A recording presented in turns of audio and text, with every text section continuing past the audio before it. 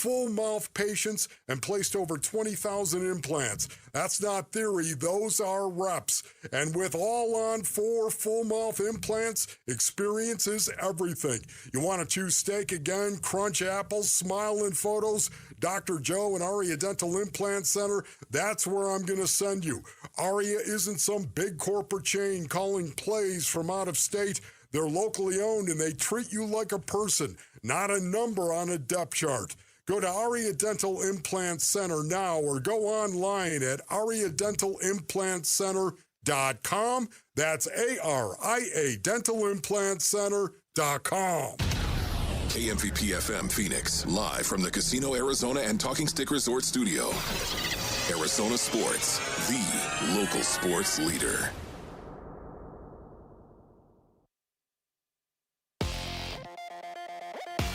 This is what's trending now, presented by Parker & Sons Heating, Cooling, Plumbing, and Electrical. The Diamondbacks will try to keep things rolling when they start a series tonight with the AL West leading Seattle Mariners. The D-backs have won 11 of their last 13 games and are coming off a sweep of the Giants earlier this week. Zach Gallen is on the mound, and you can hear first pitch from T-Mobile Park at 7:10 p.m. here on Arizona Sports and the Arizona Sports app. The Spurs blew out the Thunder in Game 6 of the Western Conference Finals, 118-91, behind 28 points from Victor Wembanyama and a 32-13 third quarter. The Game 7 matchup to see who plays the Knicks in the finals will be on Saturday in Oklahoma City. And the Mercury will try to avenge Wednesday's loss to the Liberty with another matchup with New York on the road today at 4:30 p.m. This report is brought to you by Casino Arizona. 2 Jeeps, $50,000. 2 big nights at Casino Arizona. Don't miss your chance to win big on June 24th and July 29th. Details at casinoarizona.com. Good morning.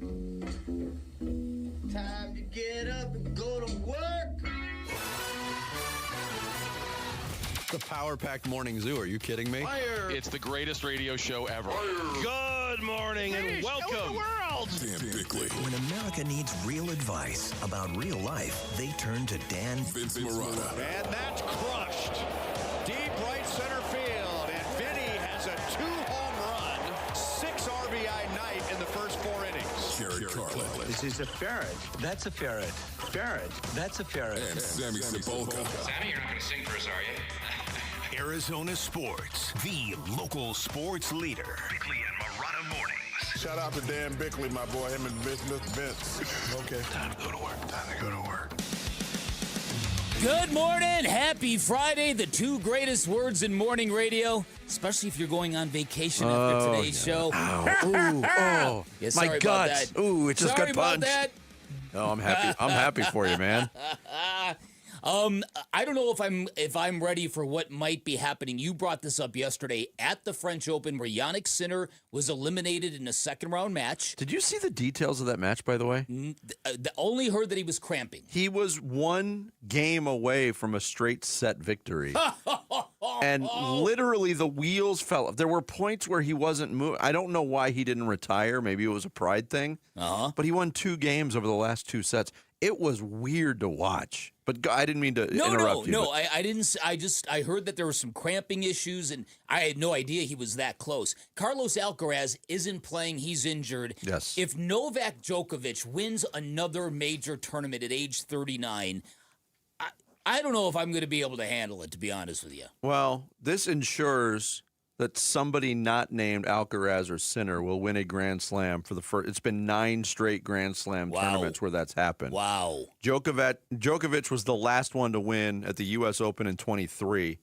If you put Djokovic into the match, into the mix, only one other person has won a Grand Slam since 2021, not named Djokovic, Alcaraz, or Sinner.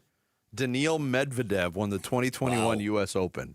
If Novak Djokovic wins a major at age 39, it will be the biggest indictment of this entire generation of tennis players. Jared's been saying it forever. It will be. Come on. But not a sign of greatness from Djokovic? Yes. He's still great, but it's not unusual. I mean, tennis, more than any other sport, has usually 2 or 3 people at the very top and that is the only people who win. Yeah. And it's been like that since the 70s. You're right. You know, it's funny because there was a time when Vinny and I were growing up when tennis was actually a thing in America, a really popular sport, where collecting majors wasn't that big of it. Wasn't the be-all, end-all like it is now. True. When people talk about Novak Djokovic and Roger Federer and Rafael Nadal, it's these crazy numbers of majors. The era we grew up in, the John McEnroe, all that stuff, ATP tournaments mattered, number one rankings mattered. Mm-hmm. There were a lot of things that mattered to tennis players, not just majors. Now it's all majors. But even in that era, it was still mostly Borg, McEnroe, and Connors, right? And then you went into there was some bleed over. It wasn't mostly though at the as top. Extreme. I'm looking at the list of Grand Slam winners from the 80s. Mats Wilander won a handful. Stefan Edberg. Which was amazing because he was a chain smoker. You had the weird era before Sampras and Agassi where you had Yvonne Lendl and, like you said, Stefan Edberg and... Don't forget Michael Chang. Boris French Becker. in 89. I played doubles with Michael Chang. Chang. Another gut punch. You were doing my radio show for me I was that day. working for you while you were off playing tennis with Michael Chang. Michael Chang was one of my first favorite athletes as a kid.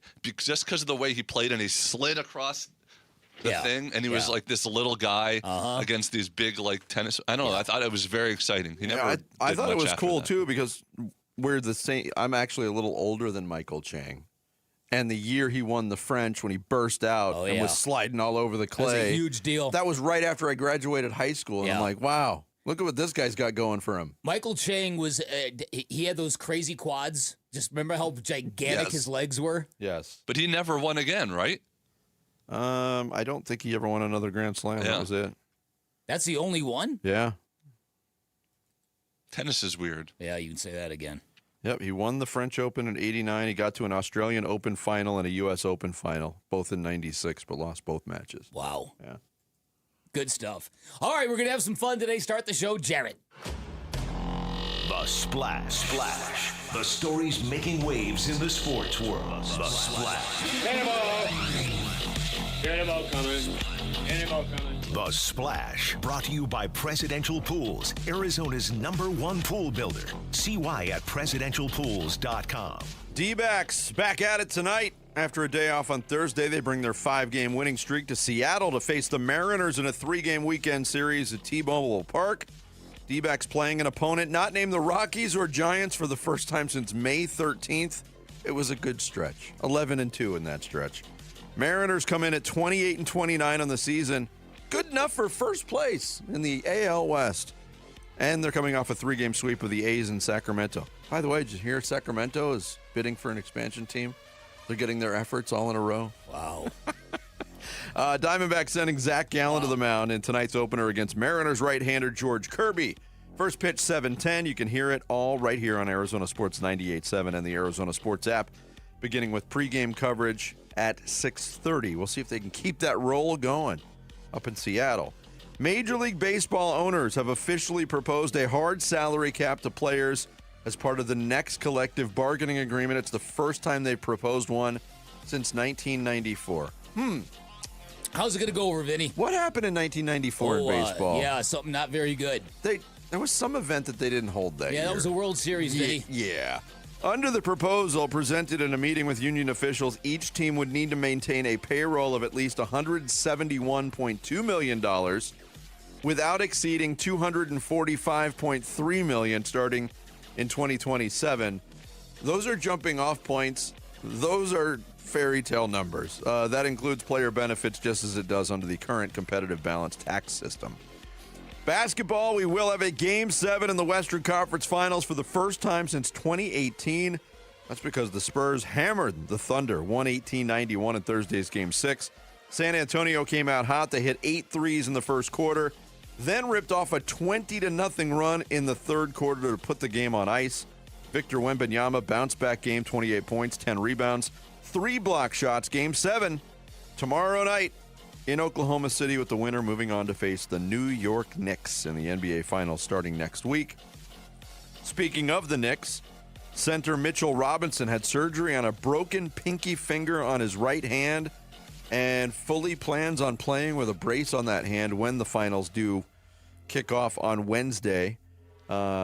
Robinson has been a key bench player for the Knicks this postseason. 5.3 points, 5.5 rebounds in just over 14 minutes. And look, if he wasn't playing, that means you can't do Hack-a-Mitch.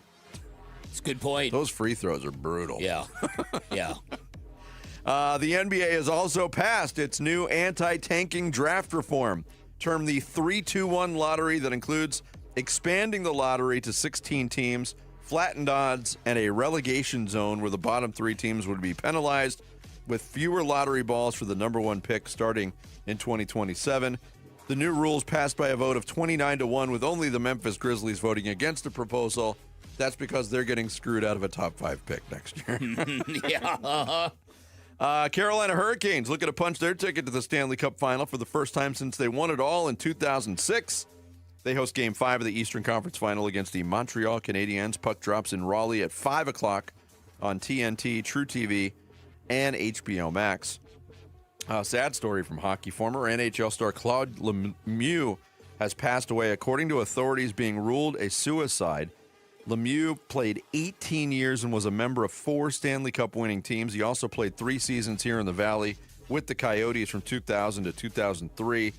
And he had just appeared in Montreal as the torchbearer for the Canadiens before the Game 3 of the Eastern Conference Finals. Sad story. He was only 60 years of age. Claude Lemieux I'm not sure there's ever been a guy in the NHL whose level of play rose in the postseason as dramatically as it did for Claude Lemieux. He was unbelievable once the playoffs began. Oh, he was a money. Unbelievable. And one of the great villains. Villains, irritators. Yeah. So famously, he came and played for Wayne Gretzky, and he didn't really have a good tenure here in Arizona. Not many people did.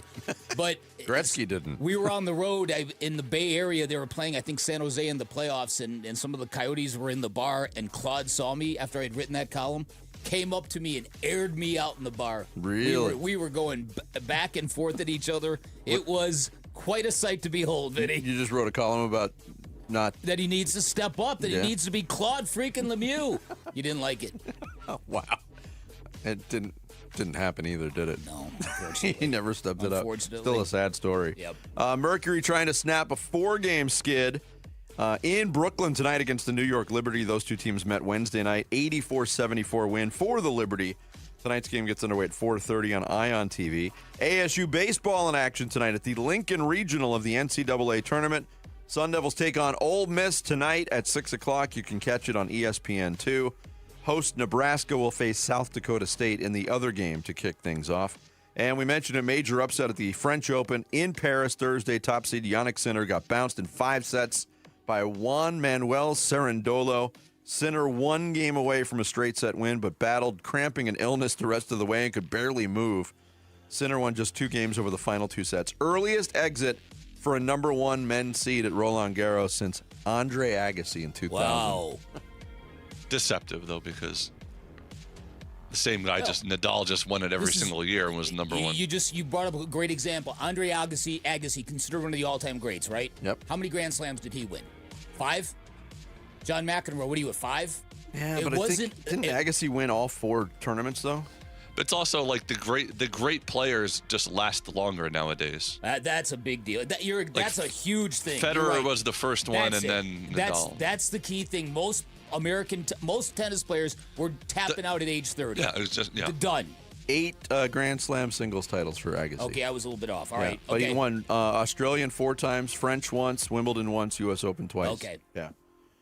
There you go. There's your splash on this Friday, May 29th. Coming up next, can the Diamondbacks go to the Pacific Northwest and be the Pacific North best? Ugh, God. Everyone's asking it. To quote Chris Garagiola, good Lord. We'll get into it next. It's Bickley and Murata Mornings here on Arizona Sports, the local sports leader. the Arizona State Sun Devils in London, England for the Union Jack Classic. And you could be there to see ASU versus Kansas at Wembley Stadium this September. What is the London Underground Railway commonly referred to as? The Tube. Kim, before we put you on hold, give us your best British accent. Go ahead. What the is going on? This is the final week to qualify when you watch or listen to Arizona Sports on YouTube, the app, 98.7 FM, and ArizonaSports.com. Bickley and Murata will draw our grand prize winner in the 9 o'clock hour on June 1st. Full contest rules available on the contest page at ArizonaSports.com. Devils in London, brought to you by Desert Financial. You sound like you're from London. Don't tell anyone, but actually, I'm from London, Connecticut. Right now, the student loan landscape is shifting very quickly, and if you've got private student loan debt, none of those changes are going to help you because private loans do not qualify for federal programs, but that's exactly why Refi exists. Hey, it's Vince Murata. Why Refi specializes in helping people with distressed or defaulted private student loan debt. That is their whole focus. They look at where you are actually financially, and they build a low fixed rate payment plan around your situation. It's not a temporary patch. It's a real long-term solution. They even work with you if your credit has taken a hit, even if you've been in default for years, even if every other lender has turned you away. And why Refi does it with no judgment, no shame. They've seen it all, and they just want to help you get back on the right track. One call, and you will know exactly where you stand and what is possible. So make that call today to Why Refi, 888-WHY-REFI-85, or visit whyrefi.com. That's the letter Y, REFY.com. It's game day. Are your moderate to severe Crohn's disease or ulcerative colitis symptoms keeping you from the action? Skyrizi, risankizumab Riza, could help you get back to the game. Skyrizi is proven to help people feel significant symptom relief, achieve remission, and visibly improve damage of the intestinal lining. Skyrizi is a prescription injection medicine for adults. Don't use if allergic to Skyrizi. Serious allergic reactions, increased infections, or lower ability to fight them may occur. Before treatment, get checked for infections and tuberculosis. Tell your doctor about any flu-like symptoms or vaccines. Liver problems leading to hospitalization may occur when treated for Crohn's or ulcerative colitis. Control is everything to me. Ask your doctor about Skyrizi, the #1 prescribed biologic in Crohn's and ulcerative colitis combined. Learn more at skyrizi.com or 1-866-SKYRIZI. Get in the zone, AutoZone. Welcome to Markdowns for Miles at AutoZone. Thanks. Is oil marked down? Save up to $15 when you buy 5 quarts and a filter. And fuel treatment? 2 for $9 on Lucas. Brake pads? Marked down to free. Free? Get free Duralast brake pads when you buy 2 Duralast rotors. That's several markdowns. For many more miles. Get in the zone, AutoZone. Restrictions apply. Wesley Financial Group is not a law firm. I'm Chuck McDowell, founder of Wesley Financial Group. Did you buy a timeshare because they told you it was a great investment? That's a lie. Most timeshares can be bought online for $1. To find out what your timeshare is worth and to cancel it, call us today and we'll send you our timeshare exit kit free with all your options for cancellation. Call Wesley for your free exit info guide. 800-771-1300. That's 800-771-1300. Nothing makes a gathering great like Eggland's Best Eggs. They're just so delicious, with better nutrition, too. For us, it's eggs any style, as long as they're the best. Eggland's Best. Better taste, better nutrition, better eggs. Arizona Sports. Swung on, that is hit high and deep. Bickley and Murata talk D-backs baseball now. No, it's incredible. Yeah, and it does make me smile. Not to mention that we had such a rough stretch with our starters. You know, we had only had 5 quality starts, and now look, it's just one after another. You know, just another one yesterday, and you know, Soroka was one of those picks from, or you know, selections from our guys on the free agent list that most thought, you know, could he get back into form? But our guys really believed in him, and he's been fantastic. The turnaround of Erod has been tremendous. So many different stories. You know, Seawald now 14 saves and just looks dominant in that role. That is Derek Hall. President and CEO of the Diamondbacks, during his weekly visit with us here on Bickley and Murata Mornings yesterday, talking about the D-backs turning it around after a rough stretch. They are in a good stretch right now. 11-2, as we mentioned in the splash, in their last 13 games. Yes, all of those games were against the San Francisco Giants and Colorado Rockies, two teams who have not been very adept at getting out of their own way. It picks up a little bit tonight, 3-game series with the Seattle Mariners, who are one of the teams in the American League, based on last year, Bick, that I think everybody's looking, hey, they're going to hit their stride and turn it around. Yeah. But they are a first-place team that's under 500 I was going to say, now. you can frame this weekend series any way you want. Jarrett, during the update, they're going to play the first-place Seattle Mariners. And they're under 500. Well, they're a losing team. What we can say about the Diamondbacks definitively is they are not a bad team because they beat up on bad teams. How good are they? We don't know yet. But I do think that it's certainly trending in the right direction. Yesterday, I read a story that the World Series odds, yes, I said it, World Series odds for the Diamondbacks have increased dramatically over the past week or so. People are looking at this team and going, maybe. Who are those people? Well, I don't know. Who are these people? Who are these people? I mean, I could go find, I don't know. No, because we talked about the other side of that, and that is the people that look at the Diamondbacks and go, oh, that's cute. They're not beating anybody. They're not very good.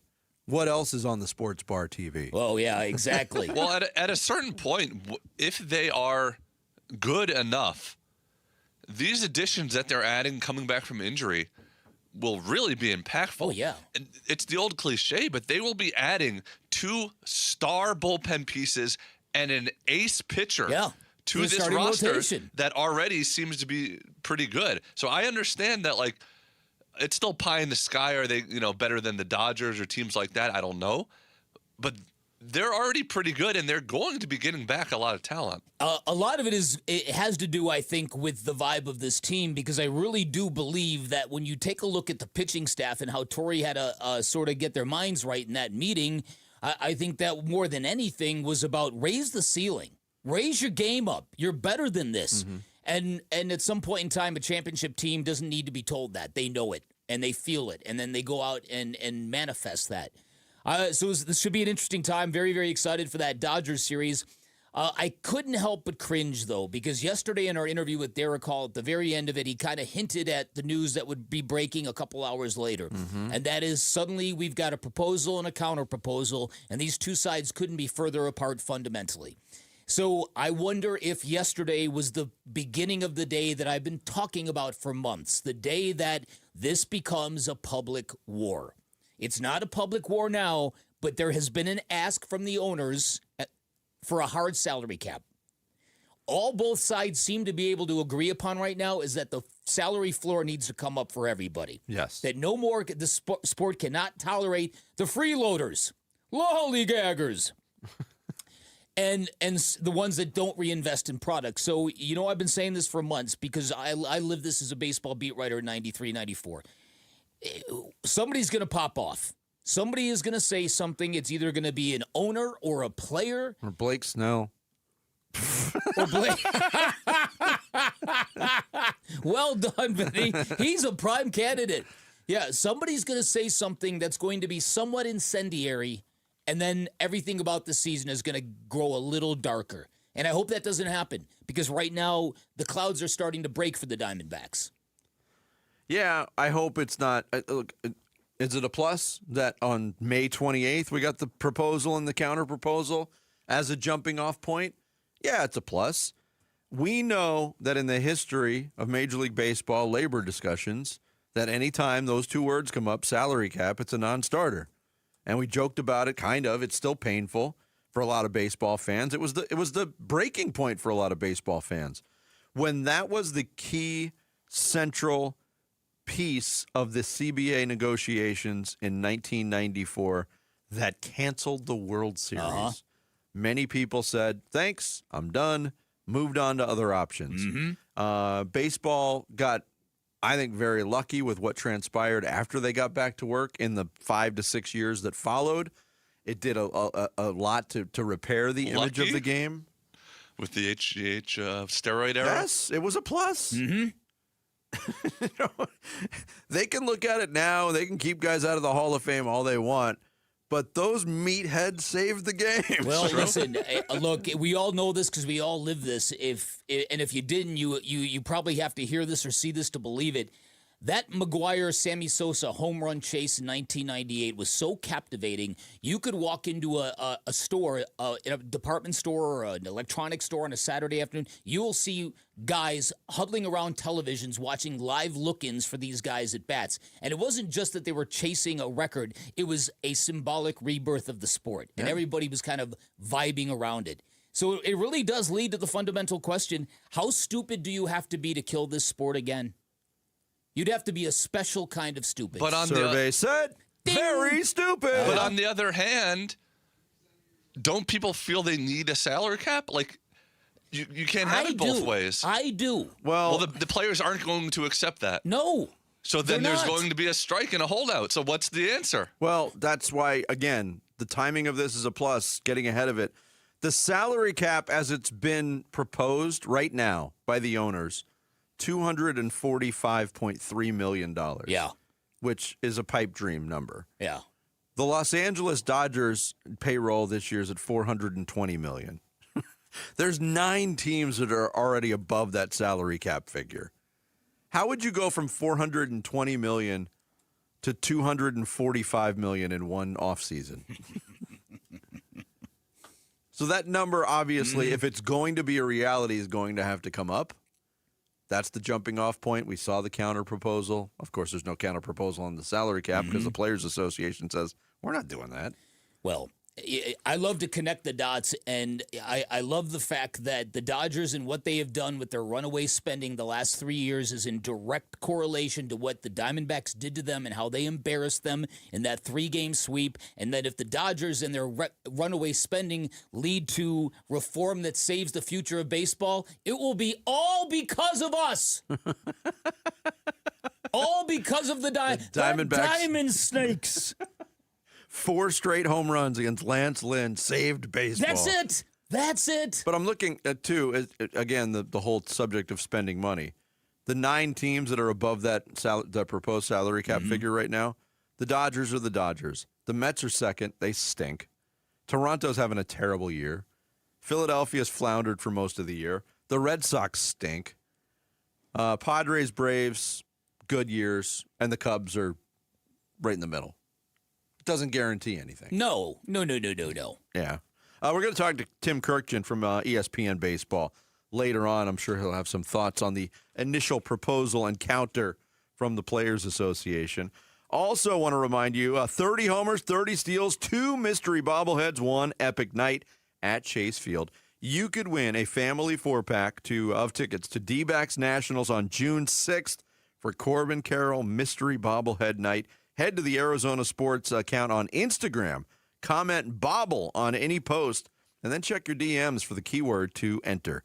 Coming up next, it didn't exactly take a string of classics to get here, but we're headed to a Game 7 in the Western Conference Finals. We'll review Game 6. Big storylines next. Bickley and Murata Mornings live from the Casino Arizona and Talking Stick Resort Studios of Arizona Sports, the local sports leader.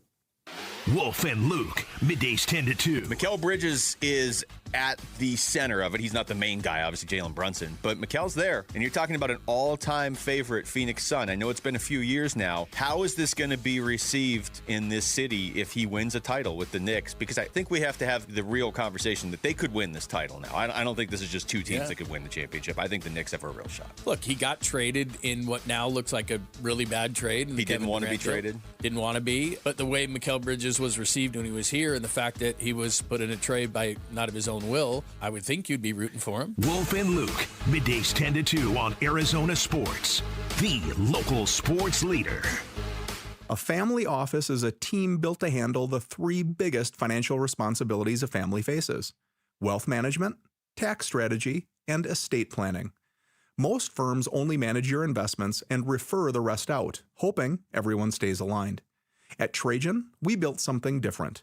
Your wealth, tax planning, and estate planning are handled together inside one firm under one roof. There's no guessing whether your CPA, advisor, and estate attorney are truly in sync, because our team works together every day on your behalf. When your financial life becomes more complex, Your advice should become more coordinated, not more fragmented.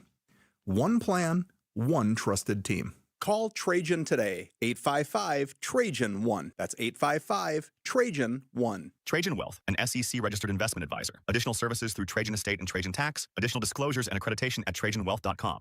2 Jeeps, $50,000. 2 big nights. Only at Casino Arizona this June and July. Earn entry starting June 1st. Then join us on Wednesday, June 24th and July 29th for the grand prize drawings. You could drive away in one of 2 Jeep Wranglers or win your share of up to $50,000 cash. Don't miss your chance to win big. Details at CasinoArizona.com. Casino Arizona, uniquely Arizona.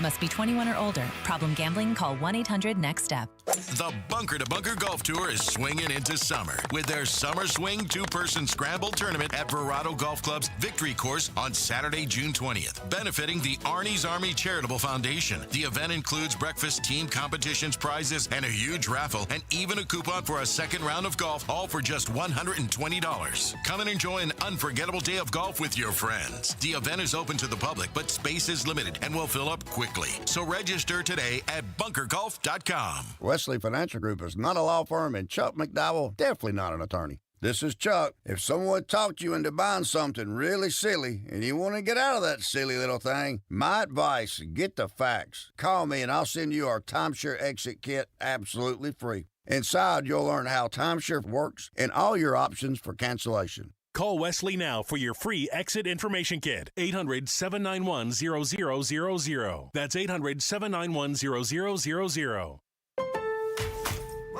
You've got better things to do this summer than deal with old appliances. That's why right now at Lowe's, you can still get in on Memorial Day savings and get up to 45% off select major appliances. Plus, get up to an additional 25% off when you bundle select major appliances. It's time to upgrade what's outdated. Our best lineup is here at Lowe's. Valid through 6/3. While supplies last, selection varies by location. See Lowe's.com for more details. Get in the zone, AutoZone. Welcome to Markdowns for Miles at AutoZone. Thanks. Is oil marked down? Save up to $15 when you buy 5 quarts and a filter. And fuel treatment? 2 for $9 on Lucas. Brake pads? Marked down to free. Free? Get free Duralast brake pads when you buy 2 Duralast rotors. That's several markdowns. For many more miles. Get in the zone, AutoZone. Restrictions apply. Wesley Financial Group is not a law firm. I'm Chuck McDowell, founder of Wesley Financial Group. Did you buy a timeshare because they told you it was a great investment? That's a lie. Most timeshares can be bought online for $1. To find out what your timeshare is worth and to cancel it, call us today and we'll send you our timeshare exit kit free with all your options for cancellation. Call Wesley for your free exit info guide. 800-949-1441. That's 800-949-1441. This is what's trending now, presented by Parker & Sons Heating, Cooling, Plumbing, and Electrical. The Diamondbacks will try to keep things rolling when they start a series tonight with the AL West leading Seattle Mariners. The D-backs have won 11 of their last 13 games and are coming off a sweep of the Giants earlier this week. Zach Gallen is on the mound, and you could hear first pitch from T-Mobile Park at 7:10 p.m. here on Arizona Sports and the Arizona Sports app. The Spurs blew out the Thunder in Game 6 of the Western Conference Finals, 118-91, behind 28 points from Victor Wembanyama and a 32-13 third quarter. The Game 7 matchup to see who plays the Knicks in the finals will be on Saturday in Oklahoma City. And the Mercury will try to avenge Wednesday's loss to the Liberty with another matchup with New York on the road today at 4:30 p.m. This report is brought to you by your Valley Chevy dealers. Get the freedom to save. Your Valley Chevy dealers Memorial Day event is here. Spectacular offers available now. The freedom to choose from an extensive lineup that's ready for you. Come on. I'm burning. Come on. Come on. Arizona Sports. Floor Burns with Bickley and Murata. Tonight was do or die, and I think a lot of fans are going to be happy. They say that's the best line in sports, I believe. So we'll be prepared, take the next 40 hours or whatever it may be to try to get ready, get organized, and get ready to go into a hostile environment against the defending champs in the Western Conference Finals for a team that's done it multiple times and knows exactly what it takes. And I would expect to get their best punch. We're going to go in with our eyes wide open and expecting nothing less. Mitch Johnson, head coach of the Spurs, after a 27-point Game 6 win to force the Game 7. Look, Dan Bickley has already told you this morning what the best two words in sports are. It's Happy Friday. Yes, it is. It's not Game 7. No. The NBA's recent Game 7s will indicate that Bick is exactly right. What I can predict with confidence on this Friday morning is one of those teams is going to win by 25-plus points tomorrow. Oh, ho, ho. Yeah, listen, we are at that stage of the playoffs now where the stage is so big and the stakes are so high that when a team starts to pull away, white flags start flying very, very quickly. Oh, yeah. In terms of coaches resting their guys for the next game. And that happened last night. Look, the sport really needs a Game 7. The Thunder backlash is very real and very severe. We're going to get into that next segment. It's amazing to me how many people are hoping the San Antonio Spurs pull this off. Last night, Vinny and I were sitting with Luke Lipinski. You ever listen to Luke Lipinski, Jarrett? I'm sorry. Luke was holding court. Oh, boy. Luke was holding court. I feel bad for Court. And we all kind of shared the same sentiment that, can you believe we're in a space where we're actually cheering for that team, the evil empire, the team that once represented everything that was wrong in the world to Phoenix Suns fans? Yeah, I mean, I'm not. I'm not. You're not? You cheering for the Thunder? I don't care who wins either. I want the Knicks to win. I want, but I don't like either. I'm of talking these about teams. in this particular. I don't like game. either of these teams. Okay. I view both of these teams as a Suns fan. I view both of these teams not just as the enemy, but as, oh no, these teams are going to be good for the next 5 years and be in our way. There is that. It's specifically these two teams. So it's hard to get excited about either one. Where Jarrett is and where you are, I think I'm in the middle. All right. Because I do really, really still have a lot of scar tissue from what the Spurs did to the Suns over the years. Mm-hmm. It hasn't been recent. Obviously, they haven't even been a factor in the playoffs in 7 or 8 years. But there is dislike there. That being said, I would like to see them win this series. Yeah, that's all. But then Look, I'm cheering for the Knicks next round regardless. Oh, me too. But then it also turns into, if the Spurs do win tomorrow night and they go on to win a championship, that's real early for this organization. It's way ahead of schedule. That would also be like, oh, this is what I rooted for. Oh, because okay. They're gonna, all right. Because they're going to be at the top of the West for a really long time. I hear you. The reason why I thought yesterday, and we talked about this on the show yesterday, that there would be a Game 7 is because of Mitch Johnson and him being very blunt and saying, we need more from Wemby. Victor Wembanyama, although he's only 22 years old, he strikes you as that type of player that is going to take pride in being challenged, and he's going to take pride in living up to that challenge. And he did last night. The Spurs as a team did last night. When you come out and you hit 8 3-pointers, set the tone in the first quarter of that game, and then what they did in the third quarter, they stole Oklahoma City's heart in the third quarter. Yeah. Oh, yeah. And Wemby had a lot to do with it. Wemby had 8 points in the first 4 minutes of that game, and he obviously established control. He was playing with that requisite force. His post-game interviews were very terse and to the point. He is incredibly locked in right now. Yeah, you mentioned the terse nature of this. Is moments after the final buzzer on Peacock and NBC last night on the court. All right, Victor, Coach Johnson told me that you live for big moments like this, that you want to be on center stage. So why is this team built for moments like this? I can't answer why. We just are. We ain't done nothing yet. You guys held Oklahoma City to 13 third-quarter points. What kind of defensive effort does it take as a team to do something like that? Trusting the coaches, playing with effort. Thank you. Says thank you, and he's off. Doesn't even wait for a third question. Yeah. Normally, he's a little bit more giving with his time and his insight, as he was on the podium, but it wasn't a classic podium performance either. Victor Wembanyama just said, "Here, Jonathan Gannon, hold my beer." Don't you remember how short Jonathan Gannon's answers were, Jared? You're acting like you're confounded by that. I forgot about that. Yeah. Mm-hmm. Yeah. Tried to block out. Mm-hmm. Until you hit on a topic he wanted to talk about, and then he'd elaborate. Yeah, right. But on the podium, Wemby started he started to open up a little bit. He talked about the level of desperation that the Spurs played with and how they need to continue it. Feels like it erases kind of all the little mistakes that we do that are human nature, whether it's in the regular season or previous games. We just got to fight that all the time. And when your back's against the wall, it feels like it's the best opportunity to do that. And although I find Oklahoma City a very hard team, they're an easy team to marvel at how they play. Mm-hmm. They're also a very easy team to disrespect how they play at times.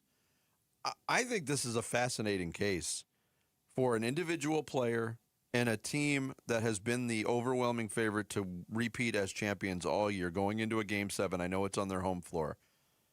SGA has not looked like an MVP in this series. No. He just has not. No, he has not. He has not had a good postseason overall.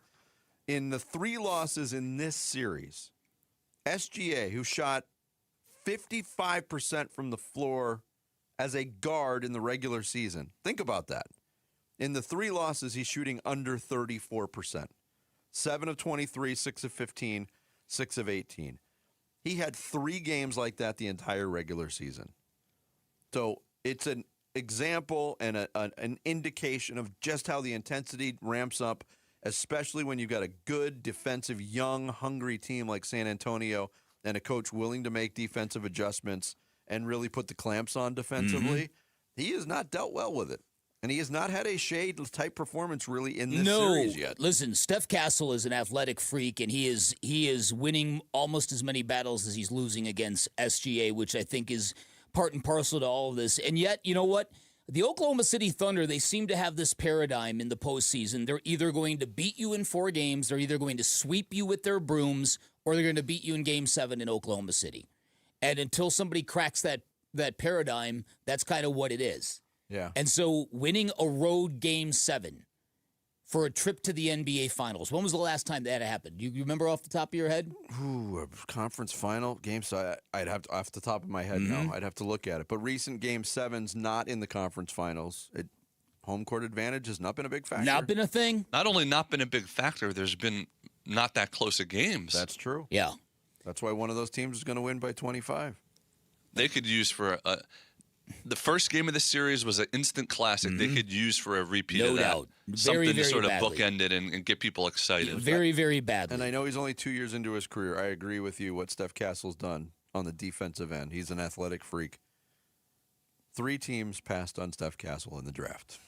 If that dude ever learns to shoot the basketball, which he's not horrible. Zachary Rizache. Alex Sarr and Reed Shepard. Well, it was. We're all drafted ahead of Steph Castle. To be fair, they had French on their mind. It was very hot. Can I again point out that those rat bastard San Antonio Spurs got the 4th pick, the 1st pick, and the 2nd pick 3 years in a row and literally built what could now be a dynasty with those 3 picks? Yes. Castle, Wemby, and Harper. Wow. And they're definitely qualify and meet the criteria of rat bastards. They're all 22 and under. Oh my goodness. Go New York, go New York, go. And here's the other thing, Oklahoma City, they've got a great crowd. It's they don't need Vinny Marotta leading them in chants of defense. Hey, what are you saying? Defense. Defense. What I'm saying is they do that by themselves. It's true. You know what else they do? They wear their damn shirts. Yes, they do. They love those freebie Oh, shirts. boy, in do they OKC. ever. They love them Boy, in San Antonio, do they ever. too. Coming up next, in the 80s, kids wanted to be like Mike. In 2026, do kids want to lay like Shay? We'll get into that next. It's Bickley and Marotta Mornings, Arizona Sports, the local sports leader. Burns and Gambo, afternoons. I think Jacoby made the biggest mistake by allowing Carson Beck and Gardner Minshew to get all these reps for all these weeks, to get in front of the coaches, to show what they can do while you're not there. I think he should have came in and continued to negotiate. The best thing to do is show up, get all the first team reps as the starter, and then be a hold-in when the time comes and they're like, you got all the reps, the other guys aren't ready. That's your leverage. Burns and Gambo, afternoons 2 till 6 on Arizona Sports, the local sports leader. Happy Friday, everybody. Dan Bickley here for Life Changer Loan with another great story. One of our listeners is in the pool business. His wife stays at home with their young kids. They're far from wealthy, but they're very responsible with their money. They owed a little bit over $500,000 on their home, had 28 years left of mortgage payments at 6.5%. They switched over to a Life Changer Loan. They're going to pay off their home in 8 years now. They are going to save $490,000 in interest compared to their traditional mortgage. This is what you can get from Life Changer Loan, an innovative program where you literally do your banking inside of your mortgage, and all of your income, every deposit you make goes to wiping out all of your debt, and you do it without changing a dime of your spending habits because you have 24/7 access to your equity. And as a result, the average length of time it takes a Life Changer Loan client to pay off their home, 5 years, which does great things for your life, quite obviously. But more than anything, it gives you decades to build personal wealth while everybody else is struggling with that monthly mortgage payment. The other cool thing about a Life Changer Loan, having access to your equity makes you instantly liquid, and it's a great buffer to have in times of financial instability. When that happens, you can literally borrow back from yourself whenever you want, whenever you need, and if things really go south, there is no monthly minimum payment with the Life Changer Loan. Find out more by calling 480-504-0844, online at lifechangerloan.com. At Freeway Chevrolet, buying a vehicle is as easy as 1. Welcome to Freeway. 2, 3. And right now, you can get up to $12,500 off MSRP on a new 2026 Silverado 1500 Crew Cab.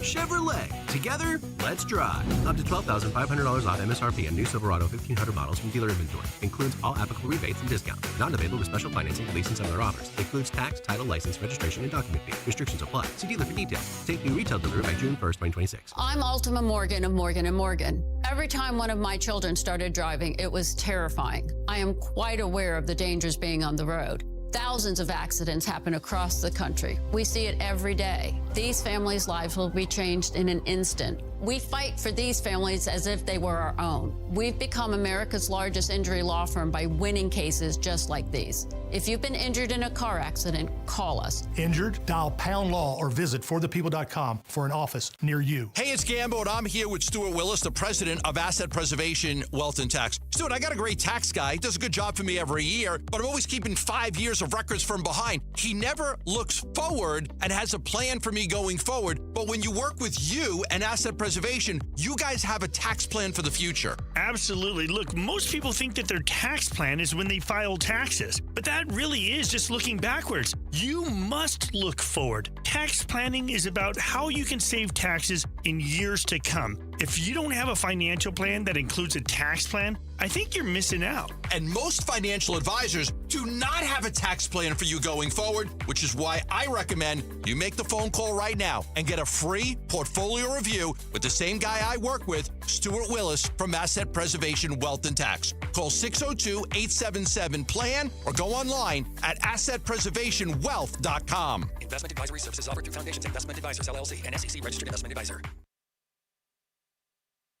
Hey, it's Bodie and Victoria, owners of NewACUnit.com. In Arizona, it hits 100 degrees and suddenly AC prices magically go up. We don't play that game at NewACUnit.com. Even with manual this year, we've used our buying power or cost down. And the price you see online, that includes everything. Unit, install, delivery, no surprises. Just a smarter, more affordable way to stay cool at NewACUnit.com. Save thousands, save time, buy online, NewACUnit.com.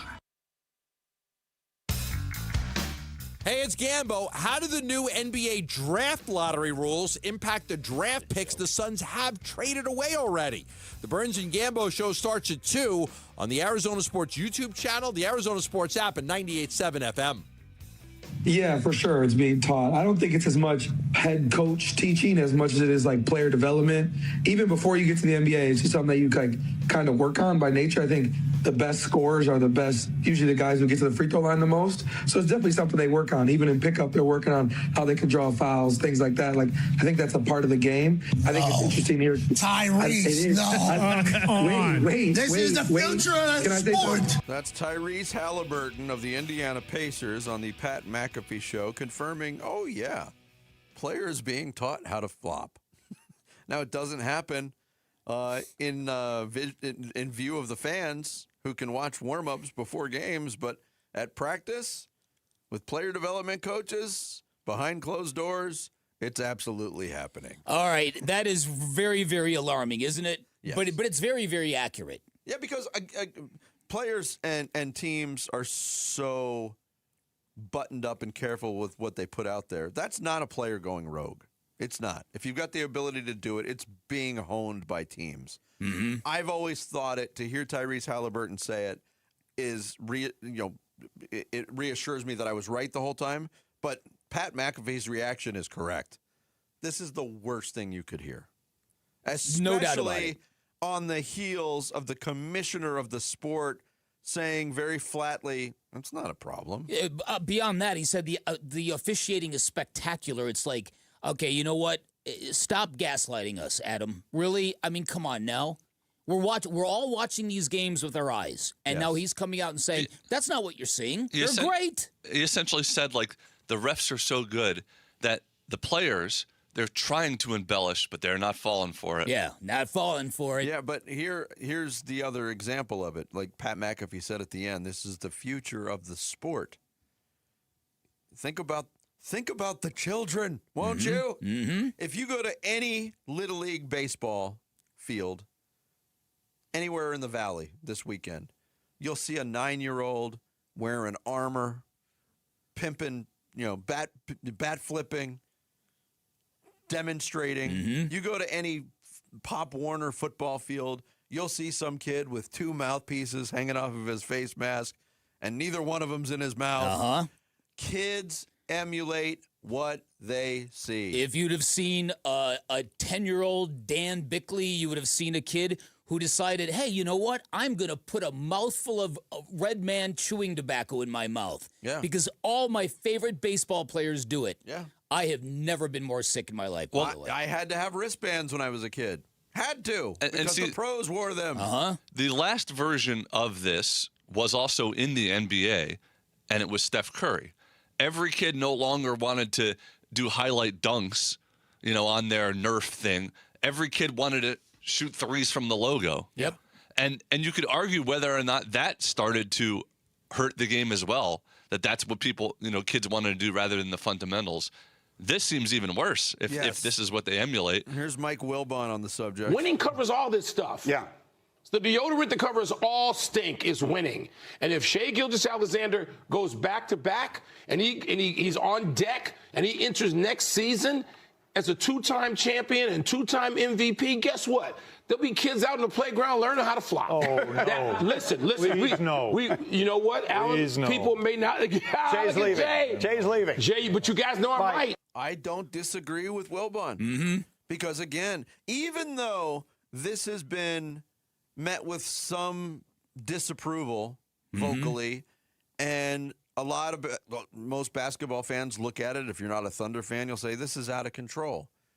But again, kids can't discern that. Oh, of course not. No. And if it means you're getting to the free throw line, great. Yeah.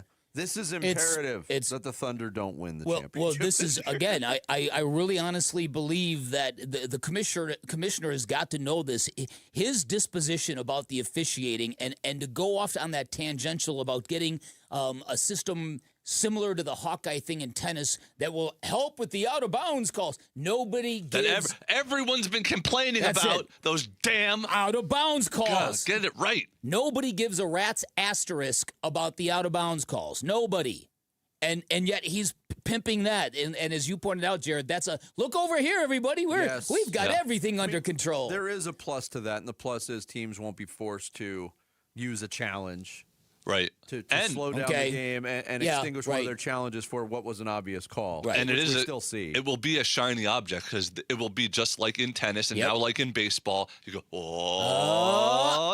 it's in. Major League Baseball is loving the Oh, ABS oh, yeah. system How about because of the theatrics of it. The way it's presented is turned into a plus for the game. I've been saying this for years, and you know that because you and I are big tennis guys. When that Hawkeye system came into tennis, it cooled down the tempers of everybody in the sport. Even though it's just an electronical device, it was something a tennis player cannot argue with. It's right up there.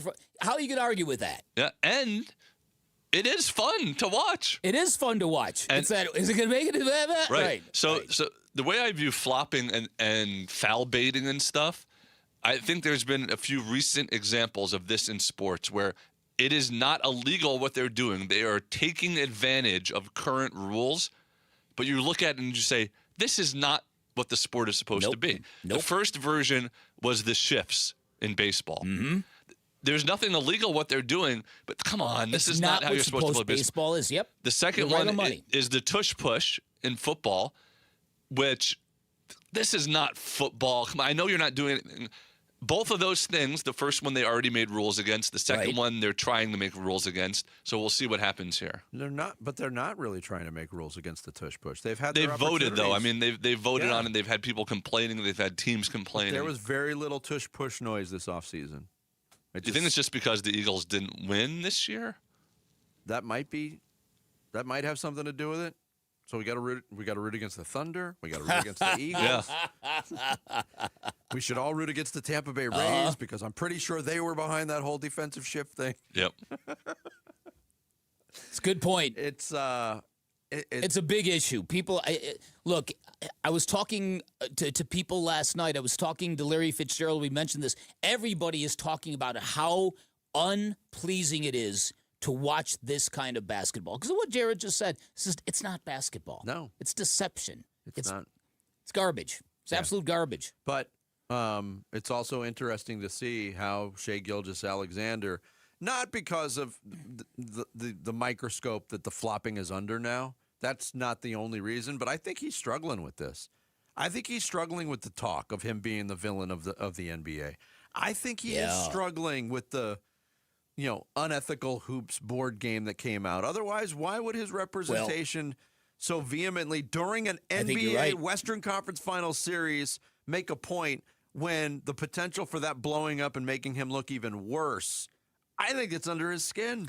And that's a good thing. But I think it's a more of a recent thing too, because he was embracing this. Remember his post to Dylan Brooks after sweeping the Suns when he said, "Who's the villain now?" Yeah. Right? Now I think you're right. I think it's reached such a critical mass, and I think he is kind of feeling a bit weird about all this. Brian Scalabrine told an anecdote that his daughter came to him and said, "Dad, why does he fall down so much? It's so cringe." And Brian Scalabrine said, "I've never seen my daughter watch a basketball game." So that's how this whole thing is proliferated. So Adam Silver will say, "See, SGA is bringing in new fans." He has anecdotal evidence of it. Yeah, John Voida, who does a really good job covering the Suns, we're going to get into some stuff he wrote about Devin Booker. While I don't really agree with his synopsis of it, he coined a great nickname for SGA. He calls him FTA. I like it. Isn't that great? Free throws attempted, baby. Coming up next as we hit the 7 o'clock hour on this Friday, the Cardinals pick of Jeremiah Love getting a lot of love and a lot of hate. We'll get into both sides of it next. It's Bickley and Murata Mornings here on Arizona Sports, the local sports leader. Live streaming audio, podcasts, video highlights. The Arizona Sports app has all this and more from the local sports leader and D-backs play-by-play. Marte grounds it to first, and it's under the glove of Sheets. That's into right field. Download the Arizona Sports app. Presented by Ready Services Plumbing and Air Conditioning. Hey everybody, Dan Bickley here, and do you struggle raising your arms, climbing the stairs, kneeling down? If so, that means you likely can't play with your kids or golf with the guys or get through a workday without that exhausting pain. So let's celebrate what you can do, and that's exactly what QC Kinetics patients are doing. They're not bracing for the next jolt of pain because that pain is gone and they are back to living their lives. So many of you have been through QC Kinetics game-changing regenerative treatments done right in their office, no missing work, no surgery, no long recovery. The inflammation calms down, and pretty soon the pain backs off. And hearing about these life-changing treatments on Arizona Sports helped a lot of you dig out from under that long list of what I can't do and get back to living your best life. So get rid of that pain starting now. Call QC Kinetics, get a free consultation, see what these cutting-edge treatments can do for you. You can find them in Phoenix, Scottsdale, Peoria, and Chandler. Get on the books by calling 602-837-PAIN, 602-837-PAIN for QC Kinetics. Veterans and active duty service members, when your call to service ends, your mission doesn't have to. Go from GI to IT in just a few months at My Computer Career. Prepare for a high-demand career in cybersecurity, protecting people, systems, and institutions from real cyber threats. Cyber warriors are needed now. Will you answer the call? Go to mycomputercareer.edu/CWP to learn more. That's mycomputercareer.edu/CWP, an elite CompTIA certification partner. VA education benefits are available to those who qualify. Check engine or ABS light on? Take the guesswork out of your warning lights with O'Reilly Veriscan. It's free. Ask for O'Reilly Veriscan. O'Reilly Auto Parts. Support comes from Amazon Business. You can't rely on guesswork to run your business. With smart business buying, innovative AI tools optimize your purchasing experience, paired with delivery options built for business. Empower your team today. Learn more at AmazonBusiness.com. Hey, Ron Wolfley here, and I'm sitting next to my great friend, Dr. Joe from Aria Dental Implant Center. Hey, Dr. Joe, it's great to see you. Thanks for having me. Talk to me about the All-on-4 dental implant. It's a process where we can remove patients' remaining dentition, where we can place 4 dental implants, take our digital impressions, so we can get this population back in function. You know I've had the All-on-4. It is a life changer. It truly is. Not only to be able to smile, right, but also to bite into a steak. What is the best thing about getting the All-on-4 dental treatment? Self-confidence. The only reason people don't get All-on-4s is because they can't afford it. It's expensive. Yes. My goal is to make it economical. So if I can reduce that cost, I will. If you have broken or missing teeth, he's going to help you. AriaDentalImplantCenter.com. It's spelled A-R-I-A. AriaDentalImplantCenter.com. Hey, it's Bodie and Victoria, owners of NewACUnit.com. In Arizona, it hits 100 degrees and suddenly AC prices magically go up. We don't play that game at NewACUnit.com. Even with manufacturers raising prices this year, we've used our buying power to keep your costs down. And the price you see online, that includes everything. Unit, install, delivery, no surprises. Just a smarter, more affordable way to stay cool at NewACUnit.com. Save thousands, save time. Buy online. NewACUnit.com. KMVP FM Phoenix. Live from the Casino Arizona and Talking Stick Resort Studio. Arizona Sports, the local sports leader. This is What's Trending Now, presented by Parker & Sons Heating, Cooling, Plumbing, and Electrical. The Diamondbacks will try to keep things rolling when they start a series tonight with the AL West leading Seattle Mariners. The D-backs have won 11 of their last 13 games and are coming off a sweep of the Giants earlier this week. Zach Gallen is on the mound. You can hear first pitch from T-Mobile Park at 7:10 p.m. here at Arizona Sports and the Arizona Sports app. The Spurs blew out the Thunder in Game 6 of the Western Conference Finals, 118-91 behind 28 points from Victor Wembanyama and a 32-13 third quarter. The Game 7 matchup to see who plays the Knicks in the finals will be on Saturday in Oklahoma City. And the Mercury will try to avenge Wednesday's loss to the Liberty with another matchup with New York on the road today at 4:30 p.m. This report is brought to you by Earnhardt Buick GMC.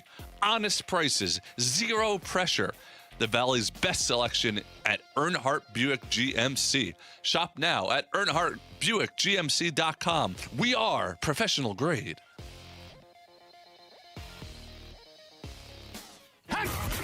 Bickley and Marotta talking Cardinals OTAs now.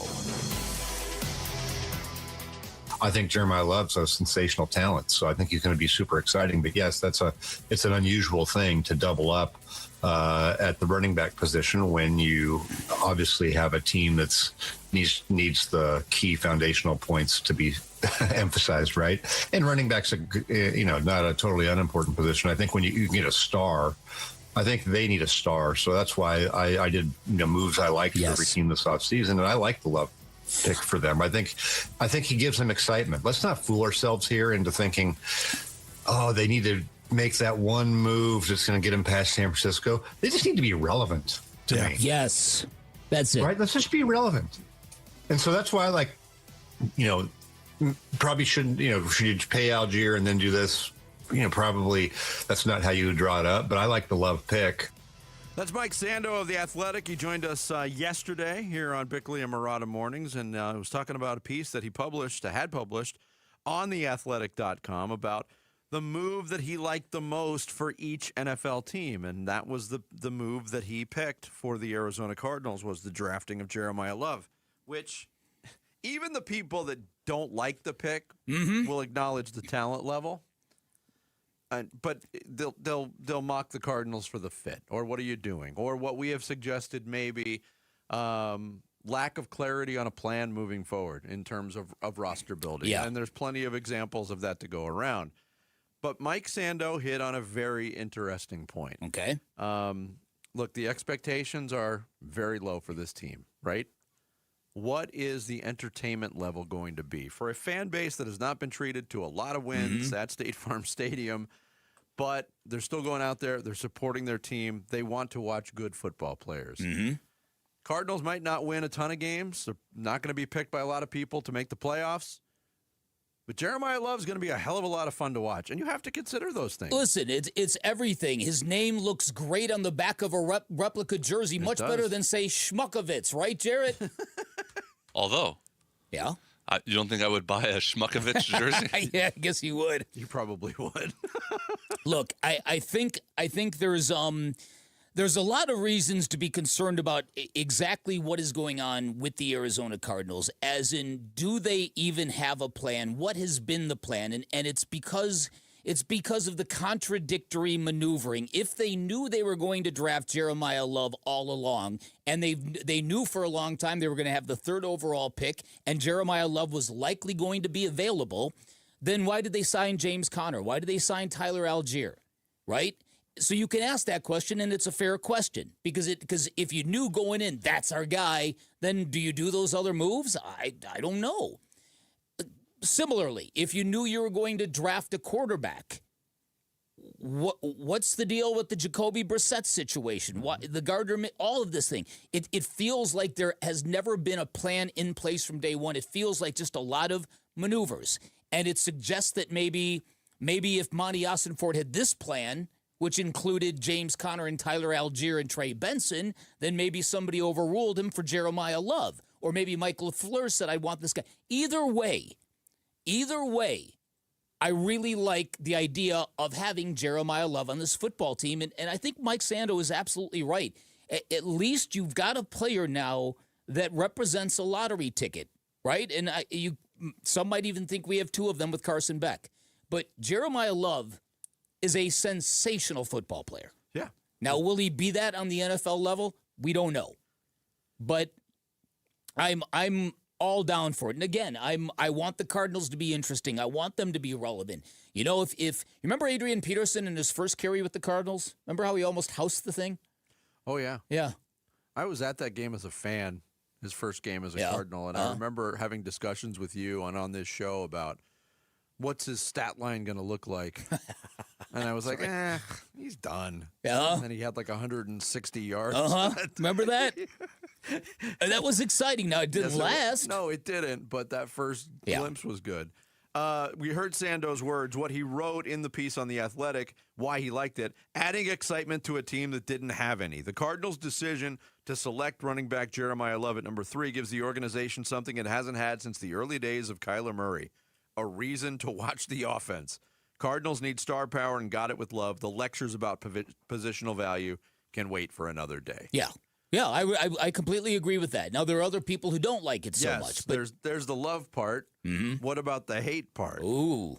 Bill Barnwell, ESPN.com, had a similar piece, but he picked his favorite move and the worst move, in his opinion, for each team.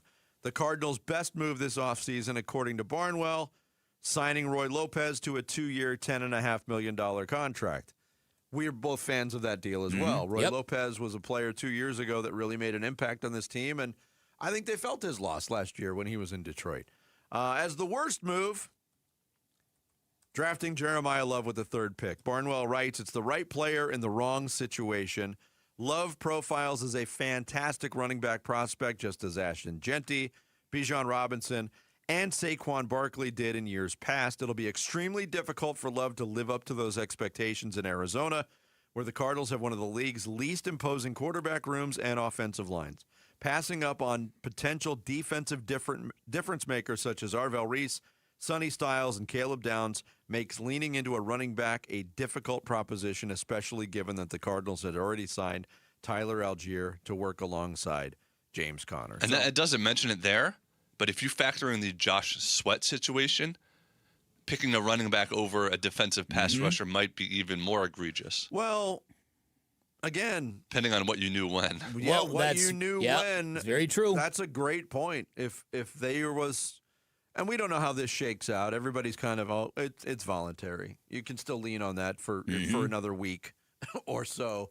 Once it gets past June 8th and Josh Sweat isn't there, which I don't think he will be, just reading the tea leaves, talk's going to heat up. But if they did know something back in April and did make that pick, then you start asking questions about direction again, even though you love the Love pick. Yeah, listen, the timeline is very interesting because the Kyler Murray thing went down right at the beginning of March, I believe. I think on March 9th, Gambo tweeted that the Cardinals have signed Gardner Minshew to back up Jacoby Brissett, and then he stated in his next sentence, Jacoby Brissett will be the team's starting quarterback.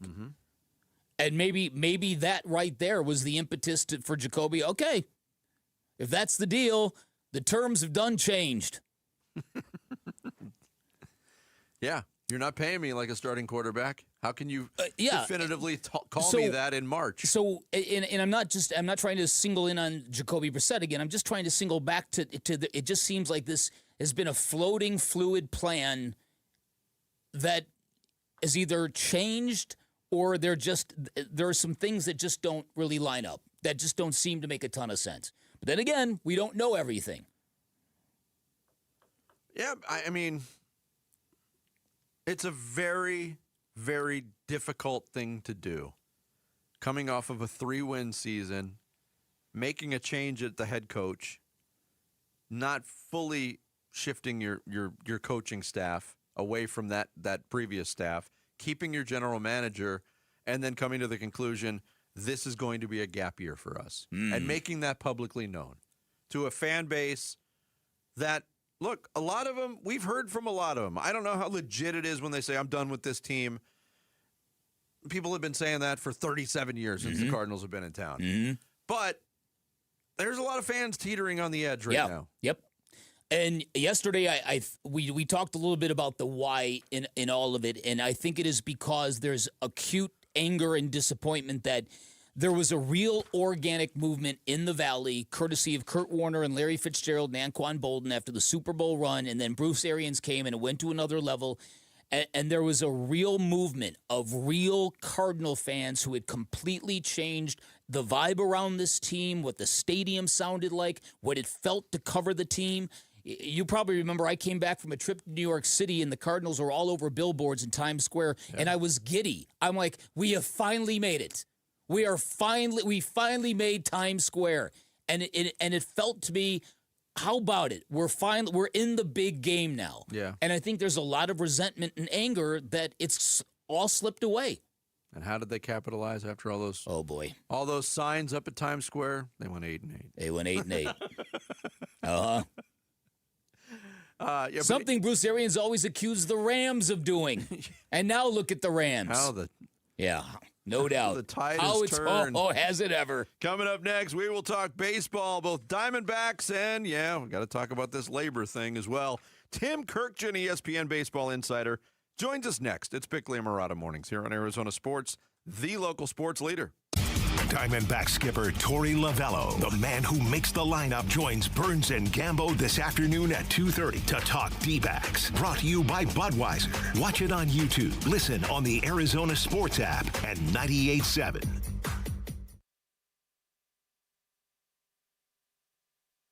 Exciting news from the Window Depot. Their brand new location is now open in Surprise. Discover the largest selection of vinyl windows, doors, cabinets, countertops, flooring, and more. Their experts are here to make your vision a reality with exclusive special order options and a wide selection of in-stock inventory available to go home today. For the best price and the biggest inventory, visit one of their 5 Valley locations or shop online at thewindowdepot.com. The Window Depot, more than a window store. Summer is here. Sonoran hot dogs, baseball games, and triple-digit temperatures. When Phoenix turns up the heat, keep your home running smoothly with American Home Shield. Hey, it's Vince Marotta. An AHS home warranty can help protect your wallet from pricey breakdowns on even your oldest systems and appliances like your AC, your plumbing, or your refrigerator. If they can't repair your covered item, they'll replace it. American Home Shield. Don't worry, be warranty. Sign up today at ahs.com. See ahs.com/contracts for coverage details, including limit amounts, fees, limitations, and exclusions. How long? More than a century. That's how long Ford has been here for those who build America. For those who believe that giving everything we've got today will pay off tomorrow. If that's who you are, Ford believes that you should pay what Ford employees pay. Yep, American value, literally for American values. Hey, Paul Calvise here. It's here at our Desert Ford dealers, the Memorial Day sales event with employee pricing across a full lineup of Ford trucks and SUVs. Take that 2026 Ford Explorer SUV. We love the Explorer ST. We bought it at our Desert Ford dealers. Now there's a new Tremor model. Even better, we pay what Ford employees pay, plus $2,000 cash back on a 2026 Explorer and 2025 Ford Bronco when you trade. Yep, employee pricing plus $2,000 cash back on a 2026 Explorer and 2025 Ford Bronco when you trade during the Ford Memorial Day sales event at buyfordnow.com. T-Mobile has an exclusive bundle for customers 55 and up. I'm Sarah Bowl. Yeah, I'm Frank Bowl. A reliable network is key for us. And with T-Mobile, it's been wonderful. And going to the 55 plus plan saved us so much money. A lot. And that's important. Trying to keep costs down. The home internet's been perfect. It's fast, it's quick. The setup was so easy, it took less than 15 minutes. It was like, ta-da! If you want simplicity, coverage, reliability, you want the whole package, T-Mobile has it. Right now, T-Mobile customers 55 and up can get 2 phone lines on America's best network, plus America's fastest 5G home internet for just $30 each. $30 per month each line with autopay plus taxes and fees. Minimum age 55. Pricing for home internet rely on 2 lines of essentials. Choice 55. $35 connection charge per line required. Best mobile network and fastest 5G home internet based on analysis by Ookla of Speed Test Intelligence data 2H 2025. All rights reserved. In baseball, every decision matters. One pitch can change the game. I'm Jeff Jr., founder of Trajan Wealth. And like a good manager, building a strong financial plan takes strategy and the right team. Torey Lavello here. Jeff's right. In baseball, you can't just watch one part of the field. You have to see the whole game. And that's how we think about financial planning. Most advisors just manage investments and refer you somewhere else for taxes or estate planning. But the best teams work together. Exactly. At Trajan Wealth, we built a family office model that brings everything together. Wealth, tax, estate. One team making sure every part of your plan plays well together. That's why I trust Trajan Wealth. With my family's plan, they see the whole field. Call Trajan today. 855-TRAJAN-1. That's 855-TRAJAN-1. Advisory services through Trajan Wealth, LLC, an SEC registered investment advisor. Paid advertisement. Other services through Trajan Estate and Trajan Tax. Additional disclosures at TrajanWealth.com. Hey, it's Luke. Will the Diamondbacks be able to keep hitting like this against the strong Mariners pitching staff? We're talking D-backs at 10 a.m. It's Wolf and Luke on Arizona Sports 98.7, the Arizona Sports app, and the Arizona Sports YouTube channel.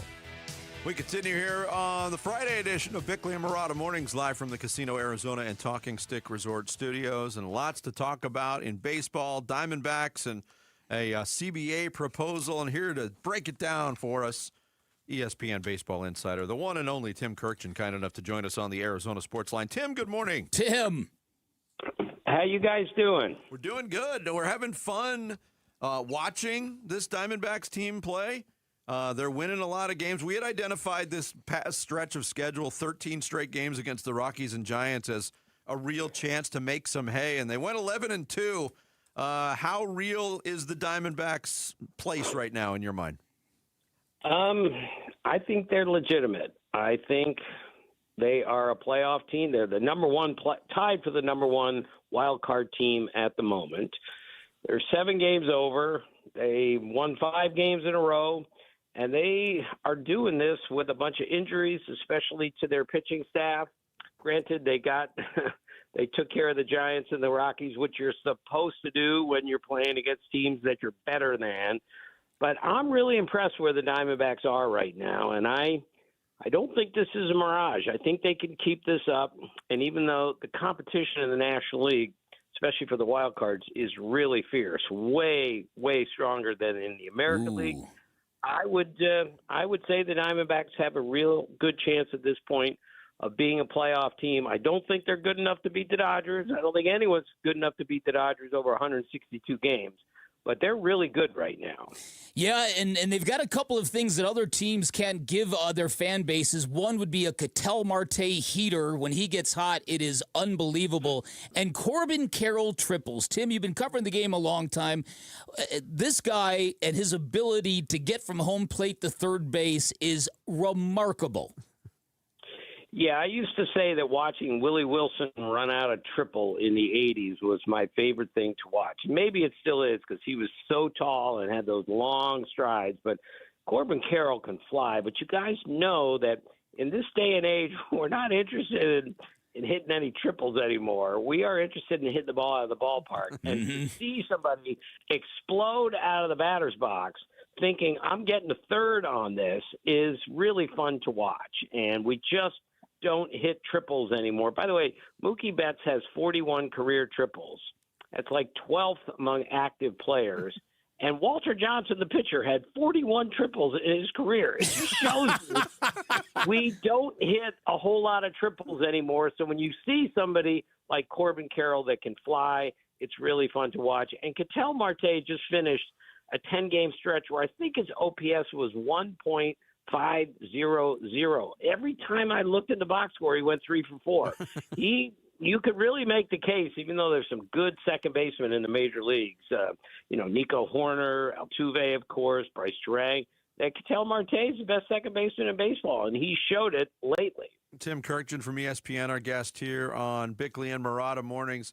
When the Diamondbacks were able to acquire Nolan Arenado in the offseason, it was met with a couple reactions. One was, they're not paying him a lot. St. Louis is still picking up a lot of that freight. The second reaction was, his better days are behind him, and they certainly are, but he has been an unsung hero in turning the season around after a slow start. How much of a coup has the Arenado acquisition been for the Arizona Diamondbacks, Tim? Well, he's been really good, and even though he's got, I think, a hamstring at the moment, he'll be back soon. Even though he's not the player he used to be, because the numbers suggest the numbers have been going down for 3 years. But I know he's going to be a Hall of Fame third baseman someday. He's been to a lot of places. He's played on some winning and losing situations. He brings a professionalism that very few others have. I know when he was in the minor leagues, he used to tell his managers, coaches, please hit me a few more ground balls. Can we take extra ground balls today? This was in Tulsa. And one of his coaches said, Nolan, it's 108 degrees. We're not taking extra infield today. And he said, please, just a few more. That's who he is. And that's the attitude he has brought to the Diamondbacks. And even though he doesn't have 20 homers or anything, he's provided a real boost to that team, and it shows in the way they play. All right, Tim, 32 years ago, I was covering the White Sox in Chicago when Jerry Reinsdorf told me that Donald Fehr had a pathological hatred for baseball owners. That quote went viral, and all hell broke loose. I'm curious what you think about the current conditions. Do you fear, like I do, that we're not that far away from this thing getting very public and very nasty? And if not, how does baseball avoid any more calamity on this front? Yeah, Dan, I'm even way older than you. I covered the 81 strike, and this was all about costs, and it was all about salary caps, and that was 45 years ago. And here we are. We're still arguing about this, and I, like everyone else, is discouraged where we are right now. I had someone tell me in spring training, someone who's been around a little bit, he said, I've never seen the sides this far apart, this close to a deadline. Now, spring training, they were still, 8 months away, and he still was worried because we just haven't made any progress. As long as the owners want a hard salary cap, we are in big trouble in these negotiations. I just hope that a fellow I talked to yesterday said, Tim, there is so much money for the players to be made. There is so much money out there for the owners. The cooler heads are going to prevail, and we're going to get this thing figured out. But frankly, I don't see how we're going to do that at the moment because they're that far apart in these initial proposals. Yeah, the initial proposal that comes out yesterday from the owner's side, a salary cap proposal of $245.3 million. When you look at some of the spending figures that are already happening in 2026, Tim, that seems like a very, very, very conservative jumping off point. Do you agree? Yes, I agree. And, there's a floor at $171 million, and I just don't think a floor solves everything. I don't think a cap solves everything. I mean, there's so much involved here. And, I'm not going to take up for the Dodgers here because, granted, they have resources and money that no one else has. But the Dodgers are an exceptionally well-run organization. And sometimes we need to concentrate more on that necessarily than payroll and salaries.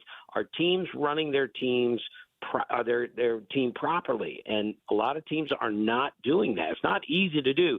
The Dodgers do it exceptionally well, and if we're just going to go along and say this is all the Dodgers' fault and we got to fix it, then I think we're going in the wrong direction on that. I'm curious what you think about this because Shohei is kind of back to doing Shohei things, pitching and hitting leadoff home runs in the same game. But all across baseball, there are incredible young talents.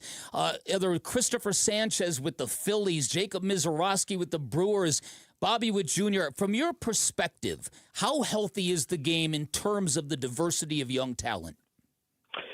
Dan, I've been saying since Bryce Harper and Mike Trout came up pretty much at the same time, 13, 14 years ago. This is the greatest collection of young talent that I've ever seen in the years that I've covered. They're bigger, stronger, faster, and maybe better than ever. And every year we get somebody coming up that you just look at and go, what is this? I mean, Jacob Mizorowski is 6'7". He threw 57 pitches the other day, over 100 miles an hour in one start. No one has ever done that. Christopher Sanchez just finished a month with 45 strikeouts and no runs allowed. I mean, only Chris Sale has ever done that. The pitching that we see on a daily basis now is the stuff we see is just the most amazing stuff I've ever seen.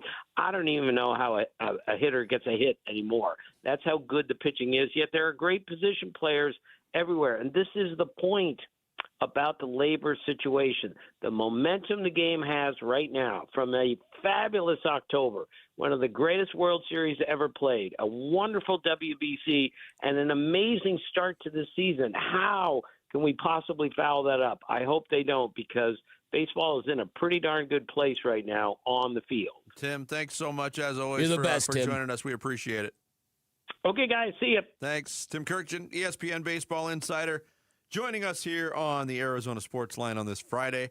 The Devils in London winner is going to be announced Monday, June 1st, this coming Monday, during the 9 o'clock hour right here on Bickley and Marotta Mornings. If you are entered and qualified, be ready to answer your phone. You could be heading to Wembley Stadium to see ASU in the Union Jack Classic. It's brought to you by Desert Financial. Coming up, Jared's going to take us through the big stories on this Friday in the Rush Hour Reboot. Bickley and Marotta Mornings, Arizona Sports, the local sports leader. Wolf and Luke, middays 10 to 2. I understand in the moment back when it was clear they were letting Kyler Murray go. If I'm Jacoby Brissett, I'm feeling like, look at what I did to Michael Wilson. Look at what I even did to Trey McBride. He was already great, but now he's a red zone target. But the second they went out and signed Gardner Minshew, which seemed weird at the moment because I'm sure they knew that Jacoby was thinking this way, but we didn't all know that. And then they went out and drafted Carson Beck when we did all know he was thinking this way. It's like, you have to adjust now. If you're Jacoby Brissett, and I'm not saying this for the Cardinals, I'm saying it for him, right? Like, you got to kind of adjust and just go earn your money now. next year, even if it's not fair. Wolf and Luke, middays 10 to 2 on Arizona Sports, the local sports leader. Hey everybody, Dan Bickley here, and there's a lot of ways to know when your windows are shot. Warping, condensation, a huge spike in energy bills, and if you've been in your home at least 15 years, chances are you need to replace your windows, and now is the best time to do it. We are right on the brink of summer when the windows that are in front of you are the only thing standing between you and extreme temperature, and if your windows are shot, all that heat is going to come pouring into your house. It's going to overwhelm your air conditioning system. It's going to cost you a fortune in the next few months. One of many reasons you call my friends at Advanced Window Products, because they don't just sell windows, they build them for the desert. For instance, their windows feature triple low E protection, highest ratings, up to 98% of harmful UV rays are prevented from getting in your home, and there's a great warranty that features accidental glass breakage. They also have monsoon-ready seals to protect them from heavy winds and summertime storms in Arizona. They're Arizona's #1 window replacement company. They do great work. I had them replace all of my windows. Couldn't be more happy. The craftsmanship was out of this world, from installation to cleanup. Couldn't say more nice things about Advanced Window Products. And like I said, with the valley on the brink of the long, hot summer ahead, here's my friend Joe from Advanced Window Products to tell you about a great deal they've got going on. Thanks, Bickley. For 40 years, Advanced Window Products has been the name people trust for replacement windows. Hi, I'm Joe from Advanced Window Products, and for a limited time, we are doing a window upgrade event. If you call today and mention Bickley and Arizona Sports, you'll get $3,000 off when you buy 10 windows or more. But you must call right now at 480-676-3600. At Advanced Window Products, we build every window right here in Tolleson. No middlemen markups, no out-of-state delays, just factory direct quality, custom made for your home. Imagine a quieter home, a warmer home, and more importantly, a cooler home. Our high-efficiency vinyl windows are engineered to lower your energy bills and boost your comfort all year long. We guarantee our windows and the labor, even accidental glass breakage, for life. That's why Arizona homeowners have rated us 5 stars. Advanced Window Products, built here, installed here, trusted here, and guaranteed for life. Call me right now at 480-676-3600 for that $3,000 off, or visit advancedwindows.com to schedule your free estimate. Do Crohn's disease or ulcerative colitis symptoms keep coming back? Tremfya, guselkumab, may help, with rapid remission achieved at 12 weeks and lasting clinical remission at 1 year. Some even saw visible improvement of their intestinal lining at 12 weeks and 1 year. Tremfya is a prescription medicine used to treat adults with moderately to severely active Crohn's disease and adults with moderately to severely active ulcerative colitis. Serious allergic reactions and increased risk of infections and liver problems may occur. Before treatment, your doctor should check you for infections and tuberculosis. Tell your doctor if you have an infection, flu-like symptoms, or if you need a vaccine. Healing is possible with Tremfya. Approximately 3 out of 10 patients were in endoscopic remission at 1 year, based on areas visualized on colonoscopy, which may not represent the deeper bowel layer or entire GI tract. Individual results may vary. Ask your doctor about Tremfya today. Call 1-800-526-7736 to learn more, or visit tremfyaradio.com.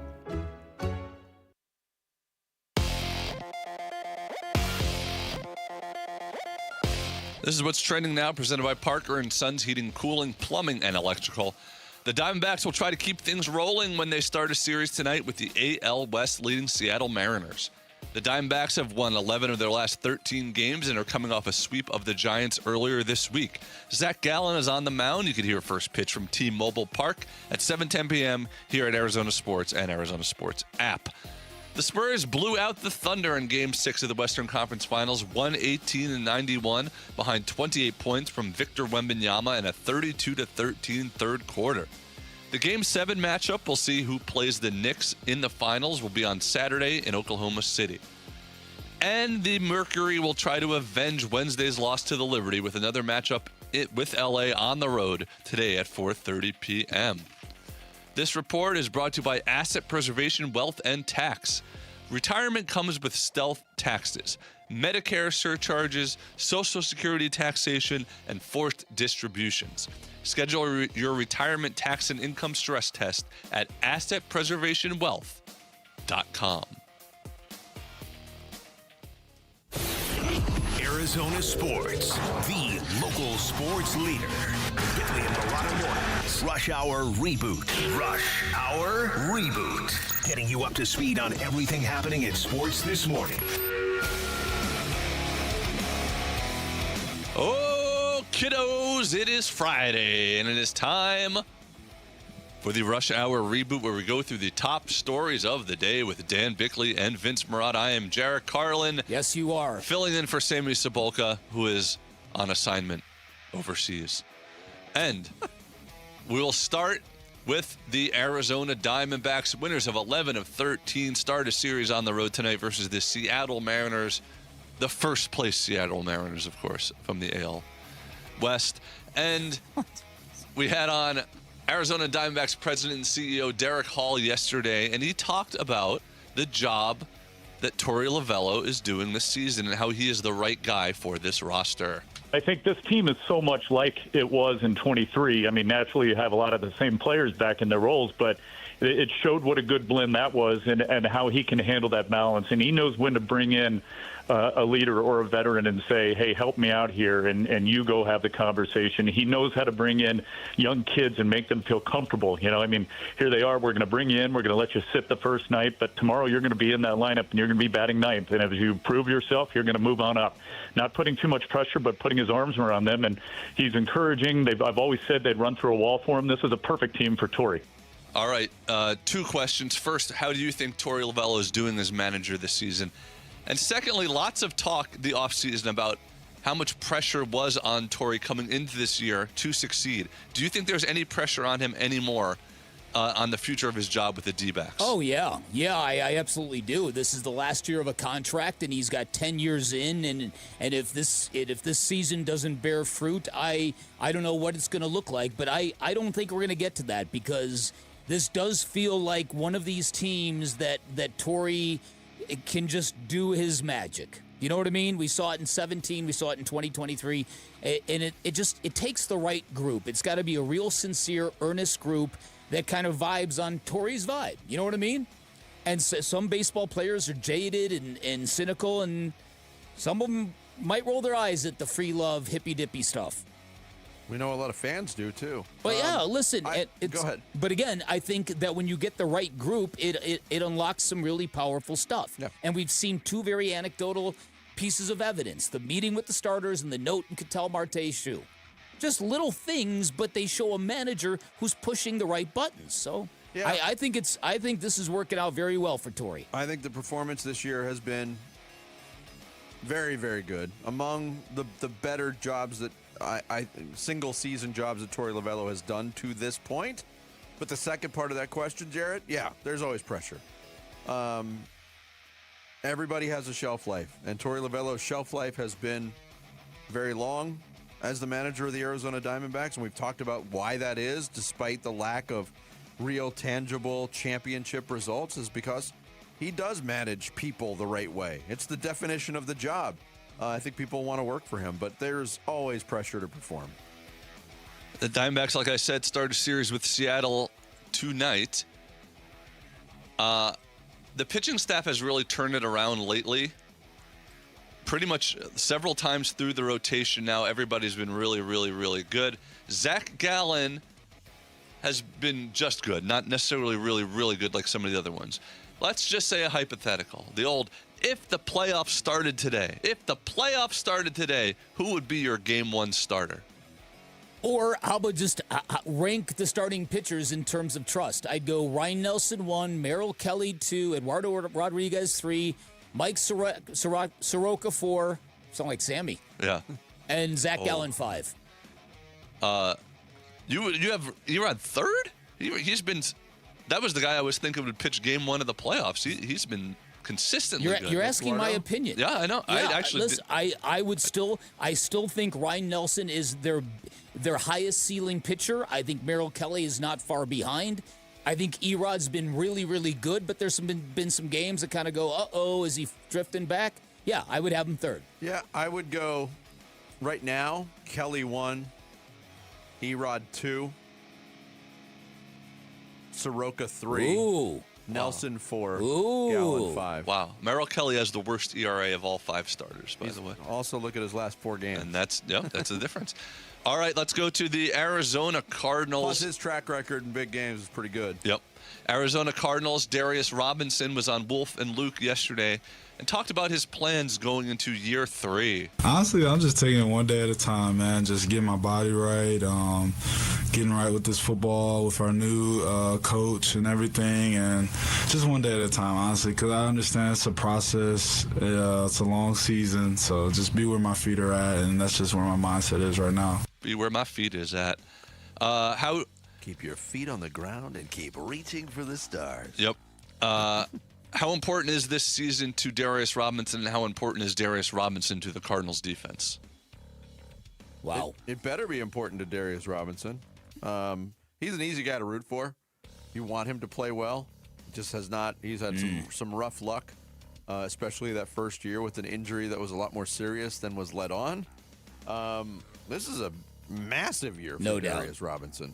Listen, the fastest way you can get into a ditch as a football team is to miss on your first and second round draft picks, or to make a finer point, or to just get mediocrity from them. You need to hit on those picks, especially if you don't have a franchise quarterback in place. Gigantic year for him. Gigantic year for Marvin Harrison Jr. They need their high leverage draft picks to perform like high leverage athletes. Yeah, and I don't think last year anybody's going to point at it and say, wow, that was the jumping off point for Darius Robinson, but it did mark improvement because he was able to stay on the field, 15 games played. He did have 43 tackles. You'd like that sack number to be up. You'd like, he didn't knock down any passes, had no passes defensed in the middle of that defensive line. You'd like that number to go up.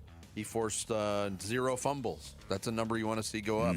So there was improvement, but there's a lot of room for further improvement from Darius Robinson. All right, and real quick, fill in the blank. The Thunder will win Game 7 if. The Spurs will win Game 7 if.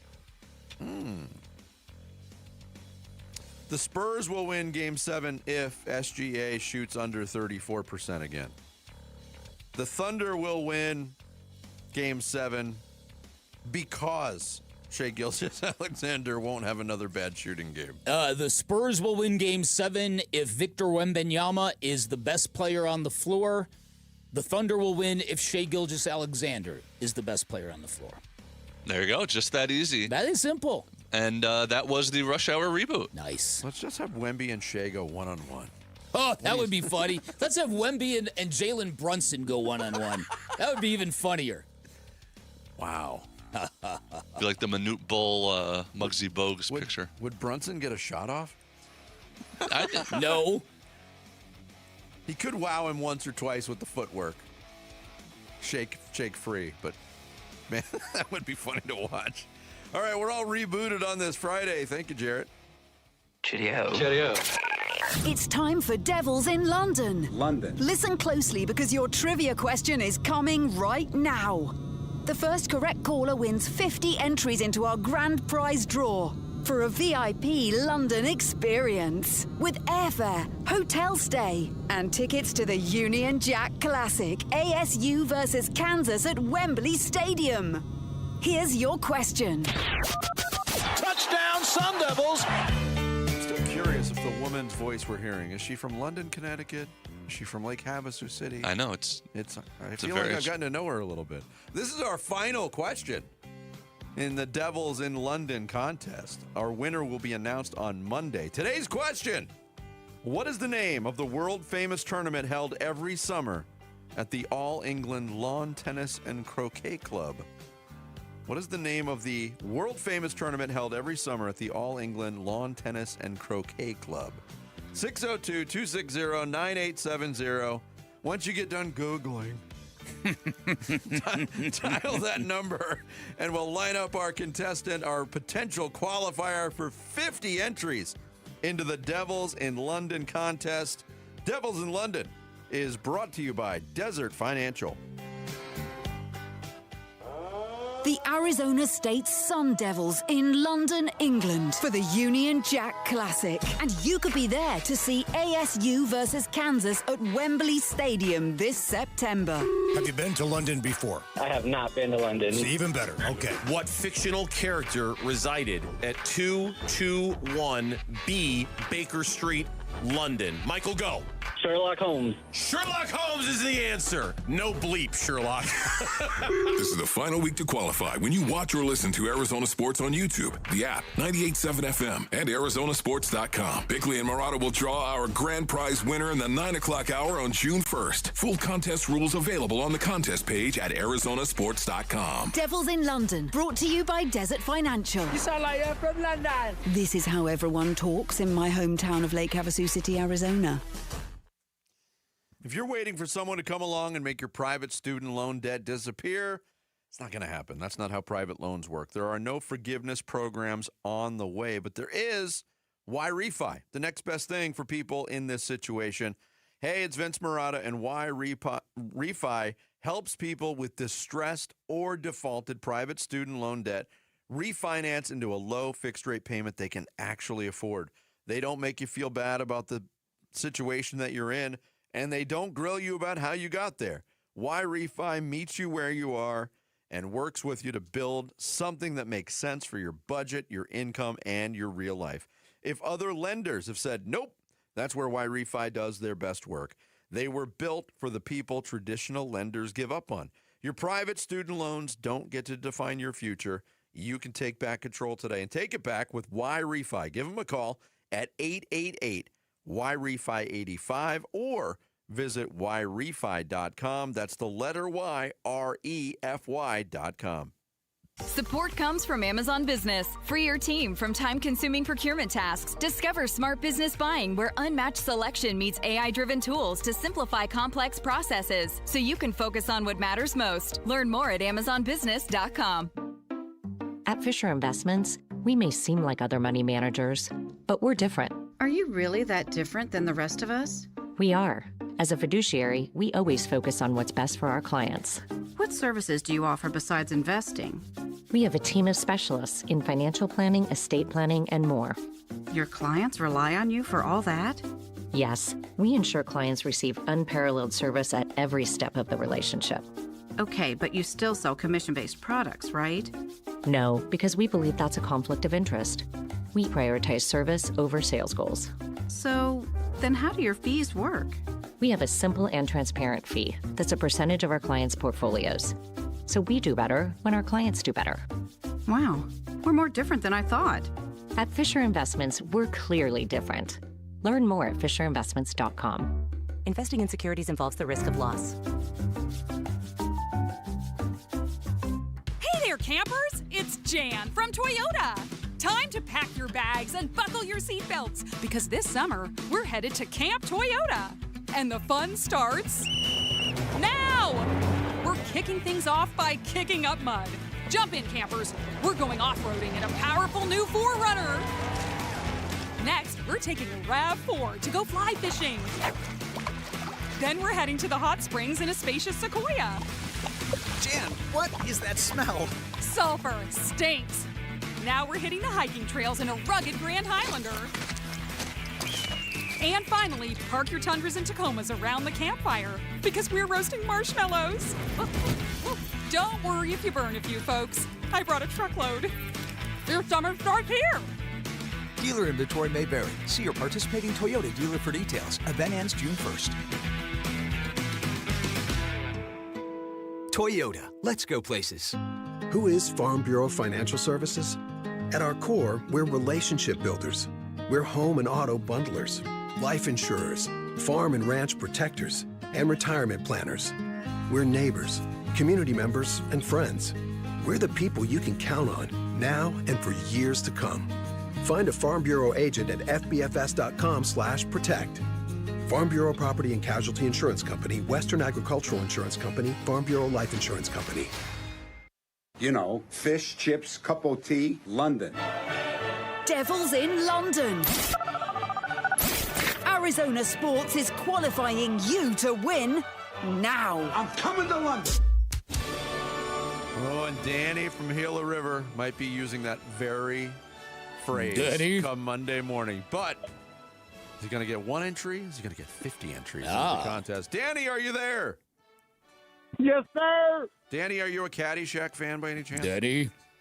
Judge. Danny. Yeah, I guess. Okay, I'm just checking. I only watch movies like once or twice. I can't watch them over and over again. Oh, who are you, man? Anyway, Danny, we got a question for you. The question is, what is the name Give it to me. of the world-famous tournament held every summer at the All England Lawn Tennis and Croquet Club? What is your answer, Danny? Wimbledon. Wimbledon is the correct answer. Well done, Danny. Very well done. Psych! I did it.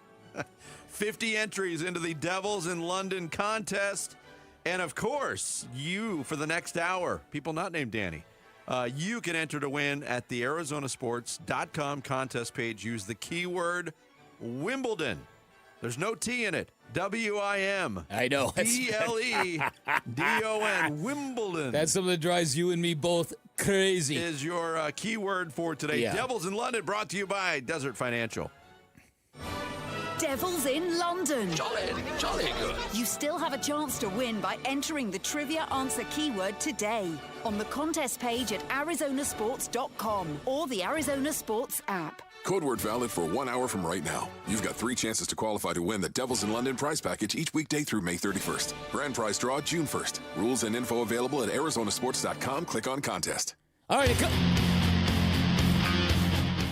All right, a couple things before we get back into the football. Number one, I really think that our prize-winning drawing on Monday should be actual ping pong balls in a gigantic vat, and I think Jarrett should be in a Borat swimsuit and dive in with his mouth open, and whatever ping pong ball you come out of in your mouth, that is the winner. This is the first logical thing you've said in a long time. We got to get a big... That is a twisted thought. Isn't that a very twisted, just a big vat full of ping pong balls, and then you'd have to wear that onesie that like a Borat pool? wins. Yeah. Like bigger than a bathtub, it would have to be. Oh, it'd have to be bigger than that. It'd have to be the potential for a wardrobe malfunction while wearing that bathing bad. suit and diving into anything would be very, very bad. perilous. All right, and secondarily, before we get into the football, I might have seen the most terrifying thing I've ever seen very recently. Did you see what happened in Galveston, Texas yesterday? No. At an amusement park. So they got this roller coaster. It's called the Iron Shark, and there's 8 college kids on this roller coaster. It gets to the ascent 105 feet off the ground, and it stops. These kids are facing upward at the top of a roller coaster. It stopped at 5:30. They didn't get those kids unloaded to 9 p.m. Could you imagine spending 3.5 hours at the top of an ascent? No. Looking straight up? No. Firefighters had to come with a big ladder and one by one get these kids out. I actually did. They just had footage of it. I didn't know that was in Galveston. I got the shakes when you said that. Yes. Being in that position. Yeah. And we talked about this earlier in the week. I don't want to spend 3 minutes on a roller coaster when it's working correctly. That's it. To spend 4 hours on one that has stopped working correctly? Facing upwards? No, thank you. My brother-in-law refuses to go on any roller coaster that has a loop. For that very reason, he fears getting stuck upside down on a loop. That would be awful. That's the all-time worst. Have any of you ever been on an amusement park ride that broke? Yeah, I was at Space Mountain and it broke. And you had to walk off and walk out? No, they took us I have pictures of it on my phone. It broke down. And I had to turn all the lights on. Oh, so you saw it with its bones. Yeah, and then saw the behind the scenes of all of it. Yeah, it was weird. Yeah, that happened to me once at Disneyland. It was not at all perilous. Yeah. One time at Disneyland, Jarrett, this was really, really funny. On Pirates of the Caribbean, we were in the very last row, me and my family, right? There were so many hefty people on the boat that it sank. Not as in all the underwater. The boat went down all the way to the bottom of the track and would no longer move. This is not a joke. There were so many large people on this Pirates of the Caribbean boat that the thing sunk to the bottom and would not move. They literally had to come out and remove some people from the boat. Can I channel my inner Jarrett Carlin? During the delay, were you able to get a photo with Andy Reid? That was Captain Jack Cheese. Mm-hmm. Mm-hmm. Yo ho ho and a bottle of eggnog. And a bottle of eggnog. Yeah, that's exactly right. The first time I ever went, I mentioned our first trip to Disneyland when I was like 5 or 6. My mom was terrified of everything. She was terrified being in a car, you name it. Uh-huh. But we tricked her basically into riding Pirates of the Caribbean. She didn't know there was drops. There's 2 drops in Pirates of the Caribbean. Makes the whole ride. It's one of my favorite rides, by the way, even though it's largely boring other than the 2 drops. But the scenery is great. First drop comes. She stands up in the boat. Get me off of this thing! To calm her down and to bribe her into staying in the boat, my dad had to promise to take us to the restaurant that's located in Pirates of the Caribbean. And beyond that drop, there couldn't be a more tame ride than Pirates of the Caribbean. Oh, it's the tamest ride ever. Yeah, I was once on the Fast and Furious ride in one of the Disney parks in Florida, and it broke down halfway through. That is a motion simulator ride. Yeah. There could be nothing less exciting than a motion simulator ride when the simulator part stops working. You're just sitting in a boat, hearing Vin Diesel talk to you with no images around you, just blank screens. Wow. That's funny. All right. Didn't mean to hijack this, but that is crazy. It's just the footage of it. It's making me very anxious just looking at it. Did they get to ride it again for free? Oh, I would. It'd be worth it. Lifetime passes. Yeah, right. We were talking about earlier the Cardinals. Obviously, there's a lot of questions about the quarterback position, what's going to happen with Jacoby Brissett and Gardner Minshew. We talked about the running back position with the seeming, varying plan at that spot with the drafting of Jeremiah Love. Mm-hmm. One thing that could mitigate all of this for the Cardinals moving forward and be a real plus is a what if. What if they hit a home run with the Mike LaFleur hiring? Mm-hmm. What if he's the right guy to take things over? We're starting to hear a lot of these players during OTAs that are getting used to working with Mike LaFleur, really saying great things about him. Here's Buda Baker talking about his first impression of the Mike LaFleur offense. Oh, man, it's Rams 2.0, 49ers, a little bit of old Seahawks, a little bit of everything. What stood out is Mike's ability to get certain matchups on certain positions and kind of exploit that. So he's been doing a great job. It's a lot of different stuff that you're not really accustomed to seeing in an NFL-style defense, but everything kind of looks the same, and you got different factors here and there, different player personnel that he does a great job of understanding their positives. And, of course, having Trey McBride as a tight end, he's doing all the things that number one tight end in this league is doing. So just being able to, have all those weapons, you can do anything, and he's been doing a great job. Yeah, it's not just Buda Baker. I mean, on both sides of the ball, Paris Johnson Jr. said glowing things about Mike LaFleur. On the defensive side of the ball, another guy that's going to be counted on to be a leader, Roy Lopez on Wolf and Luke, talked about the excitement of playing for Mike LaFleur. That could go a long way into really defining what the direction is in all of this. We have all these questions right now, but there's also a lot of unknown. It's one of my biggest hopes because there have been a lot of players who have been raving about Mike LaFleur, mostly because of his energy and also because of what he's doing with the offense. Apparently, they're not going to kill you with a gigantic playbook, but what they're going to do is they're going to have a lot of motions. The illusion of complexity. Where have we heard that before? Ooh. Right? So what you do is you create all of that just to create seeds of doubt in the defense, and then you run a small amount of plays off of that, but you do it flawlessly, repeatedly. And that might be, look, if Mike LaFleur can be Jordan Ott for the Arizona Cardinals, that would be a big victory. And it would be one of the few things that might occur that might make next season a lot more palatable than we fear. Totally agree. Yep. Yeah. Cross your fingers. Coming up next, for the last time for 2 whole weeks. Oh, boy. You're going to get fired blasted by Dan Bickley. It is next. Bickley and Murata Mornings here on Arizona Sports, the local sports leader. East Valley, West Valley, North Side, South Side, and Central. Arizona Sports covers high school sports all over the Valley. Saturday mornings 9 to 11 on The Kevin McCabe Show. If it involves competition on a court, field, pitch, rink, or track, the Dean is talking about it on the Arizona Sports app and 98.7. The Kevin McCabe Show. Saturday mornings 9 to 11.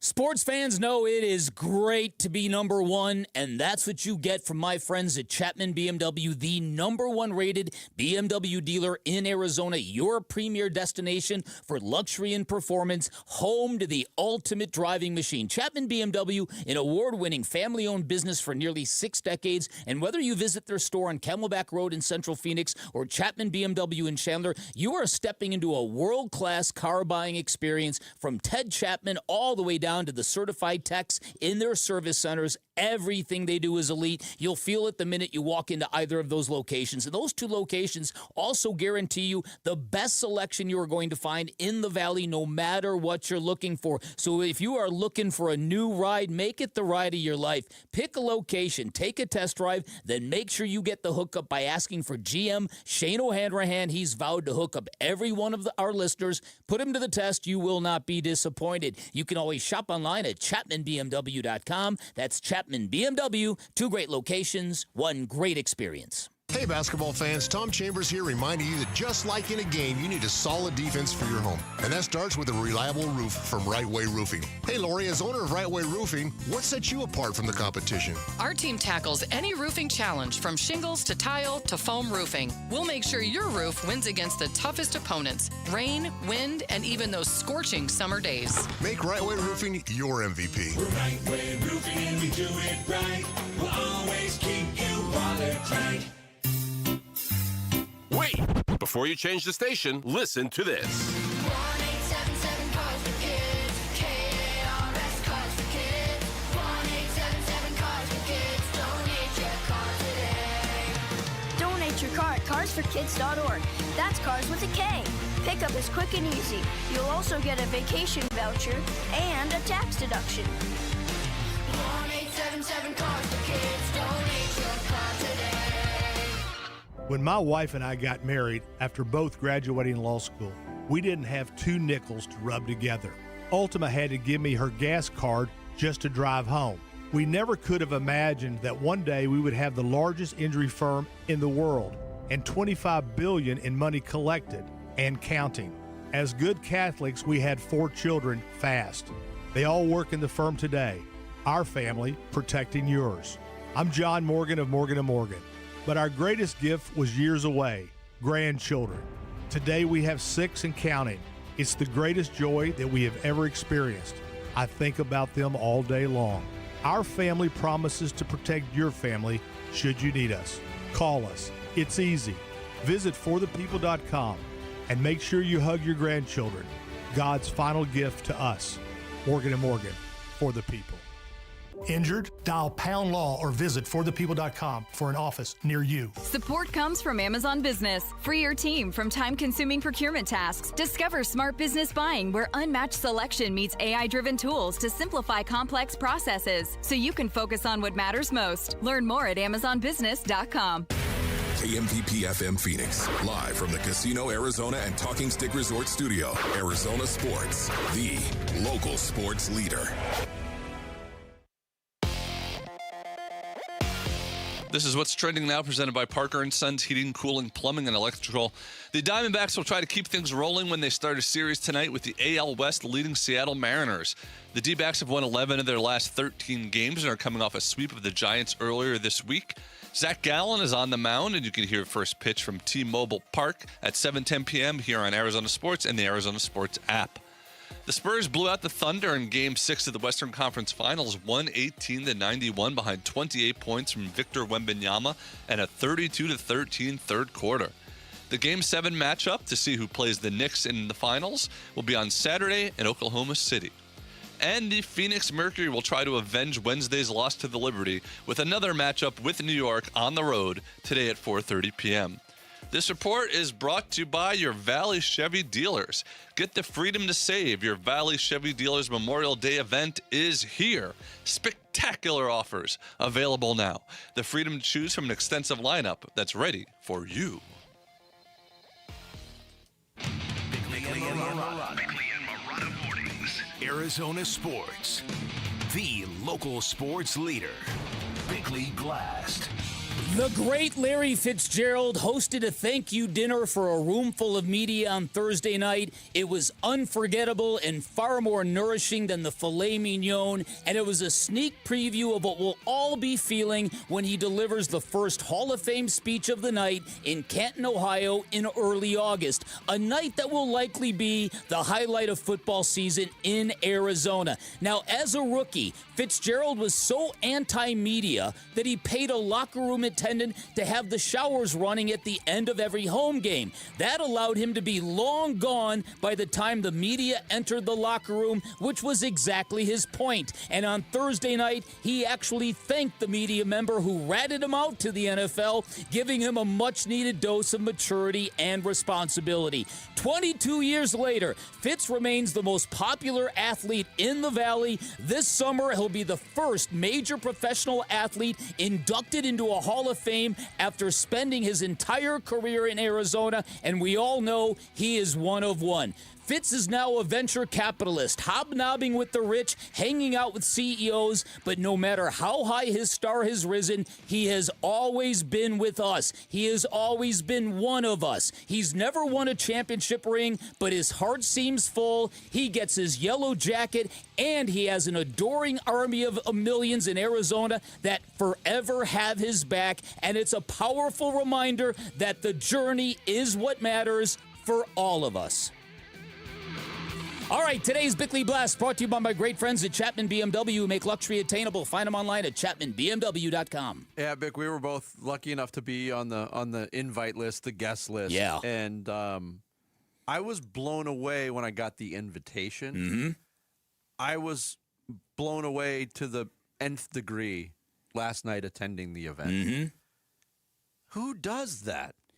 First ballot Hall of Famer gathering up 50 media people to tell them thank you. Yes. To tell them, I wasn't always the easiest, but I really appreciated how you helped shape my career, shape my story, tell my story, all of it. Yeah, and look, Larry addressed the whole group, and he did it in Larry Fitzgerald fashion. It was half roast, but mostly heartfelt, and I don't think Larry Fitzgerald was looking for any kind of pub for doing what he did last night. So, I'm not going to give the details of it, but I'll say this. When August rolls around and he's wearing that yellow jacket and he's giving his induction speech in Canton, Ohio, if last night was any preview of what to expect, you're going to be blown away. Yeah, that's it. That was exactly the reason why I chose this subject as my blast matter this morning, because last night what you and I felt and what everybody in that room felt is exactly what this whole valley is going to feel in August.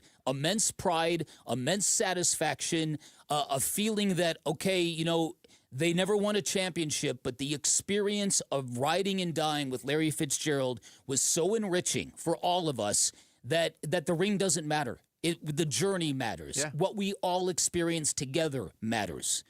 And this is, again, we talk about this all the time. The magic of sports is not in athleticism. It's not in world records. It's not in championship rings. It's in the communal power it generates when sports and athletes and teams speak to everybody, when they bond everybody, when everybody in town wants to talk about one thing, and that's a sports team or a game. The power of that, the fraternization of it, the unification of it all, it has remarkable effects. And Fitz is proof. Yeah. And the Hall of Fame induction will give Cardinals fans, some of them at least, something that maybe they feel like they were robbed of, and given a chance to say thank you to Larry Fitzgerald. Think about this. There is that. Larry Fitzgerald went out of his way to thank the media when he himself didn't really give the fans a chance to thank himself. He didn't do the retirement tour. He didn't say this is going to be my last season. He didn't even say this is going to be my last game. He never had an official retirement announcement, really, even. No. So there's lots of Cardinals fans that feel like we didn't get to celebrate this guy like we should have. If I remember correctly, five years ago, Memorial Day weekend, which just passed, we were all on, hey, it's a 3-day weekend, but you're on call. Stay by your phone. You might have to work because Monday. Monday. That's right. If Larry Fitzgerald makes an announcement on Monday, you're all working. We're still waiting for that announcement. Because it's that time period where we're right by the start of the league year or whatever thing. And But I will say this. The Arizona Cardinals have been here for 38 years. Larry Fitzgerald arrived in town 22 years ago. And in August, he's going to give the Cardinal fans something they've never experienced before. And that is watching a lifelong Arizona Cardinal. Exclusive Arizona go into the Hall of Fame. That's right. Kurt Warner was incredibly important to the Cardinals. He wore other uniforms. Aeneas Williams wore another uniform. Oh, yeah. Guys like Emmitt Smith, Alan Faneca are in, but just a blip here in Arizona. This is the first Hall of Famer going into Canton that Cardinals fans don't have to share with anybody else. There's no debate about it. And it's the same goes with the Diamondbacks and the Suns as well.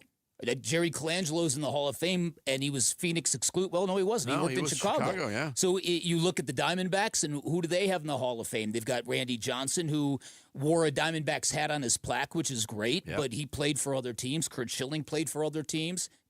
Curt Schilling's not in. He's not in the Hall of Fame. He's been a Hall of Fame eligible. Who are the other Diamondbacks that are in? I don't. Roberto Alomar? Yeah, Roberto Alomar. Certainly not remembered for his time in Arizona. No, certainly not.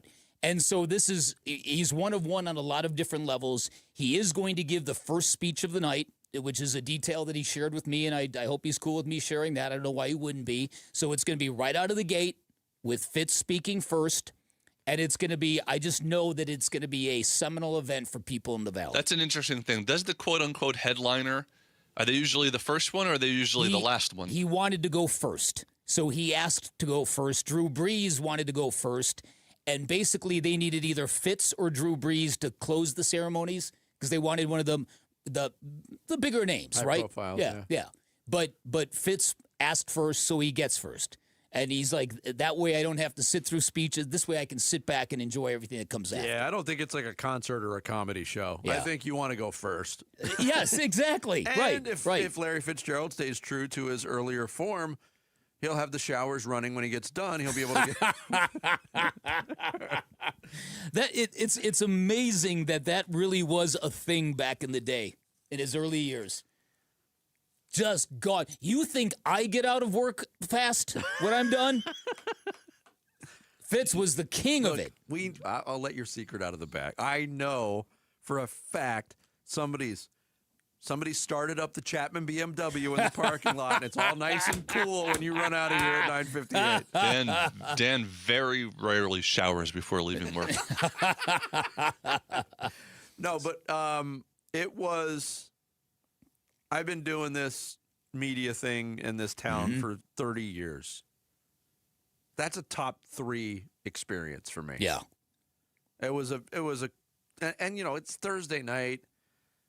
The week is dragging a little bit. You're a little tired. You got one day to get through, and you're like, I got to go to this thing. It was an amazing event. It really I was. Absolutely blown away once again by him. Yeah. And like you said, it was half roast. He spared me this time, which he didn't do at the Fiesta. I was sitting next to you, and I was waiting for some stray arrows, but Fitz let you off easy. Well, it's because he charred my backside to a crisp the last time. He used all of his good stuff. That's already. right, man. That's right. It was a fantastic deal. It really was. And it was one of those nights, and I'm sure you felt the same way, that you felt blessed that we've all shared this experience that was Larry Fitzgerald, a guy who came to this team, and they didn't do a ton of winning, but when you put him on a big stage, he was better than anybody. Yeah. He was a world-class football player, the second greatest wide receiver that ever lived, but he never felt, I'm too big for this place. I got to bounce. Yeah. And guys like that is what makes this shared experience of ours very special. You lost Jared early in this segment during the blast when you said filet mignon. Jared, Did you is see funny. my face? I went, oh, come on. We had the choice between Chilean sea bass, pan-fried chicken, and filet mignon, and all the knuckleheads at our table. There was a vegetarian option. Oh, there too. was? Yeah. It was all fillets. It was really, really funny. It's like a wedding. It's like 75% people pick the steak. Yeah. Filet mignon to me is not in my top 5 cuts of steak, but it's still delicious. I disagree with you. You need to have a cut with a bone, my man. And it's so bone-in lean. filet you could have, but It's the healthiest. It's delicious. I could eat it every single day. I know you love it. Give me a ribeye. Give me a porterhouse. New York strip. No, give me it right now. Give me it right now. Right now. If you're listening and you have a New York strip laying around. But it's good stuff. He thanked us. Thank you to Larry Fitzgerald. That was a cool event. I think everybody that was in attendance would agree. No doubt. Coming up next, we get a Game 7 in the Western Conference. Who's going to prevail and why? We'll get into it straight ahead. Bickley and Murata Mornings, Arizona Sports, the local sports leader.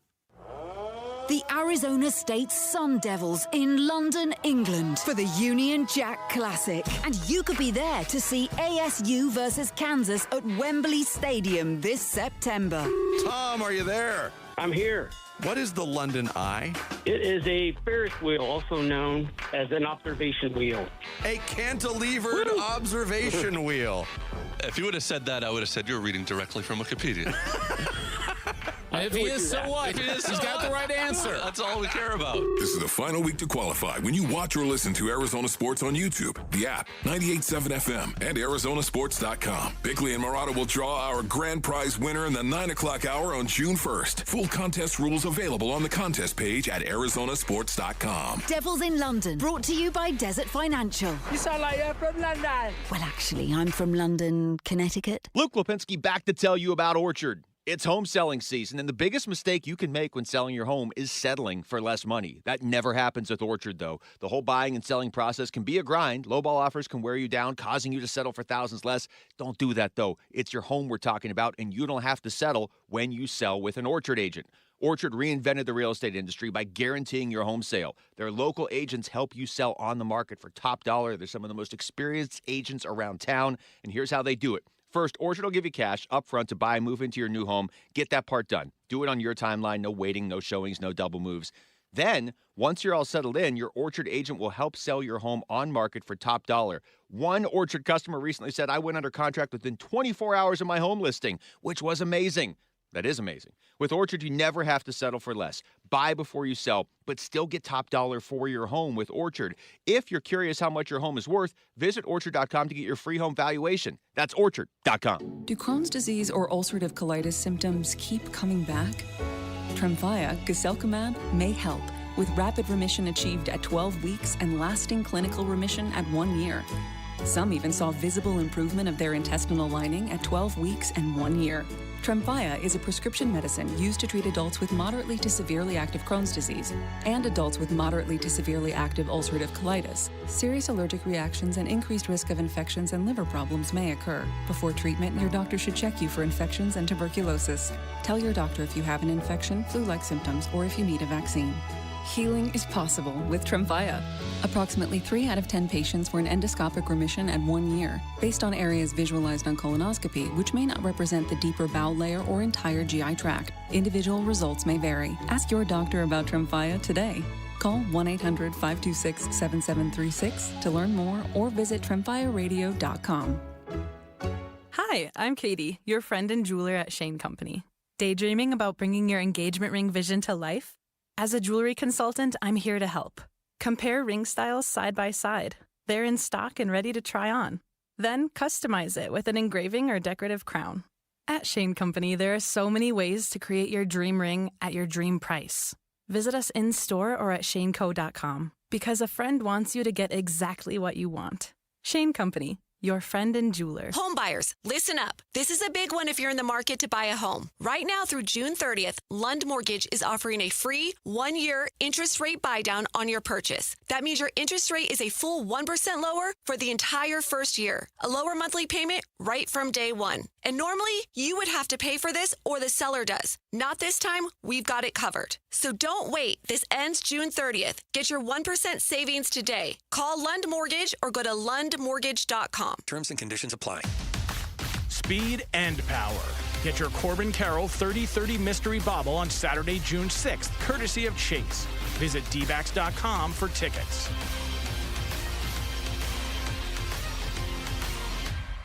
Come on. I'm burning. Come on. Come on.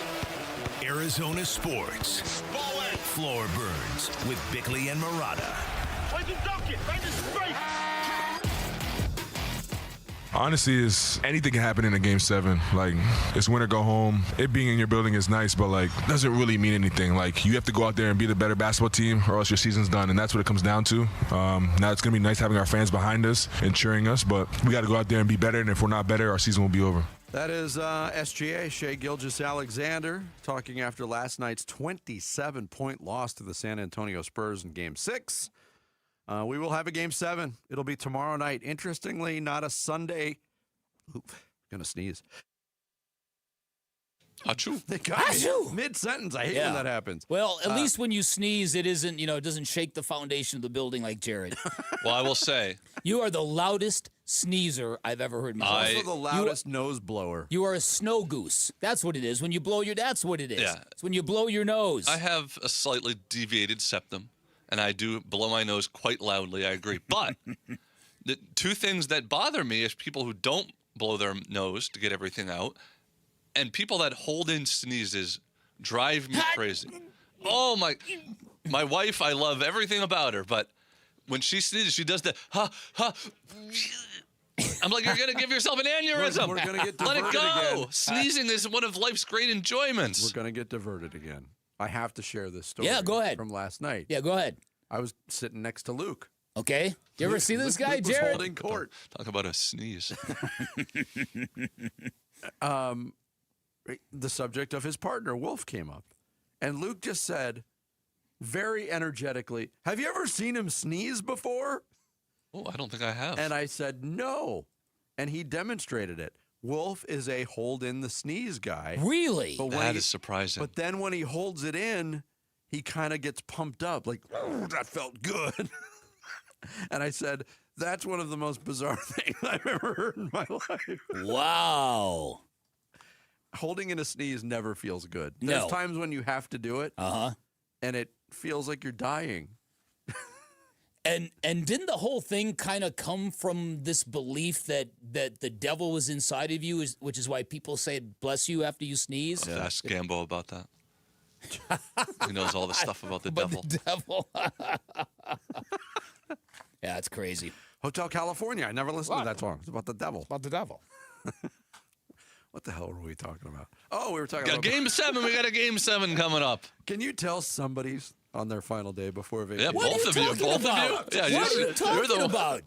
I'm buying into it too. Okay, all right. I'm going on vacation vicariously. I know. He's got the last day of school vibes. I've got content ready to pour out of me. Let's go. Do you think does this Game 7 need to be good? Yes. How many times have we said this throughout the playoffs? This needs to be good. This needs to be good. Yes, Well, it needs to be good. I'm looking at the individuals, and obviously on one side you're looking at Victor Wembanyama. You said it during the Rush Hour reboot. Spurs win if Wemby's the best player on the court. Oklahoma City wins if SGA is the best player on the court.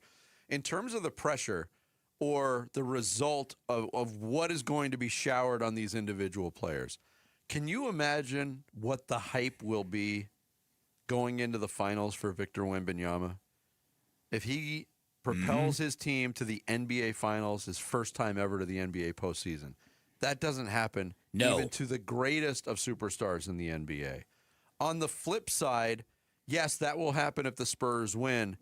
But also, I don't know if anybody's profile already to this point, without knowing what happens in Game 7, nobody's profile, arguably, this postseason has been dinged more than SGA's. No doubt about it. I mean, James Harden already had a bunch of dents in his profile. He's Jalen Duren. Does he move the needle like SGA? No. If SGA loses, people are wondering, how is he going to be referred to if he wins another championship in back-to-back? Is he going to be one of the all-time greats? If he loses, this already dinged profile that he has is really, really going to take some heat. Listen, I think you're onto something when you say that I think that as the playoffs have rolled on, the backlash against what his game looks like and what that team looks like, because it's not just SGA, it's other guys on that team. And the rejection of the aesthetics of their basketball, I do think it's kind of in their heads a little bit. And we mentioned earlier, at the end of the Suns series, Shai Gilgeous-Alexander trolled Dylan Brooks with the whole thing about who's the villain now. Yeah. It's easy to call yourself the villain until the brooms come out and you're swept away. Who's the villain now? Dylan Brooks certainly got his clap back with the unethical hoops game and all that. But even SGA's troll job of Dylan Brooks was met by some people like, you know what? They're friends. Mm-hmm. They're countrymen. They've been teammates on a big stage before. I wonder if Dylan Brooks doing what he did and the result, the reaction from the legal team of SGA, mm-hmm. I wonder if that's part of what's bothered them so much. Did he cross the line there? One of the things about the sport of basketball where this is so darn important is when you look at baseball is a series of individual matchups, little moments in time. One batter comes up, pitcher versus batter, ball gets in play, and on they go. When you take a look at the sport of football, every play is its own story. Huddle up, get to the line, chaos ensues, the play is over, 9 seconds later you're in the huddle doing something else. Basketball is a game of flow. Mm-hmm. When you have teams or referees that disrupt that flow, fans get angry because the game is not enjoyable without good flow. It's the soccer mentality. It's the beautiful sport. You remember some of those famous clips from the Suns in 2021 when they'd have those moments when they'd pass that ball all around the gym from one guy to the next, to the next, to the next, to the next. You remember how it would whip the crowd into delirium when there was a successful shot at the end of that. It's true. It matters in basketball. Basketball was not meant to be a game of deception or free throws or whistles. It's supposed to be that flow. And it's the Thunder they've jumped the proverbial shark here. And I'm not sure. Look, I know some people are just can't get on board with cheering for the Spurs. I respect that. I really do. But this Spurs team doesn't strike me nearly as if I saw Greg Popovich still sitting there, I'd probably have the PTSD. He might have turned around the whole series. He might have. After Game 3, he lit some people up on the SGA front too. Here was stemming from last night's game where SGA was not good again. 6 for 18 from the floor, 33% from the field.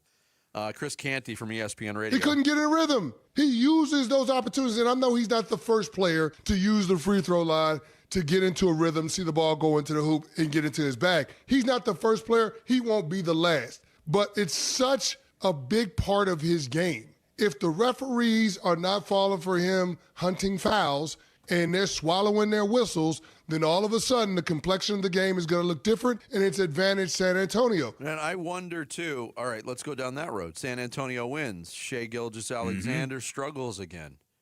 Does he alter his antics next year? I mean, Adam Silver said, part of the game. Officiating's great. They're working within the rules. But if it fails and he has a bad series and they fall short of a championship, is he going to change? Because we know he can average. I think he can average 30 points a game without doing what he does. Yeah.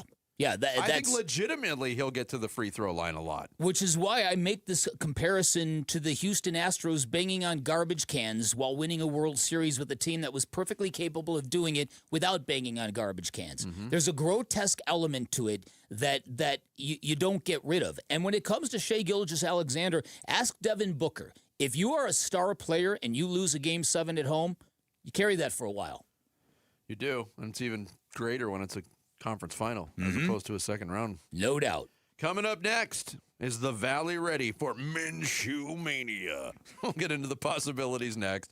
Bickley and Murata mornings live from the Casino Arizona and Talking Stick Resort Studios of Arizona Sports, the local sports leader.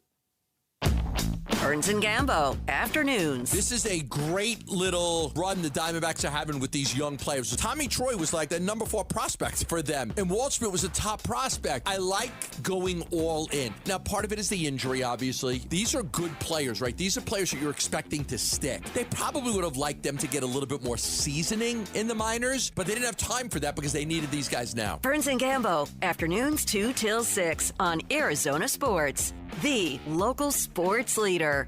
Get in the zone, AutoZone. Welcome to Markdowns for Miles at AutoZone. Thanks. Is oil marked down? Save up to $15 when you buy 5 quarts and a filter. And fuel treatment? 2 for $9 on Lucas. Brake pads? Marked down to free. Free? Get free Duralast brake pads when you buy 2 Duralast rotors. That's several markdowns. For many more miles. Get in the zone, AutoZone. Restrictions apply. Wesley Financial Group is not a law firm. I'm Chuck McDowell, founder of Wesley Financial Group. Did you buy a timeshare because they told you it was a great investment? That's a lie. Most timeshares can be bought online for $1. To find out what your timeshare is worth and to cancel it, call us today and we'll send you our timeshare exit kit free with all your options for cancellation. Call Wesley for your free exit info guide. 800-949-1441. That's 800-949-1441. Ready!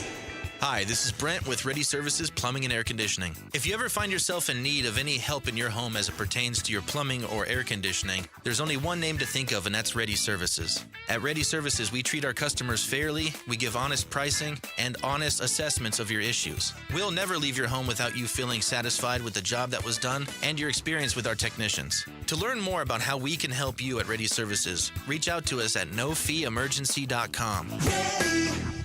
Support comes from Amazon Business. Unlock smart business buying with fast, free delivery on millions of items and practical AI innovations that automate repetitive tasks so you can make smarter decisions faster. Learn more at amazonbusiness.com.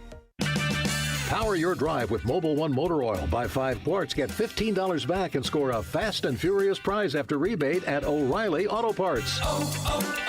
O'Reilly Auto Parts. Spring cleaning isn't just for your house, it's for your life. If your job is getting old, it's time to clear the clutter and spring into IT. Go to My Computer Career. My Computer Career helped me get the skills and certifications I needed to start a new life as an IT professional in months, not years. Earn the certifications the top employers are looking for right now. Visit mycomputercareer.edu and take the free career evaluation to see if it's time to spring into IT. Financial aid is available to those who qualify, including VA benefits. Dave Burns here with Liberty GMC General Manager Chris Scott. Chris, it sounds like now is a great time to buy. That's right, Dave. The Memorial Day Save-a-thon event is on at Liberty GMC, and the 2026 GMC Train is a great place to start. Right now, you can lease a brand new 2026 Train for just $279 a month or take up to $6,000 off. And if you need more space, the 2026 Yukons are arriving daily with leases starting as low as $699 a month. Start your deal today at Liberty GMC or shop online all the time at libertygmcaz.com. GMC, we are professional grade. Hey, it's Gambo, and I'm with Stuart Willis, the president of Asset Preservation, Wealth, and Tax. Stuart, there's all these different phases to save in your life, 20s, 30s, 40s, 50s, 60s. But when you get close to retirement age, isn't it wiser to start to make sure that your money, you're more conservative with your money instead of more aggressive? First of all, it all depends on your comfort level with risk. You don't want to mess up your retirement. You know, you see the finish line is close and you want to be done. Most people know this. People who want to be rich buy stocks. People who are already rich buy fixed income, which is why you've moved to a more conservative approach personally.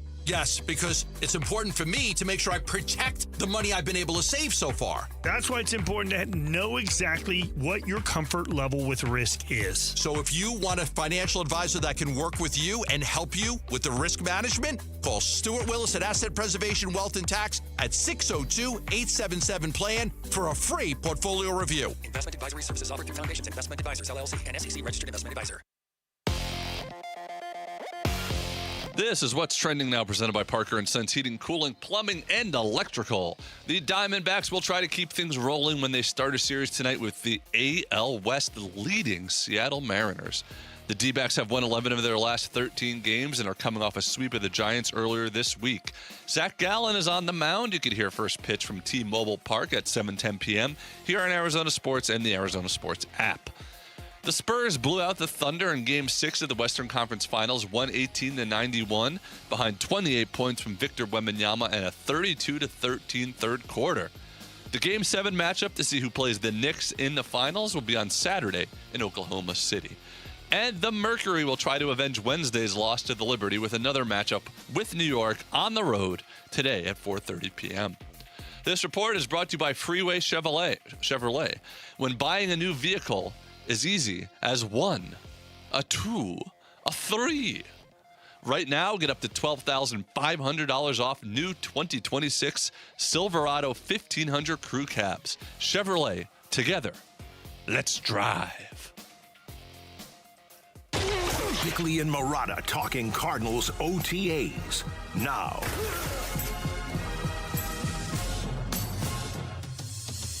Carson Beck, your starting quarterback for the Arizona Cardinals. Over Gardner? Yeah, or Gardner Minshew, my Minshew friends. mania.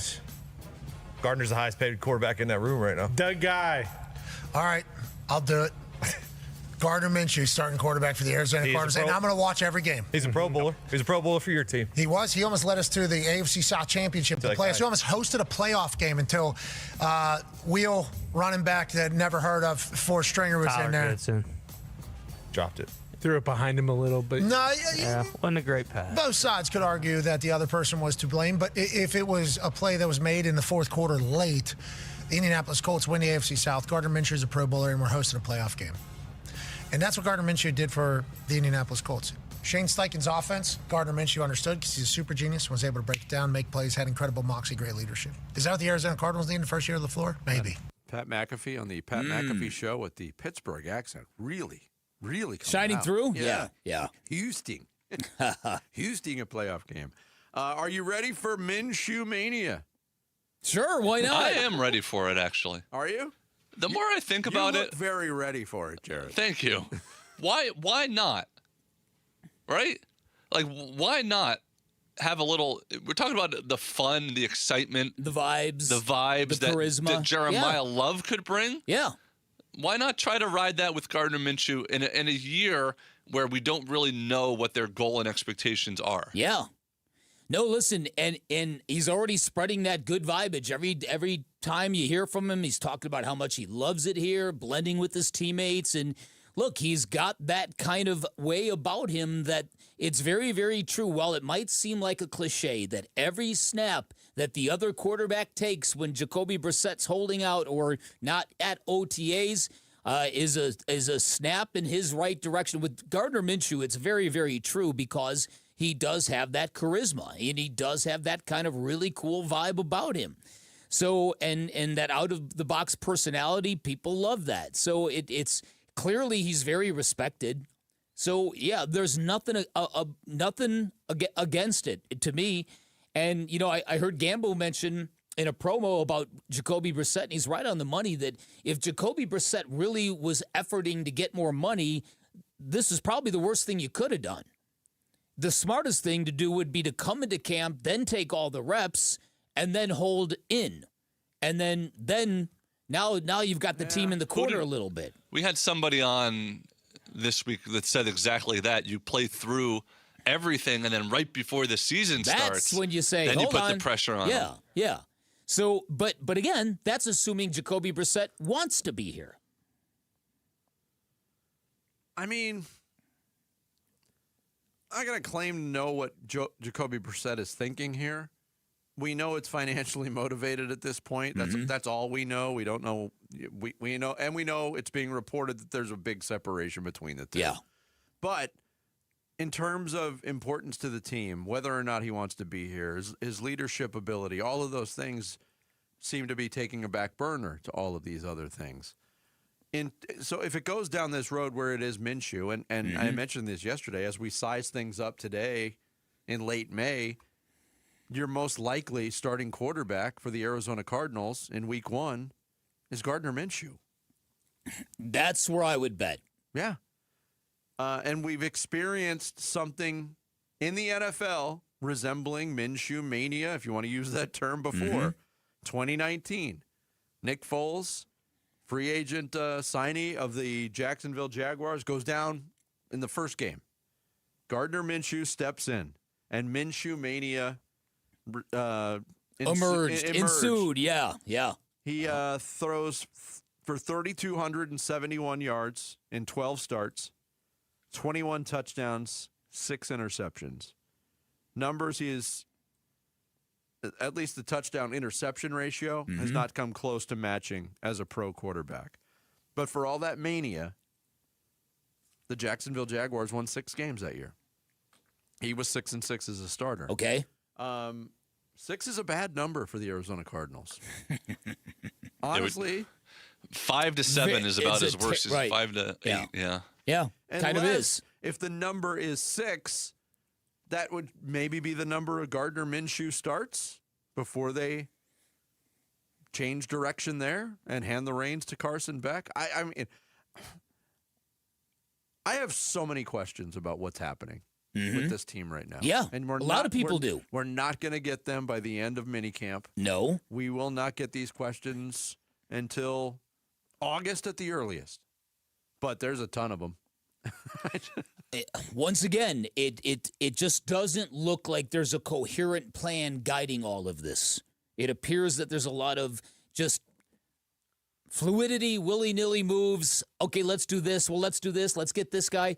I hope it works out. I really do. Gardner Minshew, the signing of him might have happened because of the Jacoby Brissett situation. It might have triggered Jacoby Brissett to want more money. But Gardner Minshew, I believe now he has started games for 5 different teams in 7 years. Yep. So he has obviously shown the ability to come in, learn systems, ingratiate himself to coaching staffs and teammates alike, and he gets his opportunities. Now, as a full-time starter, he eventually hits a wall and begins to struggle. But I totally agree with you, man. It's to me, the path has to be, who is our franchise quarterback? Not who's better, Gardner Minshew or Jacoby Brissett. Who is our franchise quarterback, and when are we going to get him? Or do we already have him? That is the number one thing they've got to solve. Everything else is secondary. Yeah, I'm just kind of comparing the resumes of both Brissett and Minshew. Minshew's had 2 years, 2 years where he has been a starting quarterback for 12 or more games. In those 2 years, 6-6 with Jacksonville as a rookie, 7-6 the season that McAfee mentioned in that soundbite. That was 2023 with Indianapolis. Jacoby Brissett in his career has 4 years of being a starting quarterback for 11 or more games. Has never even reached 500 in those games. Again, it's not all a quarterback thing, but went 4-11 with Indianapolis in 2017, 7-8 with Indianapolis in 2019, 4-7 with the Browns in 2022, and of course last year 1-11 with the Cardinals in 2025. They're closer than you think.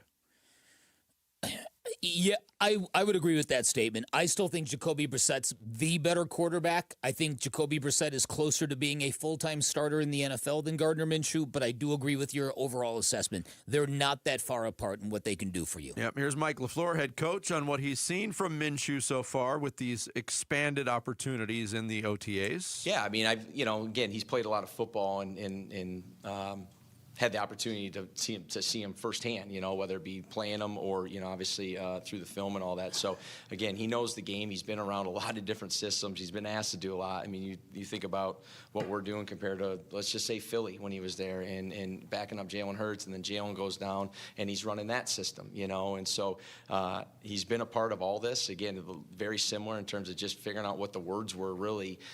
He had done something like most of what our scheme is asking him to do, and now again it's just getting used to the guys that he's throwing to, getting used to the line, getting used to Fro, and kind of that huddle and gelling.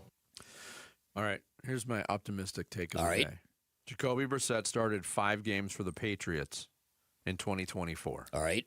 They won one game. A year after that, they were in the Super Bowl. Oh. Last year, Jacoby Brissett starts a bunch of games for the Cardinals. They win 1 game. And the year after that? They're in the Super Bowl. Done. Done. Book it. Book it. Sure. Not buying that one? Yeah, it's a little far-fetched. No, I'm not. My sales pitch wasn't very great either. Yeah. Your Devils in London keyword for today is Wimbledon, and it's about to expire. So head to the contest page and enter it now at ArizonaSports.com, by the way. Enter it now before time runs out. Do not miss your shot at a trip for two to see ASU play Kansas at Wembley Stadium. It is all brought to you by Desert Financial. Coming up next, we'll get into some NBA talk. Straight ahead, it's Bickley and Murata Mornings on Arizona Sports, the local sports leader. Here are the top 3 headlines on ArizonaSports.com. I'm Tyler Drake. Cardinals' Gardner Minshew is relishing another opportunity along his winding NFL journey. Do the NBA draft lottery changes hurt or help the Suns' unprotected traded picks? And 3 Arizona natives make the USA Basketball Under-18 team. Those are your top 3 headlines on ArizonaSports.com.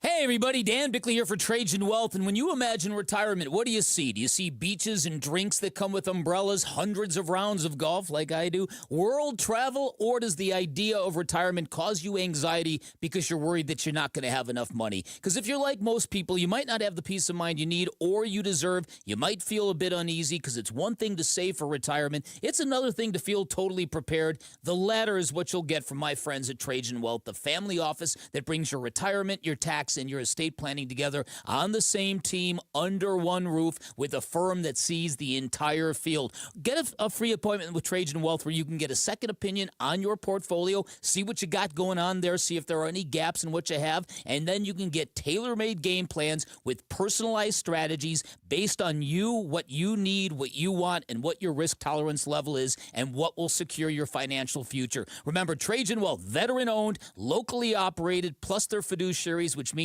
your interests are their number one priority. I'm a client today because they earn my trust, and if you want to take that stress off your shoulders, call Trajan Wealth. Get your plan started today. 855-TRAJAN-1, 855-TRAJAN-1, online at TrajanWealth.com. Advisory services through Trajan Wealth, LLC, SEC registered investment advisor. Additional services through Trajan Estate and Trajan Tax. Actual client paid advertisement. Additional disclosures at TrajanWealth.com. For over 40 years, Collins Comfort Masters has provided trusted, certified technicians. And with nearly 11,000 five-star reviews, the Valley agrees. Right now, you can upgrade to an EcoWater Whole Home Premium System for as low as $60 a month OAC and get cleaner, better water at every tap. Call 480-NO-WORRY or visit collinscomfort.com. Collins Comfort Masters, your no-worry solution for air conditioning, plumbing, electrical, and water filtration. That's collinscomfort.com. I'm John Morgan at Morgan & Morgan, America's largest injury law firm. Over 35 years, I've seen it all. Car crashes, work injuries, defective products, medical mistakes, lives flipped upside down in an instant. But I've also seen something else, the power of fighting back, the power of winning. Over $30 billion recovered and counting. Size matters, reputation matters, results matter. There's only one Morgan & Morgan.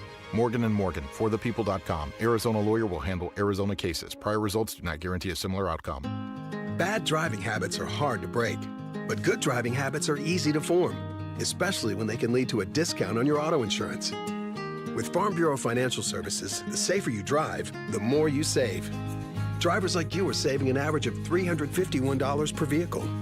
So buckle up, learn more, and find an agent at fbfs.com/save. Individual savings results may vary. Farm Bureau Property and Casualty Insurance Company, Western Agricultural Insurance Company. Message and data rates may apply. Hey, this is Dave Burns. And John Gambadoro. And every year we hear far too many heartbreaking stories involving children in water. Please take 2 seconds out of your day to help prevent these tragedies. To learn life-saving water safety tips, go to Fulton2seconds.com or text the word SWIM to 620-620. And never forget that 2 seconds is too long to take your eyes off kids near water. This is Doug Fulton of Fulton Homes, proud to partner with KTAR to keep your kids safe around water.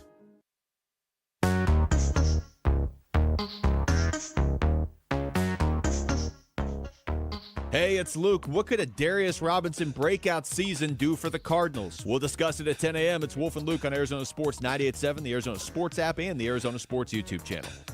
Yeah, it's been a conversation. I would only say that there's a difference between selling a call, exaggeration, and a true flop, which is where you're actually fooling the referees. I think sometimes even as I sit in the stands at games, players may be falling down, players may be reacting to a call, but then to me, if they're not fooling the referees, it's like, okay, that's like the players are taught to sell calls these days. I mean, can officiating get bad? Can officiating get better? Of course. We're always working on that. Can officials get fooled occasionally? We're always looking at that as well. But the officiating is incredible. Incredible, Vic. What a joke. What a bunch of gaslighting nonsense that is. Look, there was a time when I thought Adam Silver was on it. Have you ever seen this guy, Jarrett? I thought he was just on everything. A player-friendly commissioner who kind of had some elements to him that David Stern didn't. And now I think he has kind of lost the plot, my man. Let me, I'll ask you this. Mm-hmm. Of the 4 major sports right now, team sports, who's the best commissioner? Oh, boy. I have an answer, and it's no longer Adam Silver. No, I'd have to give it to Rob Manfred right now. I would too, which I never thought I would ever feel that way. Same. I was thinking but we'll about talk again in December. Exactly. But I was thinking about that. How about it? As of right now, at least compared to basketball and football, baseball is the only sport that feels like it is moving in the right direction and is better now than it was 10 years ago. It's a great point. I don't feel that way about the NBA. I still love the NBA, but I don't feel that way about it. That's a great point. No, it really is. Yeah, but a lot of people, and that was Adam Silver earlier this week on the Pat McAfee show, a lot of people pointing the finger at Adam Silver and saying exactly what you said. Why are you gaslighting us? Yeah. Why? We know what we see. Mm-hmm. The officiating is not incredible.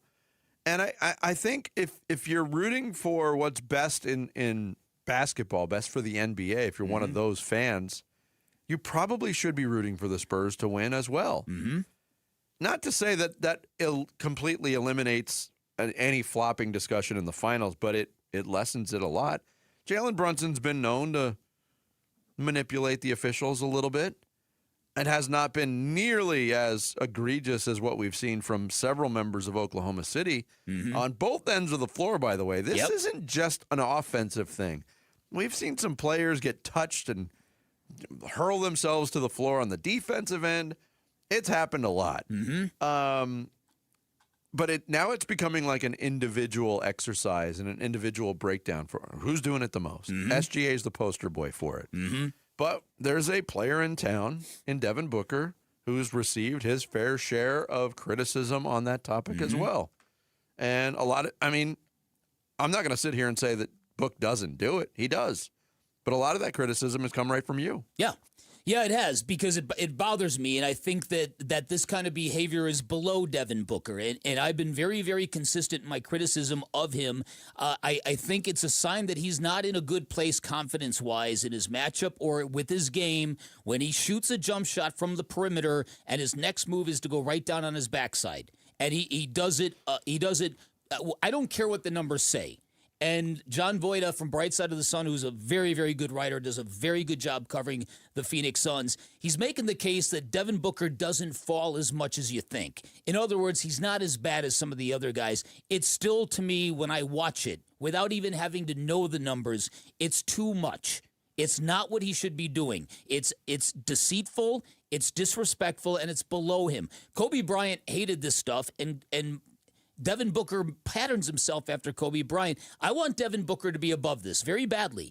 And I know that in this town that there are golden cows and people you just can't criticize. So I've leveled very measured criticism about Devin Booker under the context that this guy is so great that he doesn't need to be doing this, and I don't want him being involved in this movement and among these people. And all I get is young Suns fans swearing at me, calling me names.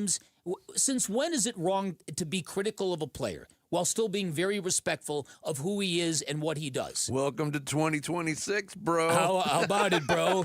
Okay, but that's okay because it doesn't change my opinion because I'm going with what my eyes tell me. And that is, this is something that, especially in a locker room where now Dylan Brooks is the unethical hoops gladiator. I just want Devin Booker to get this out of his head and get out of this lane. I think everybody will be better for it if he does. So, yeah, he's not as bad as Shai Gilgeous-Alexander. He's not as bad as James Harden. But Devin Booker, when he falls, it's not the I'm driving to the lane and I'm absorbing contact, and then I'm falling sideways on the floor to get a foul. It's after a jump shot. Yeah. That's why it's visually so jarring to me. Well, we've referenced this several times that Tom Haberstroh is kind of leading the charge on this from Yahoo Sports, and he's currently still charting every shot and fall that Shai Gilgeous-Alexander's taken. He did it for other players in the playoffs too. And the numbers, the chart that John Voida used cut off at May 21st. But at that point of the playoffs, Shai Gilgeous-Alexander, on all of his playoff shots, 224 shots, had fallen 39 times, 17.4%. He did the same exercise with Devin Booker's shots. Non-fouled. So he took Devin Booker in the playoffs this year in 4 games, took 60 shots on which he was not fouled. He fell 4 times. Took 10 shots on which he was fouled, fell 3 times. Overall, 70 shots, 7 falls, 10%. Where would that rank among the biggest offenders? Shai's number 1, 17.4%. James Harden, number 2, 11.9%. Booker's 10%, although a much smaller sample, would have ranked 3rd, ahead of Jalen Brunson's 9%, and Donovan Mitchell's 8.4%. And John did say in an interview with Burns and Gamble that if it was a flailing category, Devin Booker's numbers would be very, very, very high because he does. Now listen, I haven't gone and broken down the shots like John has. I don't need to because there's not a number for me that makes it okay. If it's a pattern and you're doing it repeatedly, that's the problem. And that's where I'm at with it. Yeah. But I'm coming from a good place here because I think it's holding Devin Booker back. Well, I also think, especially when he doesn't get the whistles, it's a cousin of flopping. Flailing is hard to quantify or describe, define really. Yep. But the complaining thing, that happens a lot. Yes, it does. Let's start doing some league-wide stats on. Oh boy! After what percentage of shots do you complain? Luka would be 60%, right? Book would be high on that list. Book would be high on that list. But this is also a product, if you want to just boil it down to Devin Booker. This is a player who's been considered very good to elite for different periods of his career, but is also working on about 10 years of frustration for not getting the whistle. I get it. I get there's circumstances about Devin Booker that might make his situation a bit unique because we know how he gets. He does not think he gets whistles commensurate with his status in the game of basketball. I think we can all agree from the eye test that looks about right. But as a player, I just think you're going in a bad place if that's what you're focusing on. And the way out of it is to get up and above that kind of stuff. That's where I'm at with it. And I think that I think it would serve everybody if Devin Booker kind of reassessed that going forward, especially if he's not getting the calls regardless. Yeah. So it is what it is. I really think I would be stunned if the NBA, in their heart of hearts, didn't understand we have got a big problem here. All you have to do is look at the way people are reacting to this postseason and what they're watching, and you know that this is just another issue the NBA has got to dig themselves out from under. Yeah. There was an interesting exchange during, I believe it was Game 5 of the Spurs-Thunder series between the two analysts in Reggie Miller and Jamal Crawford. Somebody got fouled on a three-point shot. Reggie Miller, at one point, held the record for most four-point plays in the NBA. That was in an era where people were not throwing themselves to the floor. There was legitimate fouls. That was before the reckless closeout, all of those things. The player that came along and beat that record from Reggie Miller was Jamal Crawford, who was very adept at it as well. We saw it for a year with the Suns. Yep. Jamal Crawford made the point, he's like, yeah, I passed you, and now everybody's passed me on that. Because that's the mentality that exists. And I don't... If you have your commissioner out there publicly saying, oh, it's fine, the officiating's great, there's nothing steering these guys away from changing their mindset on it. No, there's not. The most important thing is getting to the free throw line. Yeah, and it's awful. And to repeat what Michael Wilbon said yesterday, he envisions, and this is really horrifying, that young kids, if Shai Gilgeous-Alexander goes back-to-back with titles, they're going to be on the playgrounds working on flopping. And now Now your problem just got exponentially worse. Like Shay. Brutal. If I could flop Yeah, like Shay. Wanna flop like Yeah. Shay. Or it should be more like the operation sound, the or a ref's whistle. Lay like Shay. I got to edit that commercial that Dylan Brooks just. I want to just hear Dylan Brooks at the beginning of it say, "Unethical hoops, fire." That's funny. Coming up next, we'll hit the 9 o'clock hour. Jared's going to take us through some social studies on this Friday. It's Bickley and Murata Mornings here on Arizona Sports, the local sports leader. Live streaming audio, podcasts, video highlights. The Arizona Sports app has all this and more from the local sports leader and D-backs play-by-play. And now the 1-2 pitch. Swing and a miss. He struck him out. Download the Arizona Sports app. Presented by Ready Services Plumbing and Air Conditioning. Hey everybody, Dan Bickley here, and over the last 20 years, the attorneys at Sweet James have helped enough accident victims to fill an entire sports arena. Many of the stories are unbelievable. One of our listeners tried to go it alone after being injured in an accident, was offered zero compensation from the insurance companies. He called Sweet James, who earned that listener a $10 million victory. Now check out this story. Another one of our listeners' world was changed after a drunk driver hit his vehicle, left him with severe injuries, couldn't get the insurance company to help him. In deep frustration, he called Sweet James with his new team of attorneys. Sweet James stepped in, made sure he got the medical treatment he needed, and wouldn't let up until they delivered a massive $7 million victory. Now, no law firm can guarantee outcomes, but having the right attorney on your side is essential if you've ever been injured in an accident. Sweet James attorneys have a 98% winning record with 500 trials served, which are really great Hall of Fame numbers, and it means to those insurance companies they can't play games with Sweet James. That's why Sweet James consistently delivers some of the largest settlements in America. And if you are injured in an accident, do not settle for less. 1-800-9-MILLION. That's 1-800-900-0000. Online at sweetjames.com. Get in the zone, AutoZone. Welcome to Markdowns for Miles at AutoZone. Got any markdowns on oil? We've got many markdowns on oil. How about on that new STP Any Mileage? You'll save $5 when you buy 5 quarts of STP Any Mileage with an oil filter and get up to 5,000 miles of protection. Heck of a markdown for quite a lot of miles. At AutoZone. Get in the zone, AutoZone. Restrictions apply. Doug. There's nowhere I wouldn't go to help someone customize and save on car insurance with Liberty Mutual, even if it means sitting front row at a comedy show. Hey everyone, check out this guy and his bird. What is this, your first date? Oh, no. We help people customize and save on car insurance with Liberty Mutual together. We're married. Me to a human, him to a bird. Yeah, the bird looks out of your league anyways. Only pay for what you need at libertymutual.com. Liberty, liberty, liberty, liberty. For over 40 years, Collins Comfort Masters has provided trusted, certified technicians. And with nearly 11,000 5-star reviews, the Valley agrees. Right now, you can upgrade to an EcoWater Whole Home Premium System for as low as $60 a month OAC and get cleaner, better water at every tap. Call 480-NO-WORRY or visit collinscomfort.com. Collins Comfort Masters, your no-worry solution for air conditioning, plumbing, electrical, and water filtration. That's collinscomfort.com. You know who's here for those who build America? Ford. For those who believe giving everything we've got today will pay off tomorrow, well, Ford believes if that's who you are, then you should pay what Ford employees pay. American value for American values. Paul Calvi's here. Hey, the Memorial Day sales event is here at our Desert Ford dealers again. We pay what Ford employees pay,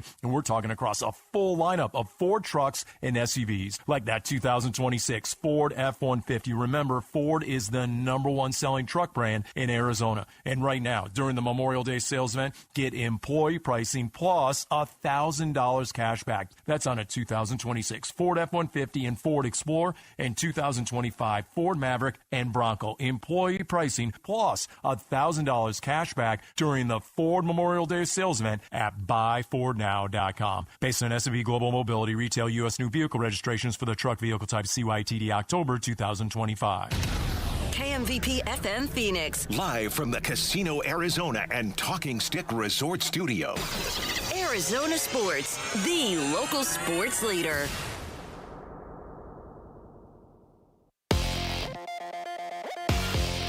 This is what's trending now, presented by Parker & Sons Heating, Cooling, Plumbing, and Electrical. The Diamondbacks will try to keep things rolling when they start a series tonight with the AL West leading Seattle Mariners. The D-backs have won 11 of their last 13 games and are coming off a sweep of the Giants earlier this week. Zach Gallen is on the mound. You can hear first pitch from T-Mobile Park at 7:10 p.m. here on Arizona Sports and the Arizona Sports app. The Spurs blew out the Thunder in Game 6 of the Western Conference Finals, 118-91 last night, behind 28 points from Victor Wembanyama and a 32-13 third quarter. The Game 7 matchup to see who plays the Knicks in the finals will be on Saturday in Oklahoma City. And the Phoenix Mercury will try to avenge Wednesday's loss to the Liberty with another matchup with New York on the road today at 4:30 p.m. This report is brought to you by your Valley Chevy dealers. Get the freedom to save. Your Valley Chevy dealers Memorial Day event is here. Spectacular offers available now. The freedom to choose from an extensive lineup that's ready for you. Arizona Sports, the local sports leader. Bickley and Marotta Mornings. Social Studies. Brought to you by Carol Royce, your home sold guaranteed realty. All right, it is time for Social Studies on a Friday, where we go through all the questions that were posed across social media. You can follow us on Twitter, Bickley_Marotta. You can follow us on Instagram and Facebook, which I encourage everybody to do because you can see great videos from the show. Interact with us there as well. Just Bickley and Marotta on Facebook and Instagram. You can watch us live all day long on YouTube. Just search Arizona Sports. And we'll start with an Arizona Diamondbacks question because we're talking about they're coming off a great stretch of 11-2, but it's a great stretch of 11-2 versus two El Stinko, El Crapo, El Succo teams that are just a couple of Turkerinos, if you will. That was the word I was looking for. Turkerinos. That was used in a label of a soundbite. That was a real Turkerino of a game yesterday in the NBA. So I'm asking D-backs fans, what will it take for you to truly, quote unquote, believe in this team and why? Yeah, I think if they start to win series against good teams, really good teams, I think that's the next step for this team, right? Yeah, I think it's the Dodgers series, honestly. I was just going to say, is it this upcoming Dodgers series? I'm not speaking necessarily for me. They've proven a lot to me already. This weekend is a step up, yes. When they get home and play the Dodgers at Chase Field, there you go. I use the term litmus test. You can win 2 out of 3 against the Dodgers. That would impress a hell of a lot more people than sweeping the Giants or Rockies. So there you go. And Tom agrees if they win 3 out of 4 against the evil Empire, those nasty neighbors to the west. Is that a 4-game series coming up? Either way. According to Tom. Yeah, winning the series. He says that, yes, winning the series versus the Dodgers would do that. A lot of people... Where are your glasses, clown? I know. I realized literally... That is a 4-game series. Yeah. Yeah, I realized too late about that. Daniel says of course you did. 2-1 over the Mariners, a split with the Dodgers. Sweep the Nationals, 10 over 500 at the break. 10 over 500, often a number that you give, Dan. That's when the you're plateau taken seriously. when you take a team seriously. Lots of people, Gilbert, Andy, Mark, all saying Dodger series. That's where I want to see it. Andrew, talking Torey Lovello language here, right, says, blowing out teams by 4 or more points. Is that asking too much, even in the bad teams? That's fantastic. All right, next question here. And we've been talking about both of these topics all week, a lot today. The problems facing baseball, the problems facing basketball, and what each league is doing about it. So I asked, which sport needs reform more and why? Is it Major League Baseball with a salary cap, or is it the NBA with anti-tanking rules? Look, I think Major League Baseball, I'm in favor of a hard salary cap. I think it would be a good thing for the sport, but I don't think the sport needs it to thrive. I totally agree with you.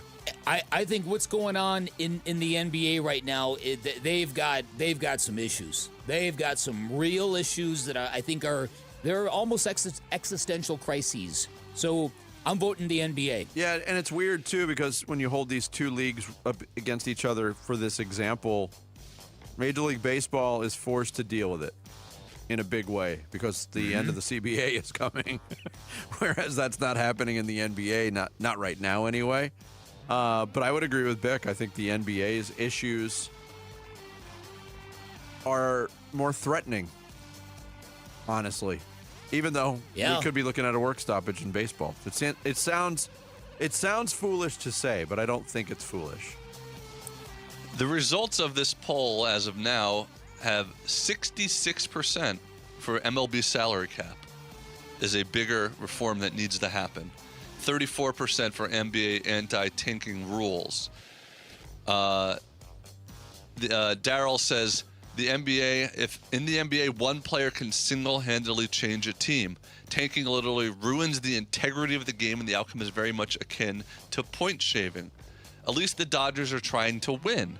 It doesn't hurt the integrity, just makes other fans jealous. Daniel says, I don't mind baseball not having a salary cap. LA and New York have won it all a lot, but they don't win it every time. Overpaying doesn't always work either. I like the way it is. Andy says MLB needs a cap and a floor. If your league won't compete by opening day, there's no point in watching. If your team, I think it means. Look, Tim Kirkton said that too, that the floor is probably more important than the cap. I agree with that. I don't think it's more important. I mean, are the Marlins hurting the league more than the Dodgers? You know what I'm saying? Yes. In a way, I mean, I totally agree with Vinny on this one. I'm not going to defend the Dodgers because I don't like them, but they're spending money on the product. Yes. And under the rules. Yeah. They're manipulating the officials. They're flopping. Wait, what? No, Vinny's right on the money about this. The Dodgers, even though a lot of people want to say they're bad for baseball, they're great for ratings. They're a gold standard. They're setting the bar very, very high. It's the teams that don't spend the money that are really, really the El Suckos in this. Agree. I agree to disagree. Do you agree to that?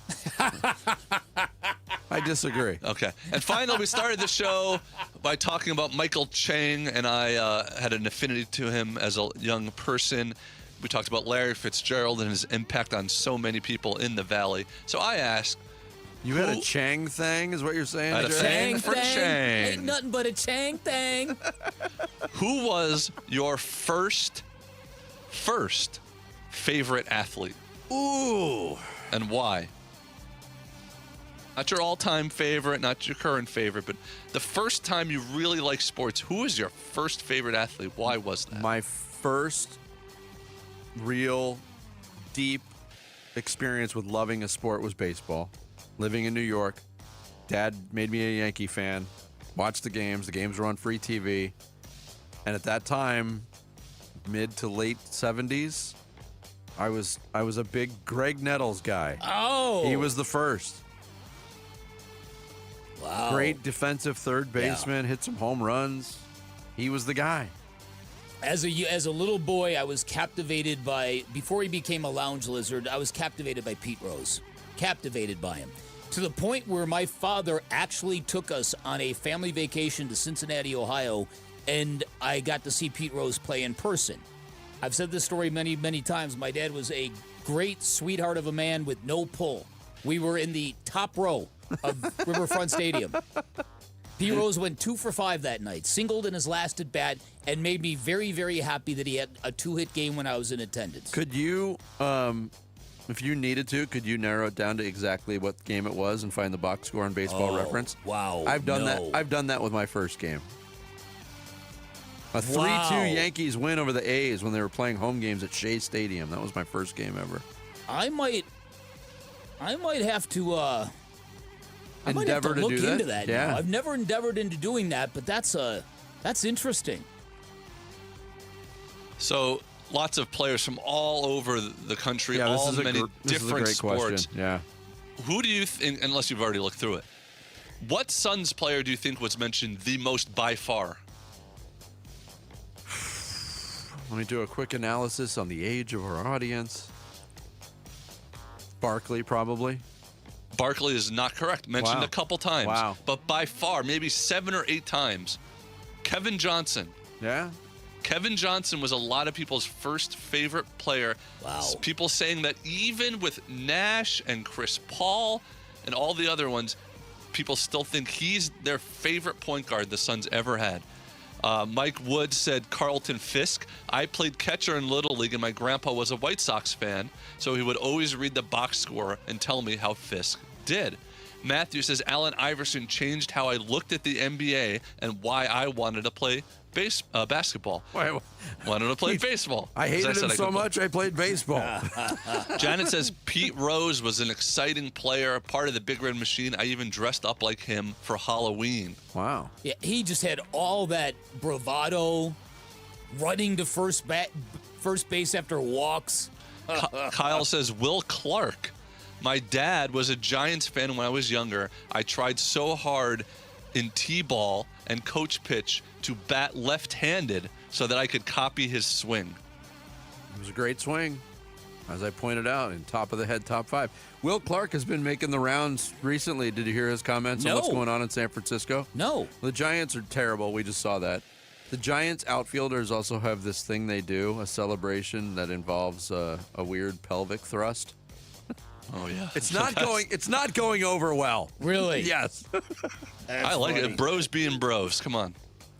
Anyway, lots of great answers. Keep them coming. Bickley_Murata on X, Bickley and Murata, Facebook and Instagram. Watch us on YouTube. There you go. Bick, we're bros, right? We're bros. Do you want after the show? Do you want to go out for a couple beers and throw around some pelvic thrusts? All 3 of us. Bros being bros. What is up? Shut up, Jared. Let's thrust into each other to end the show today. In celebration. Of course. Why else would you say do it? we did. Coming up next, baseball as a sport is in a good place. Can it stay there? We'll get into that and more next. It's Bickley and Murata Mornings.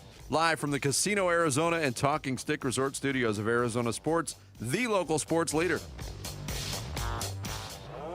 The Arizona State Sun Devils in London, England for the Union Jack Classic. And you could be there to see ASU versus Kansas at Wembley Stadium this September. What's going on, Tim? A little nervous. Gather your nerves as I ask this very long question, okay? What is the name of the Arizona State Sun Devils mascot? That would be Sparky. Yes! Suddenly got a British-like accent. All right. This is the final week to qualify when you watch or listen to Arizona Sports on YouTube, the app, 98.7 FM, and ArizonaSports.com. Bickley and Murata will draw our grand prize winner in the 9 o'clock hour on June 1st. Full contest rules available on the contest page at ArizonaSports.com. Devils in London, brought to you by Desert Financial. You sound like you're from London. Just to be clear, this is how everyone talks in my hometown of Lake Havasu City, Arizona. Ever since they bought the London Bridge, shipped it over from England in pieces and reassembled it, we all talk like this. Dan Bickley here, and if you are looking to take your fandom to the next level, if you need a new television, if you're looking to upgrade your entertainment center, do me a favor. Forget about the big box stores. Forget about shopping online. Head on down to Walt's TV and Appliance and ask for my guy Bear, one of the Henley brothers who owns Walt's. Tell him I sent you, because if you do that, I'm telling you and I'm guaranteeing you, you are going to get the best price you're going to find in the Valley. For instance, you head into Walt's today and drop my name. You can get a 98-inch TCL television for $17.99, which is $400 off the normal price. This is what you get from Walt's. Great pricing and 10 times the service that you would get from the big box stores. Talking about all the major name brands. Inventory you're not going to find anywhere else in the Valley. Great selection of big screen televisions, great selection of audio televisions, and soon they're going to be in the golf simulator business. Waltz is a Valley institution that has been serving the Valley since 1957. So head down to Waltz, right off the I-10 in Warner, right behind the IKEA, or shop online at waltz.com. Hey, it's Vince Murata, and Earnhardt Ford in Chandler is putting the power back in your hands with employee pricing, because that's American value for American values. Look, I get it. Buying a new ride shouldn't feel like a battle. At Earnhardt Ford, they built their entire experience around you. They're known across the Valley for 75 years of Arizona trust, a legacy you can count on. No bull, transparent pricing. No pressure, no surprises. A dedicated team working around your needs, budget, and timeline. And the power to shop, compare, and buy completely online on your terms. Right now, on remaining new 2025 models, you'll get employee pricing. You pay what they pay, plus an additional $2,500 Earnhardt discount on select models. Shop local, shop Earnhardt Ford. No bull for 75 years and going. That's Earnhardt Ford in Chandler. Online at earnhardtford.com. Most new vehicles include the no-bull protection packages and added benefit. $699 for cars and SUVs, $1,598 for trucks. After all applicable offers on select new models. Exclusions apply. $0 security deposit. APR terms limited. Available through Ford Credit. Not all buyers will qualify. Lessee responsible for excess wearing mileage over 10,500 miles at 20 cents per mile, plus tax, title, license, and $699 doc fee. See dealer for details. Offers in June 1st, 2026. A family office is a team built to handle the three biggest financial responsibilities a family faces: wealth management, tax strategy, and estate planning. Most firms only manage your investments and refer the rest out, hoping everyone stays aligned. At Trajan, we built something different. Your wealth, tax planning, and estate planning are handled together inside one firm under one roof. There's no guessing whether your CPA, advisor, and estate attorney are truly in sync, because our team works together every day on your behalf. When your financial life becomes more complex, your advice should become more coordinated, not more fragmented.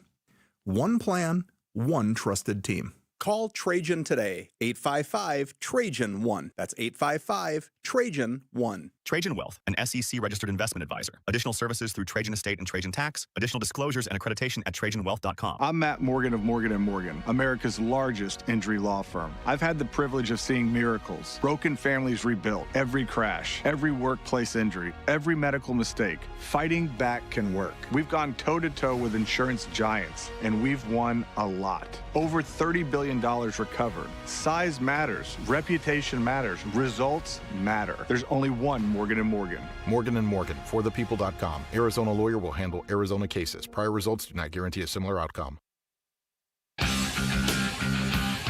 Hey, it's Gambo. Can Ketel Marte keep his bat hot against a strong Mariners pitching staff? We'll chat with D-backs manager Torey Lovello today at 2:30 on the Arizona Sports YouTube channel, the Arizona Sports app, and 98.7 FM.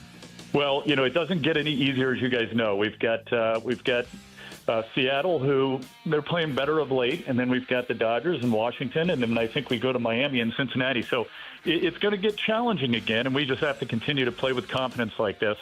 I think if there was any other topic that I hope that we'll have to be able to discuss in the future, I hope that it's going to be on labor. And I know that there's been a little bit of movement. That's good to see. At least we're all talking, which is a good thing. But we just have to look at it as a partnership and hopefully find a way to improve the overall health and longevity of this great sport. If you asked 75 years ago, what are the three most popular sports in no particular order, you would have heard Major League Baseball, boxing, and horse racing.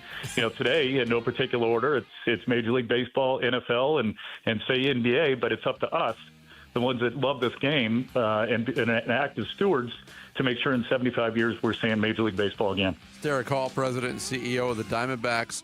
We talked mostly about the D-backs yesterday. At the end of the conversation, you just kind of threw a catch-all question at him, Bick. And then, what else do you want to bring up? And he talked about the toughness of the schedule, obviously, but immediately shifted into the labor talks, which kicked in. And Derek Hall obviously was privy to the news that came out later in the day, the proposal that came out from the Major League Baseball owners. They are proposing a hard salary cap.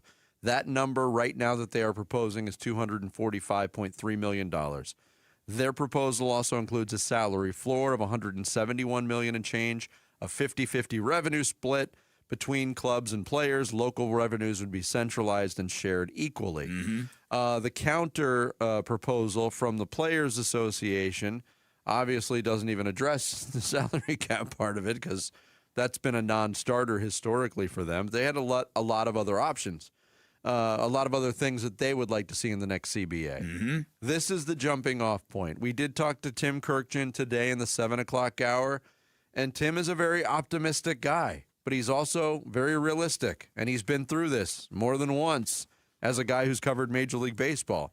Didn't sound all that confident that they'd be able, even though it's only May, for a couple more days, that they'd be able to find some middle ground on this, Vic. The Players Union in Major League Baseball has always traditionally been the strongest union in professional sports. They've got a long history that they like to uphold. It's a very prideful union.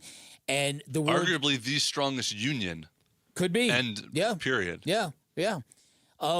So the words salary and cap have always been the third rail for the MLB Players Association.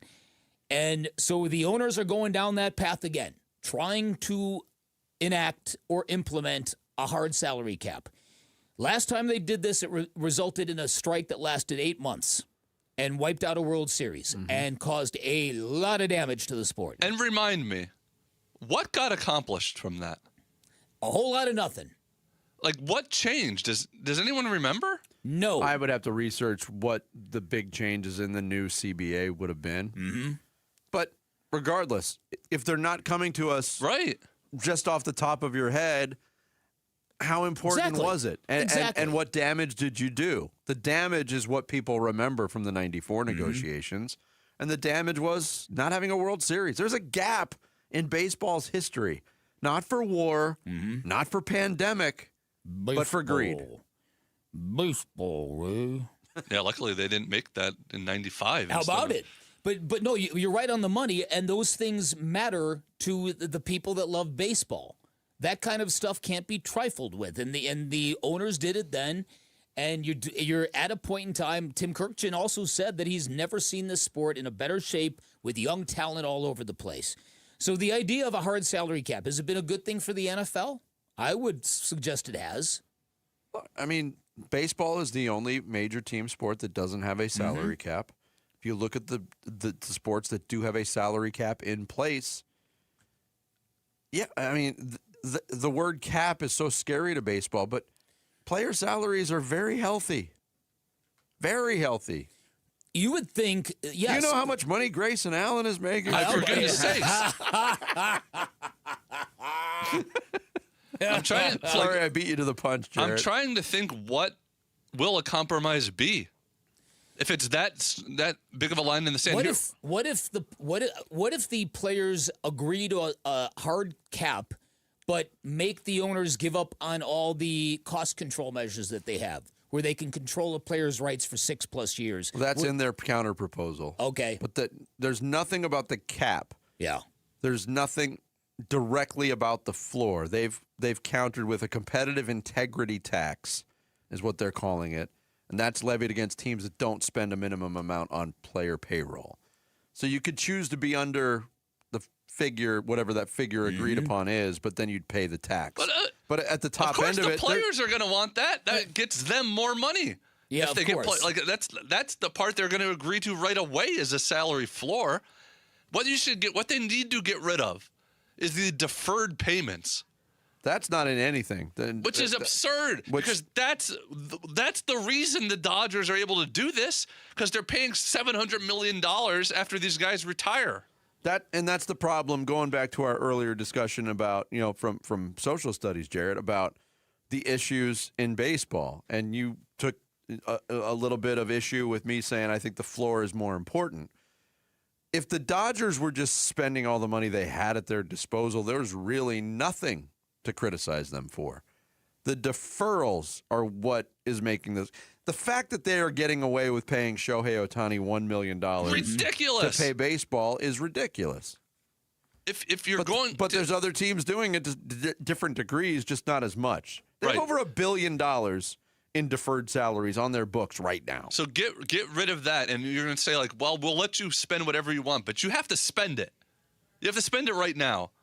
So Dodgers, if you want to spend $600 million a year, that's your thing, but you have to do it. You can't spend 3/4 of it in 20 years. I don't know if that'll change anything or do anything, but that would be the first thing I would get rid of, because then the players would go for that. They're still getting their money. I'm surprised so many players are willing to do that. Could you get rid of the 13-year contracts? And say, like, you put a cap on that? I think, like, the NHL did that. Well, that doesn't bother me if a team's willing to make that kind of commitment and they're paying real, actual money to those players. That's the risk that they're willing to take. That's fine. Sometimes it'll work. Sometimes, maybe it never has worked. But see, the Dodgers or Mets or whatever, they can offer a player for 10 years $1 billion.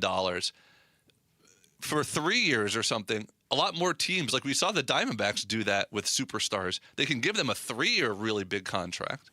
I don't know if that would change anything. I'm just trying to think of ideas because the salary cap ain't happening. Bruce Meyer, the deputy director of the MLB Players Union, said, quote, salary caps in the other sports have not led to competitive balance. In fact, baseball, which is the only one of the 4 major sports that doesn't have a salary cap, actually has better competitive balance than the other sports. A salary cap punishes competition, punishes clubs that want to go out and acquire the best players and put the most exciting product on the field for the fans, and it gives owners who prefer not to compete an all-purpose excuse not to do so, end quote. I don't know if I agree with that. Wouldn't you say the NFL's got decent competitive balance? I would say that. I think the NBA's competitive balance has been way better than it was historically for 40-plus years. We haven't had a repeat champion in the NBA since when? 2017? And if the Thunder lose tomorrow, we won't have one again. Yeah. Yeah. Yeah, I'm not sure I agree with that either. But it's a convenient talking point. Yeah, traditionally, dynasties are most prevalent in the NBA. Absolutely. But you could say recently the Chiefs and Patriots have dominated football. But for also 2 poking decades. a hole in that thinking is what team in all of Major League Sports in North America is on the cusp of a dynasty more than the LA Dodgers? Exactly. Because they're probably going to win their 3rd in a row this year. The biggest soccer tournament on the planet starts this summer. Play Bracket of Nations. You predict the winners, and you could walk away with a $500 gift card. Enter on the contest page at ArizonaSports.com. Jarrett's got the sports kebab for us next. Bickley and Murata mornings here on this Friday. Arizona Sports, the local sports leader. The Arizona Sports YouTube channel for live shows, podcasts, viral clips, shorts, and more. Just the local sports leader doing what we do on YouTube. Serve yourself some Arizona sports. Subscribe to the Arizona Sports YouTube channel. If you're waiting for someone to come along and make your private student loan debt disappear, it's not going to happen. That's not how private loans work.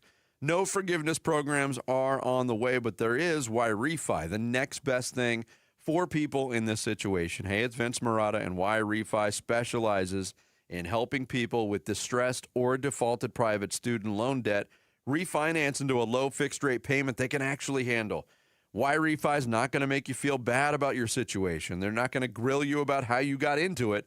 They meet you where you are and work with you to build something that makes sense for your budget, your income, and your real life. If other lenders have said, nope, that's exactly where YRefi does its best work.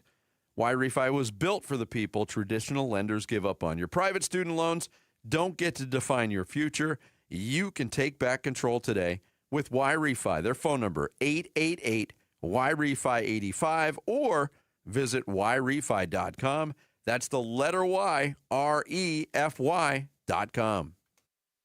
Liberty Mutual customizes your car and home insurance. And now we're customizing this ad for your morning commute to wake you up, which could help your driving.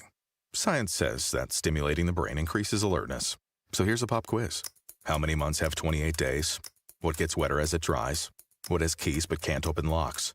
If you don't want to hear the answers, turn off this Liberty Mutual ad now. 12 months, a towel, piano. Enjoy being fully alert. Liberty, liberty, liberty, liberty. At University of Maryland Global Campus, we know you're no stranger to setting big goals, whether in school, at work, or in life, and you're ready for more. At UMGC, we offer the skills-based education you need to move your career forward. Learn how to apply AI, data science, and other emerging tech, plus gain skills in leadership and critical thinking. You've come far. Succeed again. No application fee if you apply by June 1st. Learn more at umgc.edu. Certified to operate in Virginia by Chev. Hi, I'm Amanda, your friend and jeweler at Shane Company. As director of bridal design, I travel the world for inspiration so that your engagement ring stands out from the rest. My team of in-house designers and I work alongside skilled artisans to curate the most beautiful collection of exclusive engagement rings. At Shane Company, you'll find the ring that's a reflection of your unique style. No cookie-cutter designs here. See our selection in-store or at shaneco.com. Because a friend wants you to get exactly what you want. Shane Company, your friend and jeweler. Hey, it's Gambo, and I'm here with Stuart Willis, the president of Asset Preservation, Wealth, and Tax. Stuart, I know so many people that retired, they worked so hard, they built up that nest egg, and then they don't realize that they're going to get hit on taxes. As long as I've worked with you, you've always said it's not about how much money you make, it's about how much money you're able to keep. If you want a great plan going forward, call Stuart Willis from Asset Preservation, Wealth, and Tax at 602-877-PLAN or go to assetpreservationwealth.com. Investment advisory services offered through Foundations Investment Advisors, LLC, and SEC registered investment advisor. At Freeway Chevrolet, buying a vehicle is as easy as 1. Welcome to Freeway. 2, 3.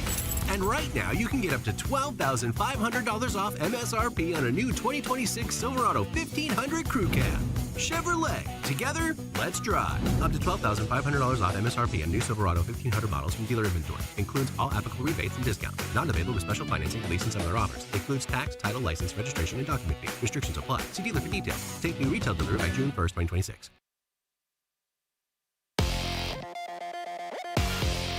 This is what's trending now, presented by Parker & Sons Heating, Cooling, Plumbing, and Electrical.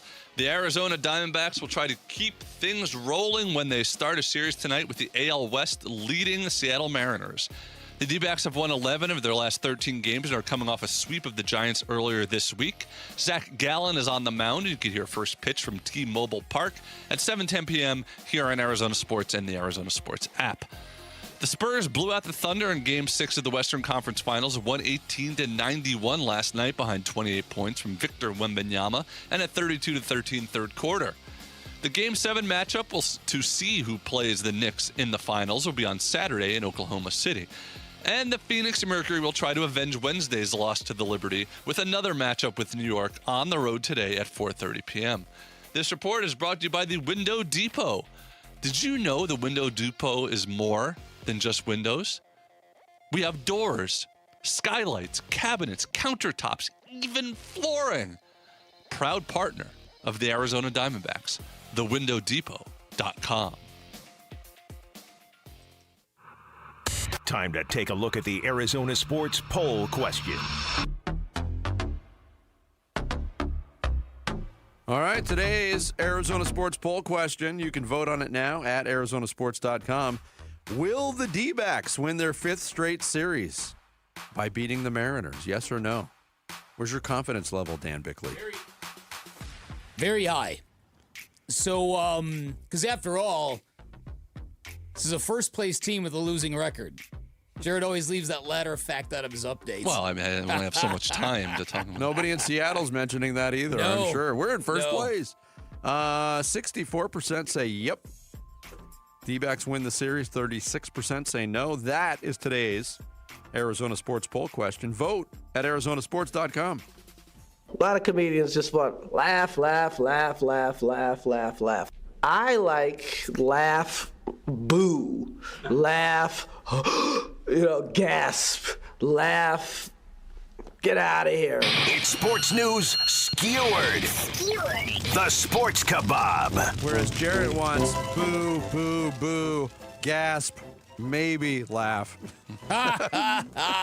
We'll see what happens. Hopefully you guys are generous with your laughter. Dan, of course, on his way out, because this is a special day, because this will be Dan's last Sports Kebab for a while as he heads off on vacation in Europe. You're including a stop in the Czech Republic, right? Mm-hmm. I think you're going to love it there because the Czech people all have charm, generosity, and your haircut. Seriously, Eastern Europe is the only place where mullet is both the type of fish on every menu and the type of hairstyle on every head.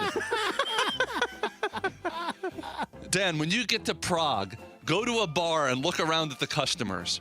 In every hand is a lager, and on every head is a Jager. Now, as far as I know, you'll also be heading to Denmark, correct? Yes. On this trip? What a great trip, man. I hear it's a beautiful country known for their architecture, their rolling hills, and everyone using bicycles.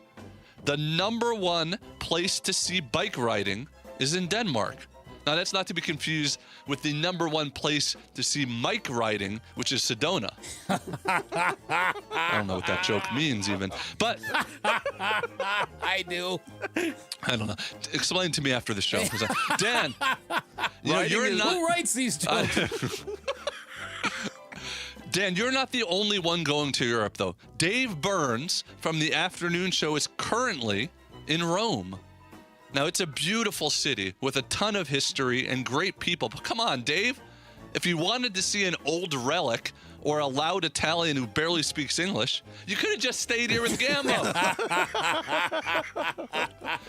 Yeah, man. Gambo has been here all week without Burnsy on the radio, and I think he's getting a little out of control, guys. I mean, just yesterday before the show, Gambo actually had Jackson Dart introduce him. Oh, jeez. Speaking of Europeans and Europe, Victor Wembanyama is one win away from the NBA Finals after leading his team to a Game 6 victory over Oklahoma City. This was a great bounce back after the controversial loss in Game 5 where the refs blatantly missed an out-of-bounds call and challenge. Did you see the players and the coaches' response to this? Everyone was calling for a review. They had the hand motion going. I mean, I haven't seen that many people spinning their arm over their head like that since the height of Gangnam Style. And then Wemby didn't speak after the game, which I don't get. What is he afraid of? Even if he says something wrong, even if he says something off, even if he says something obscene, he is the only athlete that can literally say, "Pardon my French." Meanwhile, Shai Gilgeous-Alexander hasn't exactly looked like an MVP during this series. He seems more concerned with foul baiting and flopping than trying to win. It is terrible to watch. And look, I'm not saying that he is a dull player, but when I heard there was a board game associated with him, I assumed it was spelled B-O-R-E-D. Mm-hmm. But no, the actual board game is called Unethical Hoops and kind of makes fun of SGA and his playing style. So he and his lawyers filed a cease and desist and are stopping the release of the game. I don't know what the big deal is, Shay. I myself have had several board games made about me. And it's never bothered me. You've heard of some of these games that were about me, right? I mean, there's. Let's find out. Oh, there's Cards Against Humanity. There's Scatological Gories. There's The Game of No Life. There's Connect 4 Plates at the Buffet. Yeah. And of course, Trivial Hirsute. Trivial Hirsute. I was proud of that one. Over in the NFL, fans are waiting to see what happens with the Eagles wide receiver A.J. Brown. Now, he has been linked to New England for weeks and weeks and weeks, but there's no new info. There's no new movement. There's no reports lately. It's like inside information from the Patriots to a reporter has dried up recently for some reason. And finally, we'll close with a few of these.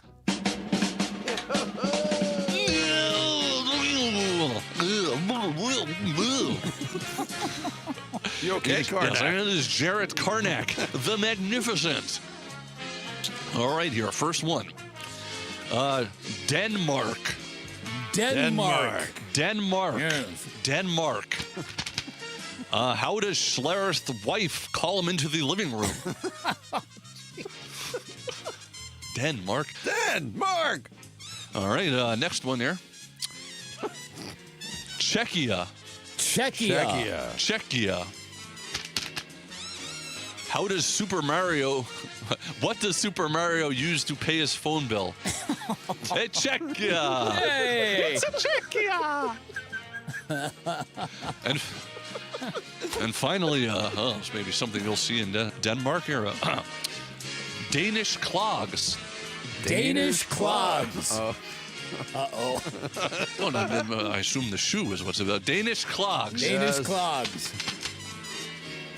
What does Andy Reid call what happens to his toilet after eating pastries?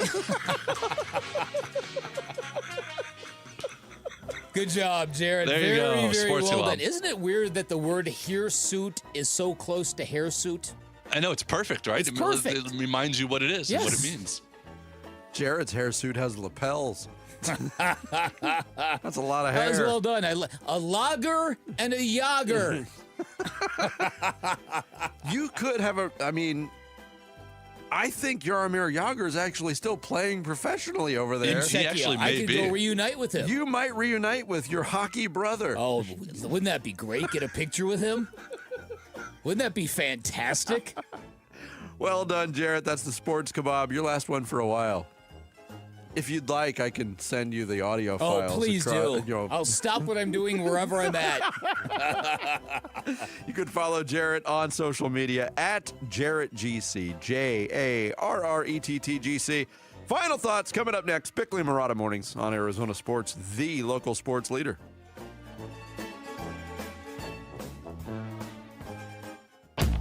Burns and Gambo, afternoons. This is a great little run the Diamondbacks are having with these young players. Tommy Troy was like the number 4 prospect for them, and Waldschmidt was a top prospect. I like going all in. Now, part of it is the injury, obviously. These are good players, right? These are players that you're expecting to stick. They probably would have liked them to get a little bit more seasoning in the minors, but they didn't have time for that because they needed these guys now. Burns and Gambo, afternoons 2 till 6 on Arizona Sports, the local sports leader. Hey, it's Vince Murata, and if your ride is starting to feel a little outdated, Earnhardt Buick GMC in Mesa is the place to be because they can help you upgrade just in time for the summer. The Earnhardt difference, anybody can sell you a vehicle, but not everybody makes the whole experience feel easy and enjoyable. That's why Arizona drivers have trusted the Earnhardt name since 1951. Real people, honest prices, and a team that is focused on what works best for you. Not pushing you into something that you don't want. It's how the Earnhardt family has built its reputation the old-fashioned way by treating people the right way. If you're after a Buick SUV or a bold GMC truck, they've got one of the best selections in the valley with options that fit your lifestyle and budget. When you're ready to shop, their website makes everything simple. You can browse inventory, value your trade, and explore incredible offers anytime online. When you are ready for something better, visit Earnhardt Buick GMC or go online to EarnhardtBuickGMC.com. We are professional grade. Hey, it's Paul Calvisi with Matt Dagas from Bright Wealth Management. And Matt, a lot of people expect their taxes to go down in retirement, sure, but that's not always the case. It's not, and for most people, it's the opposite. Every dollar coming out of a 401k or an IRA is taxed at ordinary income. Now you add in Social Security, required distributions, and you've got a serious tax problem. And worse, people don't see it coming. Not until it's too late to do much about it. The window to reduce your lifetime tax bill is before retirement or early in it. After that, your options are limited. All right, so what's the move then? Roth conversions, smart planning, bracket management, real strategies that actually reduce what you owe, but you need a plan, not guesswork. And Bright Wealth puts that all together? That's exactly what we do. Call 844-726-9116 for a complimentary tax review. Call now, 844-726-9116 or brightwm.com. Investment advisory services offered through Foundations Investment Advisors, LLC, an SEC-registered investment advisor. The content provided is for educational purposes only. Drivers who switch to Progressive could save hundreds just by bundling home and auto insurance, because you can't go wrong saving money. Unless you spend it on a guitar and never learn to play it, but lie and say that you did. Then someone hands you a guitar at a party and asks you to play, so you decide to improvise this. Well, don't you know that dream... But that's not it. Dreams are fun and also good. Yep, you can't go wrong bundling and saving money with Progressive. Well, it depends on how you spend it. Progressive Casualty Insurance Company, affiliates, and third-party insurers. Not available in all states or situations. Wesley Financial Group is not a law firm. I'm Chuck McDowell, founder of Wesley Financial Group. Did you buy a timeshare because they told you it was a great investment? That's a lie. Most timeshares can be bought online for $1. To find out what your timeshare is worth and to cancel it, Call us today and we'll send you our timeshare exit kit free with all your options for cancellation. Call Wesley for your free exit info guide. 800-771-1300. That's 800-771-1300. Hey, it's Gambo, and when you think about Diamondbacks baseball, everything comes down to what you can see. The pitch coming in, the movement of the ball, the play unfolding in the field. The clearer your vision, the better your game. That's why I've always believed in the Schwartz Laser Eye Center. Dr. Schwartz and his team have built a reputation on precision, experience, and results. And it's no surprise he's the official team eye doctor of the Arizona Diamondbacks, trusted to help keep the pros seeing their best. If you're ready to ditch glasses and contacts, LASIK is your winning play. It's a quick procedure with fast recovery and proven results. Not a LASIK candidate? Evo ICL or Clear Lens Exchange could be your next move for sharp, clear vision. Schedule your free consultation and see how Dr. Schwartz can clear things up. With locations in Scottsdale, Glendale, and Mesa, visit teamidoc.com or call 480-483-EYES. That's 480-483-EYES. The Schwartz Laser Eye Center, trusted for over 25 years. Arizona Sports, the local sports leader. Bickley and Murata. Song of the Day. The song of the day is thanks to Gettle Air Conditioning and Plumbing. GOETTL. Keeping you cool, but hard to spell.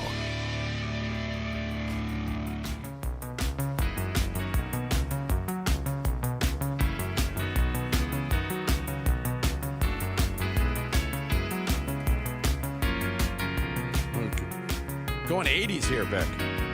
Little Joe Jackson. There's a reason for this. Oh, and I know exactly what that reason is, I Vinny. have permission to tell the story as Good. well. So I'm scrolling through Twitter during one of the commercial breaks, and I see people wishing Todd Walsh, Ballpark Twain, our frequent guest, one of our favorite guests, wishing Todd a happy birthday. Todd's in Seattle with the Mariners, working the broadcast for D-backs TV. And he made reference to being at the Joe Jackson show last night. And a couple of pictures of there was a picture of the set list, picture of a birthday cake. So I texted Todd and I said, hey, happy late birthday. He said, thanks, man.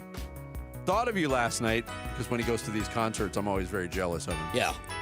EV took me to Joe freaking Jackson, and I'd never seen him before. It was really good. Old and new, hope all is well. And I'm thinking, EV? An electric vehicle? Took him to Joe Jackson? No. So then he says, I was going to demand song of the day. And then he says, if you want to piss Dan off and make me laugh. And he sent a picture of him with EV. Eddie Vedder from Pearl Jam. Todd freaking Walsh hanging out with Eddie freaking Vedder in Seattle. That's my favorite band. I know. And listen, and Todd is so low-key about this. Yes. I remember one time, I think Pearl Jam was performing here, and I kind of got wind that Todd actually was friends with EV. I'm like, come on, man, hook a brother up. I want to see if he remembers that hug he gave me in the basement of the United Center. And he just ghosted me. So he's very protective of this relationship. Wouldn't you be? Of course I would. I feel like one of the big wigs here at the station met Eddie last time they were in town as well. It was over a decade ago, but our big boss, Scott Sutherland, and there was a big group of people that were just hanging backstage drinking wine with Eddie Vedder till like after 2 in the show. morning. Yeah. Can I reiterate that they are my favorite band? Right. Right. If anybody should meet EV, it would be you. So, happy birthday, Todd Walsh. Yes. I did say, I showed you the picture. He groaned, ha.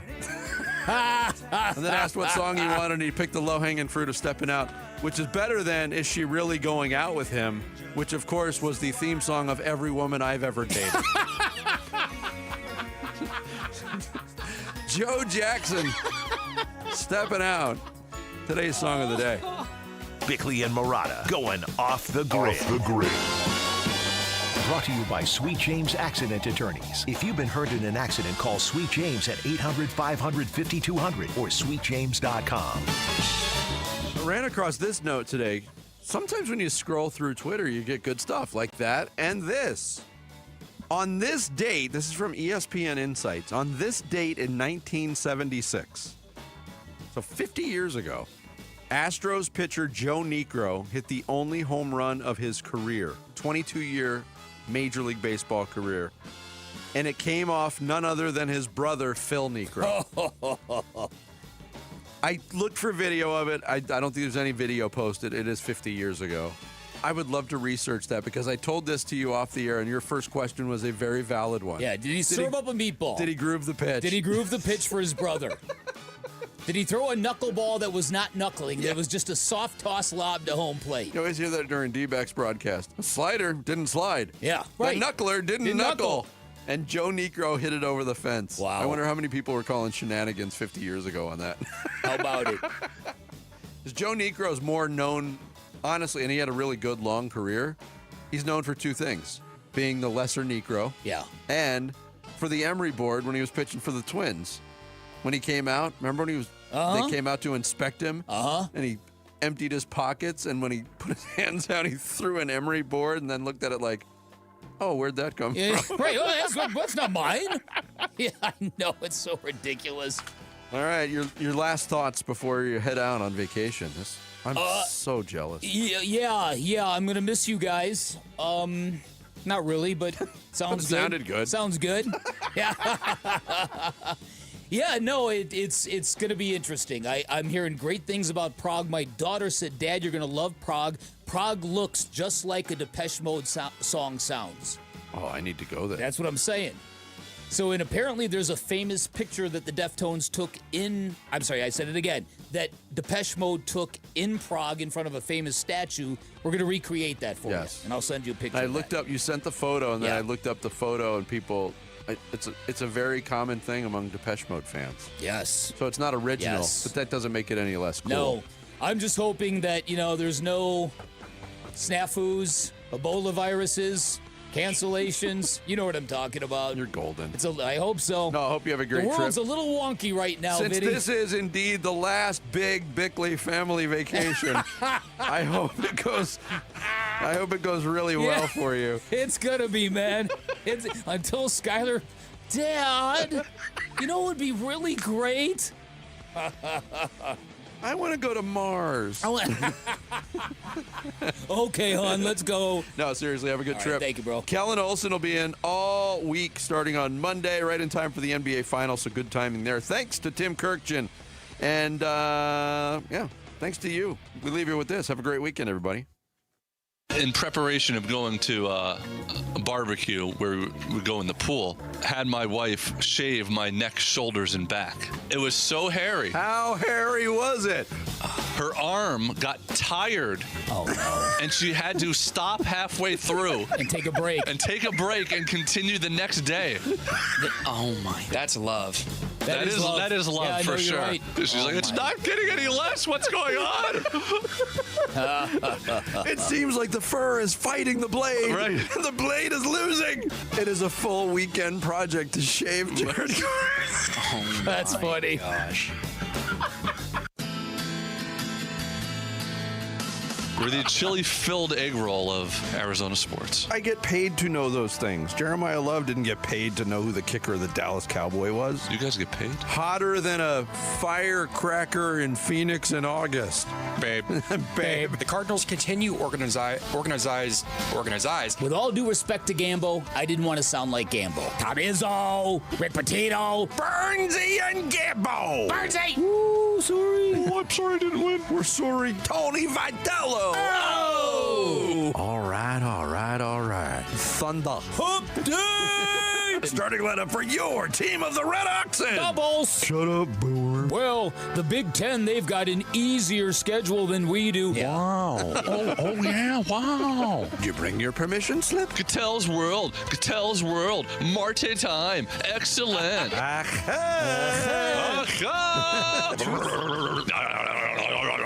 Shut up, Jarrett! What a dork! Yo, right? Morton. Yo, Morton. They are smoking fools. My groin tearing. Something that rhymes with which. I blame it on hee-haw. Boxcar McGillicuddy. Unreasonability. Two rats mating in a sock. Ooh, look, I duped dumb people. Let's thrust into each other to end the show today.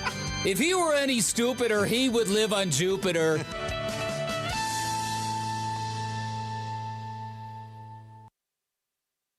Jarrett's on fire today. The Arizona Sports YouTube channel. Just the local sports leader doing what we do on YouTube. Serve yourself some Arizona sports for live shows, podcasts, viral clips, shorts, and more.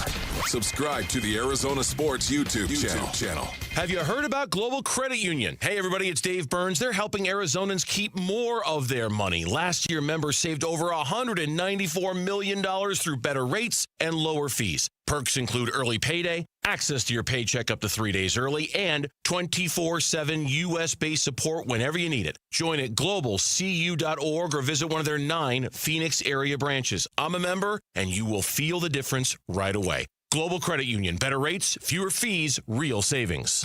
Get the freedom to save with your Valley Chevy dealers. Spectacular offers are available right now. Plus, you'll have the freedom to choose from an extensive lineup that's ready for all the adventures ahead. That includes popular models like the legendary Silverado, the versatile Equinox, plus the feature-packed and affordable Chevy Trax. Don't miss out. Memorial Day marks the beginning of summer and a great time to hit the open road in a brand new car, truck, SUV, or EV from your Valley Chevy dealers. Drivers who switch to Progressive could save hundreds just by bundling home and auto insurance. Because you can't go wrong saving money. Unless you spend it on a guitar, never learn to play it, but lie and say that you did. Then someone hands you a guitar at a party and asks you to play, so you decide to improvise this. Well, don't you know that but that's not it. Dreams are fun and also good. Yep, you can't go wrong bundling and saving money with Progressive. Well, depends on how you spend it. Progressive Casualty Insurance Company, affiliates, and third-party insurers. Not available in all states or situations. Wait, everything on this IHOP value menu is just $6? I told you it was amazing. A huge plate of pancakes, bacon, and eggs is just $6. Wow. There's also French toast, a ham and cheese omelet, and they got a BLT and fries now. Okay, we're coming here every day. You don't have to tell me twice. Feast for just $6 with the IHOP value menu. $7 in some locations, available every day for a limited time at participating restaurants in the U.S. Hours may vary. No substitutions. Not valid with other discounts or promotions. Prices may vary. If you have been in a car accident in the past and have settled your case, I may have some good news. Some unethical lawyers have people known as runners who come directly to your hospital room or home and solicit your case. It's a disbarable offense. Anyone that would hire these scumbags needs to have their heads examined. I'm John Morgan of Morgan & Morgan. Now for the good news. If this happened to you, we will sue these lowlifes and fight to get all your fees back. And then look and see if these bottom feeders also malpracticed your case and sue them for that too. You have nothing to lose and everything to gain. Visit forthepeople.com for a free consultation or call Pound Law on your cell, pound 529. If someone does this to you, call the Bar Association and report them. Let's fight these bums. Morgan & Morgan, forthepeople.com. Injured? Dial Pound Law or visit forthepeople.com for an office near you. If you're waiting for someone to come along and make your private student loan debt disappear, I need to be honest with you. That's not how private loans work. There's no forgiveness programs on the way, but there is Y-Refi, and they are the next best thing I've seen for people in this situation. Hi, it's Vince Marotta, and Y-Refi helps people with distressed or defaulted private student loan debt refinance into a low fixed-rate payment they can actually handle. They don't make you feel bad about where you are. They don't grill you about how you got here. They meet you where you are and work with you to build something that makes sense for your budget, your income, your real life. If other lenders have told you no, that's actually where Y-Refi does their best work. They were built for the people traditional lenders give up on. Your private student loans don't get to define your future. Take back control today. Call 888-Y-REFI-85 or visit YREFI.com. That's the letter Y, REFY.com. KMVP FM Phoenix, live from the Casino Arizona and Talking Stick Resort Studio. Arizona Sports, the local sports leader.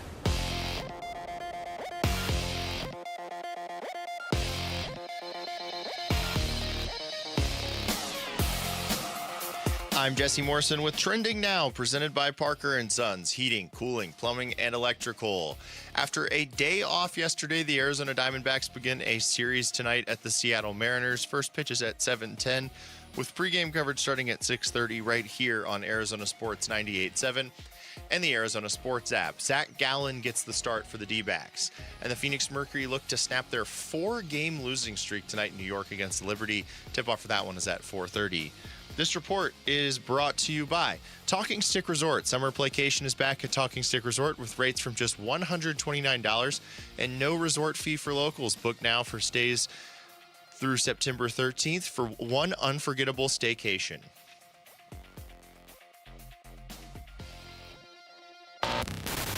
Check 1, 1, 2, 1, 2, 3. Ha! Chaw! Arizona Sports, 98.7 FM. Oh, Luke, Wolf, hey, my brothers. Are you kidding me? This does not suck buttermilk, right? Ron Wolfley. Hey, I was a wedge buster. How are you? Luke Lipinski. Hey, guys, welcome back to the show. It's Wolf and Luke. Live from the Casino Arizona and Talking Stick Resort Studios on this Friday morning. It's the Wolf and Luke Show. John Lund is in for Wolf. John, what's going on? I feel great. Fridays just feel great. You know, you feel loose. Yeah. I don't know what it is. It's good. But just the show always gets Friday. loose. Yeah. I mean, this show got pretty loose yesterday and the day before, too. So yeah, that's true. I mean, are we going to bring Jamal on for, not right here, but at some point for his bold claim? Oh, no, 100. Okay. It's funny you say that because I was thinking that right before the show.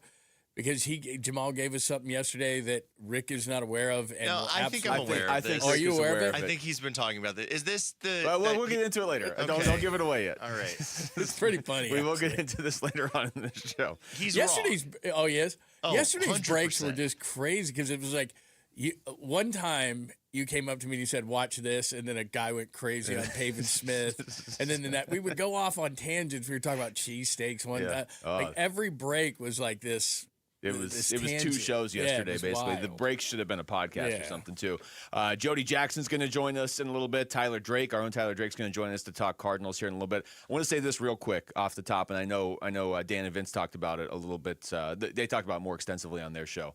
As if everybody needs the 10,475th reason why Larry Fitzgerald is a class act. I got another one yesterday, just a total class act, and he hosted a bunch of people, thanked everybody for just the way they covered him in his career, and didn't have to do that. Not something you normally would see. Not something that I've ever been to anything like that before, so it was just a really cool experience. And like I said, nobody needs another reason why Larry Fitzgerald is the greatest Arizona athlete of all time and the way he carries himself on and off the field. But I know we haven't seen him as much lately since he retired. He still carries himself the same way off the field, and that's what I'll say. I think that's pretty cool. It was think wild. It's always good. You know why that's cool is because there's so much negative, Mm-hmm. and in social media, it's kind of what gives you clout, and it's kind of what sells. In other words, hey, Larry Fitzgerald's a nice guy. Next, Yeah. you keep You just scrolling, move and on. so for you to bring that up, and for the guys this morning, I heard it too. Sorry, I just think it's a really cool thing because there's too much negative in sports because of the way that we are now as and I'm using this term very loosely because you just mentioned media, the way that media is nowadays. What gives you clout, what gives you clicks, what gives you whatever is screaming, yelling, negative. And so when you hear something positive, just to kind of not even balance it because it's not balanced, it just reminds you that there are a lot of good guys out there. And I think what happens is, because you and I both have covered a lot, is that you think that the majority of guys are jerks because of the way, and they aren't. Yeah, to be honest, that's a lot true. of them don't want to. Like Larry Fitzgerald is this way. They don't really want to make publicity out of it. Yeah. They just want to do it behind the scenes. You can't imagine. Which the is amount what of, this was. Yeah. He didn't do this for publicity. I wasn't Right. even going to mention it, but Yeah. I know that it's it's just such a good thing, and I won't go into like all the details, but just really cool. No, that's awesome because so many guys, they donate to charities, they give back, they use their money for good and their status for good. Yeah. But a lot of guys just don't want to make it. They don't want to promote it. Yeah. And so that's really cool that he does that because a lot of guys are that way. And look, he's at the top of the list. I'm not saying he's blended into guys. I'm just saying I know a lot of guys who do a lot of good things, and that's what they tell you. I'm not doing this for publicity, so let's not make it public. But Yeah. they do give money. They do give back. They do. Which he does that stuff Yeah. too. Yeah. I mean, I was sitting there last night. I'm like, I don't, some of these people. It wasn't all media, but like, I'm just like, I've never even heard of anything like this. I don't know that I'll ever experience anything like this again in this industry. Sitting here watching a Hall of Famer really kind of, just act like a Hall of Famer off the field too. And he's the one that put it all together. So it was just really cool. let's start with D-backs, who had yesterday off, so we were able to talk about the bullpen. No more. Now I can't talk about the bullpen because they have a game tonight, and you know my rule. I'm not gonna talk up the bullpen. Rule about bullpen. Don't talk about bullpen. Not if it's going well. Just let it be. But they are facing the Mariners tonight in Seattle, 3-game series, and then of course they got the Dodgers coming to town next week. So if you are of the belief that this run that they're on is really fueled by the schedule primarily, well, we're going to test that here coming up. The Mariners are fine this season. They haven't been amazing by any means. They do lead that division just because somebody has to lead that division. I mean, they're 500. They're not even 500. They're a game below 500, but they lead the AL West. But this is a team that was, a couple pitches away from going to the World Series last year. So that this is a much higher caliber opponent than what we just saw in San Francisco and Colorado. And then obviously you got the Dodgers coming to town next Monday through Thursday. So we're going to test this run the D-backs are on. Yeah, and look, they're really interesting because Cal Raleigh, to say he's been bad, does not even start to look at what the Mariners catcher who hit 60 home runs has been. He's just been absolutely atrocious. I haven't even heard about him this year. Yeah, just terrible. And then they brought up this kid, Colt Emerson, who's a shortstop who got an extension. He got an $85 million extension. But what we're going to learn before the Dodgers series is, because this is what the Mariners are built on, they're built on pitching. Yeah. And even though you're not going to see their best pitcher tonight, Gowan versus Kirby, Ryan Nelson, Brian Woo's not having his great year, but he has been a great pitcher at times. And then Bryce Miller versus Merrill Kelly in game number 3. You will learn, because I think this is a lot of it. I know we're talking a lot about hitting, but it's been built a lot on pitching. Mm-hmm. And the Mariners have great starting pitching. Yeah. And if they are running right, you might call them the best rotation in baseball. Yeah, that's a great point. So we're gonna see this from both sides. Like Zach Gallen's pitching tonight, he's gonna have to bring his A game because the Mariners when they're on, don't tend to give up a ton of runs. But then the other side of that as well is the way the Diamondbacks have been hitting. It's going to be a lot harder to hit off of Brian Woo or Bryce Miller or some of these George Kirby that they're going to see, as opposed to some of the guys we saw against Colorado. Even the Giants. The Giants really are not pitching great either. No, and it's similar to that yard. It's not the same, because Oracle Park is probably the toughest park to hit in, especially when it's windy and wet and all that kind of thing. But it can be that way in Seattle, and they've had some weather issues. They've had wind, rain, that kind of stuff, and so, which we're very foreign to. But it can be hard, especially at night, to hit in that ballpark. But that's why I like the Diamondbacks setup. They're not, as they've been in the past, just relying on the home run. It's about athleticism, hitting the ball in the alleys, those kind of things, and that's kind of how the Diamondbacks are built to win. Yeah. Here's Paul Sewald, who, of course, is going to be facing one of his former teams. I would say his main former team. He talked about the stretch of games coming up against not only Seattle, but then the Dodgers as well. Two of the best teams. Probably, a lot of people pick them to face each other in October. So no Cal, no Donovan. That's a little different for them. They won't be at full strength where we're getting healthier and we're getting better. So, but they're a really good team. They play really well at home. It's a loud environment. So it'd be a good test. We're going to face Curbs and Woo, and it'll be a challenge for everybody. So we'll just, but we feel good. We feel good playing anybody in this league. So we'll be excited. Take the off day and then we'll get to work. Yeah, this is going to be a run here. I mean, I don't want to look ahead to the Dodgers series too much, but when they played the Dodgers at the start of the year, at least for me, it was kind of like, I mean, you're playing L.A., in L.A., they're basically at full strength because it's the start of the year. They're handing out their World Series rings in, like, the second game. Like, if you lose these games, not that you just throw away games, but I don't know how much of a measuring stick that was at the start of the year. This, I would say, is a little bit more of a measuring stick. Do I expect the Diamondbacks to be better than the Dodgers? No, the Dodgers have a $17 billion payroll. But the Diamondbacks have played the Dodgers pretty evenly. The last 2 years, they went 6-7 against them each season. And then the year before, they swept the Dodgers out of the playoffs. So they are not afraid of this Dodgers team, although a lot of the Diamondbacks vets that have been here for that run aren't here now. Now it's a lot more rookies for the D-backs. I just think the way the Diamondbacks have been playing, and they obviously have to get through this Mariners series and still be playing good baseball, but if they're still playing good baseball going into that series next week, it is more of a measuring stick to see where you are. Like, I would be pretty disappointed if they got swept by the Dodgers here, even as good as the Dodgers are and as good as the Dodgers are playing now, too. They went through kind of a lull, but they're not in that lull anymore. Well, and I hope they're not looking ahead, because I was just double checking. Look, the Mariners have the 5th best ERA in baseball at 3.54. Dodgers, Yankees, Brewers, and Braves are the only teams ahead of them, so they're really good from a pitching standpoint. But as far as the Dodgers, I think locally, nationally, media, everyone's kind of hesitant to give anything to the Diamondbacks at this point. Like yesterday we were talking about this. Their win total hasn't moved. Their division or wild card hasn't moved as far as the numbers are concerned. I think everybody is looking at the Dodgers saying, okay, you got a big 4-game set against them. So are you 0-4, 1-3, 2-2, 3-1? Are you going to win the series? I think that's what people are waiting for. Look, it was great. They went 11-2 in those 13 games. But okay, here come the Dodgers. It's your yard.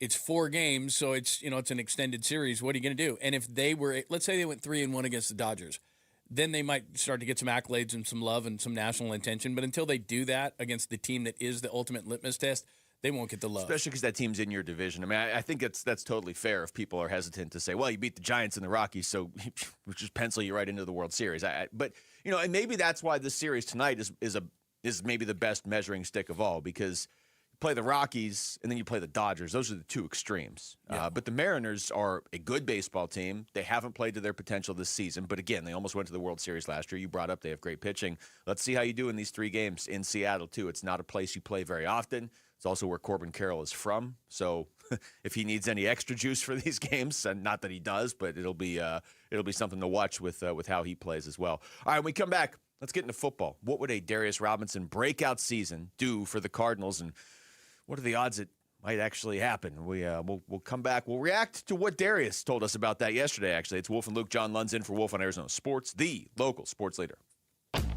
Burns and Gambo, afternoons. I think Jacoby made the biggest mistake by allowing Carson Beck and Gardner Minshew to get all these reps for all these weeks, to get in front of the coaches, to show what they can do while you're not there. I think he should have came in and continued to negotiate. The best thing to do is show up, get all the first team reps as the starter, and then be a hold-in when the time comes and they're like, you got all the reps, the other guys aren't ready. That's your leverage. Burns and Gambo, afternoons 2 till 6 on Arizona Sports, the local sports leader. How long? More than a century. That's how long Ford has been here for those who build America. For those who believe that giving everything we've got today will pay off tomorrow. If that's who you are, Ford believes that you should pay what Ford employees pay. Yep, American value, literally for American values. Hey, Paul Calvise here. It's here at our Desert Ford dealers, the Memorial Day sales event with employee pricing across a full lineup of Ford trucks and SUVs. Take that 2026 Ford Explorer SUV. We love the Explorer ST. We bought it at our Desert Ford dealers. Now there's a new Tremor model. Even better, we pay what Ford employees pay, plus $2,000 cash back on a 2026 Explorer and 2025 Ford Bronco when you trade. Yep, employee pricing plus $2,000 cash back on a 2026 Explorer and 2025 Ford Bronco when you trade during the Ford Memorial Day sales event at buyfordnow.com. This is a special alert to all Americans who own a vehicle with less than 200,000 miles with an auto warranty about to expire or with no warranty coverage at all. Due to a decline in the economy, CarShield is announcing a low-cost month-to-month vehicle protection plan that is now available to the public to save any driver out-of-pocket expenses on future auto repairs. Call now to find out how you can pay almost nothing for covered auto repairs. Yes, you heard that correctly. Pay almost nothing for covered auto repairs. An open phone line has been established for all drivers to call for a free quick quote. Call 800-292-4541 now. Drivers who are covered will not have to pay for covered repairs again. This protection plan is at an all-time low. Additionally, drivers who activate this vehicle protection today will also receive free roadside assistance, free towing, and car rental options at no additional cost. Call us for your free quick quote today. 800-292-4541. That's 800-292-4541. What do you have to lose? Call 800-292-4541. Again, 800-292-4541. Hi, it's Vince Marotta, and if your ride's starting to feel a little outdated, Earnhardt Buick GMC in Mesa can help you upgrade just in time for the summer. Here's the difference. Anybody can sell you a vehicle, but not everybody makes the whole experience feel easy and enjoyable. That's why Arizona drivers have trusted the Earnhardt name since 1951. Real people, honest prices, and a team that's focused on what works best for you, not pushing you into something you don't want. It's how the Earnhardt family built its reputation the old-fashioned way, by treating people right. If you're after a refined Buick SUV or a bold GMC truck, they have one of the best selections in the Valley with options that fit your lifestyle and budget. And when you're ready to shop, their website makes everything everything simple. Browse inventory, value your trade, and explore our incredible offers anytime online. So when you're ready for something better, visit Earnhardt Buick GMC or go online to EarnhardtBuickGMC.com. We are professional grade. After all applicable incentives on select models. All offers with approved credit through GM Financial. See dealer for details. Offers in June 1st, 2026. At some point, you stopped calling it pain and started calling it just how I am today. Hey, everybody, it's Dan Bickley, and deep down, you know that's not okay. Pain should never be the status quo in your life, and the good news is I've got a path back to normalcy. The medical team at QC Kinetics delivers long-lasting regenerative treatments for joint pain, and the science is real. Look, your body already knows how to heal itself, and QC Kinetics gives you the right tools. Treatments that repair and restore damaged joint tissue at the source of your pain. No steroids, no downtime, no surgery. And remember, the longer the inflammation exists in your body, the more damage it does, which means right now is the right time, and the first step doesn't cost you a thing. Schedule your free consultation at QC Kinetics today with clinics in Phoenix, Scottsdale, Peoria, and Chandler. The number 602-837-PAIN, 602-837-PAIN for QC Kinetics. Wolf and Luke talking Cardinals OTAs. Now.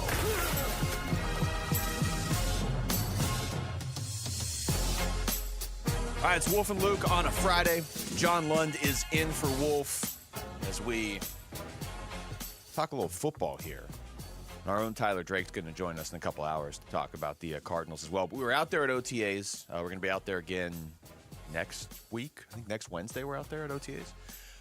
And we got to talk to some of the players yesterday. I thought it was really cool catching up with Caleb Proctor because I've never really talked to him. Yeah, I mean, he did not sound like a rookie at all. He sounds like he's been doing this for a while. But we got to talk to Darius Robinson, who we have had on the show a few times in the past. That's the first time you've talked to him, though, right, John? Yeah. What were your impressions of him? I know this isn't going to be popular because everyone's, I hate that guy and this and that. But when he walks into a room, you can see why they drafted him where they drafted him. He's just long arms, big guy, big body, and he could set an edge. And people have to realize that this guy, at least I don't think so. I mean, he's not your quick twitch, 12 sack, that kind of a thing. But if you set your expectations to a realistic level, let's say that he could be an 8-sack guy and set a really, really good edge. Yeah. That's really important. And with his size, that's probably what they drafted him to do. But here's the part that I think people are going to hate is that he's a really good guy. And he has a system. And he's mature. And he learned from Calais Campbell. He's putting in the work. Yeah. So if he's not a good player, all right, I get it. But he has everything in place. He has systems in place. Proctor was saying what a leader is. Proctor was saying that he messes around and all that kind of stuff. You can tell he has fun. I mean, he sat down with us. Very few players do this. And started interacting. They go, how are you doing? He starts asking what we're doing, how we're doing. Like off the air. Right. Yeah. He's a mature kid.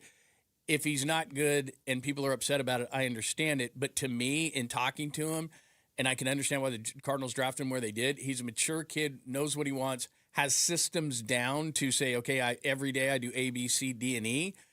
So I was encouraged in the conversation. I think this is kind of where I've landed on him as a player. I think he's still a huge unknown and is still just a major X factor, maybe one of the biggest ones for the Cardinals this season because, yes, he's going into year 3, but he really didn't have a year 1. He had the injury. He had, other stuff that happened in his life that none of it was his fault. Like, he just didn't have a year 1. And I go back to that camp and at preseason going into year 1, like he looked every bit the first rounder that they drafted him to be. We know he's got the process. We know he puts the work in. We know he eats right. Like, he does all the things. Like, he wants to succeed. I think the frustration with him from the fan base is it's a mix of he's the other first rounder from the Marvin Harrison Jr. draft, and people are frustrated with Marv too. So it's just kind of you lump them together. But also, he's essentially what you got for trading away the Will Anderson pick. I mean, that's not his fault. It's really C.J. Stroud's fault that they were even picking that low because when they made the trade and traded away the pick that became Will Anderson, a lot of people thought the first-round pick they were getting back from Houston was going to be like a top 3 pick the next year. Instead, it was, 27? They took Darius Robinson. But I also don't – I think it's just too early to say, this guy's a bust. I know we're technically going into year 3. He has 2 sacks, but he didn't really play in year 1. Last year was kind of like his rookie year, essentially. So – It begs the question, though, like, he's going to have to break out probably this year if he's going to break out. But if he does, what could that do for this defense? You know, I think it's everything. I think he's the equivalent to what you just said. I think what Marv is to the offense is what Darius Robinson is to the defense. Because first of all, I get the impression from being down there. Maybe you disagree with this, and that's totally fine. That Josh Sweat is actually not holding out. I think that what's happening is there's things going on in his life. He's a veteran, and they're allowing him to do whatever it is he needs to do. Don't believe he was there last year for this either. Right. I'm pretty sure he wasn't holding out last year. Obviously, he had just signed here. Yeah, so I don't think he's upset, and I think we would have heard that he is. So I'm going to assume for a second that he's there and Robinson's there, and you've got Walter Nolan there, and whomever else is going to, maybe it's Proctor, maybe it's somebody else. Maybe it's Lopez, whatever the case may be. But Darius Robinson has an opportunity because he's not going to get doubled. They're not going to move protection his way. It's going to be the Sweat's way. And then I think they're going to get some interior pressure on this team. That's what Proctor is, too. That's what he was in college. We talked to him. He had 9 sacks, 13 tackles for loss last year. Mm-hmm. He's not the stout guy that's stopping the run. He is penetrating through. And that's what their D-line is. So if Robinson's going to break out, I think he could be an 8-sack, really good edge setter. And that would be a really solid choice for the Cardinals. And he's going through it in a way. Like, I've talked to guys, and so have you, where you're sitting in front of them and they haven't lived up to their potential, and you go, oh, I see why. Yeah, you're like, okay, he's a dope. He's a dummy. They just don't get what it's going to take. He's arrogant. He has all these things, and it's really important in life to have these processes, and he does. So he gets everything. Yeah. So that's why I'm encouraged. Now, will that relate? I don't know, but it's not because this kid isn't mature, doesn't get it, doesn't know what to do, isn't smart. That's what I came away with. You feel like if he can just stay on the field, he's going to be a player in this league. Now, you know, whether he lives up to this guy was a first-round pick, and like I said, I think some of what's baked into that is we thought this was going to be like a top 5 pick when we made that trade. It wasn't. It was the 27th pick in the draft. So, but if you can separate that frustration of, hey, this guy's not Will Anderson, essentially, and remember, you also got Paris Johnson Jr., too. You essentially got Paris Johnson Jr. and Darius Robinson instead of Will Anderson. Now, Will Anderson looks like a Hall of Famer, so that doesn't help. I get that. But if you can separate that and he plays to even just, you know, I don't even want to say his full potential, but just kind of does what you just said right there, I think he's going to be a player on this team.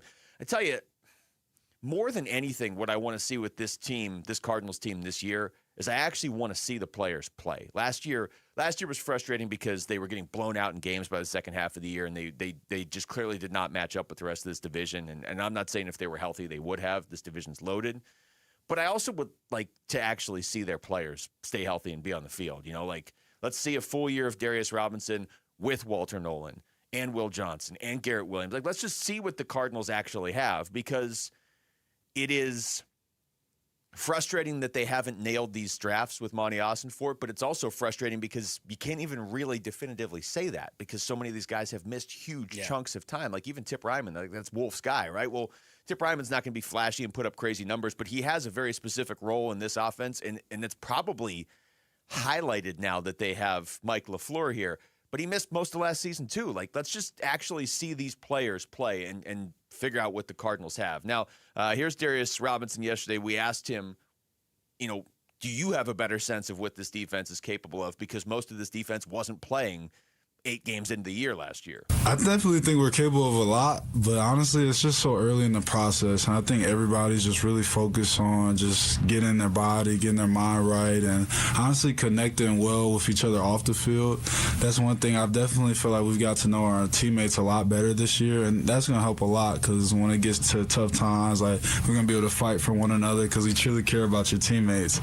So, but I just think we're just taking one day at a time, and it's just really good vibes and energy right now. He talked about the potential of the D-line as well. I think we can be as good as we want to be, you know, but I remember saying the same thing last year, and unfortunately we didn't have the results we wanted, so that's why I say now just one day at a time. But I definitely love my teammates, and I love what we can do, but just focusing on getting better each day at practice and just having fun, competing against one another. I think that's what's going to ultimately bring the best out of everyone. See, I like the beginning of that answer right there because I think it's pretty honest, really. You know, he said, look, I think we can do a lot, but I felt that way last year too, and we didn't, you know. And yes, there's a lot baked into that. There's a lot of injuries. There's a lot of the defense outside of Budda Baker right now is what are these guys going to develop into? But I thought that was real honest, and honestly, probably you know, I think the way a lot of people felt about the defense last year. I went into last year thinking, I don't know if the Cardinals are going to be any good, but I thought the defense would be good. And they were the first 5 games of the season, and then they really weren't. But there were also a lot of injuries. So, you know, what what caused what. I'm guessing it was a little bit of both. Yeah, and look, I'm looking at the depth chart right now, and it's what we talked about yesterday. It's a lot of if. They could be good, but I would say that 6 or 7 of these guys are ifs. Nolan, if. Robinson, if. Collins, if. Simon, if. Will Johnson, if. Rabbit, if. Burke, if. You know, I mean, it's just they are. When you look at the names of the guys, they have a lot of potential to do things. But where people look at the word potential, it means you haven't done it yet. Yeah, and that's actually a bad thing. It's a negative thing. But I see a lot of guys on this defense where I say, look, if half the guys I just mentioned come through, then at least you have a league average defense with a bunch of guys on offense where you can score points. And while we look at the schedule and we think, oh, they're going to win 2, 3, 4 games, I think a lot of it is on the defense, to be honest, because I think they'll score points even regardless who's at quarterback. I think it's about the defense because we saw too many times last year 30 and 40 points against them. Yeah, and you mentioned this yesterday. We're going to get more into it later on in the show, but the development of these young guys is probably the biggest thing for Monty Austin-Fort this year. I think anybody realistically standing here on May 29th, I don't know anybody who's looking at that schedule and saying, oh, the Cardinals, 12 wins. You know what I mean? No matter who the GM is. Yeah, but are the guys you have drafted developing?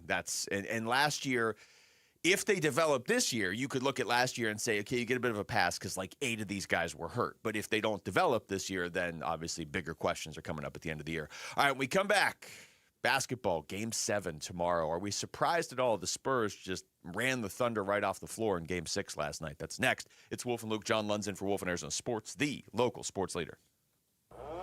The Arizona State Sun Devils in London, England for the Union Jack Classic. And you could be there to see ASU versus Kansas at Wembley Stadium this September. What is the London Underground Railway commonly referred to as? The Tube. Kim, before we put you on hold, give us your best British accent. Go ahead. What the is going on? This is the final week to qualify when you watch or listen to Arizona Sports on YouTube, the app, 98.7 FM, and Arizonasports.com. Bickley and Murata will draw our grand prize winner in the 9 o'clock hour on June 1st. Full contest rules available on the contest page at Arizonasports.com. Devils in London, brought to you by Desert Financial. You sound like you're from London. Don't tell anyone, but actually, I'm from London, Connecticut. Do Crohn's disease or ulcerative colitis symptoms keep coming back?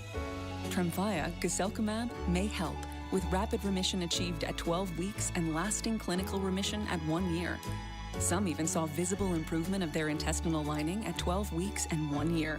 Tremfya is a prescription medicine used to treat adults with moderately to severely active Crohn's disease and adults with moderately to severely active ulcerative colitis. Serious allergic reactions and increased risk of infections and liver problems may occur. Before treatment, your doctor should check you for infections and tuberculosis. Tell your doctor if you have an infection, flu-like symptoms, or if you need a vaccine. Healing is possible with Tremfya. Approximately 3 out of 10 patients were in endoscopic remission at 1 year, based on areas visualized on colonoscopy, which may not represent the deeper bowel layer or entire GI tract. Individual results may vary. Ask your doctor about Tremfya today. Call 1-800-526-7736 to learn more or visit tremfyaradio.com. Dave Burns here with Liberty GMC General Manager Chris Scott. Chris, what's happening this month at Liberty GMC? What's up, Dave? The Memorial Day Save-a-thon is here, and with big savings across our lineup. Lease a brand new 2026 GMC Terrain for just $279 a month, or a 2026 Canyon for $379 a month. Plus, the 2026 Yukon and Yukon XLs are arriving daily with lease options starting as low as $699 a month. If you've been waiting for the right time, this is it. Stop by Liberty GMC or make your best deal online all the time at libertygmcaz.com. GMC, we are professional grade. If your windows can't keep up with the heat, it's time for an upgrade. At the Window Depot, windows are what we do. Biggest inventory, best prices, guaranteed. Found a lower price? We'll beat it. Shop in stock or custom vinyl windows, built for efficiency and style.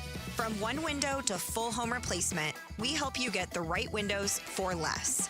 Lower your energy bills and stay comfortable year-round. Visit a location near you or order online at thewindowdepot.com. May is Brain Tumor Awareness Month. Brain tumors are a leading cause of cancer-related deaths in adults, and currently, an estimated 700,000 Americans are living with a primary brain tumor. Baseball has always been about rallying together, and this is a cause worth stepping up to the plate for. The Ivy Brain Tumor Center at Barrow Neurological Institute is dedicated to identifying new therapies for patients with brain cancer and contributing to a cure. Learn more about how you can get involved at ivybraintumorcenter.org. Hey there, campers! It's Jan from Toyota. Time to pack your bags and buckle your seatbelts because this summer we're headed to Camp Toyota. And the fun starts now! We're kicking things off by kicking up mud. Jump in, campers. We're going off-roading in a powerful new 4Runner. Next, we're taking a RAV4 to go fly fishing. Then we're heading to the hot springs in a spacious Sequoia. Jan, what is that smell? Sulfur stinks. Now we're hitting the hiking trails in a rugged Grand Highlander. And finally, park your Tundras and Tacomas around the campfire because we're roasting marshmallows. Don't worry if you burn a few, folks. I brought a truckload.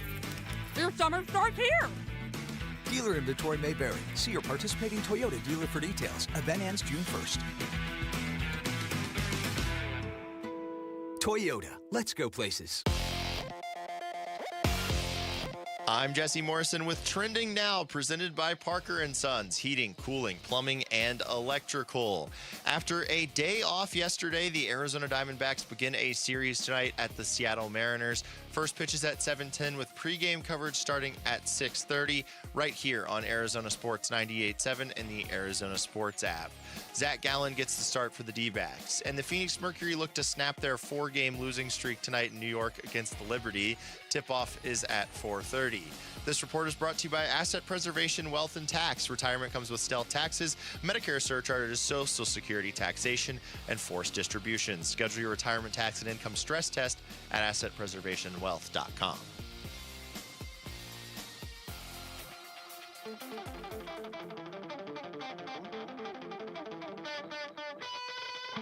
Hey, it's Gamble. Can Ketel Marte keep his bat hot against a strong Mariners pitching staff? We'll chat with D-backs manager Torey Lovello today at 2:30 on the Arizona Sports YouTube channel, the Arizona Sports app, and 98.7 FM. Well, we're going to have a Game 7 tomorrow in the Western Conference Finals. The best thing in sports. It is. Hopefully it's a good game because... That suck we have to say that. Well, yeah, because the other Game 7s in these playoffs, in the NBA playoffs, has there been a good one yet? I don't think A good series? No, like a good Game There's 7. a lot of blowouts in the playoffs this year. No, I mean, it feels like one team just has it and another team doesn't. Yeah, I'm trying to, like, Pistons, I think Cavs. it's the increase of all the three-point shooting. It's just like one team shoots a ton of threes and makes them, and one team shoots a ton of threes and doesn't make them, and that's basically how basketball is decided nowadays, and it's kind of lame. But I also don't know if I would prefer, like, early 2000s 82 to 78. Right. Well, because if you watch that, that's slop. That's I don't think I'm missing any of the Game 7s so far. Cavs Pistons, that Game 7 was awful. Pistons Magic Game 7 was awful.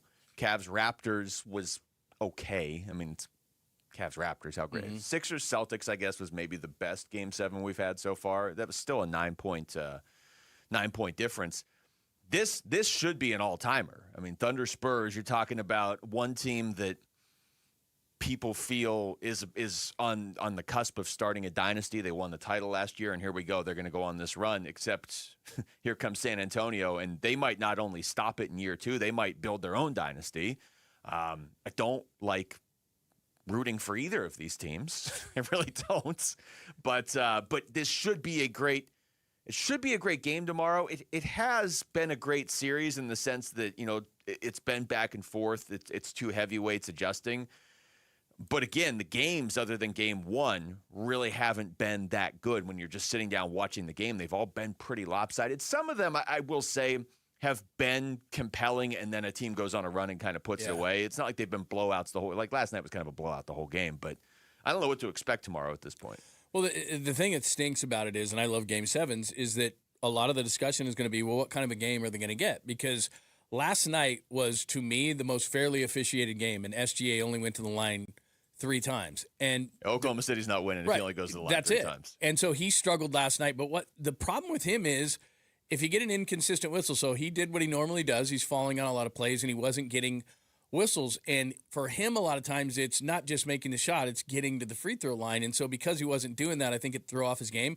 Plus, I think San Antonio changed a little bit of their game plan, which was away from the ball. And we saw this with Carter Bryant, a former Wildcat, is he just went in and body blocked him on one play. And I think San Antonio is away from the ball, trying to be as physical as they possibly can with him because he is a thinner player.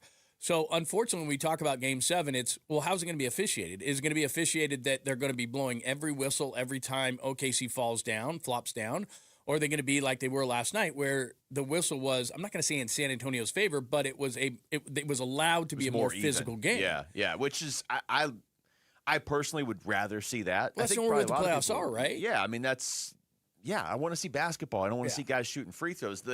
The real shame of SGA getting to this point where it's like, well, he only shot 3 free throws, so he couldn't get in rhythm and they got blown out by 27 or whatever, is he's a better player than this. Like, he shouldn't be this reliant on free throws. Now, could you argue, hey, he had 3 free throw attempts, he should have had 8? Sure. I mean, but that's kind of what you're saying. It goes to these games are so wildly inconsistent in how they are officiated from one crew to another and different parts of a series to another, and that's the NBA has always had that issue, but Oklahoma City right now is really highlighting it because they have become so reliant on the free throws. And, yeah, I mean, if it's called the way it was called last night, which I think is the way most of us want it called, not the Spurs need more free throws, just how about it's not a parade to the free throw? I don't think Oklahoma City is going to win that game by any means. But it's in OKC. Right. You know how NBA officials, some are. I don't want to paint all of them, but some of them are. Hey, well, the home crowd's really upset, so it must have been a foul. Well, SGA fell, so he clearly got fouled. Yeah. If that's the case, then it's going to be a whole lot less entertaining, and they're probably going to win. And I'm not saying I like the game because San Antonio won. First of all, it comes to officiating. It also comes how Wemby comes out. Like last night, he hit 2 or 3 threes right away. Yeah. He was on fire. He was fired up. You could tell it in his emotions. He's got to come out that way if San Antonio is going to win. And really every game in this series, he's set a tone from the start. And if he doesn't have that energy, San Antonio has no chance. He's the epicenter of them, just like SGA is. So it's about officiating. It's about Wemby. That's kind of how it's got to be. I liked last night, not because San Antonio won, because that's how I want to see playoff basketball. If a guy gets bumped, knocked, whatever, there was still a play and they actually replayed it, where De'Aaron Fox went around. You probably know the play I'm talking about. Holmgren, he did not get touched. He tumbles to the ground, and they did replay and still said it was a foul. And it's like, are you kidding me? So it's still happening. When they do replay and don't get it, it just gives me flashbacks to the ASU Texas football game a couple years ago in the playoff, where it was hit up the safety. This is what targeting is. Okay, you missed it. Or you're going to watch the replay. This is that was dictionary definition of targeting. They should show it at like official referee symposiums going forward. Like, this is what we're looking for, and they reviewed it and still didn't get it right. But anyway, that's not what we're talking about. Here's Victor Wembanyama after the game yesterday. Vic, what'd you think about the way you guys met the moment in tonight's do-or-die ball game? I think we were consistent and we did what we needed to do. Trusted the game, trusted the basketball gods. Oh, Vic. I've never heard him called Vic. Vic Wemby. Okay, here he is. Here's more from Vic Wemby. Feels like it erases kind of all the little mistakes that we do that are human nature, whether it's in the regular season or previous games. We just got to fight that all the time. And when your back's against the wall, it feels like it's the best opportunity to do that. I'm so conflicted in this series because I don't really want the Spurs to have any more success. They had plenty more than they need already. I still don't understand how they got Wembanyama, and this was a few years ago now. But when I'm watching the games, I'm like, okay, that's if you take the name and everything away, and I'm just watching the two teams the way they play, I find myself wanting San Antonio. Let me rephrase that. I find myself wanting Oklahoma City to lose. How's that? But the scary thing here is if San Antonio wins. I mean, you just said it. If Wembanyama comes out and plays to his potential, it almost doesn't matter what the other team does.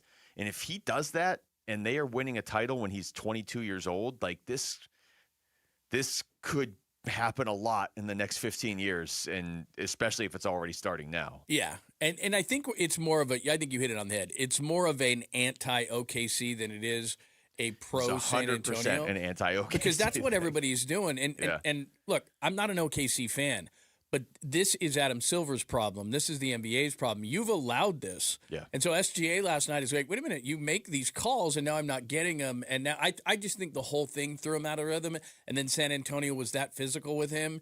That body block, I'm really surprised that they're not looking at that as something because they normally do. Yeah. And like you said, it's human nature. So that building's going to be rocking and rolling and absolutely crazy. Are the officials going to be able to stay if they do want to make it more of a physical game and more of a not falling all over game like the NBA should? Are they going to be able to do that? Because human nature is, it's loud and you make the call or you don't. It stinks that we have to sit here and say how it's officiated will probably determine how Game 7 goes. Yeah, but I mean, you're right. You're an official. You're in that atmosphere. The MVP's laying on the ground, rolling around. And you're like, man, he must have got fouled pretty bad. And then we're all going to look at some of these we don't even have to pick apart. Somebody will just post a video on social media, and you're like, okay, I can see 4 inches of space between him and the guy who supposedly fouled him, but whatever. Plus, things ebb and flow. Like, you didn't get the calls, now you're going to get the calls. That just seems to be what the NBA does. Yeah. So I expect OKC to get the whistle in Game 7. I expect they will as well. Tickets are now on sale. Don't miss your chance to see Darius Rucker live at Arizona Financial Theater on Thursday, July 23rd. It's the Songs of Summer Tour 2026 with Austin Williams and Old Crow Medicine Show. Head to the contest page on arizonasports.com for more details. When we come back, what are the keys for the Diamondbacks to continue doing what they've been doing the last few weeks? We're going to talk to D-backs broadcaster Jody Jackson. She'll join us next. It's Wolf and Luke on Arizona Sports, the local sports leader. D-backs decision makers from the team's front office join Wolf and Luke Wednesday mornings at 11:45 for D-backs Front Office Focus. Brought to you by Canvas Annuity. The home of Arizona Diamondbacks baseball is Arizona Sports 98.7 and the Arizona Sports app. Hey, Bay Sidonians, Ron Wolfley here. You know when it comes to finding the perfect vehicle, there's only one place I trust, and that is Santan Ford. Whether you're looking for a rugged truck, a sleek sedan, or a family-friendly SUV, Santan Ford has got you covered. And let me tell you about the Ford Bronco. The beast is built for adventure. With its powerful engine, advanced off-road capabilities, and iconic design, the Bronco is ready to take on any terrain. Whether you're hitting the trails or crushing through the city, the Bronco delivers an unbeatable driving experience. Their team at Santan Ford is dedicated to providing top-notch customer service and making sure you drive away in the car of your dreams. Plus, with their unbeatable prices and financing options, you'll get the best deal in town. So why wait? Head on down to Santan Ford and check out the incredible lineup of Fords. Tell them Ron Wolfley sent you. I am Santan Ford. At Audion Hearing, our mission is simple: to make better hearing affordable for everyone. We're proud to offer high-quality, rechargeable hearing aids starting at just $98. Clear, comfortable, and ready to use right out of the box. And here's a study worth hearing. Research shows that wearing hearing aids can reduce your risk of dementia by up to 61%. Join over 1 million happy customers and hear the difference today by going to audionhearing.com. That's AUDIEN hearing.com. Check engine or ABS light on? Take the guesswork out of your warning lights with O'Reilly Veriscan. It's free. Ask for O'Reilly Veriscan.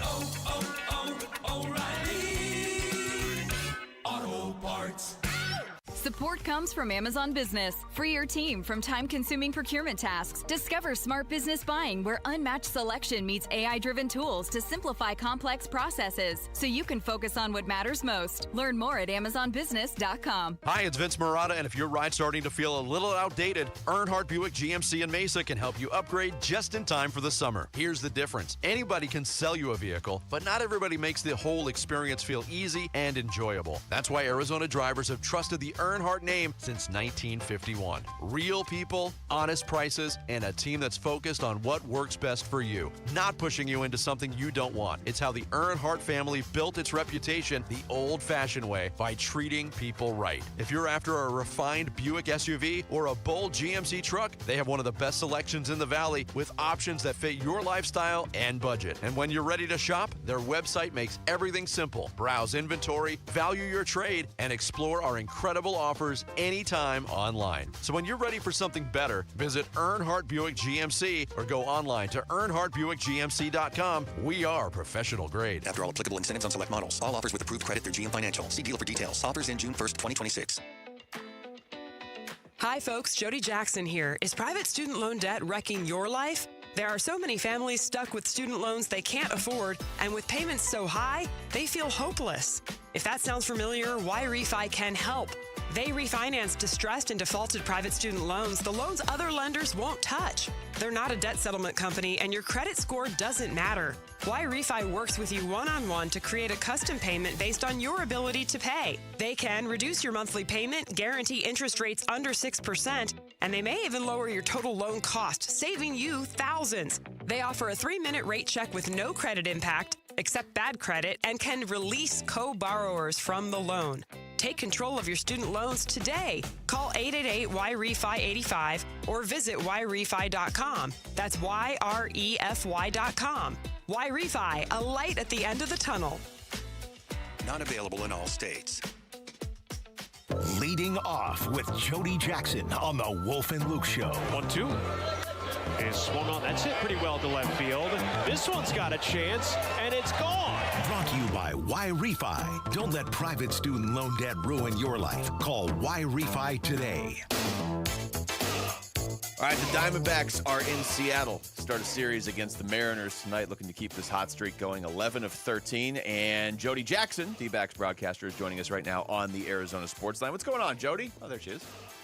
Hey, guys. Doing great. D-backs had a little off day in Seattle, so see if they can keep it up. Let's just start with this run against San Francisco in particular, because they swept them twice in the last couple weeks. But what have you seen from the Diamondbacks? A lot of things are going well, but has anything really jumped out to you in the sense of like, yeah, this is going well, and I think they can sustain this for the rest of the season? Well, the numbers are so good that, I don't know if they're really sustainable, because when you look at it, I was just looking at the last, they won 10 of 11. And over that span, the starters are 8-0 with a 2.70 ERA. And there's no question that is one of the main reasons they're doing what they're doing. But to answer your question, Luke, is it sustainable? I don't know. I mean, I think that hopefully they're proving to themselves. And again, we all know this is against the Rockies and the Giants. But I think these guys, as a team, you have to take the positives out and say there are going to be things, execution moments against good players. Against team against team, we've seen what they've done. They've dominated these teams. But you take those positives with the execution, with what you're doing, with whether it's a pitch mix or a certain pitch you're trying to execute. Maybe you've been doing that better. Maybe you were able to do it better against a weaker lineup, but you still attacked some really good hitters with these pitches. And then the other thing is, I just saw this note.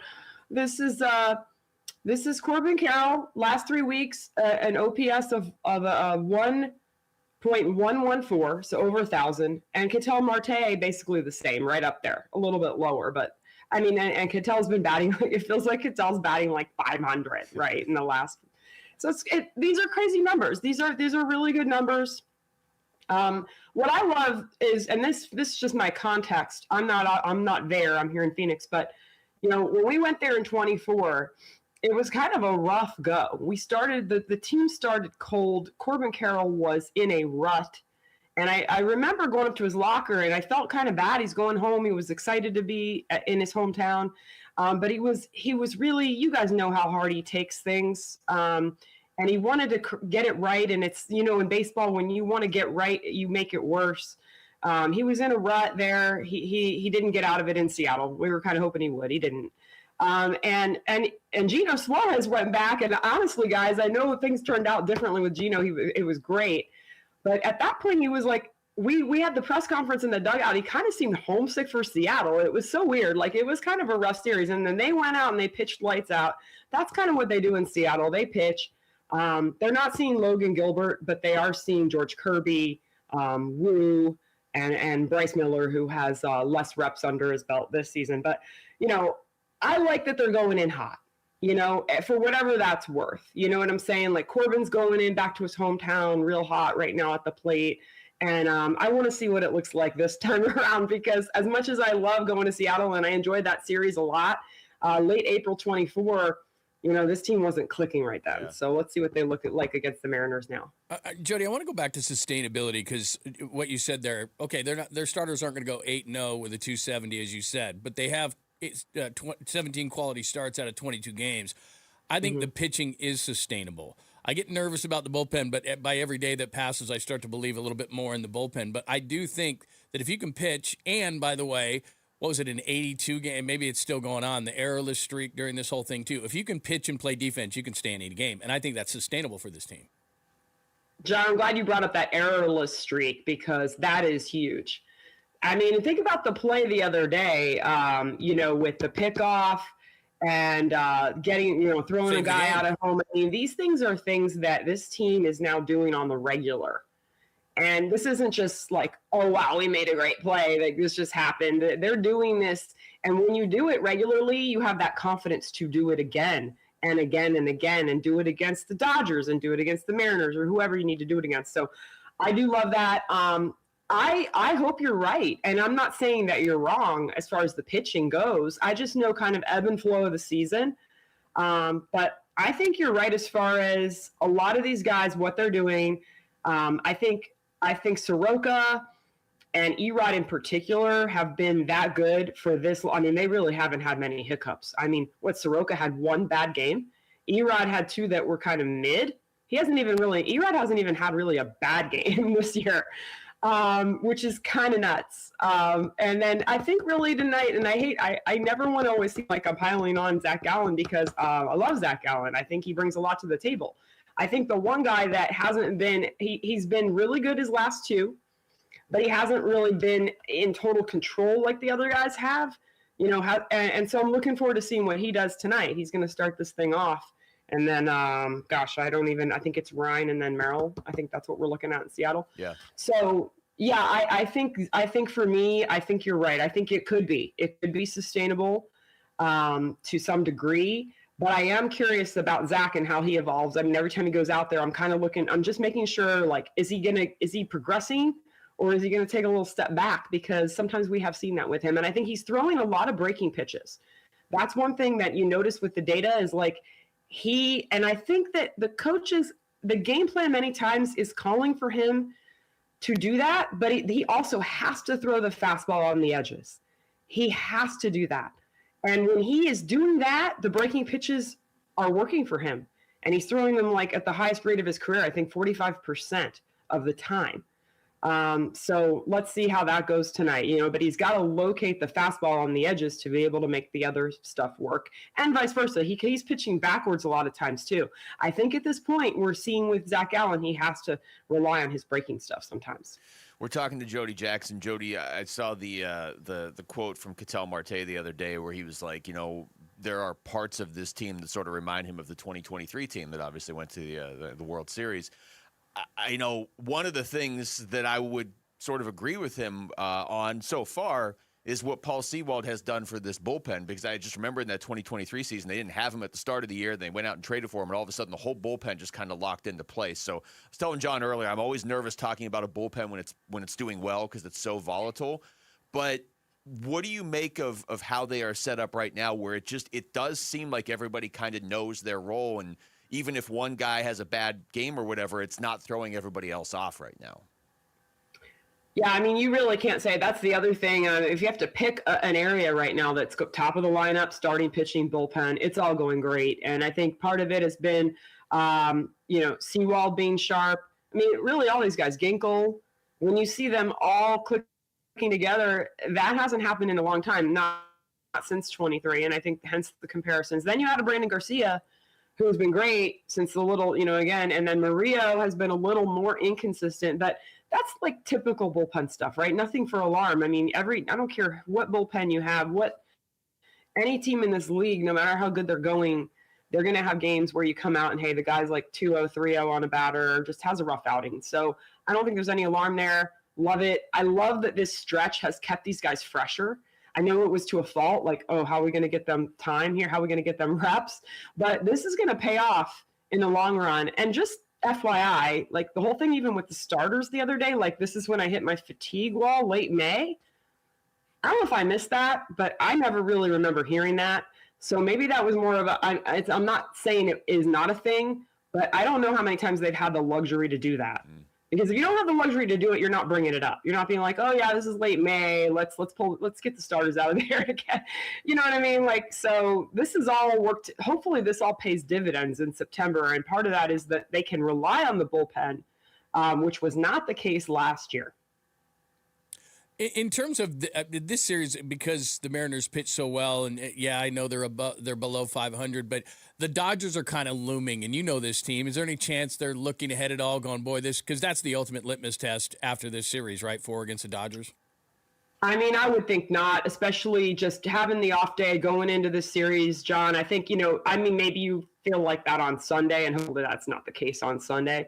But this is a formidable team. Julio Rodriguez right now is on a massive heater. He's got 8 home runs in May. And I love that the D-backs are going in hot, but the Mariners are going in kind of hot. Josh Naylor had a horrible stretch. I would look in the beginning of the season. He started off, I think he was I don't even remember, many games, half the month of April without an extra base hit. Now he's coming around. He's kind of on a heater himself. And Rodriguez, 8 home runs in May. Think about that, guys. The ball's flying. Now they were in Sacramento, a bit of a hitter's paradise, you could say. And as it gets hotter and hotter, that's even going to get worse that way. But yeah, just looking at some of these numbers, I think, there's no way they're going to take the Mariners lightly. And I think they all remember that 24 series. I think they got out of there with 1 win, but they didn't have their best going up there. And I think they're going to look forward to bringing a better brand of baseball. And yeah, the Mariners, I think they're in first place. This is one of those divisions where, look at the D-backs. They're tied with the Padres now, by the way, in the top wild card spot with the Padres. So they have made up tremendous ground. They have built a lot of equity that you hope matters in September. But now I think they know, and I believe the messages from the coaches are going to be, hey, we can't let our foot off the gas here. We can't wait. We can't look ahead of the Dodgers. We have to, and I think they're going to thrive on that. And by the way, I don't think Arenado will be in the lineup today. I think they might have another precautionary day for him with, what was going on. I don't think it's anything serious. I just think it might be like, hey, let's make sure he's good for the long run because he's been incredible. He's been way above at what anyone expected at the plate this year. He's been terrific. Yeah. The Diamondbacks, if they were in the AL West, would be 4 games into first place right now. Jody, great stuff as always. We'll talk to you again on Monday. All right.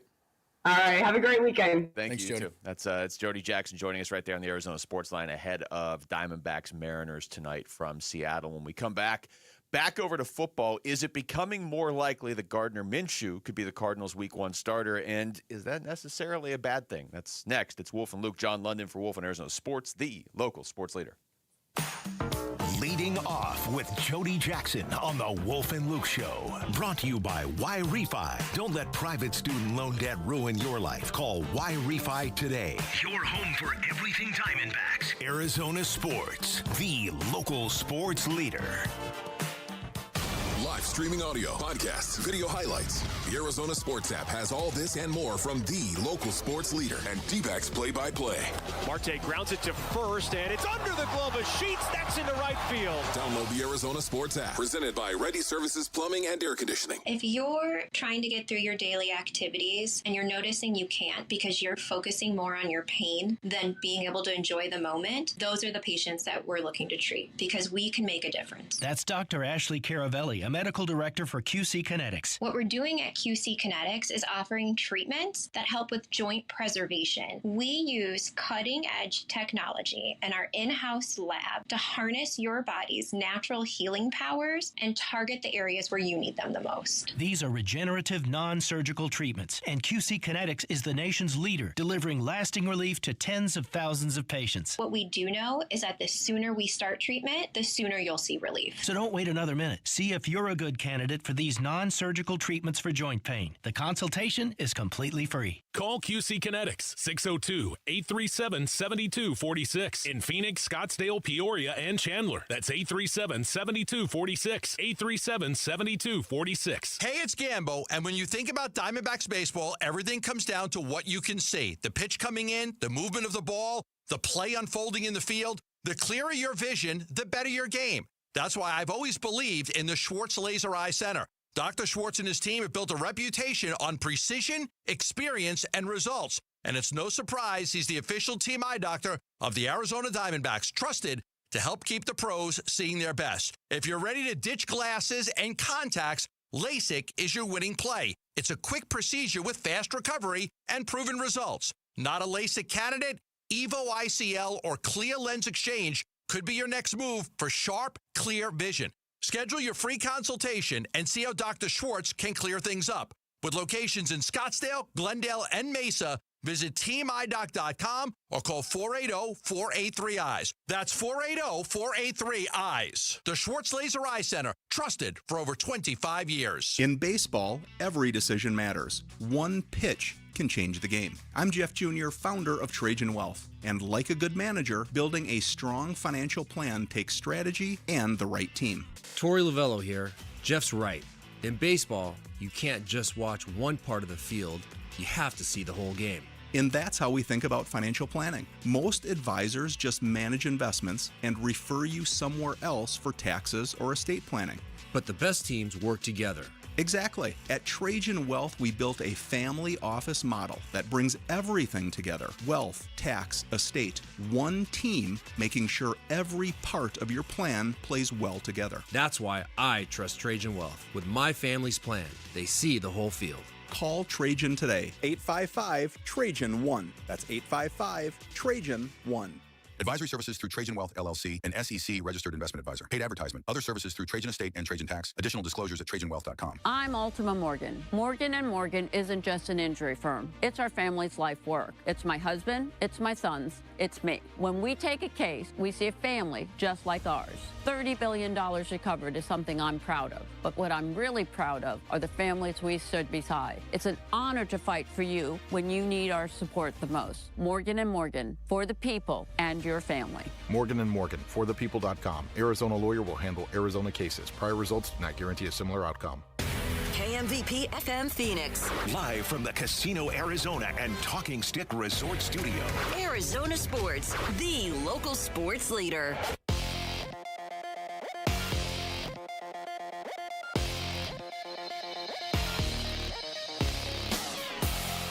I'm Jesse Morrison with Trending Now, presented by Parker & Sons, heating, cooling, plumbing, and electrical. After a day off yesterday, the Arizona Diamondbacks begin a series tonight at the Seattle Mariners. First pitch is at 7:10. Pre-game coverage starts at 6:30, and you can listen to it all right here on Arizona Sports 98.7 and the Arizona Sports app. And the Phoenix Mercury look to snap their 4-game losing streak tonight in New York against the Liberty. Tip-off for that one is at 4:30. This report is brought to you by Earnhardt Ford. Employee pricing is here at Earnhardt Ford in Chandler. You pay what they pay, plus an extra $2,500 Earnhardt discount on select models. Shop now at earnhardtford.com. Wolf and Luke talking Cardinals OTAs. Now.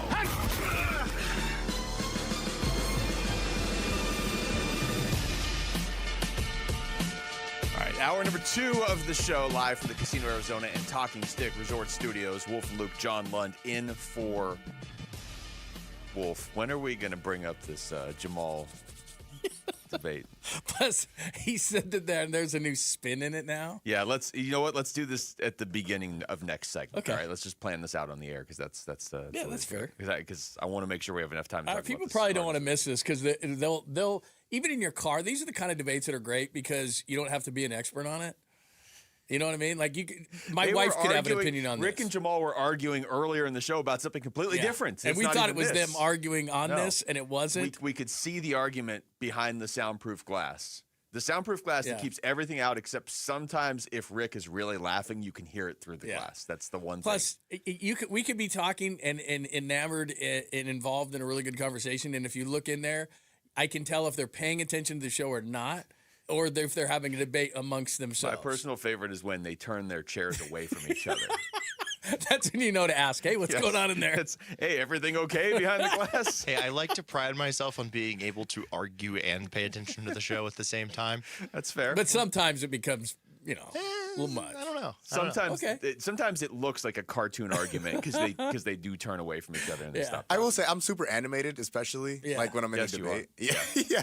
Well, see, I can see you right now, and when you two are like not getting along, I can't see you because you'll hide behind this little barrier right here. From the chair you're in, because I can see them both, but there are definitely times Wolf's in that chair and he's like, "Where's Jamal?" It's because they got into a fight and he moved away from him. He's like, "I can't be this close to you." All right, so we're gonna fire that up here in a few minutes too, and just see if we can make that even worse. But this is something that I don't know has really been talked about a ton. It's so much of the quarterback conversation with the Cardinals is like, okay, is Jacoby Brissett gonna come back here? Is he the starter?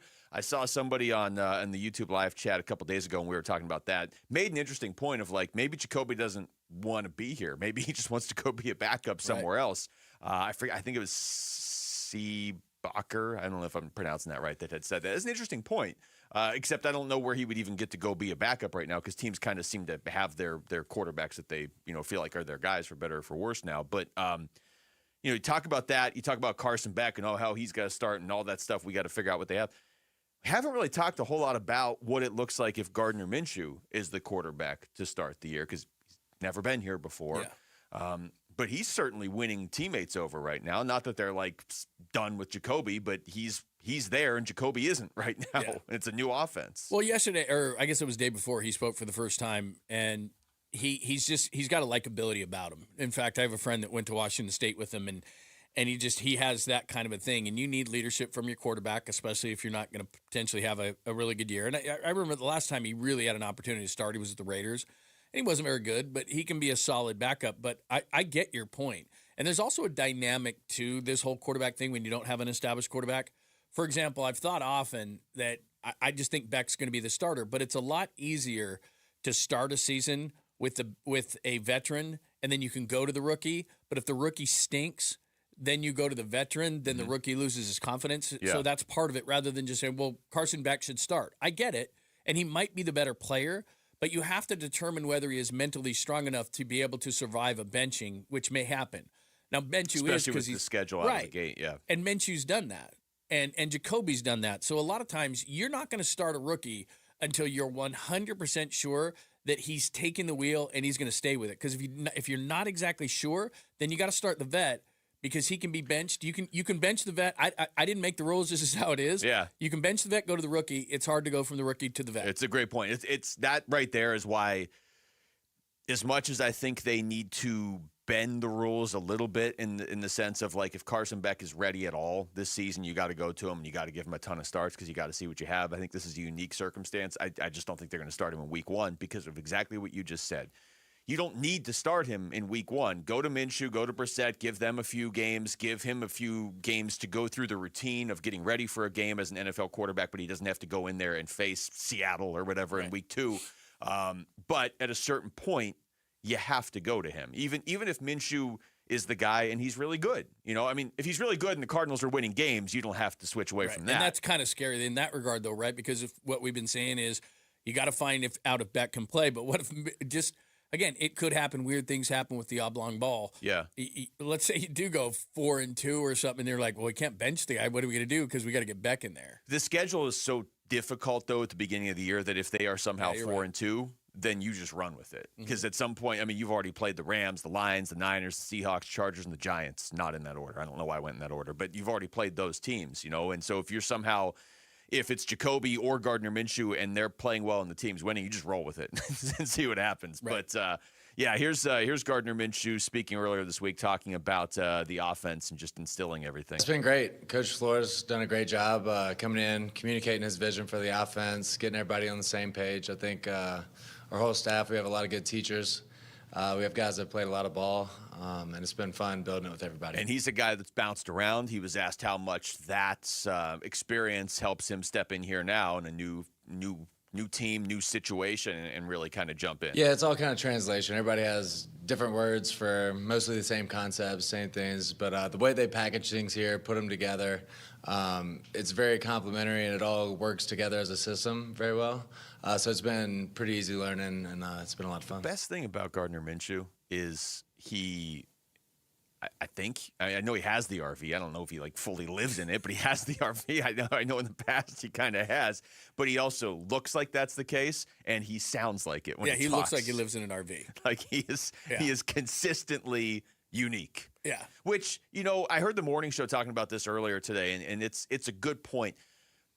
I'm not of the belief, I hope this isn't the case. I hope they didn't draft Jeremiah Love to be more exciting. I wanted them to draft Jeremiah Love because I think he's one of the 2 best players in the draft. Yeah. So go get the best player. Don't worry about all this other stuff unless you're knocking on the door of a Super Bowl, which they're not. But there is value to, hey, we got this guy that's really exciting. I heard the morning show talking today, hey, if Gardner Minshew's the guy, they're going to be interesting, because he is such a personality. If your backfield is Gardner Minshew and Jeremiah Love, you're a lot more compelling than what you were last year, even if you're not winning games. I sincerely hope they're not making roster decisions based on that, but it doesn't mean it can't be a good thing if you go to it. Yeah, I don't think they are. I think that when you're at this point, you're trying to win football games, and you and I have gotten in this conversation, we'll continue to, where Monty Ossenford is, where Mike LaFleur is, exactly where, kind of where these guys are. They're here to win football games. Are they going to sell tickets? Yeah, I mean, that can't be your number one thing, though. Let's be exciting, sell tickets, and at least if we lose, Jeremiah Love's really good, or Gardner Minshew has great post-game quotes. After a while, because we've seen that here, that really, in any sport, you're there to win. Yeah. And the fans get frustrated no matter how entertaining you are. Fans get frustrated if you don't win. Yeah, and I don't think Gardner Minshew's going to, all due respect to him, I don't think that's going to sell tickets. No. But I just think this might be last season was dark. You know what I mean? Last season, each week. About as dark as it can get. It got to the point, think how much we all love football, and it got to the point where, I don't know, week 10, we were all kind of like, is this over yet? Week 12, for the Cincinnati game, which was later in the year, I want to say it was week 16. It was it is over. They just still have games scheduled, basically. So you hope at least this year has some more compelling storylines and at least is going in the right direction. You can lose games and be going in the right direction. They weren't going in the right direction. No, and I think what happened was it was the Tennessee game, right? Because they had that game, and then it just went, can't get any lower. And then, San Francisco, Seattle. These are home games where it's the other team's crowd. You're getting blown out by 40. Those are low points. Yeah, that Tennessee game is. Woo. All right, just because you brought up the Tennessee game, I'm going to switch topics back to baseball, all right? Where does Corbin Carroll rank among the National League MVP candidates right now? That's next. It's Wolf and Luke, John London for Wolf and Arizona Sports, the local sports leader. The Arizona State Sun Devils in London, England for the Union Jack Classic. And you could be there to see ASU versus Kansas at Wembley Stadium this September. Have you been to London before? I have not been to London. It's even better. Okay. What fictional character resided at 221B Baker Street, London? Michael, go. Sherlock Holmes. Sherlock Holmes is the answer. No bleep, Sherlock. This is the final week to qualify when you watch or listen to Arizona Sports on YouTube, the app, 98.7 FM, and ArizonaSports.com. Bickley and Murata will draw our grand prize winner in the 9 o'clock hour on June 1st. Full contest rules available on the contest page at ArizonaSports.com. Devils in London, brought to you by Desert Financial. You sound like you're from London. This is how everyone talks in my hometown of Lake Havasu City, Arizona. Oh, here's the secret to a fast, smooth move in Phoenix and the East Valley. Moving Team 6. They know the city and all of Arizona inside and out, which means smoother routes, faster moves, and less stress. Their brand new Mesa facility serves the East Valley with the same trusted services, local or long-distance moves, residential or commercial, professional packing, and secure climate-controlled storage. I also love how they support veterans, giving them real jobs and proper training. Every crew member is a full-time, experienced, and ready to get the job done right, licensed, insured, and fully equipped dude. When they move you, it's clear. They take pride in their work. Efficient, professional, on time, and careful with every belonging. They don't consider the job done until it's done right. Over 25,000 moves completed. 15 plus years in business, and still family owned and operated. For a stress-free move you can trust, go to movingteam6.com. That's movingteam6.com. This is a special alert to all Americans who own a vehicle with less than 200,000 miles with an auto warranty about to expire or with no warranty coverage at all. Due to a decline in the economy, CarShield is announcing a low-cost month-to-month vehicle protection plan that is now available to the public to save any driver out-of-pocket expenses on future auto repairs. Call now to find out how you can pay almost nothing for covered auto repairs. Yes, you heard that correctly. Pay almost nothing for covered auto repairs. An open phone line has been established for all drivers to call for a free quick quote. Call 800-292-4541 now. Drivers who are covered will not have to pay for covered repairs again. This protection plan is at an all-time low. Additionally, drivers who activate this vehicle protection today will also receive free roadside assistance, free towing, and car rental options at no additional cost. Call us for your free quick quote today. 800-292-4541. That's 800-292-4541.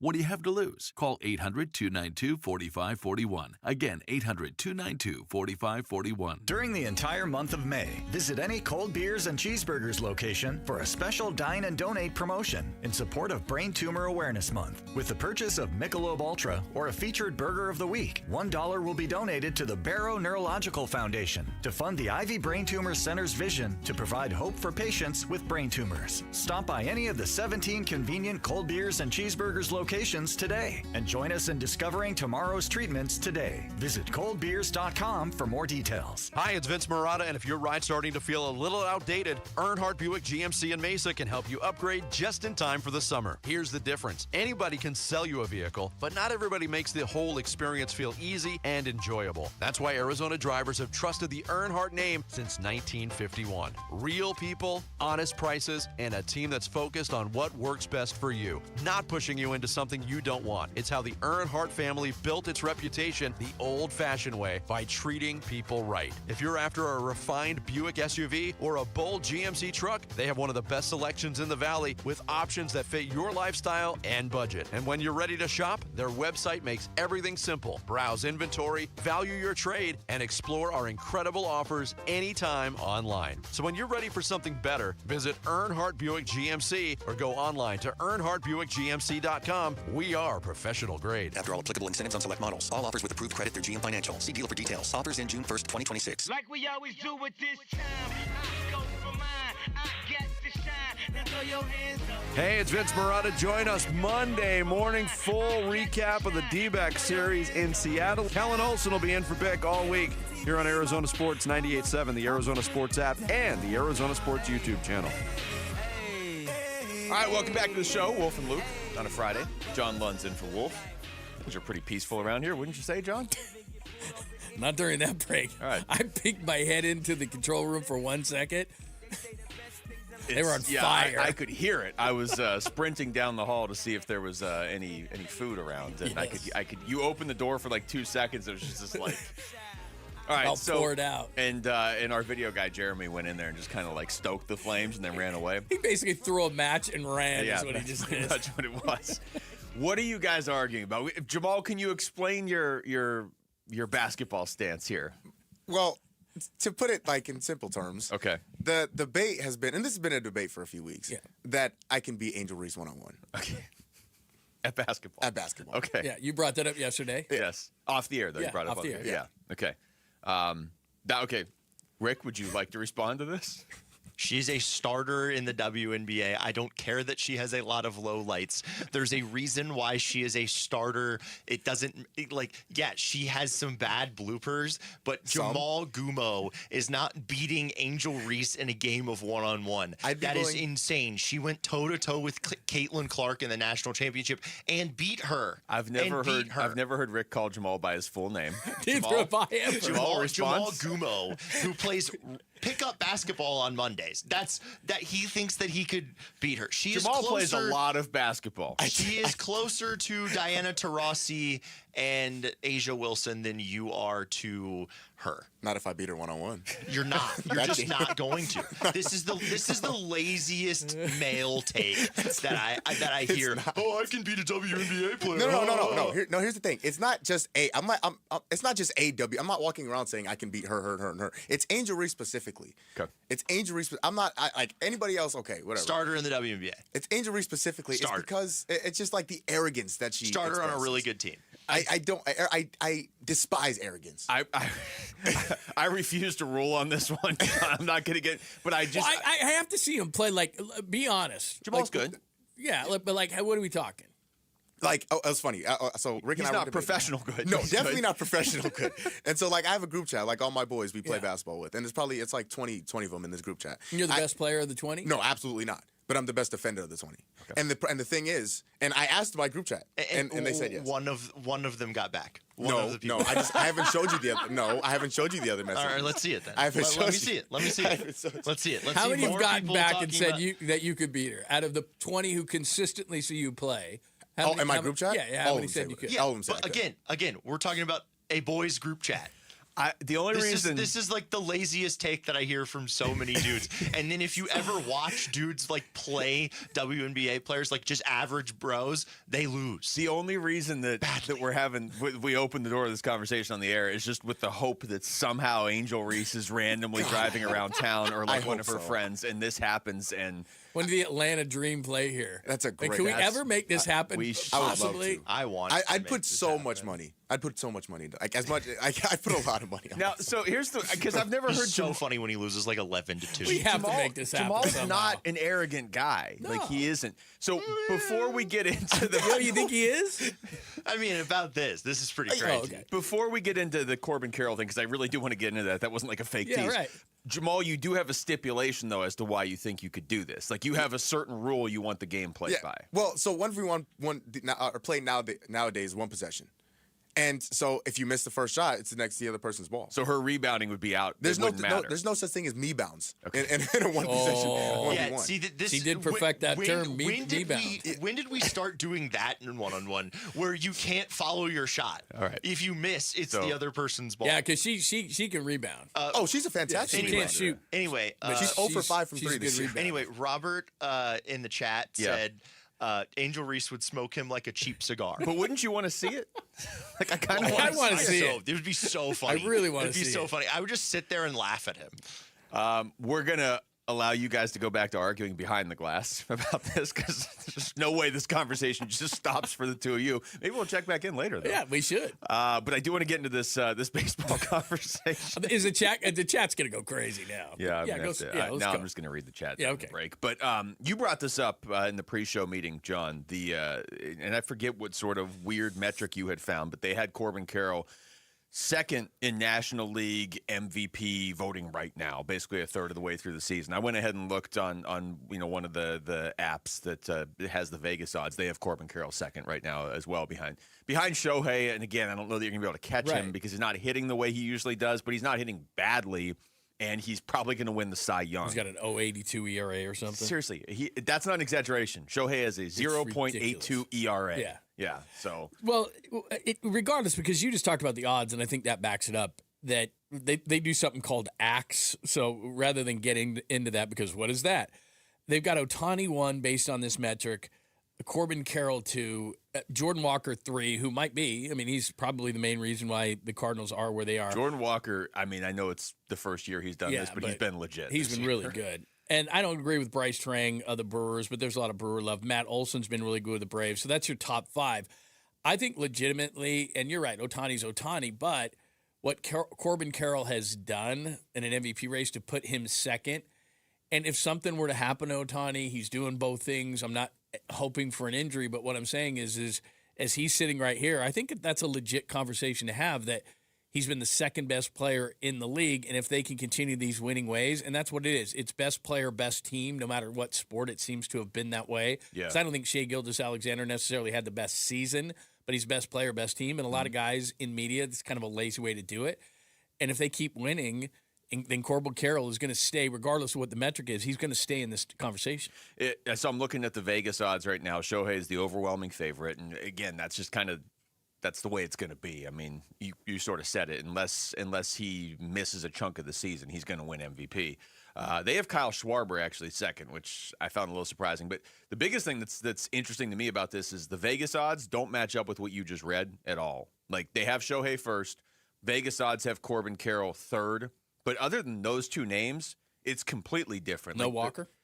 They have Jordan Walker 10th.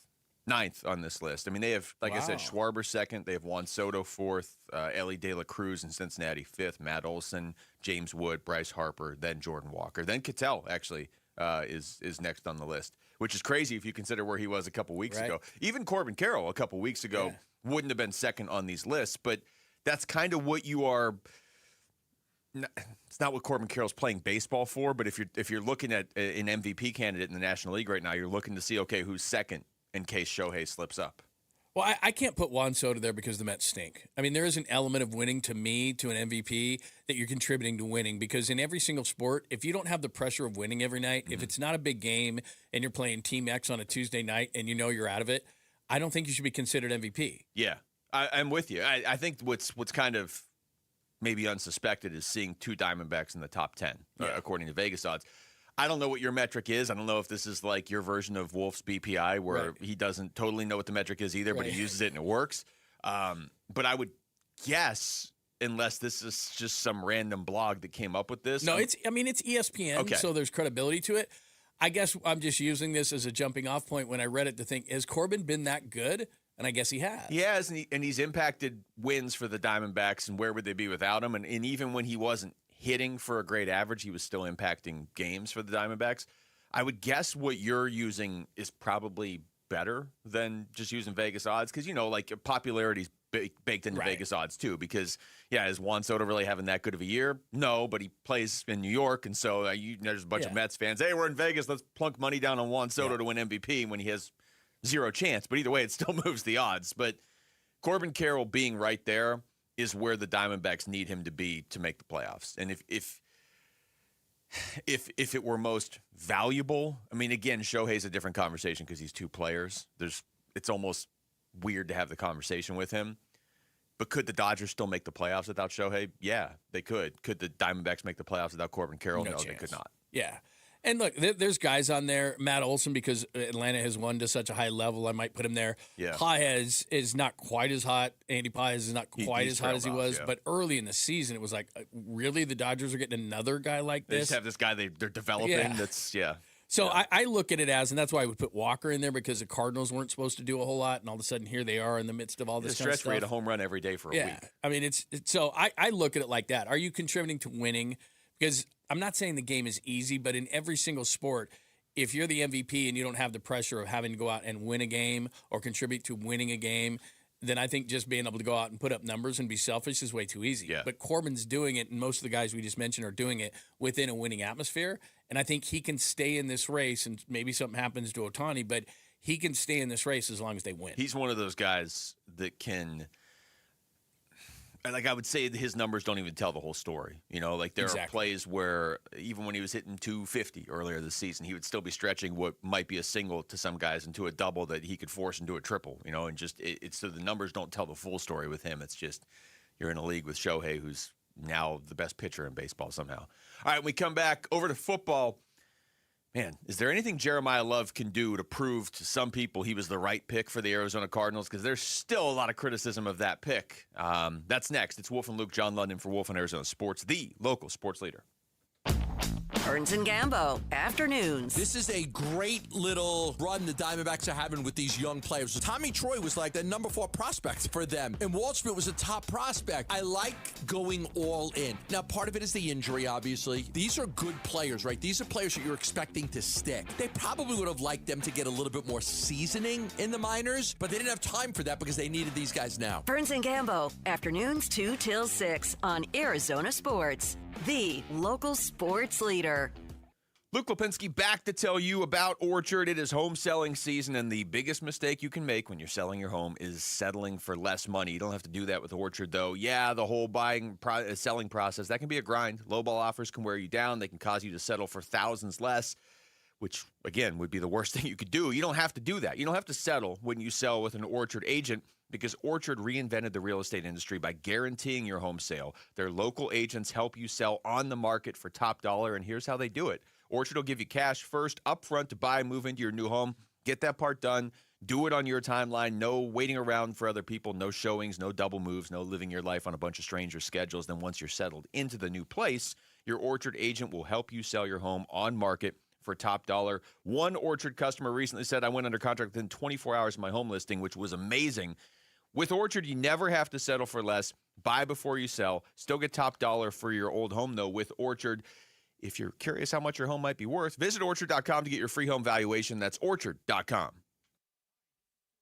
President of Asset Preservation Wealth and Tax. A personal relationship with your financial advisor really matters. It's super important that you have the ability to talk about anything you need to with your advisor. So if you have been pushed off to a call center and you don't have a one-on-one relationship with your financial advisor, then reach out to us at assetpreservationwealth.com. That's assetpreservationwealth.com. Investment advisory services offered through Foundations Investment Advisors, LLC, an SEC-registered investment advisor. This is a special alert to all Americans who own a vehicle with less than 200,000 miles with an auto warranty about to expire or with no warranty coverage at all. Due to a decline in the economy, CarShield is announcing a low-cost month-to-month vehicle protection plan that is now available to the public to save any driver out-of-pocket expenses on future auto repairs. Call now to find out how you can pay almost nothing for covered auto repairs. Yes, you heard that correctly. Pay almost nothing for covered auto repairs. An open phone line has been established for all drivers to call for a free quick quote. Call 800-292-4541 now. Drivers who are covered will not have to pay for covered repairs again. This protection plan is at an all-time low. Additionally, drivers who activate this vehicle protection today will also receive free roadside assistance, free towing, and car rental options at no additional cost. Call us for your free quick quote today. 800-292-4541. That's 800-292-4541. What do you have to lose? Call 800-292-4541. Again, 800-292-4541. In the military, the mission was clear. You knew what to do. Now, the mission has changed. Stepping into civilian life isn't about finding a job. It's finding your purpose. I wanted a career that would leverage the skills and discipline I gained in the military. IT just felt right. My Computer Career offers class schedules that fit into your life and skills in high demand. Put your VA benefits to work. Visit mycomputercareer.edu/CWP to jumpstart your IT career today. An elite CompTIA certification partner. Financial aid is available to those who qualify, including VA benefits. Finding great candidates to hire can be like, well, trying to find a needle in a haystack, but not with ZipRecruiter.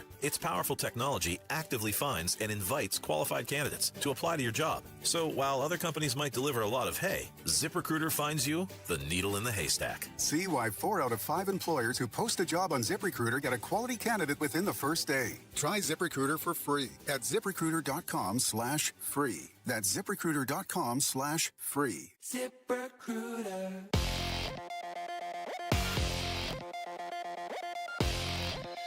I'm Jesse Morrison with Trending Now, presented by Parker & Sons, heating, cooling, plumbing, and electrical.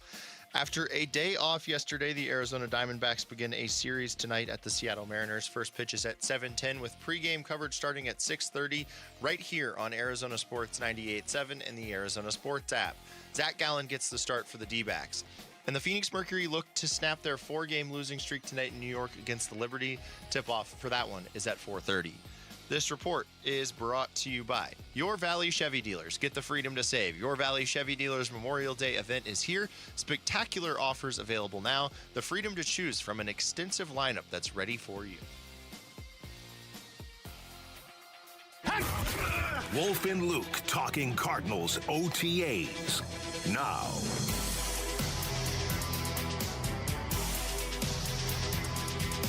Wolf and Luke on a Friday. John London for Wolf. How do they look back there, John? I can't see Jamal, so they're clearly fine. Not a good sign. Okay. Yeah, Jamal's way to the right. We're fine. And when I went into the break, Jamal was like pressed up against the wall, and Rick was on the other side. So that's what I know they're fighting. Okay. All right. That's a Friday. Is that fair? Or, just real quick, because we got to get into this. Yeah, I've had it. I'm putting my foot. That's what I thought. Because you were way against like the right wall, and he was towards the left wall. Rick so has a specific way he talks when he's actually like frustrated about something, and I think we hit that there. In the last Rick could never make me that angry. From like, I'm like genuinely upset. I don't think he could ever make me that angry. But I do feel like you could make him that angry. I could 100% make him that angry with some of my takes that he doesn't like. That's not true. Not true. All right. Well, We were talking about this. You and I were talking about this during the break, John. We didn't get quite as heated as they did, but you're looking at what the Cardinals potentially have in Jeremiah Love, and I want to pull up the story that kind of brought this back up, but I can't right now. So I think it was ESPN that they were going through the best. I think they said it like the head scratching move of the offseason and the best move that each team made this offseason. And the Cardinals, they said the best move was going out and signing Roy Lopez. Roy Lopez, who was pretty successful here, a couple years ago. He's from here, whatever. That's an under the radar move, but a good move. They have worst as drafting Jeremiah Love with the third pick, and we don't need to rehash all this. This was obviously a big thing a month ago. I get it. It really does. I feel like when national people are saying, "Oh, that was such a terrible move by the Cardinals," but then at the same time they're saying Jeremiah Love is fantastic. How is it a terrible move if the Cardinals go out and get a fantastic player, unless you just all wanted to see him on a team that's heading to the playoffs this year? Because the Cardinals are not one player away. Right. You can say, hey, you should have taken an offensive lineman or a pass rusher. None of those guys are guaranteed either. So, we have to wait and see how this plays out. But I guess that's the question. What does Jeremiah Love have to do in year one? And I'm not talking about national people, because I do think there's a certain element of, well, we wanted to see him on the Giants or the Commanders or whatever. Like, sorry, the Cardinals wanted a great player, and they think maybe they got one.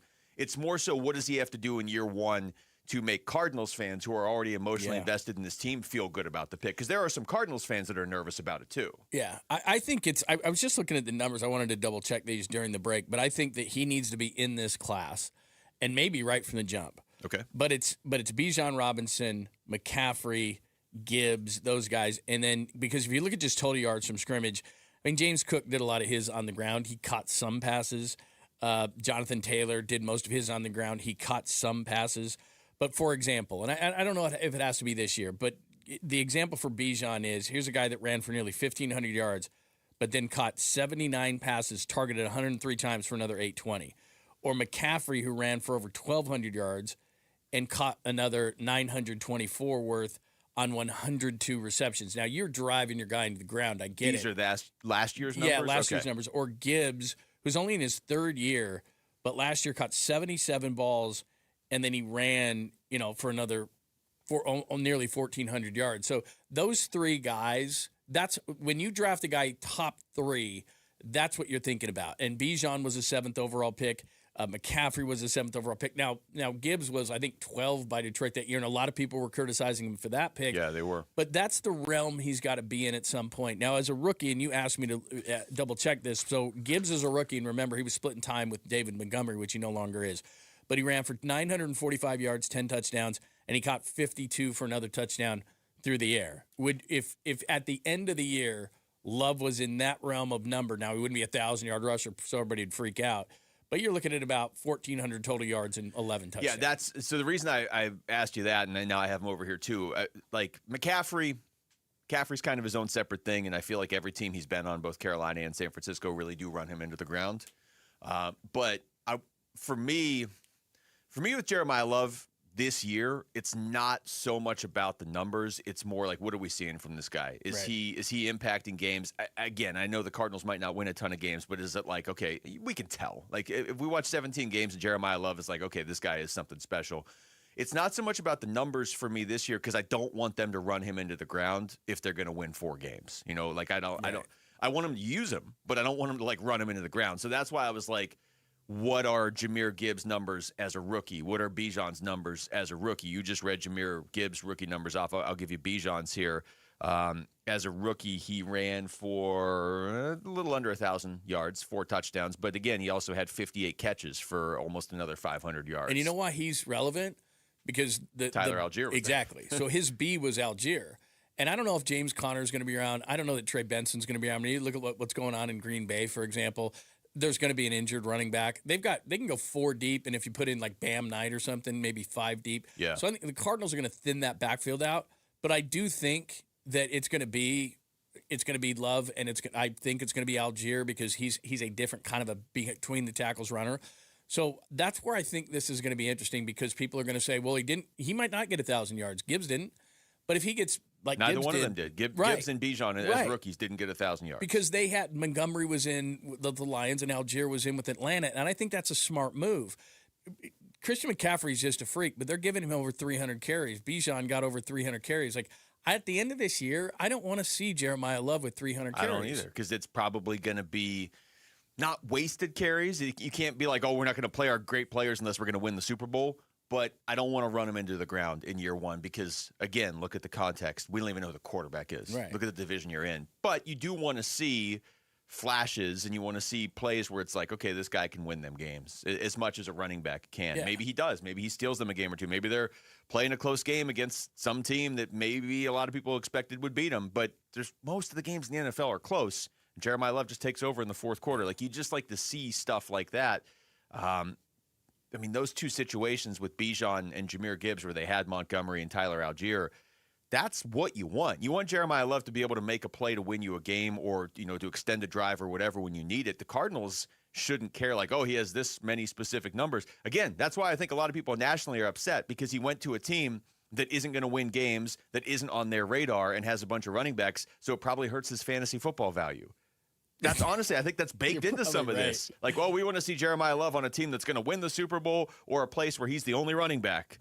But those people don't care about the Cardinals. So, like I said, I want to try and figure out what Jeremiah Love can do to win over Cardinals fans that I think are legitimately like, okay, we took a running back when we need all these other things. But those are the guys that he's been compared to specifically, Bijan, Jahmyr Gibbs, and Christian McCaffrey. And when they're compared to them, it's because he's such a good receiver, too, that he's viewed by the people that really like him as not just a running back. Well, and I think you brought up something that I didn't really think of, which is how it's going to be perceived. Because if at the end of this year he put up Gibbs' numbers, which is about 950 yards rushing with 10 touchdowns, and he caught 50 balls, I would say that was good because Algier deserves carries. Yeah. And if James Conner is around, which I'm not sure he's going to be, Trey Benson's around, which I'm not sure he's going to be, but at least that two-headed running back, and that's what the majority of teams do.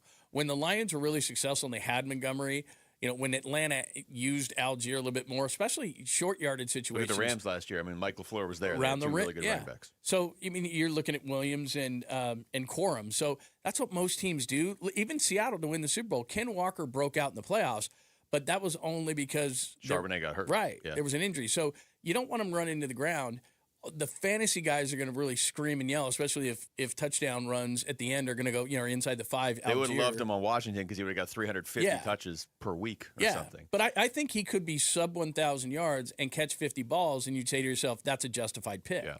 Real quick, I'm going to play Mike Sando was on with Bickley and Murata yesterday talking about that pick. I think Jeremiah Love's a sensational talent, so I think he's going to be super exciting. But yes, it's an unusual thing to double up at the running back position when you obviously have a team that's needs the key foundational points to be emphasized, right? And running back's not a totally unimportant position. I think when you get a star, I think they need a star. So that's why I did moves I liked for every team this offseason, and I like the Love pick for them. I think he gives them excitement. Let's not fool ourselves here into thinking, oh, they need to make that one move that's going to get them past San Francisco. They just need to be relevant to me. Yes, that's it. Right? Let's just be relevant. And so that's why I probably shouldn't, should you pay Algier and then do this? Probably that's not how you would draw it up, but I like the Love pick. I mean, he just sort of hit it right there. It's not like, hey, the Cardinals draft Francis Mauigoa or they draft Arvell Reese and they're going to the Super Bowl and the window's right now. They need to make several big additions over the next, hopefully just 12 months. Yeah. Jeremiah Love can be one of them. Well, I think, we mentioned Bijan Robinson's rookie year in Algier. Robinson had 214 carries that year, and Algier had 186. Yeah. The difference was Robinson caught 58 balls, and Algier caught 18. Yeah. I think they're going to have a similar split, but I just think Jeremiah Love's going to be much more involved in the pass game. But that's probably the main thing I'm looking for is how involved he is in the passing game. All right, the Devils in London winner will be announced live on Monday, June 1st during the 9 a.m. hour on Bickley and Murata. If you entered, be ready to answer your phone. You could be heading to Wembley Stadium to see ASU and the Union Jack Classic brought to you by Desert Financial. All right, when we come back, we can have a baseball season in 2027. That's next. It's Wolf and Luke, John London for Wolf and Arizona Sports, the local sports leader. Bickley and Murata mornings. Minshewmania has been a thing because not only the free spirit personality, but the mustache. everything about him makes you want to see him play football. In Gardner Minshew, it's like everybody you've heard on the Cardinals, they're all saying the same thing. What a great guy, man. What a great guy. And if you're not going to be good this year, why not have good vibes? No, it's a good point.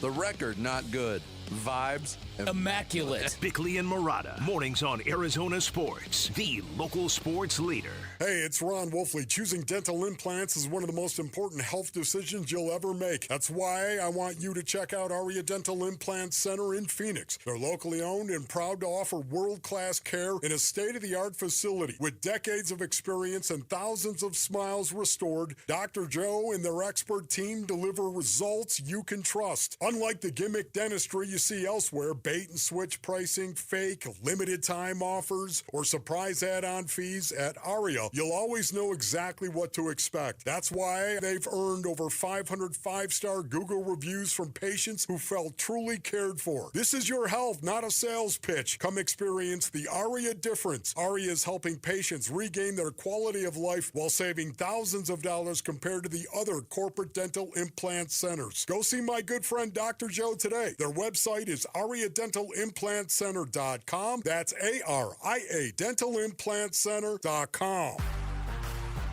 Starting June 1st, the D-backs host Shohei Ohtani and the Los Angeles Dodgers at Chase Field for a 4-game series. Secure your tickets now at dbacks.com.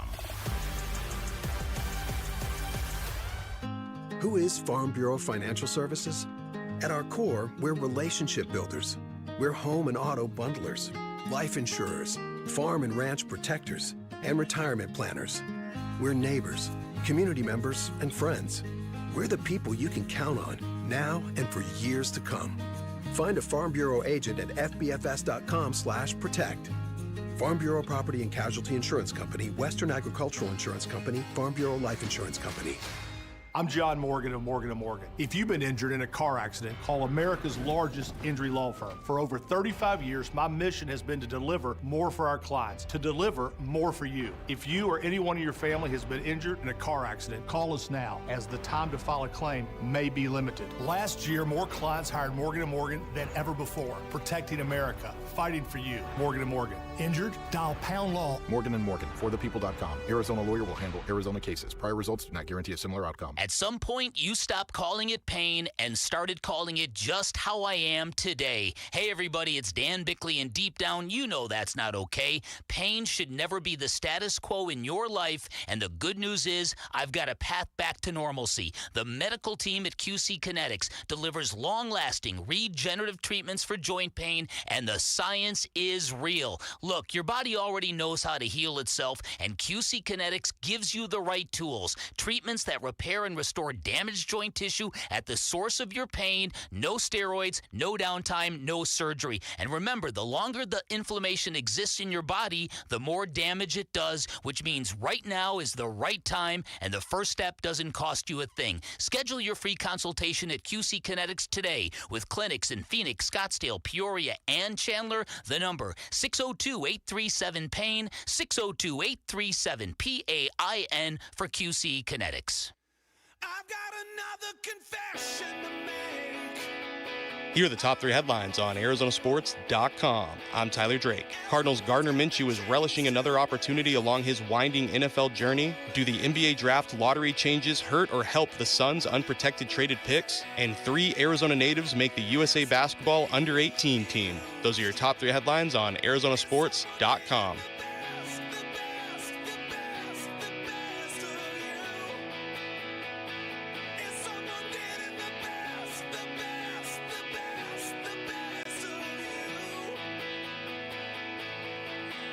Welcome back.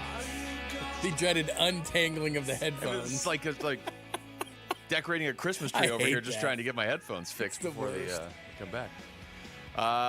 It is Wolf and Luke. John Lund is in for Wolf. John, I'll ask you the question. Do I like molasses cookies? That's not the question. That question was asked by Rick during the break. Yeah, sorry. I'm confused. The best is when they ask the questions, we don't know any of the context.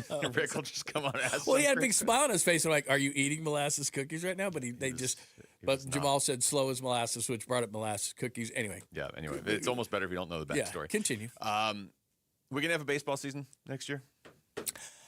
We could have a like the pandemic. Like, can I interest you in a 50-game schedule, in a 80-game schedule for one season? It's going to be contracted. What do I get out of it?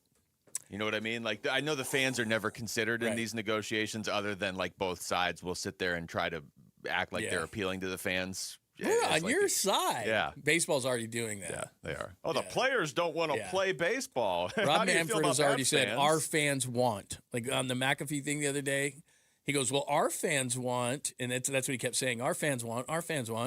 How do you know? Yeah. You don't talk to fans from your mansion. What are you kidding me? Yelling down at me. I know what you want. His Manfred mansion. Exactly. The Manfred mansion. He said, don't tell me what our fans want. You know what fans want is like there to be games next year. That's what fans want. Like you're talking to fans. Baseball field in his backyard, and there's a runner on second at all times. Just a statue of a guy on second. Just a runner on second. He's got his bullhorn. Yeah. What do you want? And they have a tinfoil trophy they hand out because that's what he called the World Series trophy.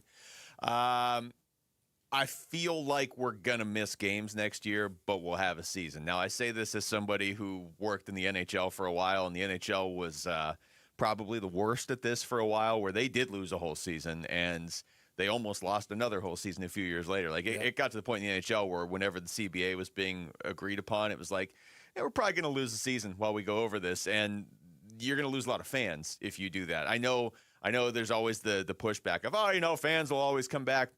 Not if you lose a whole season. Right. They won't always come back. Well, remember in 94, and I was actually flying to New York, was going to go to Yankee Stadium. It took Sosa and McGuire and that whole thing to get fans back. It was not good. Well, hockey lost their full season, what was that year? 04, 05. It took Crosby and Ovechkin coming into the league to bring a lot of people back. I think the biggest question is, and this is a fan question, so it's a good one to ask, which is, how much of the season next year are you willing to lose to get more financial balance? Because, look, everything comes down to money. They're going to talk all these other things, blah, blah, blah, blah, blah. Yesterday, not to make this overly complicated, baseball came and said salary cap, which is a non-starter right away, and said $245 million. To put that in context, the Dodgers are already 150 over it. There are 7 teams already over that number. So let's not get too deep into that. To me, Dodgers 150 over, and that's not counting the $1 billion they have deferred. Yeah. So I don't know how they're going to deal with that, but it's a non-starter. So essentially saying, and this is a great question to ask here because the Dodgers are in our division, which is if you could get better balance with the Dodgers, the Yankees, the Mets, but specifically the Dodgers as we're sitting here, how many games would that to miss would be worth it to Diamondbacks fans? Because I think that would be worth something because right now that's all we do is we sit here and we go, well, we can't compete with those guys. Yeah, I don't mind the Dodgers can spend more. I don't. I mean, if they're that invested, that's fine. But there's got to be some.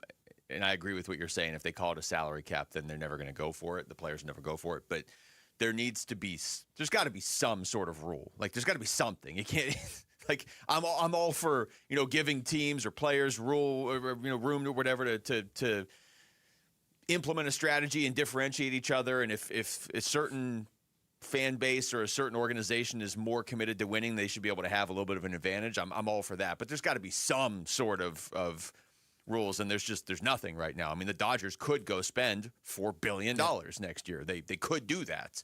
They already kind of are in the way they're deferring basically all of Shohei's contract. I don't know how any sort of cap or whatever you want to call it, I don't know how you put any of it in and then like you just grandfather in what teams have already spent. Like I don't know how you're going to do that, but they need something. And to your question that you asked before I started babbling for 2 minutes here, yeah, I'd give up 80 games next year. If just give me a cap and a floor. Which the floor was 171, which is a decent number.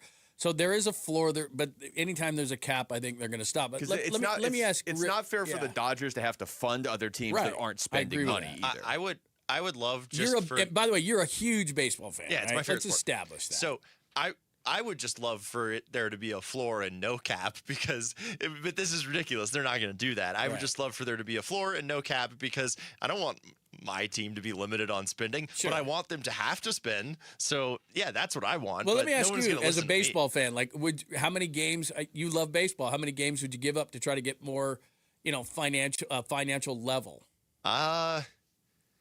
I mean, I would like to at least see like an 80-game season. I don't want it to be 60 like the COVID year, but if there's, I just want to see baseball in a World Series played. Like, that's kind of where I'm at, but I don't want it to be 60 games, and they better not do any crazy rule tweaking like 7-game. Oh, that's right. They were doing 7-inning doubleheaders. They're not going to do all that. Yeah, So. they can't, Now, right? and then you know what I would actually like to be put into the new CBA is some new rules too. That like they take away the runner on second. They sped up the games for a reason. I'm gathering that Rick does not like the runner on second. Jamal, do you have any thoughts here? You look angry. You look like you had Jamal, something it's also huge your to say. favorite sport. What do you want? No, I thought that'd be funny. That's what I did. But no, I always willing to sacrifice your opinion. I in really the name thought of you were just going to comedy. bring up Angel Reese again, but yeah, so that's good. We're making progress. I mean, as much as I want something to get done. The runner on second isn't the biggest deal to me. Like, I think it makes the game kind of more fun in extra innings and less 18-inning games. I just want something to get done because baseball is my favorite sport, and I understand. I agree with the salary floor. There needs to be And a floor. they're gonna do that. They have to be. Now the cap. Now to start with 245 or whatever it was that they started with was ridiculous. low. Like you walking in, you know that they're going to say no. Yeah. But I do think something needs to be done because again, the floor I think is a necessity, and I think the cap is just. It has to be a cap as well, I think. This is something that hockey has done well. It took them a while to get here, but they absolutely have the floor and the cap. And, I think it forces the teams that are kind of like the cheap owners, they kind of be like, even Carolina, who's a fairly cheap owner, has to spend, and now Carolina might win the cup. But you have to attack it from both ends. You can't just attack the Dodgers and the Yankees and be like, you know what, you're spending too much. I mean, I'm sure Major League Baseball on some levels, like, this is good for our sport. You're spending all this money. You have to also force the cheap teams to compete. They can't just sit The there. Nationals, the A's. Yeah, yeah. they can't just get money from these other teams. Hey, Dodgers can't spend money and also give us some of your revenue. Like, that's not fair. I think the key is, at least for me, it would be like set the floor, set the cap, but you can go ahead and have a pretty wide range in there. I don't, like I said, I don't mind if the Dodgers are willing to spend, that they have a tremendous advantage over the Nationals who aren't willing to spend. It just can't be infinite. And I think that's ridiculous.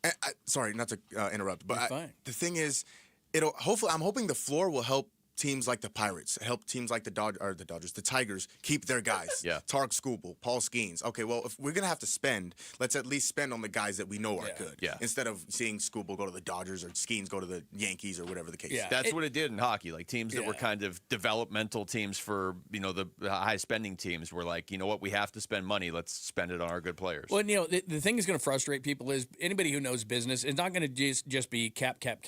They've got to give things back. They're talking about taking all the local revenue, put it in a pot, and then they're going to distribute it evenly. So if New York's not going to like that, LA's not going to like that because they're getting a lot more money than what Tampa's getting. Yeah. So they are trying to get creative. The thing that will upset me in this process, because this always happens. Okay, really quickly, we just saw Major League Baseball and we saw the Players Association. Okay, now what happens is they get mad at each other. They take it personally. They stop for a while. It's like, guys, there is nothing more important than keeping the game going. You've started a year early. Keep going. Yeah. Don't get alienated. Don't put your ego in there. But you're right. There'll be like a whole month where we won't hear anything. They'll waste all this time, and then it'll be some and they'll sort of call each pressure other point. names, and then they'll put the fans in the middle, and all this kind of stuff. It's like, just keep grinding at it. Yeah, because if you were grinding at, like, a deal will get done at some point. So the fact that a deal will get done, even though, like, you look at some of the stuff we're talking about, you're like, man, they're never going to agree on this. They eventually will, or they're all going to make $0.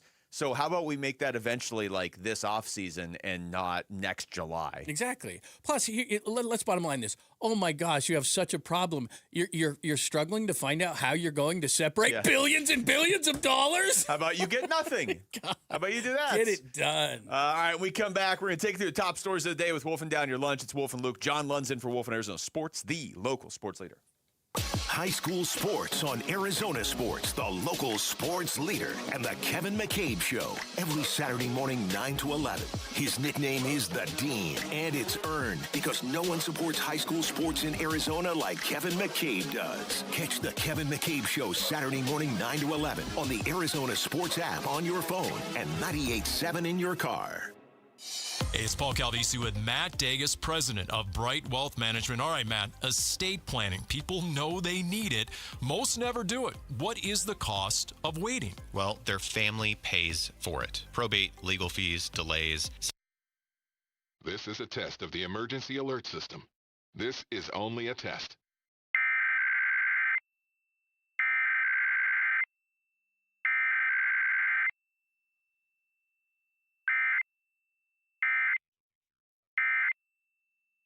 Updated beneficiaries, powers of attorney, all aligned with your financial picture. A plan your family can actually use when they need it most. And you walk people through all that. Step by step. Call 844-726-9116 and schedule your legacy review. Protect the people you care about today. 844-726-9116 or brightwm.com. Investment advisory services offered through Foundations Investment Advisors, LLC, an SEC-registered investment advisor. The content provided is for educational purposes only. Do Crohn's disease or ulcerative colitis symptoms keep coming back? Tremfya, guselkumab, may help, with rapid remission achieved at 12 weeks and lasting clinical remission at 1 year. Some even saw visible improvement of their intestinal lining at 12 weeks and 1 year. Tremfya is a prescription medicine used to treat adults with moderately to severely active Crohn's disease and adults with moderately to severely active ulcerative colitis. Serious allergic reactions and increased risk of infections and liver problems may occur. Before treatment, your doctor should check you for infections and tuberculosis. Tell your doctor if you have an infection, flu-like symptoms, or if you need a vaccine. Healing is possible with Tremfya. Approximately 3 out of 10 patients were in endoscopic remission at 1 year, based on areas visualized on colonoscopy, which may not represent the deeper bowel layer or entire GI tract. Individual results may vary. Ask your doctor about Tremfya today. Call 1-800-526-7736 to learn more or visit tremfyaradio.com. Hey everybody, Dan Bickley here with my great friend and the guy who will hook you up, Shane O'Hanrahan, GM of Chapman BMW, where the summer sales event is already in full effect. That's right, Bick, and the savings are incredible. So if you want to spend your summer in the ultimate driving machine, now is a great time to make it happen. And to all your listeners, remember to ask for me by name. I'll make sure you get the best price you're going to find in the Valley. That's Chapman BMW, 2 great locations, 1 great experience. Hey, it's Tom Chambers with my friend Harold Perkins, the president of Galaxy Lending Group. He always tells me, Tom, when it comes to paying off your mortgage, 30 years is optional. Harold, if I told someone they could pay off their mortgage decades faster without changing their lifestyle, they'd think I was crazy. That's not the only reason they'd think you're crazy. But that's exactly what the Ownership Accelerator loan does. It puts your existing cash flow to work against your mortgage balance every single day. And your clients are paying off their mortgages in about 5 years? On average, yes. And what really makes us different is that we sit down with you and show you exactly how your money will work to make it happen. Customized specifically to your situation, not just a one-size-fits-all simulator. We'll answer all of your questions with no pressure every step of the way. Visit GalaxyLendingGroup.com/radio to learn more or text Galaxy to 620-620 for more information. That's Galaxy to 620-620. Galaxy Lending Group, because 30 years is optional. NMLS ID 142766 and equal housing lender. Message and data rates may apply. KMVP FM Phoenix, live from the Casino Arizona and Talking Stick Resort Studio. Arizona Sports, the local sports leader.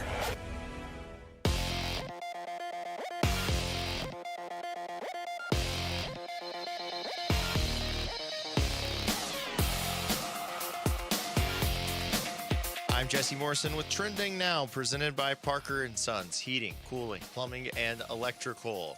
After a day off yesterday, the Arizona Diamondbacks begin a series tonight at the Seattle Mariners. First pitch is at 7:10, with pregame coverage starting at 6:30 right here on Arizona Sports 98.7 and the Arizona Sports app.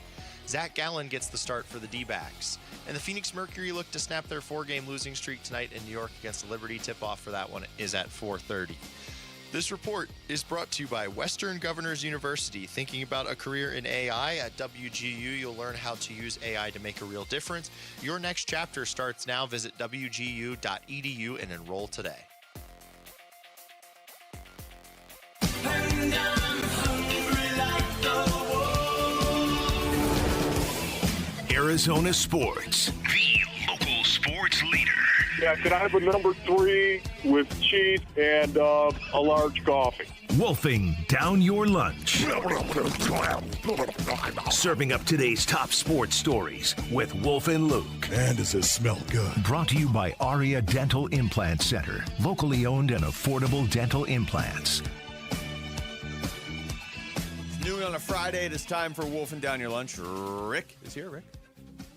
Just FYI real quick, because I'm interested in it.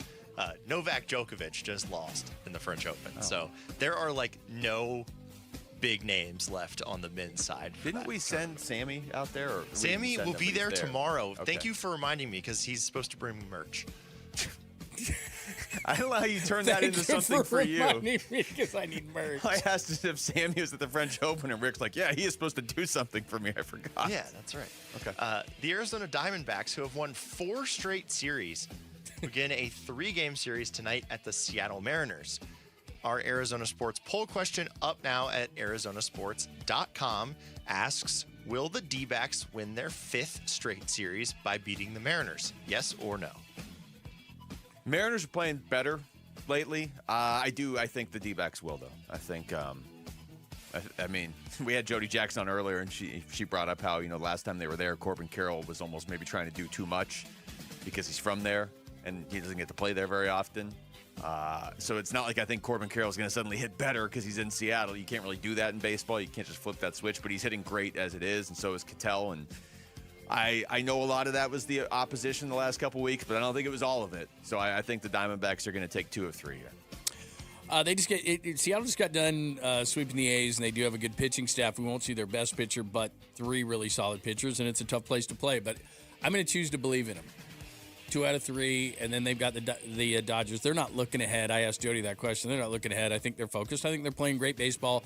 17 of the last 22, they've gotten quality starts. They're going to stay in these games. I think they're going to be close games, and they got to be clutch hits. But the Diamondbacks lead baseball, too, for those who don't know. Runners in scoring position of all the great things we talk about. Yeah. And I think these are going to be close games. They're going to need clutch hits, but I'm going to choose to continue to ride with the D-backs.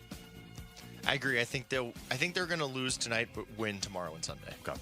Because Gallen's on the mound, you don't believe in Zach Gallen? I saw him pitch on Saturday. It was just very shaky, and the lineup for the Mariners is better than the lineup for the Rockies. So I'll go yes, though. Yes, 67%, and no, 33%. Okay. Unbelievers. All right. Wow. The San Antonio Spurs walloped the Oklahoma City Thunder yesterday in Game 6 of the NBA's Western Conference Finals, setting up a Game 7 tomorrow in OKC. Who do you guys think will win, and who should the New York Knicks want to win? I'm going to continue to just stick with the Spurs. I mean, that's where I've been for all 6 games. I'll stick with the Spurs winning. If I'm the Knicks, this is crazy. I want the Thunder. They're so beat up. I mean, you don't want the Thunder is a little bit strong, I guess. But if I'm the Knicks, I think I can beat the Thunder. I think I can beat the Spurs, too, if I'm the Knicks. So how about let me step away from that. If I'm Luke and I'm looking at this, I think the Knicks can beat the beat-up Thunder. You play the Spurs, a lot of it's out of your control. The Knicks are playing great basketball, but if Wembanyama goes off, you're probably going to lose that game. So I think right now, if you ask me to pick who's going to win the championship, I would go Spurs first, probably Knicks second, and Thunder third, which is crazy. A lot of that, though, I want to be clear, is because the Thunder are so beat up. I still think top to bottom, they're by far the best team. Yeah. Well, like you said, Jalen Williams played last night, but he really didn't. Yeah. I mean, it's just they are beat up. AJ Mitchell. I mean, yeah, Mitchell's not playing. I think in Game 7, it just does this. This is what the NBA does. It just kind of reverts back, and I think it's an advantage for Oklahoma City. Not that I don't think San Antonio can go in there. It really has nothing to do with the home court. It has to do with the ebb and flow of officiating, and I hate that I'm saying that, but I think that it's going to flow back. I thought last night was honestly the best game of the series because they allowed them to play, and that's what the playoffs are supposed to be about, but I don't think they're going to do that 2 times in a row. I don't think the Knicks would want to play San Antonio because they don't have anybody to guard Wemby. They don't have – Mitchell Robinson's got a broken finger now. I don't think they have the guy. Like, at least with Oklahoma City, you could throw Hartenstein in there. You can throw Chet Adam, even though it's not really that effective, but they've got some bodies. Karl Anthony Towns, he's been a better defender, but he's not going to defend Wemby. Wemby is more likely than anybody, obviously, to disrupt what the Knicks have been doing. And if I'm the Knicks, I don't want to change anything. It's a bad matchup. Yeah. So I can't believe I'm saying this either because when we initially put this together, I thought to myself, I think Oklahoma City's still going to win it, but I think the Knicks can actually match up because they've got the 3-and-D type of guys that Oklahoma City does too. Yeah. And so I think the better matchup for them is actually Oklahoma City. We were out at Arizona Cardinals OTAs yesterday. First time John got to do that with us. And we spoke to defensive lineman Darius Robinson. He discussed how his process has been refined over the years. Yeah, honestly, even more because, we don't go to school anymore, so you got nothing but time to get better. Just football. Literally, so you got nothing but time to get better. But honestly, yeah, just one day at a time, understanding our schedule, understanding what they want from us, but then also my free time, like trying different things out. Like I started doing Pilates this off season. It's been a lot of fun. Just different things just to help my body and help me be a better player. He mentions getting better there multiple times. So if he does get better, what would a breakout season from the 2024 first-round pick do for this Cardinals defense? I think it could have a pretty big ripple effect. I mean, he was viewed by most teams as like a late first, early second-round talent in that draft. It's not like the Cardinals reached to take him. So if they got that level of production this year, there's a ton of ifs. He's one of the biggest ones on defense, though, because if he plays to his potential, it makes life easier for Walter Nolan if he stays on the field. Nolan, based on very limited sample size last year, looked like he can do it in the NFL if he can just stay on the field. It would help the pass rush. It would help with Josh Sweat. It would make his life easier. Like, we really haven't seen the Cardinals have we really haven't seen the Cardinals have much of a consistent pass rush over the last couple of years from more than one or maybe two guys. And Calais was part of that pass rush last year, and he's not here anymore. Yeah. I like this kid. I hope it goes well because he's really cool, and he's got a great story, and he's personal, all those things. But that doesn't matter to fans. I get that. But do remember, too, the Cards run a 3-4. They got two outside linebackers. If you think about, like, the Steelers, like a guy like Cam Hayward. Mm-hmm. And Cam Hayward is a great player, very well respected. He might get 6 to 8 sacks a year. So if you think that they got this guy and he's an edge, he's not. If he's a great run defender and he gets you 6-8 sacks and is really, really solid, that's what he's going to do. He's not going to be a double-digit sack guy if people think that. So, but I do think he can be a 6 to 8 sack guy and set a really good edge and be really solid, and that's what he should be. Yeah, and it's not something you're going to look at and you're just going to be like, oh, look at Darius Robinson's stats. That changed the whole season. But I just think it would affect the guys around him well, too. They need one of these young defensive players to really step up because – right now, of all these guys they've drafted in the last couple of years, who do you feel like has really stepped up on defense? It's been Rabbit, who was, it was a late-ish pick. He wasn't. You smell something, Rabbit?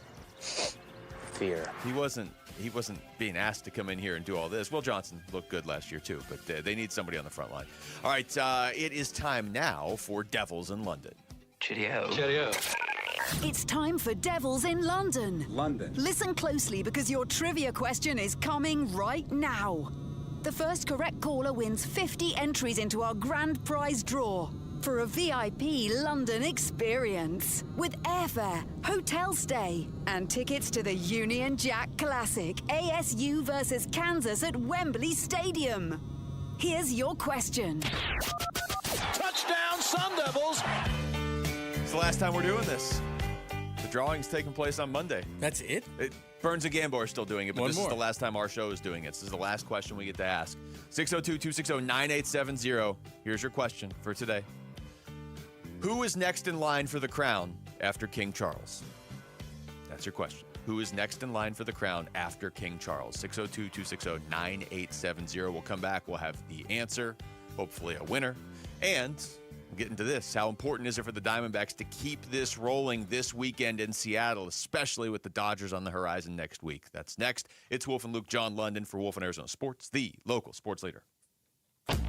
Burns and Gambo, afternoons. I think Jacoby made the biggest mistake by allowing Carson Beck and Gardner Minshew to get all these reps for all these weeks, to get in front of the coaches, to show what they can do while you're not there. I think he should have came in and continued to negotiate. The best thing to do is show up, get all the first team reps as the starter, and then be a hold-in when the time comes, and they're like, you got all the reps, the other guys aren't ready. That's your leverage. Burns and Gambo, afternoons 2 till 6 on Arizona Sports, the local sports leader. Okay, here we go. Let's talk diamond sourcing. Hi, I'm Dustin, your friend and jeweler at Shane Company. As one of 3 diamond sourcing experts, I'm going to explain just how differently we source our diamonds and why that guarantees your engagement ring will be the most beautiful. For starters, there's no middleman.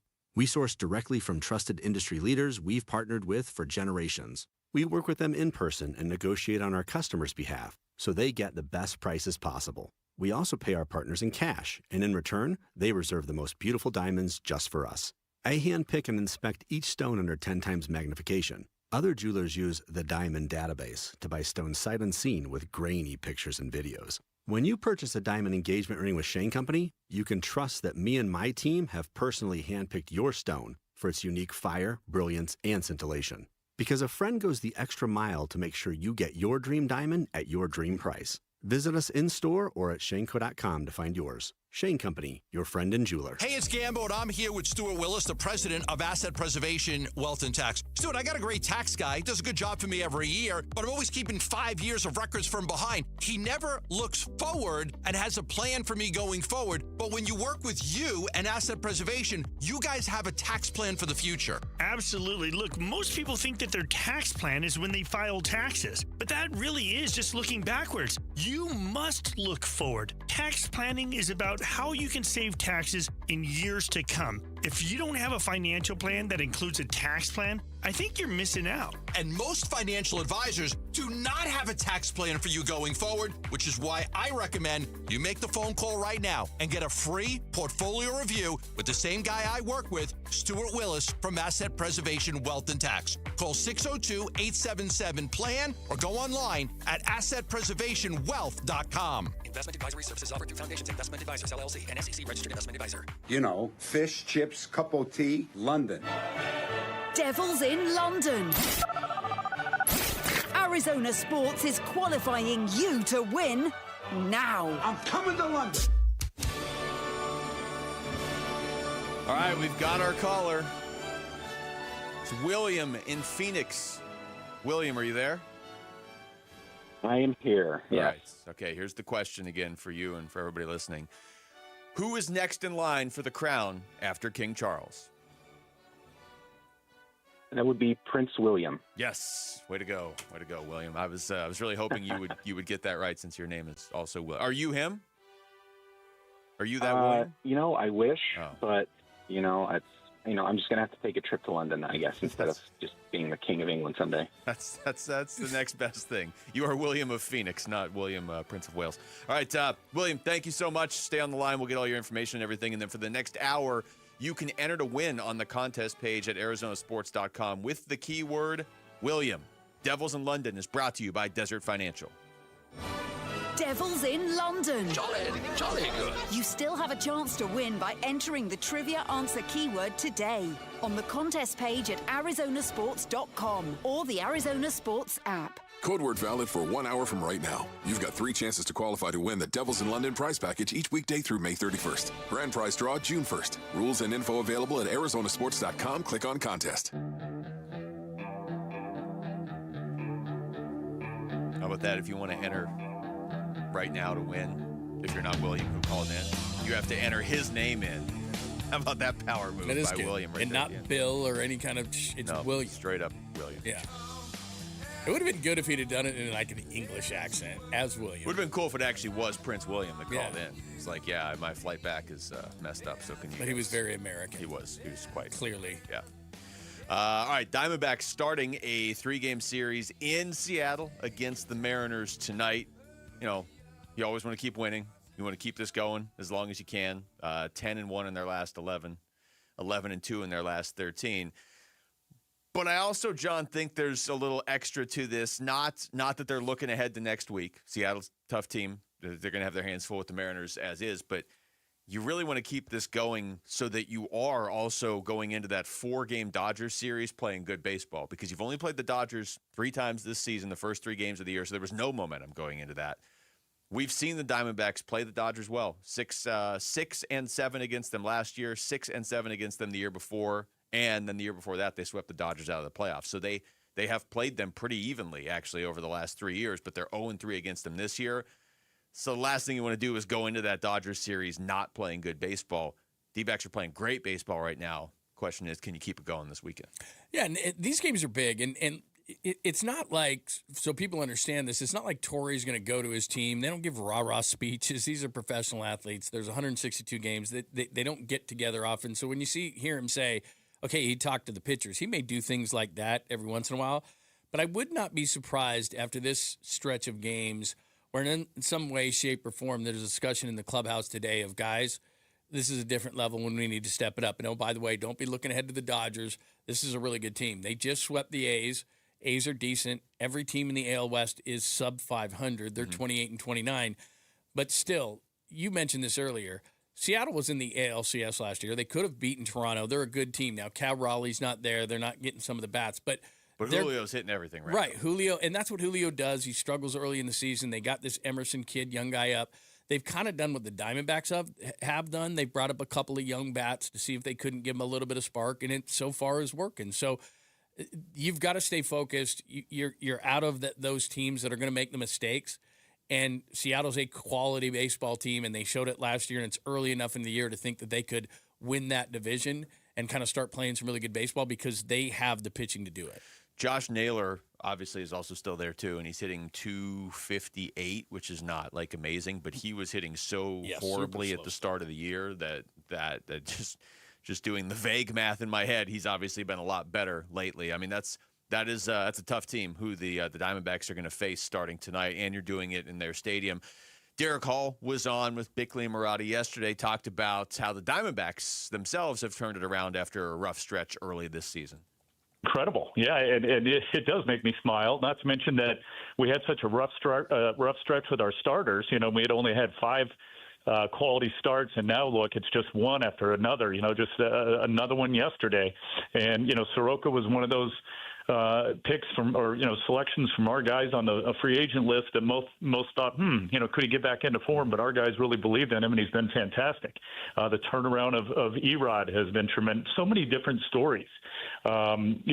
Sewald now 14 saves and just looks dominant in that role. You can't keep a hot streak going for 162 games, obviously, get that. But if the Diamondbacks could just play the way they're playing right now, majoritively for the rest of the season, they'll make the playoffs. And I'm not even saying it on the win at 10 out of 11, obviously. They have the best record in baseball history. But if they can just keep playing the way they're playing, for the most part, then they will make the playoffs. So when you are red hot like this as a team, you want to keep it going as long as you can, and Seattle, yes, they're good. They're not going to be easy, but they're also not unbeatable by any means. There's a pretty good chance you're going to run into a wall next week against the Dodgers. I mean, even if you split with the Dodgers, that slows you down based on what you've been doing. And I think we'd all take a split against the Dodgers right now because they're playing really good baseball too. Well, isn't the ultimate litmus test? And I'm not trying to jump ahead of the Mariners, but we all kind of sit here and we want to believe in the Diamondbacks, but we all also realize too as sports fans that from a realistic standpoint of you're not going to really learn anything fully about yourself until you play the Dodgers. I think that's what it is. They're the best team. You've got 4 games. I'm not throwing the Mariners away. Taking 2 out of 3 would be really good. Even if they got swept, it would be really disappointing. Even if they won 1 out of 3, it wouldn't be the greatest, but I'd still be okay with it. It's just that I don't know if my opinion's going to change until I see them play the Dodgers. Yeah, that's fair. What about the fact that Gallen's pitching tonight, and he's been the one starter who's struggled? I mean, that's the best way to put it. Overall, he's struggled. He's had some decent games lately, but overall, he's struggled. And Rick was saying it's one of the reasons he took the Mariners tonight, but I think he could really give them a massive boost tonight if he pitched well and they won this game. Because that's the one you look at and you say, I don't love this matchup tonight. It's a strange spot to be in where you're on a run like this, and then your number one starter is on the mound. And you're like, okay, this is the one I'm not sure about. I mean, usually if your number one starter's not going, then you're in a lot of trouble. Yeah. You're not on a run, and yet he's definitely, it's a mix of the other 4 starters are all pitching great right now. It's a combination of that and him taking a step back again for good chunks of this season. So I'm with you. If he could go out there and somehow give them a really good start tonight and pick up a win tonight for them to start this series, that'd be a real tone setter. I did this last night just because I'm bored and I don't have a life. But the Diamondbacks are on a 90-win pace right now. They're on a 90-win pace. So right now, 88 gets you in the playoffs. All right, the Cubs are on an 88-win pace. They're the 3rd wild card team. Not lately, they're not. No, they've been terrible. They finally won 1 game. But this sounds really easy, but it's not. So to win 88, they'd go 57-50. There's 107 games left, 57-50. Doesn't that sound really easy to do? Especially after the run they've been on. Yeah, but the schedule's going to get a lot tougher. That's what we will find out. Not only will we find out from what we see, this is going to matter. These games matter. I'm not saying they don't, but we're going to find out of the Dodgers. But then if you look right before the All-Star break, leading right up to it, I mean, it's Dodgers, Padres. It's, You're going to play all the tough teams. And so by the time we break, we're going to be able to know a lot about this team because you're not always going to go through these runs. But I did that exercise last night and thought, by the way, 59-48 gets them to 90, which is what they're on a pace for right now, and 564 winning percentage, and 57-50 just sounds so easy. Yeah. And you're thinking, well, God, they can be 7 over 500, right? But no big deal. But at the start of the season, 88. Nobody was really necessarily expecting that. I got the pitching numbers for the last month, okay, for the starters. So if you're going through, and I'm just going back 30 days. It's not. I'm not setting this up for any specific reason or reaching back to any specific game. Erod's made 6 starts. He's got a 1.88 ERA. I think we're all pretty comfortable with Erod right now, okay? Ryan Nelson has made 5 starts. He has a 2.36 ERA and a sub-1 whip. I mean, you could make a case Ryan Nelson has been their best starter over the last month. He's got a 0.93 whip in that stretch over, 5 starts. Merrill Kelly over 5 starts, and that's still catching a couple bad ones there towards the end of his rough stretch. But even with those mixed in, he's got a 3.51 ERA and a 1.05 whip. So these are all basically elite numbers. I guess the 3.51 ERA isn't elite, but it's really good. Ryan Nelson and Erod have elite numbers in terms of ERA over the last month, and Merrill and Ryan have elite whip numbers at that point. So then you're getting to Soroka, who's got a 3.78, but still 4 quality starts out of 6 starts. But then you got Zach Gallen, who's got a 6.66 ERA and a 1.52 whip. And of all of these quality starts, Sign of the devil. He's got one. He's got one of these quality starts. So he's the outlier. Yeah, and that's, I don't know. He's obviously much better than that, and that's what I'm saying. If we're trying to even things out, we say, well, God, Ketel Marte can't keep it like this. Zach Gallen's got to be better than this, but then again, last year he wasn't. But I just thought at the beginning of the year he showed some encouraging signs. And look, all 5 of your guys are not going to be great. It's just unrealistic to say. But you would think that maybe he could get things going and add kind of to the party. Yeah, you get a little uncomfortable when the guy who's supposed to be your best isn't good, because it kind of feels like, okay, how long can you really keep this? It would be like if the lineup was just hitting everything except Corbin Carroll and Ketel couldn't hit anything. And I know I don't even have to look at the YouTube live chat, but I'm going to during the break. There's gonna be a bunch of people saying, "Dude, Zach Gallen's not a number 1 starter. Stop trying to make him one." I'm not trying to make him one. He is their number 1 starter, whether he should be or not. He's currently set up to face the other team's best starters. You and I were having this discussion yesterday. If the playoffs started tomorrow, I don't know that I'd have him in my 3-man rotation, but they would. I'm almost certain they would. You think so? You think if they? Yeah, if the playoffs were starting tomorrow, I don't know. It's getting tough. I mean, Eduardo's in there, Soroka's in there. I'm just saying. I don't know if Soroka would be in there. If we ended right now. I don't know that they would have him in there. I think they would definitely have Merrill or Zach in there. I think they'd probably want to have both vets, and then you'd have to put Erod in there, which is crazy to me because I would definitely have Ryan Nelson in there. So, but either way, this is all going to matter because Corbin Burns is supposed to be coming back here in like a month and a half potentially. So, well, and if he's what he is, he's in. Yeah, then you have your number 1, and somebody's getting bumped, and you bumping these other 4 guys right now. You can't the way they're pitching. All right, where are we? Oh, what has stood out to Scoops? Rick wrote Scoops. Tyler you almost went Ron Burgundy. TD, and that's what you wanted him to do. TD is going to join us next. What has stood out to him from Cardinals OTAs? I just saw him walking around here, so he should be around here somewhere. Our own Arizona Sports Cardinals reporter is going to join us in here next. It's Wolf and Luke. John Lund's in for Wolf and Arizona Sports, the local sports leader. Bickley and Marotta mornings. Ketel Marte is going to end up passing Luis Gonzalez for most games played in Diamondbacks history. That's rare air. Ketel Marte needs a really good final act with this team because I think his legacy demands it. Because he has been so good on and off for 10 years, there's got to be a good final act for this guy. So he can get up into that class where the way we think of Gonzo and the way we think of Randy Johnson. Bickley and Marotta, mornings on Arizona Sports, the local sports leader.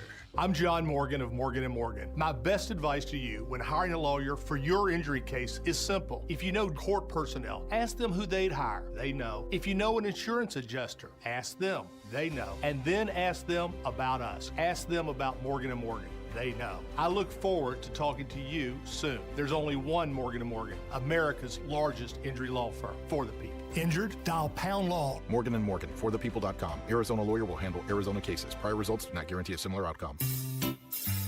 Wait! Before you change the station, listen to this.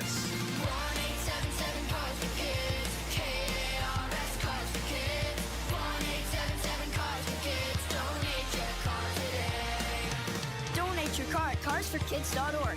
That's cars with a K. Pickup is quick and easy. You'll also get a vacation voucher and a tax deduction. 1-877 Cars for Kids. Donate your car today. Hey, it's Vince Marotta, and Earnhardt Ford in Chandler is putting the power back in your hands with employee pricing, because that's American value for American values. Look, I get it. Buying a new ride shouldn't feel like a battle. At Earnhardt Ford, they built their entire experience around you. They're known across the valley for 75 years of Arizona trust, a legacy you can count on.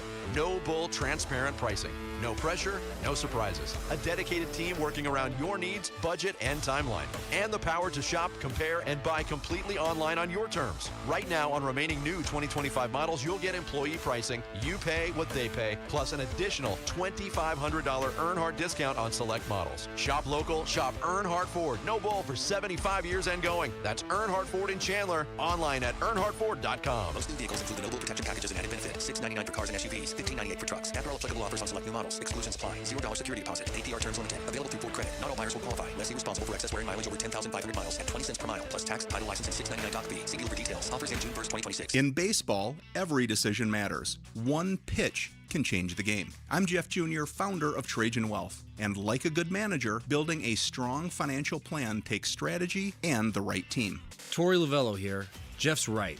In baseball, you can't just watch one part of the field.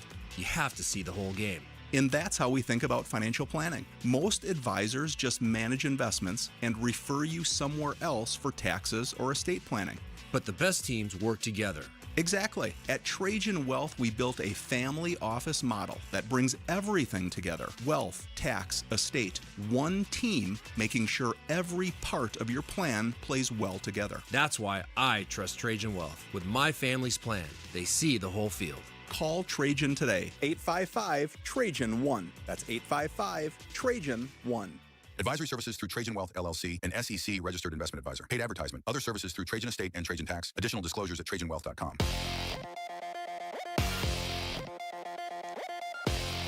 I'm Jesse Morrison with Trending Now, presented by Parker & Sons, heating, cooling, plumbing, and electrical. After a day off yesterday, the Arizona Diamondbacks begin a series tonight at the Seattle Mariners. First pitch is at 7:10 with pregame coverage starting at 6:30 right here on Arizona Sports 98.7 and the Arizona Sports app. Zach Gallen gets the start for the D-backs. And the Phoenix Mercury look to snap their 4-game losing streak tonight in New York against the Liberty. Tip-off for that one is at 4:30. This report is brought to you by the Barrow Neurological Foundation. Dine and donate this month at Cold Beers and Cheeseburgers locations. $1 from the purchase of select items will support brain tumor research at the Ivy Brain Tumor Center.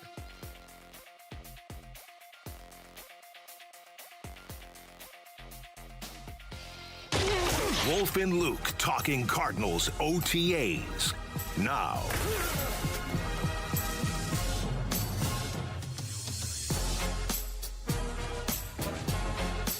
All right, Tyler Drake is here in studio. It's Wolf and Luke. John Lund is in for Wolf, and Tyler Drake is here to talk some Cardinals football with us right now. What's going on, TD? What's up, guys? Glad to be here. I'm glad Jesse gave me the last minute. Hey, you want to hop on? Usually don't like to wear a hat on during interviews, but hey, it's Friday. You're good. Exactly. It's casual Friday. That's fine. Voluntary OTA has been going on here for a little bit. Anything jumping out to you here through the first couple weeks? I asked this question knowing full well this is as early in the process as it could possibly be. But I also think the Cardinals have some interesting players this year as far as individual storylines. Yeah. I mean, obviously the big ones, just get those out of the way. Josh Sweat, Jacoby Brissett, still not there. So that's something to watch moving forward for everybody who might be panicking. Let's put the panic button away for right now. It's still voluntary. We actually had a panic button on this show for a while. Aaron got us one. And Wolf walked around and it kept going off in his bag. And people were like, what's happening? And then they started to panic. Yes. But anyway, that's a whole different story. So that right there, I mean, until we get to June 8th and we see who's on the field for mandatory minicamp, that's when you can start maybe getting a little worried. But, I mean, between those two guys, it's obviously going to be Josh Sweat more than Jacoby Brissett because I'm going to be honest with you guys, Gardner Minshew has shown me, and obviously, yes, OTAs, you already gave that disclaimer, but from what Gardner Minshew's showing already, I've been very impressed. Just from on the field, just getting the reps in, off the field of how he's handling himself and knowing, hey, I'm a journeyman and I'm here, I'm trying to really relish in the opportunity to continue my journey. And on top of that, really understanding that he needs to be the best example possible for guys like Carson Beck and other guys like Keaton Slovis in the quarterback's room. So Gardner Minshew has definitely stood out to me for OTAs, just the way he handles himself, all that jazz. Obviously, the vibes are there. Everybody has talked glowingly about what he's brought to the table. Buda Baker said he's already commanding the offense, so that's really stood out to me. Obviously, you're looking at Jeremiah Love. He looks fast. Obviously, it's shirts and shorts, so you're not getting too much, but he looks the part. And yes, everybody was freaking out about him returning kicks. This week I should say, he was not out there for the open portion that I saw returning kicks. So everybody take a deep breath. It's all okay. And Mike LaFleur also said he understands that he's a running back.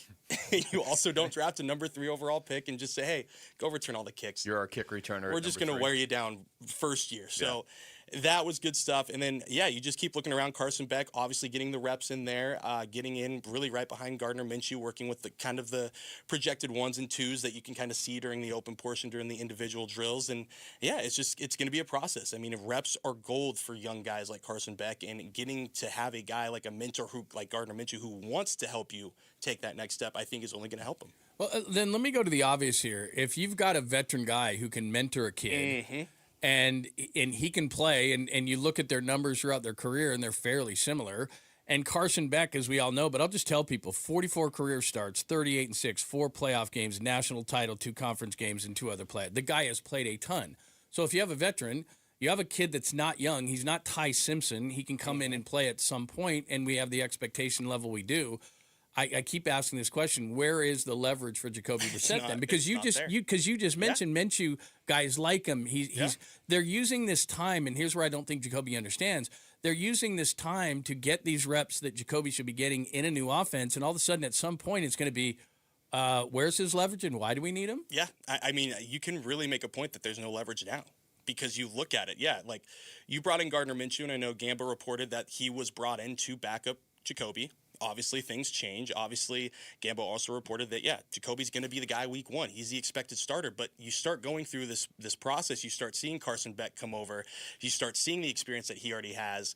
And then you start thinking about, if this Cardinals team is really serious about looking at the long-term longevity of this team, you've got to get Carson Beck in the game in the middle of the season sooner than later. That right there, why would you go pay somebody who wants to be paid as a starter who might only play 6 or 7 games this year, if that? So really, there's no leverage anymore. You've got Gardner Minshew, who, like you just said, they're not that far off. They've got that veteran aspect. They can be a mentor. There's really a redundancy there when you're looking at the veteran options. So I just don't see the leverage anymore. And I think having an agent would have helped him a little bit more navigate this situation, to be completely honest. They're also still paying Kyler Murray, too. So it's not like they have all this extra quarterback. Sounds like it's fun in Minnesota right now. We're gonna get and in New York. Tyler Drake is joining us. Tyler, John and I were having this conversation earlier.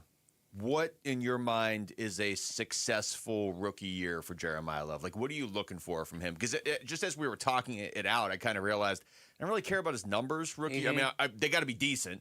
But I don't want them to run him into the ground. Yeah. We were looking more at like Jahmyr Gibbs or Bijan Robinson their rookie year when they had David Montgomery and Tyler Algier with them, and it wasn't like a full workload. So what are you looking for from Jeremiah Love realistically in year 1? Yeah, I mean, I'm looking for just games. Like, if you can be on the field for every game, that's one starting spot. If you can, that's one of the biggest things for running backs is availability, especially when you look at this team last year of how many guys went down. And yes, the offensive line played a part in struggling, but I mean, Cardinals' run game was terrible last year, and that is fact. They were only the Raiders were worse than them. You look at that, and I'm looking at more so, can he be that CMC-esque type guy? Can he really be that pass catcher that everybody's thinking he can be? Can he really take that step and be the guy that, okay, we don't have to give him the rock out of the backfield. He can go burn you on a 60-yard, just throw it out to him and let him do something. Yeah. Like, go crazy. So I'm looking at how can they mesh him into different sides of the game. Obviously, he's talked about how he likes putting guys in the dirt and pass protection, so that there too. But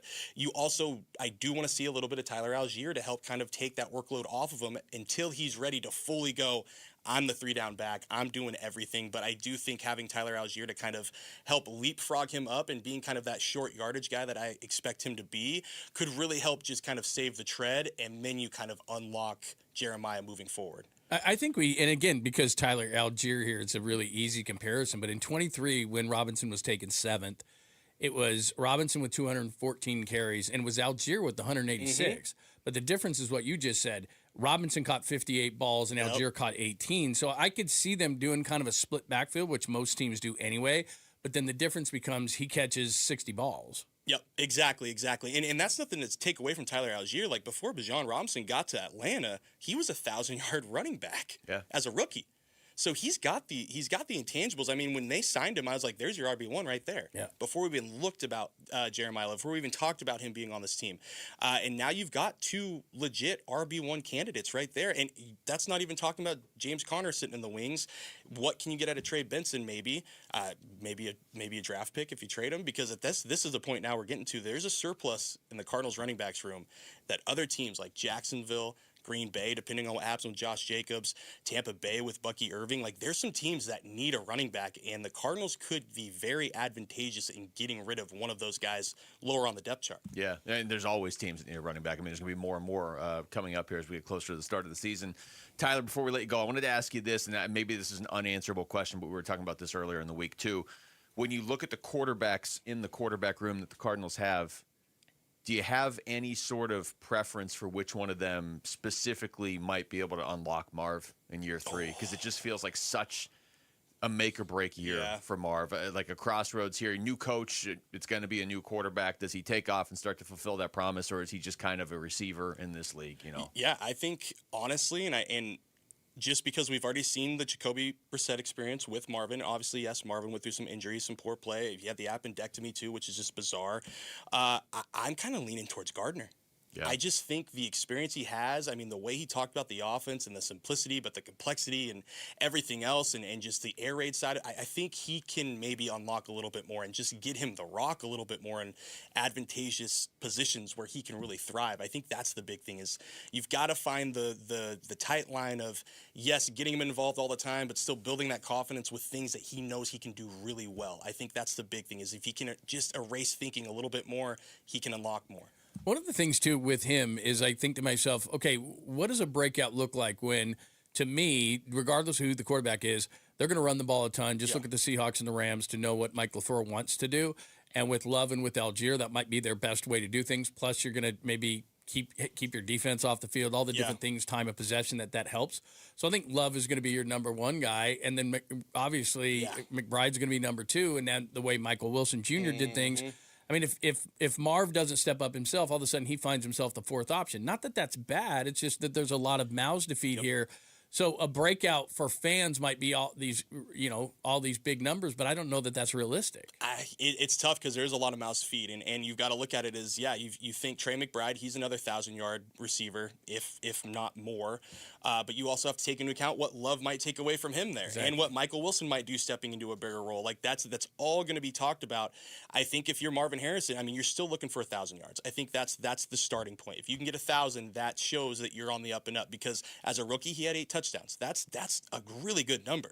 It's more so about the yardage and consistency game to game. So if you can start showing that more and really build up and hit that 4-digit mark, I think you can really. That's a really good starting point for him. That catch percentage too, receptions versus targets. Tyler, great stuff. We'll have you in here a lot more, obviously, before the season. Thanks. Absolutely. Thanks, guys. Thanks, man. That's Tyler Drake joining us right there, not on the Arizona Sports Line. He's here in the studio. He's 5 feet away from us. When we come back, he alluded to this. What's going on in Minnesota? This might be the most compelling quarterback controversy. I don't know, race, whatever it is. I don't know. We'll get into it next. Between K1 and 9, it's Wolf and Luke. John London for Wolf and Arizona Sports, the local sports leader. For me, it's, that I call him 9. Live streaming audio, podcasts, video highlights. The Arizona Sports app has all this and more from the local sports leader and D-backs play-by-play. And now the 1-2 pitch. Swing and a miss. He struck him out. Download the Arizona Sports app. Presented by Ready Services Plumbing and Air Conditioning. Hi, it's Vince Marotta, and if your ride's starting to feel a little outdated, Earnhardt Buick GMC in Mesa can help you upgrade just in time for the summer. Here's the difference. Anybody can sell you a vehicle, but not everybody makes the whole experience feel easy and enjoyable. That's why Arizona drivers have trusted the Earnhardt name since 1951. Real people, honest prices, and a team that's focused on what works best for you, not pushing you into something you don't want. want. It's how the Earnhardt family built its reputation the old-fashioned way, by treating people right. If you're after a refined Buick SUV or a bold GMC truck, they have one of the best selections in the Valley with options that fit your lifestyle and budget. And when you're ready to shop, their website makes everything simple. Browse inventory, value your trade, and explore our incredible offers anytime online. So when you're ready for something better, visit Earnhardt Buick GMC or go online to EarnhardtBuickGMC.com. We are professional grade. After all applicable incentives on select models. All offers with approved credit through GM Financial. See dealer for details. Offers in June 1st, 2026. Nothing makes a gathering great like Eggland's best eggs. They're just so delicious, with better nutrition, too. For us, it's eggs any style, as long as they're the best. Eggland's best. Better taste, better nutrition, better eggs. Hey, basketball fans, Tom Chambers here reminding you that just like in a game, you need a solid defense for your home. And that starts with a reliable roof from Right Way Roofing. Hey, Lori, as owner of Right Way Roofing, what sets you apart from the competition? Our team tackles any roofing challenge, from shingles to tile to foam roofing. We'll make sure your roof wins against the toughest opponents: rain, wind, and even those scorching summer days. Make Right Way Roofing your MVP. We're Right Way Roofing and we do it right. We'll always keep you watertight. Have you heard about Global Credit Union? Hey, everybody, it's Dave Burns. They're helping Arizonans keep more of their money. Last year, members saved over $194 million through better rates and lower fees. Perks include early payday, access to your paycheck up to 3 days early, and 24/7 U.S.-based support whenever you need it. Join at globalcu.org or visit one of their 9 Phoenix area branches. I'm a member, and you will feel the difference right away. Global Credit Union. Better rates, fewer fees, real savings. Message and data rates may apply. Hey, this is Dave Burns. And John Gambadoro. And every year we hear far too many heartbreaking stories involving children in water. Please take 2 seconds out of your day to help prevent these tragedies. To learn life-saving water safety tips, go to Fulton2seconds.com or text the word SWIM to 620-620. And never forget that 2 seconds is too long to take your eyes off kids near water. This is Doug Fulton of Fulton Homes, proud to partner with KTAR to keep your kids safe around water. Speed and power. Get your Corbin Carroll 30-30 mystery bobble on Saturday, June 6th, courtesy of Chase. Visit dbacks.com for tickets. Well, you can tell everybody. Yeah, you can tell everybody. Go ahead and tell. Hey, it's Gambo. How do the new NBA draft lottery rules impact the draft picks the Suns have traded away already? The Burns and Gambo show starts at 2 on the Arizona Sports YouTube channel, the Arizona Sports app, and 98.7 FM. Man, Abner Uribe got a lot of people angry. They've been talking about him on one of these TVs in here for like an hour and a half. I know. I love it, by the way. Do you? I loved it. I love the fact that he did it and then they challenged the call. Yeah, And that so was they- amazing. He almost did that whole thing and then it was called. I think this might sound old man of me, but I think obscene gestures we should. I'm all for, like, you know, flipping bats and all that, but the obscene gesture, especially 3 straight times, it's a bit much for me. Pat Murphy was right to call him out on that. Don't strike out. Yeah, but he Point, could counterpoint. do like a bow and arrow celebration like Fernando Rodney or something. Like, don't do this. No crotch chop. Yeah, the crotch chop. Triple crotch chop. The triple crotch chop. There's kids watching. Wow, I didn't. They don't know what that means. That's interesting. That is an old man thought. That is very much right Also, up there with Get Off My Rick Lawn. loves this song, by the way. Is that why he's just playing it over himself? Yeah. I hate this song. All right, let's talk a little Minnesota Vikings football. I really thought, Cardinals let Kyler Murray go. I was still going to follow. I'm not anti-Kyler. Like, I would like to see him succeed. So I figured I personally would follow Do you think it. that, by the way, do you think that is the prevailing opinion? I think that's the opposite, right? Most people want to see him fail. If we right? did a poll question, you have to either root for Kyler or Sam Levitt to succeed in Minnesota and LSU. Where do you think most Valley sports fans are going to go? Levitt. You really? I do. I think it's not because of Levitt. I think it's the anti-Kyler. But I could be wrong. Am I wrong in that? Jamal's looking at me like I'm wrong. Am I wrong? I do think you're wrong. Yeah? I think Rick just made the same gesture, didn't he? Yeah, well, Rick has a like he doesn't like Sam Levitt, I I'm going to be rooting for Kyler more than I am Sam Levitt. I feel like the majority, where you might still be right, John, is because the Cardinals are an NFL team. Right. So there's just more Yeah. people that are emotionally invested in it. But I feel like if you took, I guess you can't take ASU fans because it goes the other way. But Right. I wonder what that number. I would want look to like. I want to clarify. It's not that I don't like Sam Levitt. He was always very nice to me in media situations. I just don't like the way it ended here. And you're not rooting for LSU this year? No, especially because their coach is Lane Kiffin. Well, yeah, there's also that factor, too. I think a lot less people have a problem with Minnesota's head coach than LSU's head coach. But they did bring back Ed Orgeron for a role, so They did. that does make them slightly more likable. It does. Because Just in interviews. he's great. Yeah. Go Tigers. Amazing. Well, that's a long way of saying I didn't think we were going to be following Kyler that much this season, and maybe we won't as the season goes, but Minnesota just seems like such a potential mess right now that's separate from Kyler ever being a Cardinal. This is quickly becoming one of the more interesting teams to pay attention to. I wish they were doing hard knocks of Minnesota. Is it Seattle this year? Yeah, it's I think it's Seattle. Okay, great. And it's just going to be 5 episodes of, the Seahawks won the Super Bowl. Yeah. Look at them. I'd much rather see Kyler and J.J. McCarthy throwing stuff. Yeah, at they each don't have other. controversy up there. No. Everything's perfect for them. Yeah. So here's Kyler earlier this week. He was asked about the quarterback situation. It's been great. It's been great. Obviously, I know he's a younger guy, so any way I can help him. Obviously, I feel like I've played 7 years now, going on 8. So I'm considered a veteran, even though I don't see myself as that. Give him any knowledge that he needs. Again, we're both competitors, and I know we both want what's best for the team. Has he been receptive to hearing criticism? Of course. Yeah, he's overly acceptive, and he's always communicating, asking questions, stuff like that. So it's been good. All right. So then here's J.J. McCarthy that same day. JJ, what's your relationship been like with Kyler so far?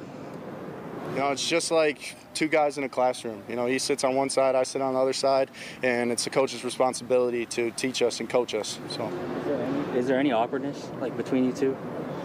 Awkwardness, it's just like the same feeling, when you're in high school and there's another person on the other side of the room. That's just kind of how it is. So I wouldn't say there's any awkwardness. It's an awkward answer.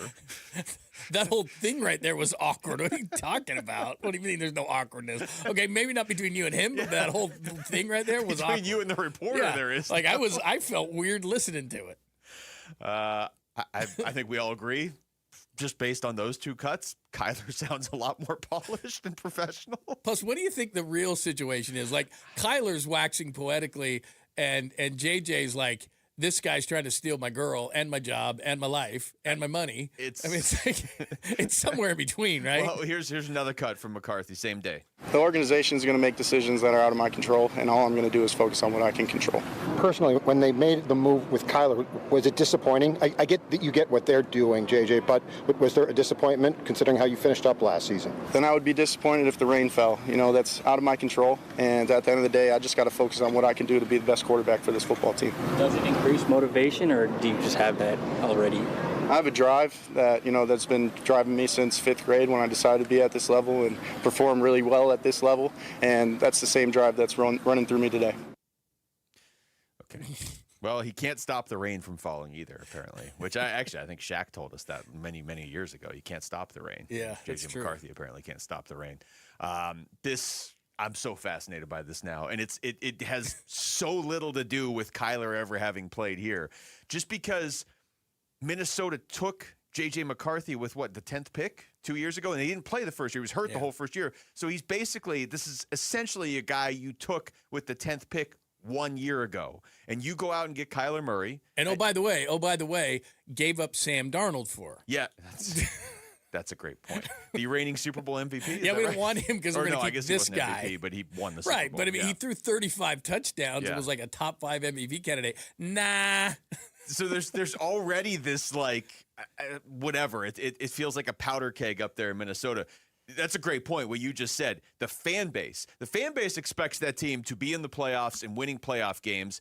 Sam Darnold had them in the playoffs. You get rid of him for J.J. McCarthy. McCarthy is so bad that you immediately go out and get Kyler Murray after, it was after one season, but they seemed like they were done with McCarthy halfway through that season, except not everybody is. We were looking at, what was the website the other day, start9.win? Yeah. I'm guessing there are a few Vikings fans that would rather have McCarthy. Whatever it is, whoever loses that quarterback race, and I think it'll definitely be McCarthy who loses the race. Like, Kyler's a better quarterback. But whatever, however that plays out, it's going to be awkward, especially if the Vikings start off with some losses. Then whoever the starter is, even if it's not his fault, is going to start getting questioned by that fan base. Well, doesn't it just seem like he's so uptight that it's just it's a foregone conclusion? Remember, this team won 8 games with guys like Max Brosmer playing quarterback, the guy who flipped the ball to Ernest Jones in that Seattle game. Like, the guy is atrocious. And they went 8-9. And so with decent quarterback play, like everyone's like, oh, Kyler's going to go up there and crush it. Kyler could just be and they'll win 10. Just be okay. You've got Justin Jefferson, right? Jordan Addison, and Juwan Jennings to throw to. Yeah, and a good defense with a great defensive coordinator. So they could win 10 basically in their sleep if it's not Max Brosmer and JJ. They're going to go that way. How is this not Hard Knocks? Not only do you have Max Brosmer, who you keep bringing up to an unhealthy level of times, you've got Kyler Murray, J.J. McCarthy, and Carson Wentz there, too. Oh, don't forget about Carson Wentz. You know what? I don't even need Hard Knocks. I just want it to be called Quarterback Room. Yeah. And I want it true. there. I don't want to waste time on the rest of the team. I just want, like, wherever they go, just have a guy follow him home, follow him, like, everywhere. I just want the quarterback. I'm so fascinated by the dynamic of Kyler Murray being Kyler Murray. I think we all kind of know roughly what he is. J.J. McCarthy making everything awkward. Carson Wentz just showing up being like, hey, guys, what's going on? And Brosmer being like, hey, guess what? I'm Max Brosmer. Remember for that Seattle game, like, we think he's going to surprise some people. It was like, that was the worst quarterback play of the year. Yeah, it wasn't good. I like I said, I can't look away from this. Here's Dan Orlovsky on with Pat McAfee yesterday. It was a uphill battle for J.J. McCarthy on the field in this competition. Hearing the answers, it sounds like there's an uphill battle off the field as well. And if you haven't, I guess, divided the locker room or lost the locker room, I don't think that answer is helping you. Yeah, here's more. One, I want to give kudos to Kyler. He comes across mature. It sounds like good leadership. It might be like coach speak and right thing to say, but there's a reality to that. With JJ's answer, and I like JJ. I've supported a fan for JJ. Like I'm rooting for JJ. At times, it just feels like it's at least publicly, it's an act. Like, I have to have this bravado type of response or something like that. And you're on the same team at the end of the day. You're on the same team. We all know you're competing. We all know you're in the same room.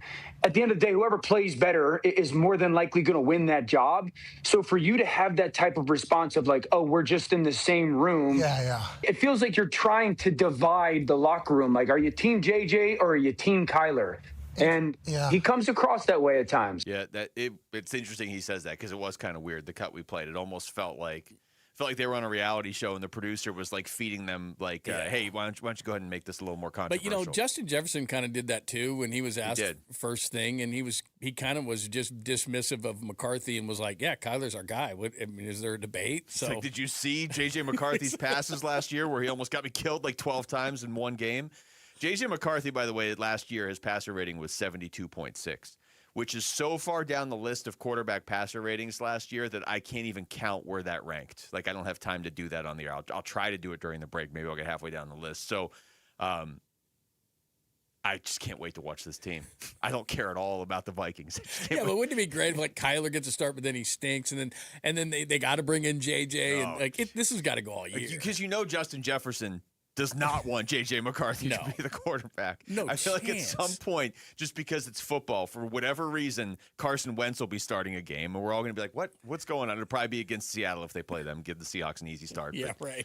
All right, when we come back, who are some names out there that you might like to see the Diamondbacks go after if they end up being buyers at the trade deadline this year? That's next. It's Wolf and Luke. John Lund's in for Wolf and Arizona Sports, the local sports leader. The Arizona Sports YouTube channel for live shows, podcasts, viral clips, shorts, and more. Just the local sports leader doing what we do on YouTube. Serve yourself some Arizona sports. Subscribe to the Arizona Sports YouTube channel.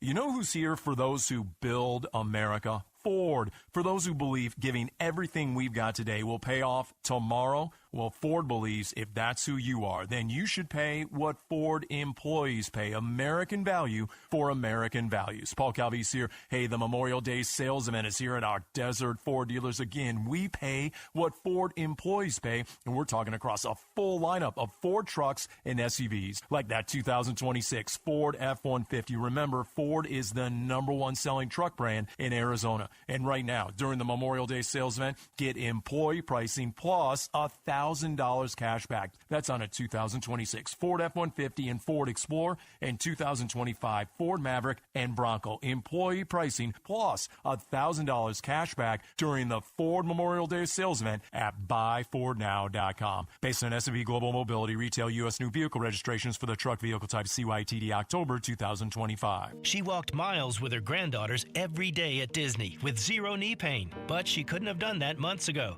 This all started with a visit to QC Kinetics. We have spent the last 4 days going from park to park, walking all day long, no pain. I feel fantastic. Here's what baffles people when they hear Kathy's story. The doctor said, you need 2 full knee replacements. And I said, that's not going to happen. I went to QC Kinetics, started treatment that day. Within a couple of weeks, I was absolutely pain-free. It's the kind of story that QC Kinetics hears from patients all the time. I cannot thank QC Kinetics enough for giving me my life back. I'm active again and loving it. I'm well over a year out. I've had absolutely no pain in either knee. Before you agree to surgery, listen to this. Think about it. Tomorrow is Animal Kingdom, so yeah, gotta go. Kathy's glad she took them up on the free consultation. We have one set aside for you. Call QC Kinetics, 602-837-7246. In Phoenix, Scottsdale, Peoria, and Chandler. That's 837-7246. 837-7246. Get the freedom to save with your Valley Chevy dealers. Spectacular offers are available right now. Plus, you'll have the freedom to choose from an extensive lineup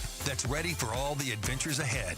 That includes popular models like the legendary Silverado, the versatile Equinox, plus the feature-packed and affordable Chevy Trax. Don't miss out. Memorial Day marks the beginning of summer and a great time to hit the open road in a brand new car, truck, SUV, or EV from your Valley Chevy dealers. Hey, it's Gambo, and I'm with Stuart Willis, the president of Asset Preservation, Wealth, and Tax. Stuart, there's all these different phases to save in your life, 20s, 30s, 40s, 50s, 60s. But when you get close to retirement age, isn't it wiser to start to make sure that you're more conservative with your money instead of more aggressive? First of all, it all depends on your comfort level with risk. You don't want to mess up your retirement. You see the finish line is close and you want to be done. Most people know this. People who want to be rich buy stocks. People who are already rich buy fixed income, which is why you've moved to a more conservative approach personally. Yes, because it's important for me to make sure I protect the money I've been able to save so far. That's why it's important to know exactly what your comfort level with risk is. So if you want a financial advisor that can work with you and help you with the risk management,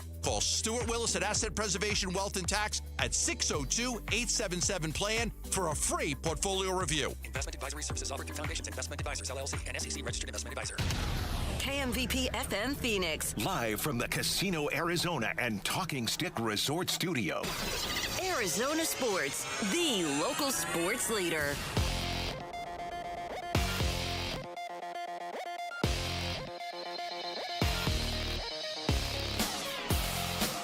I'm Jesse Morrison with Trending Now, presented by Parker & Sons, heating, cooling, plumbing, and electrical. After a day off yesterday, the Arizona Diamondbacks begin a series tonight at the Seattle Mariners. First pitch is at 7:10 with pregame coverage starting at 6:30 right here on Arizona Sports 98.7 and the Arizona Sports app. Zach Gallen gets the start for the D-backs. And the Phoenix Mercury look to snap their 4-game losing streak tonight in New York against the Liberty. Tip-off is at 4:30. This report is brought to you by The Window Depot. Did you know The Window Depot is more than just windows? They have doors, skylights, cabinets, countertops, even flooring. Proud partner of the Arizona Diamondbacks. Go to thewindowdepot.com.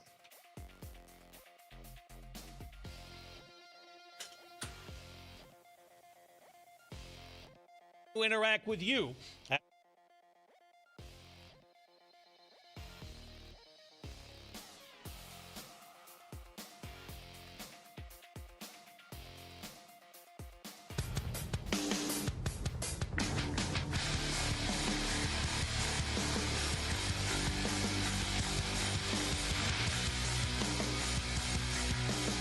Hey, it's Vince Marotta. When the Bick's away, the Kellen Olsen will play. KO filling in for Bick on vacation. We'll preview the NBA Finals.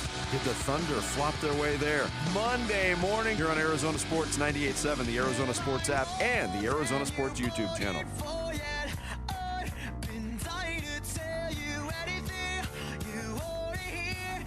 Live from the Casino Arizona and Talking Stick Resort Studios, Wolf and Luke, John London for Wolf. John, the more I hear J.J. McCarthy speak, the more I'm convinced he's the guy who started Start9.win, the website. Like, it just really, what an awkward situation there.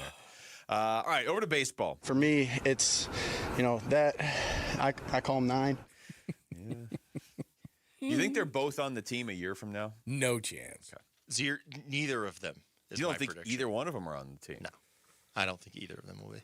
I did see something. J.J. McCarthy could get cut or before traded. The show ends. Yeah, or before even the season starts. Like, dude, we'll just Kyler's going to start. We got a couple other guys here. It's fine. There's a couple other guys sitting in the high school classroom now, or whatever weird analogy he was trying to make. Yeah, look, I did see something. I think it was CBS. I don't remember who it was, but somebody was going through looking at, no, it was ESPN. They were looking at all the quarterbacks that could be available next year in the draft. And then at the bottom, they had team that most needs to get a quarterback in next year's draft. They just picked one. It was the Cardinals. Yeah. Their only other category they had was dark horse team that might be going after a quarterback in next year's draft. And it was the Vikings. Yeah. And it's like, man, you just got Kyler. You did just draft J.J. McCarthy, but at the same time, like, they're not over there trying to win 5 games like they are expecting to make a run, and that's not an easy division either. You put this together in your email today because we started talking about it a little bit yesterday after we had Amiel Sadeh on Wednesday. Like, I'm just going backward through the whole week. And one of the things Amiel said was, looking at the standings, it's nice to be in a position like this right now, not just because you want to make the playoffs, but also we're going into June. The trade deadline is basically the end of July. I think it's technically early August this year. You're not making a trade today or tomorrow, but you like to start having an idea of where you're going to be so you can tell your scouts if they're focused on other teams' prospects or if they're focused on guys maybe that would be a rental or somebody you're bringing in that can help you right now, just to kind of steer guys in that direction. You obviously have to see how the next 2 months play out.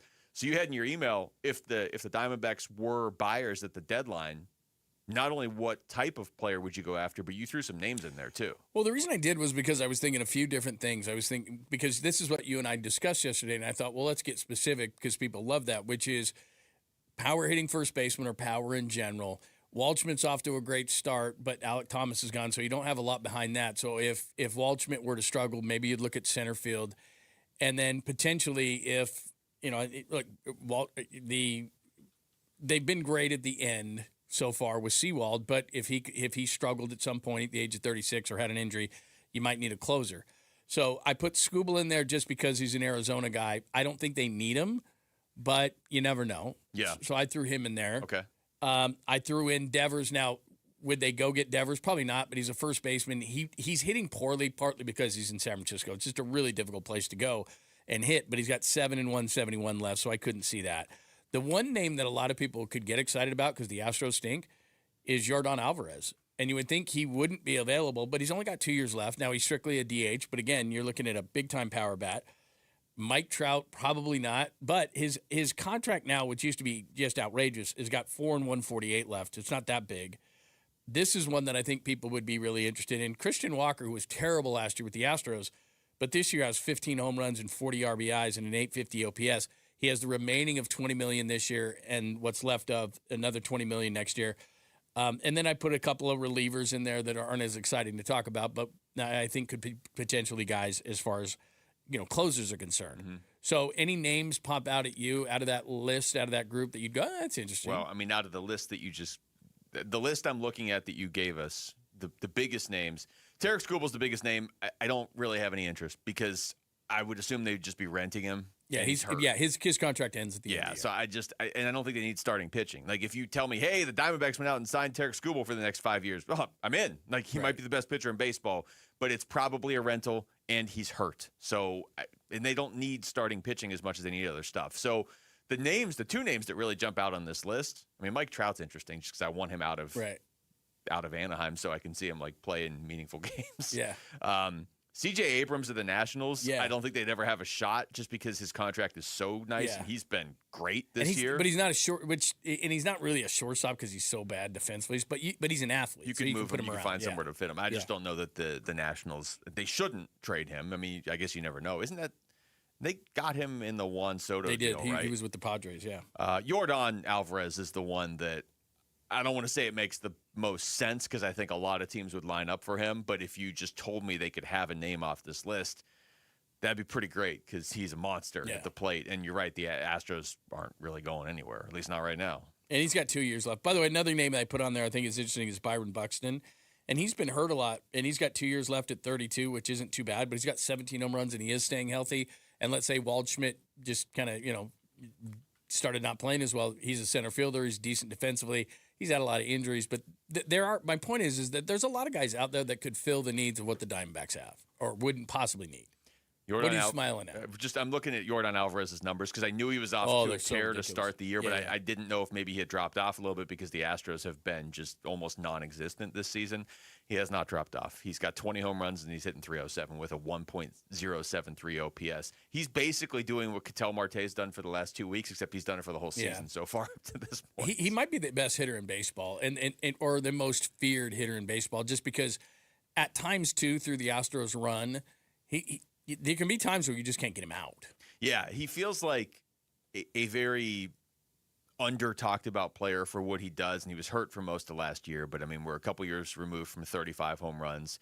4 straight years there, 33, 37, 31, and 35 home runs, and generally does it with an amazing batting average, too. So, yeah, if they want to get him, that'd be fantastic. I don't know why Houston would trade him, except where are the Astros really going? And they have some good pitching on that team, but they lack hitting now. Yeah. And they've had so many injuries, and they brought Correa back, and he hasn't done anything. And then, you're getting Altuve's aging, and they're really an aging team offensively. You know what I like about Yordan Alvarez is I think he's one player the Dodgers can't go get because he's a DH.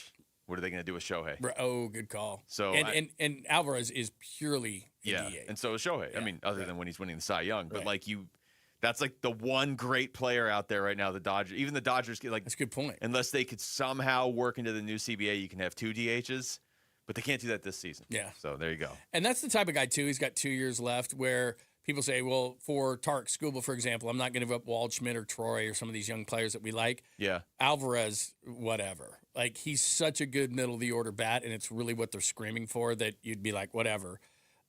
What about, just because I know everybody's going to have an opinion on it, what about like a guy like Christian Walker? Would you bring him back? Didn't cost you much? How crazy would that be if now you've brought Christian Walker back, you've brought Merrill Kelly back, you kept Zach Gallen, you brought Paul Sewald back. Walker's having a good year. He is. I mean, you basically be reuniting the 2023 World Series team, but so far that's working pretty well. I mean, that's a much more realistic move to go get Christian Walker than to get C.J. Abrams or Yordan Alvarez. But you asked me which names I like the most off the absolutely. list. It's those ones for sure. But that would be the overarching thing is if they are buyers, probably going to be buying a hitter, which is usually more exciting for a fan base than just, hey, we added another middle reliever or whatever. Your Devils in London keyword of William is about to expire, so head to our contest page and enter it right now before time runs out. Don't miss your shot at a trip for 2 to see ASU at Wembley Stadium. Brought to you by Desert Financial. All right, when we come back, could Monty Ossenfort in particular be motivated to make sure Jacoby Brissett sticks around? We'll get into that next. It's Wolf and Luke. John Lund's in for Wolf and Arizona Sports, the local sports leader. The Arizona State Sun Devils in London, England for the Union Jack Classic. And you could be there to see ASU versus Kansas at Wembley Stadium this September. Tom, are you there? I'm here. What is the London Eye? It is a Ferris wheel, also known as an observation wheel. A cantilevered observation wheel.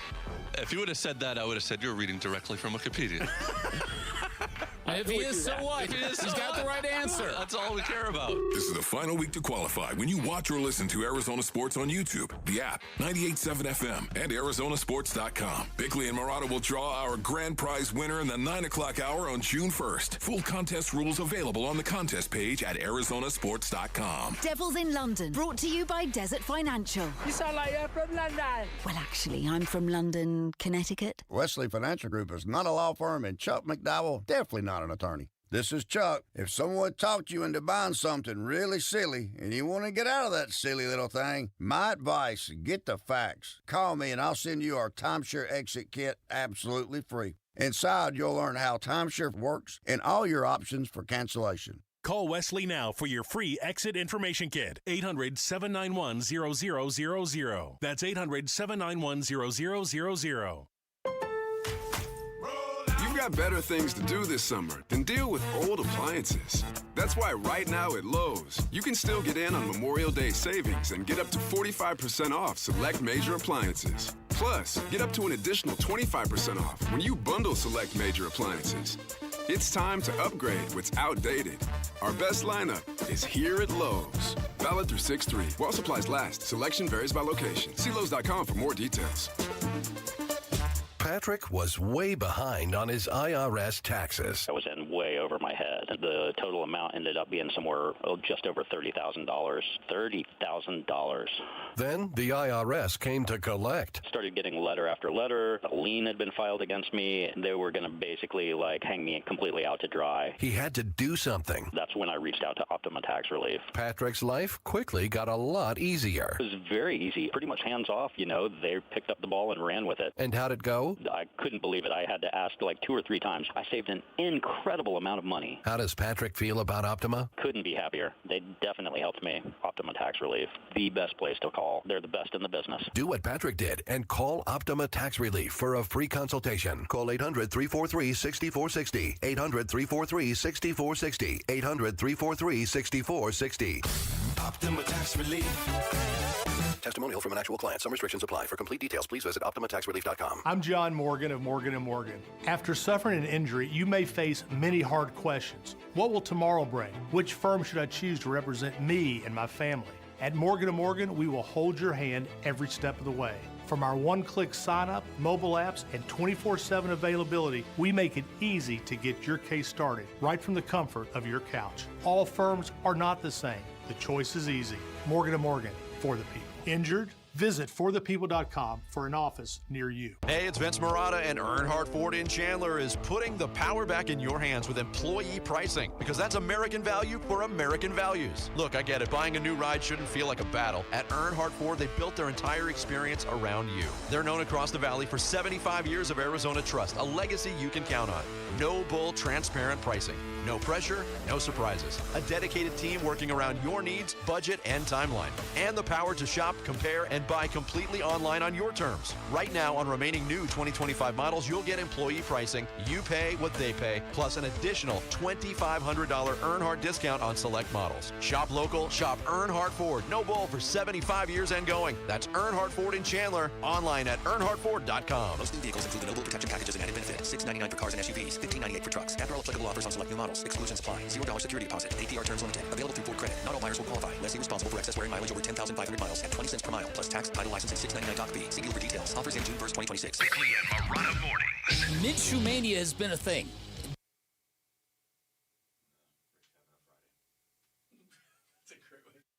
Anytime I go rhyme for rhyme on the topic, they ain't even fit to step in Shaq's arena. I look inside your mind and I see your shook demeanor in your eyes. Why are you surprised? No matter how you try, join us Monday morning. Full recap of the D-back series in Seattle. Kellen Olson will be in for Bick all week here on Arizona Sports 98.7, the Arizona Sports app, and the Arizona Sports YouTube channel. I think this is, Rick. Yeah, Can't Stop the Rain by Shaq. This is Can't Stop the Rain. Wow. I respect you finding this, because I made that reference and I was like, I don't think anybody in America, unless Shaq is driving around right now, got that Can't Stop the Rain reference. But there it is. It's really bad. He is just not a really rapper. bad. It is really bad. You guys are just mad because you can't stop the rain, just be honest. It's also not R-A-I-N. No, I know. It's Oh, yeah, of course it is. R-E-I-G-N. But I believe there's rain in the video, isn't there? I've never seen the video. Oh, you're missing out. Do I need to watch the video? I don't know that you need to watch the video. You just need Could to you know give us there a is report video. on the video? I've never seen the video. Oh, man, I don't want to go yes. find the video or watch it. Or listen to I that song only again. want to find and watch the video for the rest of the show. That all came from what? From J.J. McCarthy earlier saying something about how if he was upset about the Vikings signing Kyler Murray, then he would be upset about the rain falling. That's yes. Yeah. This is Mike Sando on with Bickley and Marotti yesterday, talking about the Cardinals quarterback situation, specifically Jacoby Brissett. What do the Cardinals think they are this year is part of it for me, right? I mean, because you have this timing difference between the head coach and the GM. The head coach is brand new. He's probably not going to be, fired in the first year, right? So he's got a little bit of a runway to get his program going. But does the GM have the same amount of time, or are they expecting this season to be a clear progress, maybe even have a winning record type of a year? Because if they have to get everything out of this year, then they need Jacoby Brissett to be there. And I think he's going to probably be there. I don't know where else he's going to go. I don't think he's going to retire. And so is Jacoby Brissett worth changing the contract up a whole bunch to make him happy? I don't see him as Matthew Stafford here, right? But he may be theirs for if Monty Austinford needs to have the best possible chance to win 2 extra games this year. Maybe the pressure points are different. Otherwise, I'd probably just wait him out unless I promised him something. You never know what's behind the scenes. Well, so much comes back to that. The difference in timeline for, you got a brand new head coach. You don't have a brand new GM. It's not like he's been here forever. It's not like he's had years and years to fail. I think for the most part, people were on board with what Monty Austinford had done the first 2 years going into last year. I think they were on board with what Jonathan Gannon had done too the first 2 years. But obviously, the way last year went, somebody took the fall, and it was JG. So Mike Sando just said it right there. I mean, if Monty Austinford feels like he has to win right now to keep his job and that he doesn't have the luxury of, hey, if this doesn't work, I'll go ahead and draft a quarterback in 2027 in this class, then that's extra motivation to get Jacoby Brissett back. I don't think it's a lock that Jacoby Brissett wins you more games than Gardner Minshew. They won 1 game with Jacoby Brissett last year. Well, I think that the way that the season is going to be realistically looked at, and teams know this, you can go into the year going, I think we could surprise everybody and everything, but given the division, given the talent, given the schedule, given how the schedule lays out, you've got to be realistic with yourself. And so it comes back to, and we're going to have this conversation a lot this year, what are the goals? Because one thing Sando said there that was interesting, he said, well, if he needs to win another game or 2 to save his job, that's not what's going to determine his success this year, I don't think. It's going to be a guy we talked to yesterday. Is Darius Robinson going to evolve? Is Marv going to evolve? Is Will Johnson going to take another step forward? To me, I'd look at 5 or 6 players, and at the end of the year, let's just say we're kind of on track and they win anywhere from, 2 to 5 or 6 games. What's the difference in Michael Bidwell's mind of, hey, we were embarrassed, but we won 5. Hey, we were embarrassed and we won 3. There's no real difference there.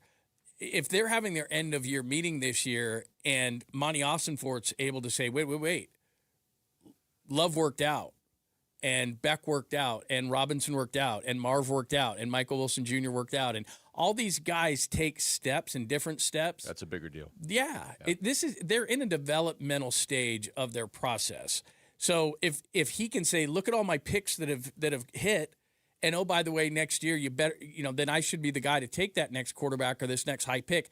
That's what he's going to be judged on. Yeah. What's the difference between 3 and 5 or 5 and 7 wins? Yeah, you're right. It would be more nuanced of it goes back to our conversation earlier. Who gives Marvin Harrison Jr. the better opportunity to develop? I mean, if I'm Monty Austinford, that's how I'm looking at this, because I don't know that Jacoby Brissett is any better than Gardner Minshew. Minshew might be better. Jacoby got guys to put up numbers last year. That was a different offense, and he didn't really get Marv to put up better numbers. Now, I know Marv was hurt, and it was just a disjointed year and all that, but if I'm Monty and I am concerned specifically about my own job, and that's got to be tough as a GM. Are you focused on what's best for the team, or are you focused on how do you keep your job? And a lot of times those just line up, but sometimes they don't. I mean, you could make a pretty compelling argument. What's best for the team, for the Cardinals right now, is build up the rest of your roster and draft Dante Moore or Arch Manning or whoever.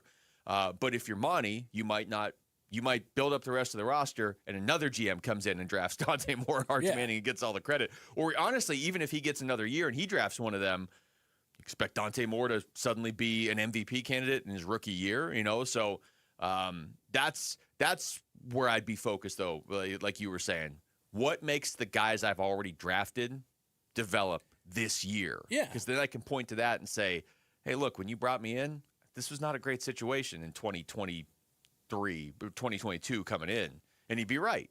But you need to be able to point to the guys you've drafted and said, look, I've restocked our actual, it's not a farm system in football, but the actual lifeblood of our team, because we, prior to that, weren't really doing a whole lot in the draft. Well, and that's his avenue to stay, because I just don't think they're going to win enough games. You can even correlate it to, say, the Suns. At the beginning of the season, there weren't a whole lot of expectations. At the end of the season, was being the 7th seed and knocked out, was that really that big of a deal? But I think that where the success lies with the Suns is that the players that they developed and the steps that a lot of these guys took forward.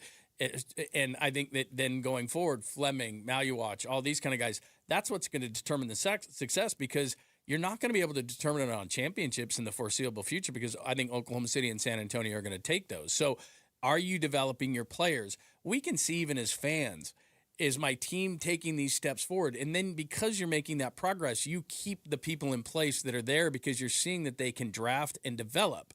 It doesn't, for a while, maybe necessarily go into the win column yet.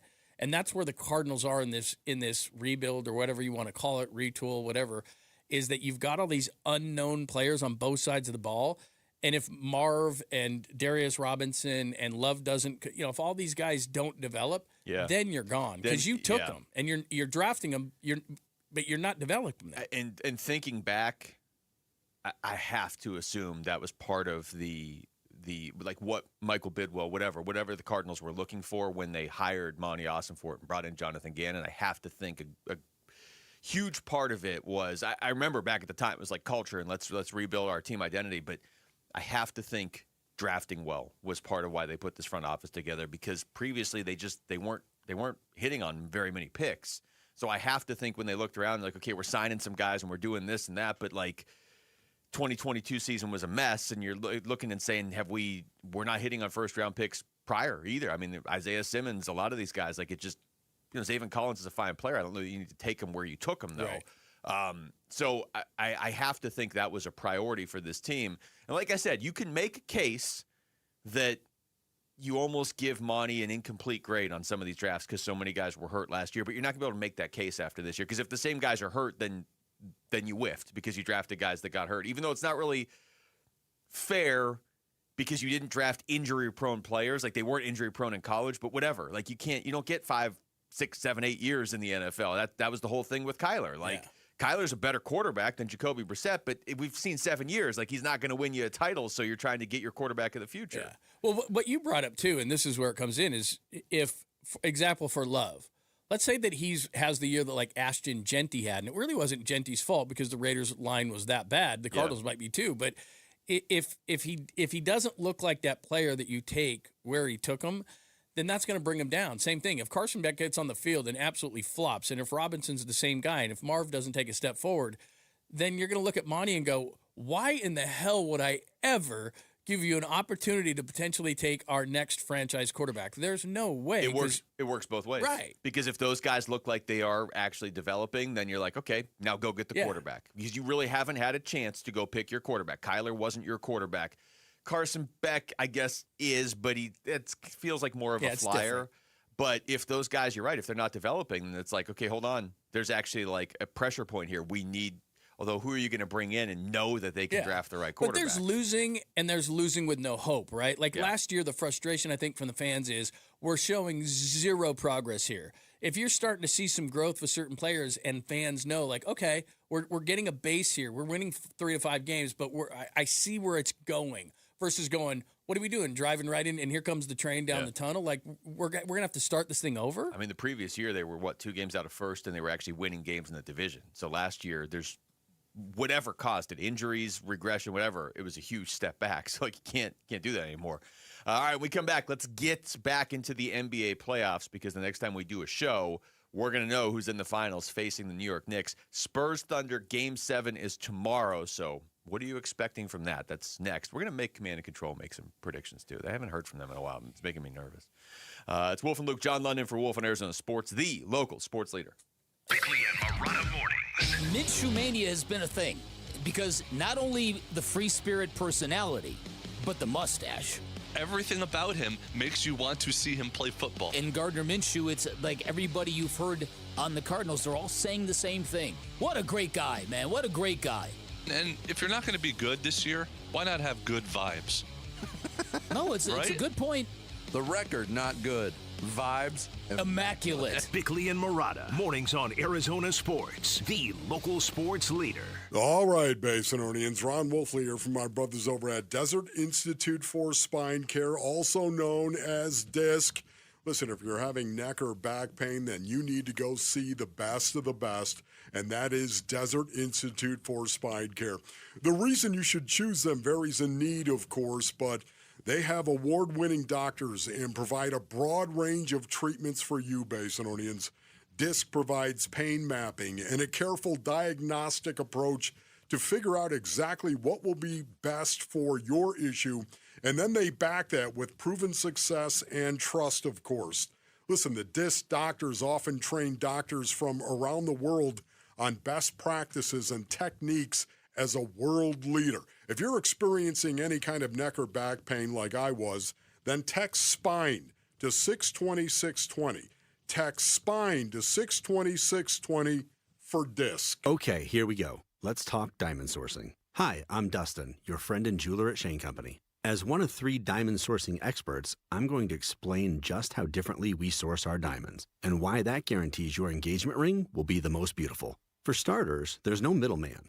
We source directly from trusted industry leaders we've partnered with for generations. We work with them in person and negotiate on our customers' behalf so they get the best prices possible. We also pay our partners in cash, and in return, they reserve the most beautiful diamonds just for us. I handpick and inspect each stone under 10 times magnification. Other jewelers use the Diamond Database to buy stones sight unseen with grainy pictures and videos. When you purchase a diamond engagement ring with Shane Company, you can trust that me and my team have personally handpicked your stone for its unique fire, brilliance, and scintillation. Because a friend goes the extra mile to make sure you get your dream diamond at your dream price. Visit us in-store or at shaneco.com to find yours. Shane Company, your friend and jeweler. Hi, it's Vince Marotta, and if your ride's starting to feel a little outdated, Earnhardt Buick GMC in Mesa can help you upgrade just in time for the summer. Here's the difference. Anybody can sell you a vehicle, but not everybody makes the whole experience feel easy and enjoyable. That's why Arizona drivers have trusted the Earnhardt name since 1951. Real people, honest prices, and a team that's focused on what works best for you,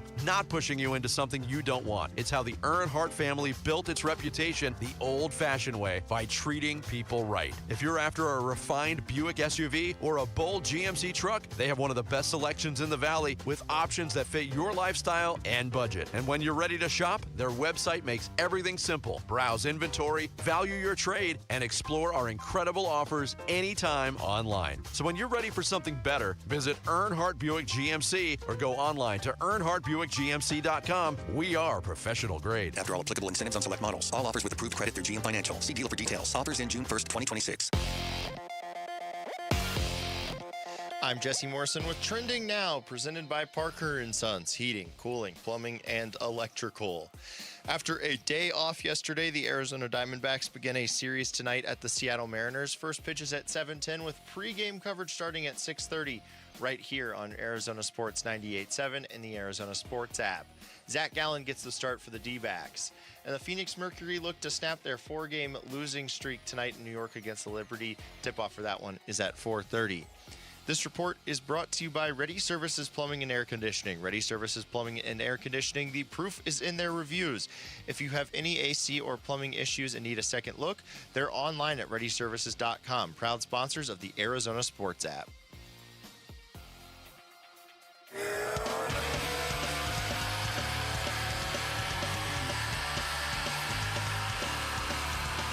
Hey, it's Gamble. Can Ketel Marte keep his bat hot?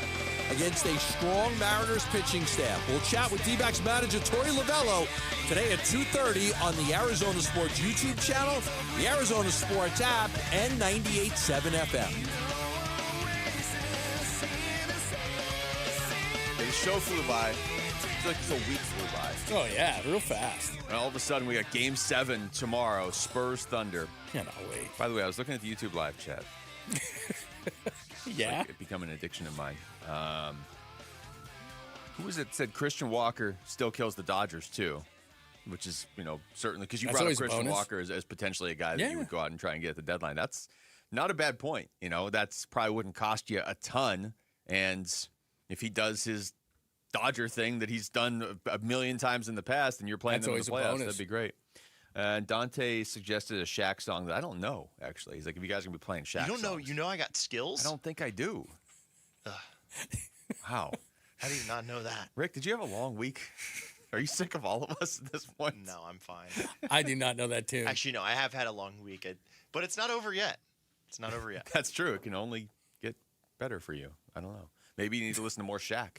Maybe I know that song if I hear it. That's never the solution. Think about it. John, you read my mind. That was literally the next thing I was going to say. This is not. That might make it worse. Maybe you need to listen to more Shaq songs. I do think I least know try that it. I got skills. I'm embarrassed to admit it. But Oh, is that do you want me to pass the ball? Am I thinking of a different song? Believe so. Oh, It's been a while. I can't even think of how the song goes in my head. That's how good it is. Because you can't even, I'm going to listen to that during the break for sure. So, Dante, we may not play it on the air, but I will definitely be listening to it during the break and probably making everybody around me angry or inspired. I can't tell. Thunder Spurs. Let's go around the room real quick. Just who do you got tomorrow? Jamal, you're first. Yeah, go ahead. I got to think. No. Okay. Go, God, please. I have no idea still. I'll go first. I think Spurs win. Rick? Spurs. Spurs? Okay. John? I think Thunder because the officials are going to dictate it. Sorry. I don't want to say that. No, I know. I'd like the Spurs to win. You're probably right, actually. All right, Jamal, we've all gone, so now we can't wait for you. You guys went too fast. Sorry. That was intentional. Spurs. Okay. So I know Rick brought this up a little bit earlier and wolfing down your lunch, but we have time to kind of get into the conversation more now. If I'm the Knicks, I want the Thunder. I want this beat-up version of the Thunder.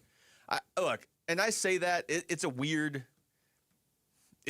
time to be talking about the Thunder because it's entirely possible they go beat the Spurs by 20 tomorrow and sweep the Knicks. I mean, that wouldn't be insane. They should be the best team in basketball. But I just don't want to deal with Wembanyama if I'm the Knicks. I've won, 12-2 in the playoffs. I'm 2 shots away from being undefeated in the playoffs. I don't want to disrupt what I've been doing. If I'm the Knicks, I know it's an uphill battle against Oklahoma City too, but I feel like, okay, New York's pretty much healthy. Mm-hmm. So let's play our game that has just almost swept through the entire Eastern Conference, and I'll take on this beat-up Oklahoma City team with Mitchell and Jalen Williams clearly both hurt, and let's see how this goes. And good luck calling all those fouls and sending SGA to the line that much when we're in MSG and you're getting booed by everybody in the greater New York area. I'd much rather that than have to you have to stand 2 guys on top of each other to stop Wembanyama if you're the Knicks. Playoff matchups are all about that. They're all about the matchup. So you can look at regular season records and all those things, but it's drilling down into the matchup. And I think that nobody has, the Thunder as well as you can control Wemby. But if he is on point, which in 3 games, in the Spurs games that they've won, and last night he came out incredibly aggressive, then he can be really difficult to deal with. But the Knicks don't really have that. So if you look at Oklahoma City, I think there's a couple of different reasons. Number one, they match up well because they've got enough players to throw at them in terms of your 3 and D types. But then the second part is as the playoffs are going, no matter what the commissioner said the other day with McAfee, which is everything's fine and officiating's great. Okay, lied straight through his teeth. But beyond that, he's not getting the calls as much as these playoffs are going on. SGA is not. He's not getting all these calls 10-12 to the line. He got 3 free throws last night. Now, whether they are talking about this, whether it's a thing, I don't know how you can't because it's all over the internet. It's all over memes. It's all anybody's talking about. It's all the talking head shows are talking about. I think that the NBA is saying, hey, man, this is not the greatest way to go. It's not to not give him the calls, but it's let's watch a little more closely of what's going on here because we're seeing that as this series is going on. so it could go to Game 7. But also in that Knicks series, I just don't think he's going to get as many of these calls, and we've seen it. They need it. That's an interesting point because I don't remember a time where it's been this universal. Like if your team's playing, everybody knows Luka flops, but it always does seem to kind of be confined to that series. Like the fans of the other team are freaking out. When Booker went off on the officiating against Oklahoma City, everybody around the league was like, yeah, he's right. Yeah. You know, I mean, they still fined him. The league didn't say he was right, but all you saw in terms of response from people was like, yeah, he's speaking the truth.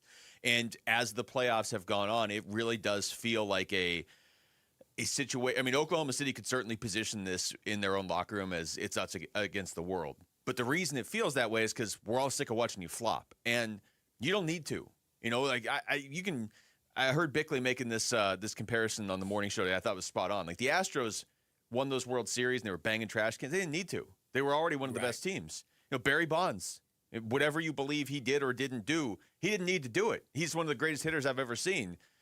Oklahoma City would probably win the title anyway, or at least be in the position they're in right now. Wembanyama is such an X factor, but Oklahoma City would be one of the 2 or 3 best teams in basketball if they just got to the line as much as other teams, or whatever the numbers say. They weren't flopping around more so than most other teams. They don't need to do this. But now it does feel like there's almost a backlash where, because everybody's talking about it, you do wonder how much that impacts the officiating. Yeah, and I'll contradict myself. Even though I don't want Oklahoma City to be there, could you imagine what it's going to be like at MSG in that place if Oklahoma City makes it and they are flopping all over the place?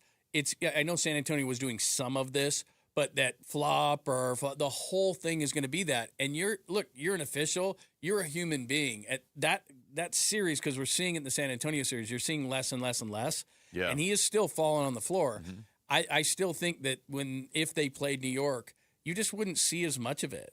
If you're SGA, it feels weird to say because this, again, I don't think this needs to be his game. I don't really think this was his game 2 years ago. But it is his game now, and whatever your game is, you don't want to be changing it in Game 7 of a playoff series. Whatever it is, just because you're going to take yourself out of your comfort zone. Yeah, and look, I think that people react to things, even if you're a big league. Michael Wilbon said it. We've been saying it for a long time. It's not like Michael Wilbon gets this saying, but he's saying that like the rest of in fact, we said this the other day. Michael Jordan was about dunks. Curry was about the three-point shot. Is this really going to be the era where all these kids decide they're going to flop? Tyrese Halliburton said the other day on ESPN, teams are being taught to flop. This is the way that teams are saying, okay, if we can't beat it, we're going to join them. We don't want that. The NBA doesn't want that.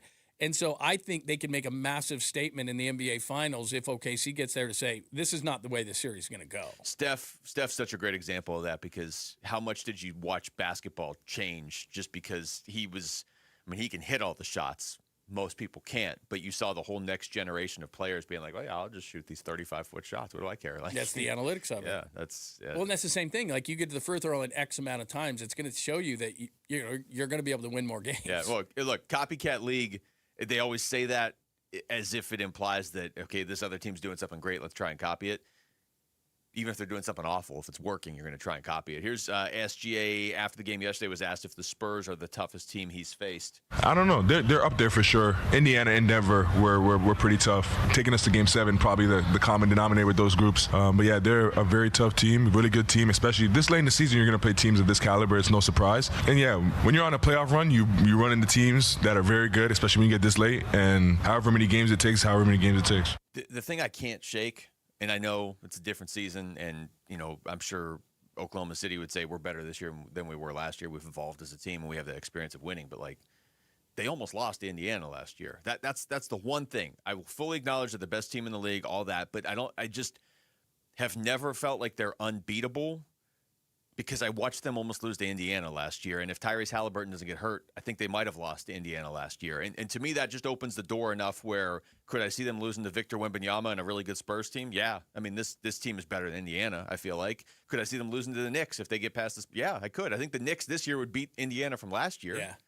Well, I think also that, you bring up a good point because with Jordan's Bulls, it was like, you're not beating that team. Yeah. With Celtics, when Curry and the Warriors were at their highest, and I know that LeBron they almost came went back undefeated through the playoffs. Right. And then, look, Cleveland came back from a 3-1 one year. They got a little bit of help from a groin call on Draymond Green, but they at that you're just like, well, they're not going to beat them. You kind of know that. You've gone through the history of things. That's not this Oklahoma City team to me. Yeah, it's not to diminish what they are capable of, although it kind of is because of the way they're playing. But they don't look historically unbeatable because it's hard to just ignore the fact that they almost lost to Indiana last year. And it wasn't like, oh, if Indiana got this call, they would have won game 2, and then they could have come back and won game 4. And then, no, they went 7 games and they almost lost to Indiana, and Indiana didn't have their best player at the end. All right, when we come back, we'll wrap things up with some Diamondbacks. How badly does Zach Gallen specifically need a good outing tonight to set the tone in Seattle and get himself back on track? That's next. It's Wolf and Luke, John London for Wolf on Arizona Sports, the local sports leader. Bickley and Marotta mornings. Ketel Marte is going to end up passing Luis Gonzalez for most games played in Diamondbacks history. That's rare air. Ketel Marte needs a really good final act with this team because I think his legacy demands it. Because he has been so good on and off for 10 years, there's got to be a good final act for this guy. So he can get up into that class where the way we think of Gonzo and the way we think of Randy Johnson. Bickley and Marotta, mornings on Arizona Sports, the local sports leader. All right, Basinonians, Ron Wolfliger from my brothers over at Trajan Wealth. Go to TrajanWealth.com for more information. Imagine talking to one team that knows your investments, your tax picture, and your estate plan. That's what you get with Trajan Wealth's family office. One big picture view of your financial life under one roof.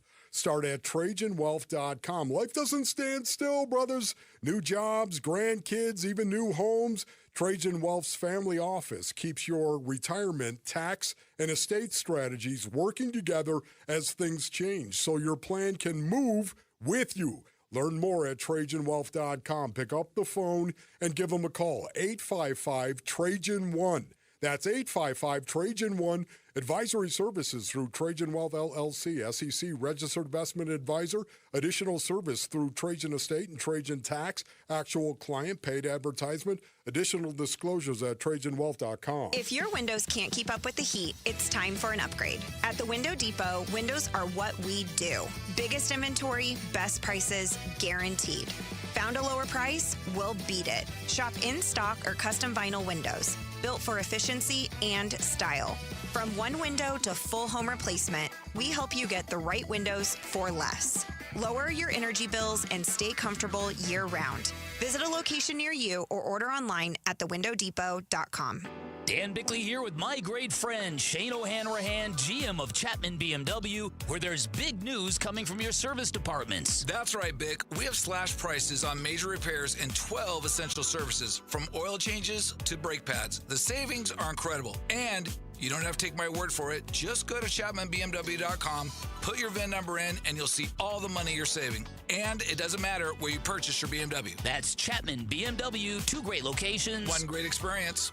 We're living through a monetary crime scene, and your IRA or 401k is a key victim. Hi, Dr. Ron Paul here. In 1971, gold was $35 an ounce. After the dollar was cut loose from it, inflation soared. And in just 9 years, gold hit $850. People who diversified into precious metals survived and thrived. Today, we're in a worse position because we face inflation and massive debt. Fortunately, gold is still an option. My trusted friends at Birch Gold Group can help you own gold inside your retirement account. Plus, you pay 0 penalties on the transfer. Start now by getting a free info kit on gold. Text the word SECURE to 989898. We're facing the same monetary chaos as the 70s with significantly more debt. Get your free info kit from Birch Gold. Just text SECURE to the number 989898.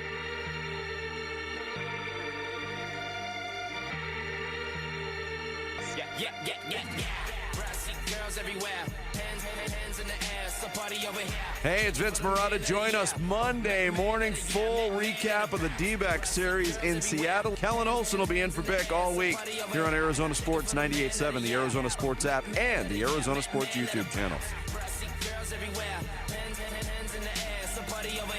All right, final segment of the week. Wolf and Luke, John Lund in for Wolf. Broke my own headphones. At least they made it almost to the end of the week. So, all right. You're struggling early, but now you got them. I don't know about that. I mean, I can't hear through them, but I'm sure they look great. So, Zach Gallen on the mound tonight. We went through the numbers earlier. If you just go back like the last month, just the last 30 days, I actually still have it up here. Wow, that's surprising. All of the other 4 starters have been borderline elite. If you just want to go ERA over the last month, Michael Soroka has a 3.78. That's not elite, but I mean he's been really good. Merrill Kelly's got a 3.51. Ryan Nelson 2.36. Erod 1.88. That's over the last that's 6 starts for Erod. Really, Erod has been doing it all year. It's almost unfair to just limit him to the last month. Soroka's really been doing it for the most part all year. In fact, he's maybe been better overall than just the last month. Ryan Nelson, Merrill Kelly have gotten a lot better. Both of them with elite level whips over the last month. Merrill Kelly a 1.05. Ryan Nelson a 0.93, which is like Shohei level. Yeah. Then you have Zach Gallen over the last month, a 6.66 ERA and a 1.52 whip. All these quality starts, these 17 quality starts over the last month, he is one of them. So it is just kind of backwards. He is supposed to be your best starting pitcher. That's how this was all constructed. And right now, he's your worst. It's a huge start for him tonight, I think. Because, like you said, he started the season, so you call him the one.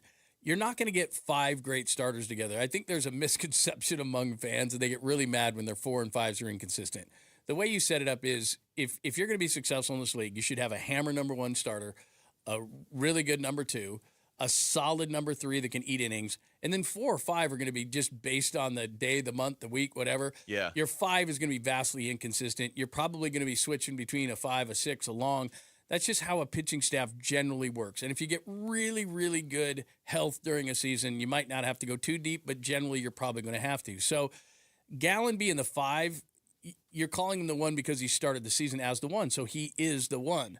But you're getting 4 really good performances out of the other guys. But the question then would be, because we've talked about this all week in playing these bad teams, is what is sustainable? Well, it's not sustainable for all the other guys to be as good as they have been, 17 quality starts and 22 shots at it. That's why tonight is big for Zach Gallen, because he has the potential to be that. He does. We've seen it in the past. So get at least back on track. And then you're playing in a place like in Seattle. It's not really conducive to a lot of runs. The weather there hasn't been really great, so you're probably going to get some heavy air. This is going to be probably, now watch, it'll be 10-8 tonight. But it's probably going to be like a 3-2, 4-3 kind of a game. So he's got to keep you in said game because you're probably not going to explode offensively. You can look at his numbers. You can go game by game, and you can say, okay, overall his numbers. I was just reading you his numbers from the last month. Overall, his numbers for the year are 4.80 ERA. Like, it's not like he's been horrible. But if you look at the 5 starters for the Diamondbacks, you're like, okay, these 4 have all been better than him. His whip for the season is 1.44. That's not. I'm not like a huge baseball analytics guy. That's not an analytic. Like that's walks and hits divided by innings pitched. Like if you're putting a guy and a half on base every inning for the whole season, like that's, even if you're limiting the runs, you're playing with fire. And again, I'm looking at this through the lens of he's got to be your number 1 or number 2 starter, depending whenever Corbin Burns comes back. If you look at the month of April, Zach Gallen was great. When everybody else was kind of struggling, he was great, a 2.19 ERA. If you look at this month, like I said, a 6.66 ERA, you could look at the last 2 starts and say it's not that bad. He gave up 3 runs against the Rockies and 2 against the Giants. It's really the previous 3 starts that are inflating his whole season numbers, but that's what it is. I say that only to say if he goes out there and has a great start tonight, he can quickly change these numbers. Like he can get that ERA below 4 pretty quickly, really. But I also think there's a certain level of, you're setting the tone to start this series. Your team is on a crazy run right now.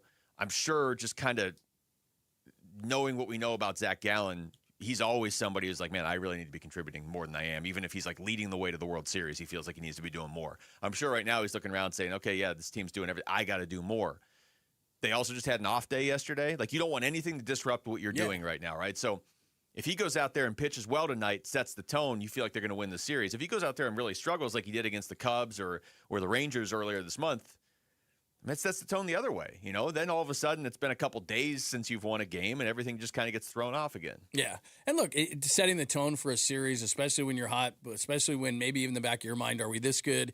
I think the first game of this series is really, really big. By the way, for a 6.6 ERA, we're getting no Iron Maiden number of the beast. I mean, I'm just wondering. I think they're thrown off by the you went in there and stirred the pot again during the last break. Yeah, I was I wasn't bored today. I had a great time in the show, but I made a little bit of a flyer for Rick for Jamal versus Angel Reese, yeah. And then he told me he's got 60 pounds on her, and there's no way she could take him down in the post. And so, by the way, what are you predicting? 11-6 over Angel Reese? You're picking a 5-point win? Has she or anybody who knows her called in yet? But Jamal's posting a video from his personal social media accounts, adding her and challenging her to a one-on-one game. Look, I made a flyer. I don't think it's gonna. There you go. I made a flyer for it. you. Looks fantastic. It does look fantastic. And you look angry. Look, you're staring at her. You're very angry with her. She doesn't look real happy with him either. I don't have the Iron Maiden song right now. So, sorry. That's okay. We'll have John sing.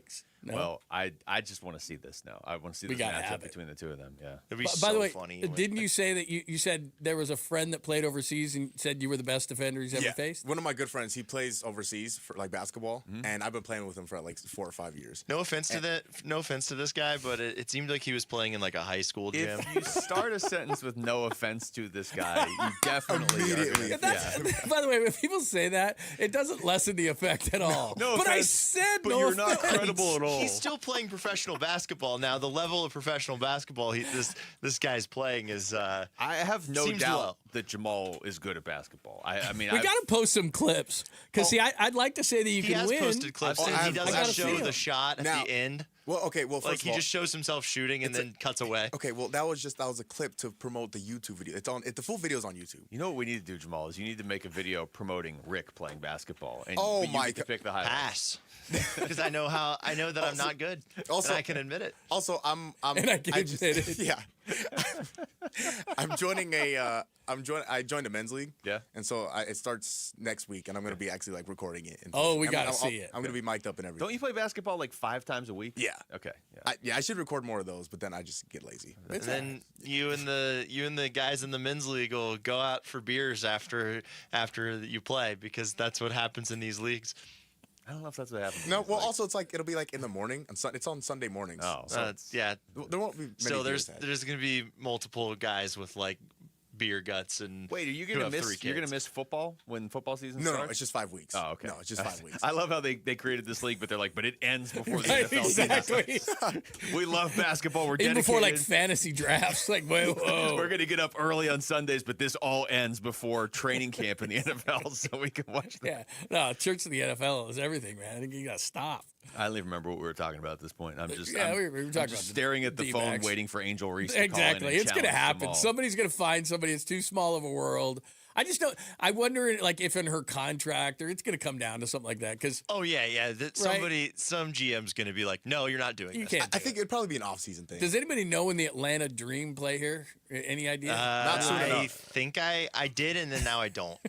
I can find that answer for you real quick because I was already looking for it. Yeah, because I'm clearing my schedule for that. August 22nd, they'll be here. August 22nd. The Mercury go there before then, but no, yeah, I guess. Also, we could sponsor it and fly Jamal to Atlanta. Oh, I'd love that. First of all, and secondly, if this actually happens and there's a date that actually hey, you know what? Okay, she'll play you on this time. 0% chance this happens, but yeah, go ahead. Yeah. It's gonna be. I'm gonna be personal trainer, working out every day. I'm not losing as much as I've talked about. And this. hey, Jamal, and guess what? You're gonna win by 5. Is it the montage from Creed? I just running have, down the street. I just have a news flash for you. As much work as you put into your game, she will be putting 5 times more because it's her job. It's all she needs to do. Well, it'd be my job then. I want it to happen so much because it's amazing. I don't think Jamal could pull it off. All due respect, Jamal. But if you could, I'm pretty sure Rick would lose his mind. It'd be amazing. No, I would just congratulate him. That's going to be my motivation. I was wrong. I would say I would congratulate him, but it's not going to happen. And we know it's not going to happen. It's almost worth getting Angel Reese in on the bit and just having her let you win, just to see Rick's reaction. Never. She would never do that. Never. She would not. As much as I've talked about it, no way. No, she would. That's true. All right. Well. That's it for us. What a note to go Yeah, out that's on. good. Hopefully Zach Gallen wins tonight. That's the point of that segment. That's what we were talking about. Thanks to Rick and Jamal behind the glass. For John Lund, thanks for filling in, man. I'm Luke. We got Burns and Gambo next on Arizona Sports, the local sports leader. East Valley, West Valley, North Side, South Side, and Central. Arizona Sports covers high school sports all over the Valley. Saturday mornings 9 to 11 on The Kevin McCabe Show. If it involves competition on a court, field, pitch, rink, or track, the Dean is talking about it on the Arizona Sports app on your phone and 98.7 in your car. The Kevin McCabe Show. Saturday mornings 9 to 11. Get the freedom to save with your Valley Chevy dealers. Spectacular offers are available right now. Plus, you'll have the freedom to choose from an extensive lineup that's ready for all the adventures ahead. That includes popular models like the legendary Silverado, the versatile Equinox, plus the feature-packed and affordable Chevy Trax. Don't miss out. Memorial Day marks the beginning of summer and a great time to hit the open road in a brand new car, truck, SUV, or EV. From your Valley Chevy dealers. For over 40 years, Collins Comfort Masters has provided trusted, certified technicians. And with nearly 11,000 five-star reviews, the Valley agrees. Right now, you can upgrade to an EcoWater Whole Home Premium System for as low as $60 a month OAC and get cleaner, better water at every tap. Call 480-NO-WORRY or visit collinscomfort.com. Collins Comfort Masters, your no-worry solution for air conditioning, plumbing, electrical, and water filtration. That's collinscomfort.com. T-Mobile has an exclusive bundle for customers 55 and up. I'm Sarah Bowl. Yeah, I'm Frank Bowl. A reliable network is key for us. And with T-Mobile, it's been wonderful. And going to the 55 plus plan saved us so much money. A lot. And that's important. Trying to keep costs down. The home internet's been perfect. It's fast, it's quick. The setup was so easy, it took less than 15 minutes. It was like, ta-da! If you want simplicity, coverage, reliability, you want the whole package, T-Mobile has it. Right now, T-Mobile customers 55 and up can get 2 phone lines on America's best network, plus America's fastest 5G home internet for just $30 each. $30 per month each line with autopay plus taxes and fees. Minimum age 55. Pricing for home internet rely on 2 lines of essentials. Choice 55. $35 connection charge per line required. Best mobile network and fastest 5G home internet based on analysis by Oak Cliff Speed Test Intelligence Data 2H 2025. All rights reserved. Hi, I'm Chuck McDowell, the timeshare cancellation guy and founder of Wesley Financial Group. And I want to set the record straight. I am not an attorney. I've never wanted to be an attorney. And the truth is, I really don't even like attorneys. If I sound like an attorney, I'll apologize. But what I've learned in my 15 years in the timeshare cancellation business is you don't need to be an attorney to get folks out of their timeshare. After 15 years and over 50,000 cancellations, I can tell you with confidence, we know how to get you out of your timeshare. Call us today and we'll send you our timeshare exit guide absolutely free with all your options for cancellation. Attorneys, this was meant to be funny, so please don't sue me, especially my friend Kenneth from Black River Falls, Wisconsin. Call now for your free timeshare exit info kit. 800-881-8686. That's 800-881-8686. 800-881-8686. KMVP FM Phoenix, live from the Casino Arizona and Talking Stick Resort Studio. Arizona Sports, the local sports leader. I'm Mitch Vareldes with Trending Now. It's presented by Parker & Sons, heating, cooling, plumbing, and electrical. Diamondbacks look to stay hot in the Pacific Northwest tonight. They have the first of 3 games against the Seattle Mariners, and they're trying to extend their current 5-game winning streak. Zach Gallen will make the start on the mound. He opposes right-hander George Kirby. First pitch is at 7:10. Pre-game coverage starts at 6:30. You can listen to it all right here on 98.7 FM and on the Arizona Sports app. Phoenix Mercury looking for revenge tonight against the New York Liberty. They're also hoping to end a 4-game losing streak. Tip-off from Brooklyn is at 4:30. And then on the ice, the Hurricanes, up 3-1 on the Canadiens, have a chance at making their second ever Stanley Cup Finals with a win tonight. Puck drop is at 5. This report is brought to you by Asset Preservation Wealth and Tax. Retirement comes with stealth taxes, Medicare surcharges, Social Security taxation, and forced distributions. Schedule your retirement tax and income stress tests today at AssetPreservationWealth.com. Arizona sports. The local sports leader. Burns and Gambo starts now.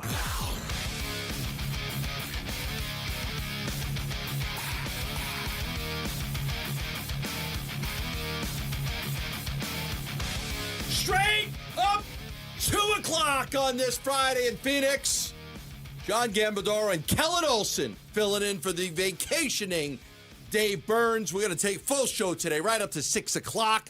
No D-backs on deck today, Mitch, right? Because it's a 7-10 game? It's a 7-10 game. 7-10 game. Yeah. A little 30-minute Arizona sports at night to bridge the gap. Yeah, so I got one of my favorite fill-in guys, Kellen, taking care of business today. How are you, my friend? What's up, buddy? Really Appreciate exciting. It's a great time to talk to you. The D-backs are thriving. We've got NBA basketball to talk about. There's MLB scary negotiations in the CBA got a lot of right info now on that we're that. going to get into. So typically a Friday show in late May, we'd be hunting for stuff to talk about. Not today. We got a ton to get to. Yeah, I will tell you, I just I booked some movie tickets today. Oh. My wife and son are in California for baseball, so I got the place to myself for the next few days. So I booked the war movie Pressure. Okay, it's and I'm clicking on it and everything, and it's sitting there. If you're 6, my AMC Stubs account, it's like if you're 60, you could put the senior thing in. I'm like, I'm going to be 60 this year. I'm like, sign me up, baby. I'll save $1.15. Ooh, look at you. I'm in. I'll save $1.20 or whatever it is. What's the What's the goodies lineup for you when you go to a movie? What do you get? Popcorn guy?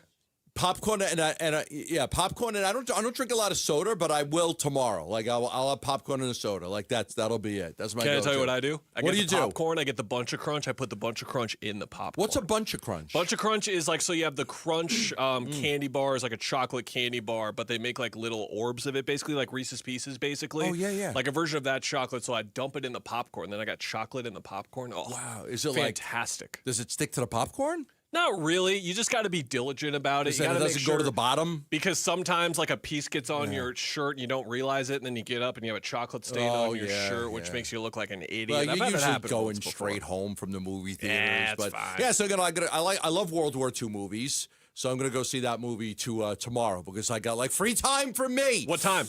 2 o'clock. Okay, so you're 2 o'clock. gonna get home right for Game 7. Oh, what a beautiful afternoon and evening for you. I got the 20% discount for the 2 p.m. I got the senior discount because I'm going to turn 60 this year. I'm like, this ain't so bad. I still have a hard time, like if I'm at like an IHOP or something, like, hey, can you give me the senior? I still have a hard time asking for it, so I don't. But anyway, that's no business. It doesn't matter. Let's tell you what our top story of the day is. Burns and Gambo, the weigh-in. All right, the San Antonio Spurs have evened things up. There will be a Game 7, two of the most magical words in sports. Game 7 tomorrow in Oklahoma City. The Spurs and the Thunder for a chance to take on the New York Knicks in the NBA Finals. This is going to be amazing. I cannot wait to watch it. I was at an event last night, a Larry Fitzgerald event. It was fantastic. Kudos to everybody involved in that. That was great, and thank you, Larry. That was a terrific event. And then I got home and I watched the game. And I'm going to tell you something, because if you just look at the score of that game and you'd be like, oh, blowout city, it was not. It was a close basketball game. I'm watching the game and afterwards, and I know the Spurs won. I know they blew them out. I know Shea didn't play in the fourth quarter.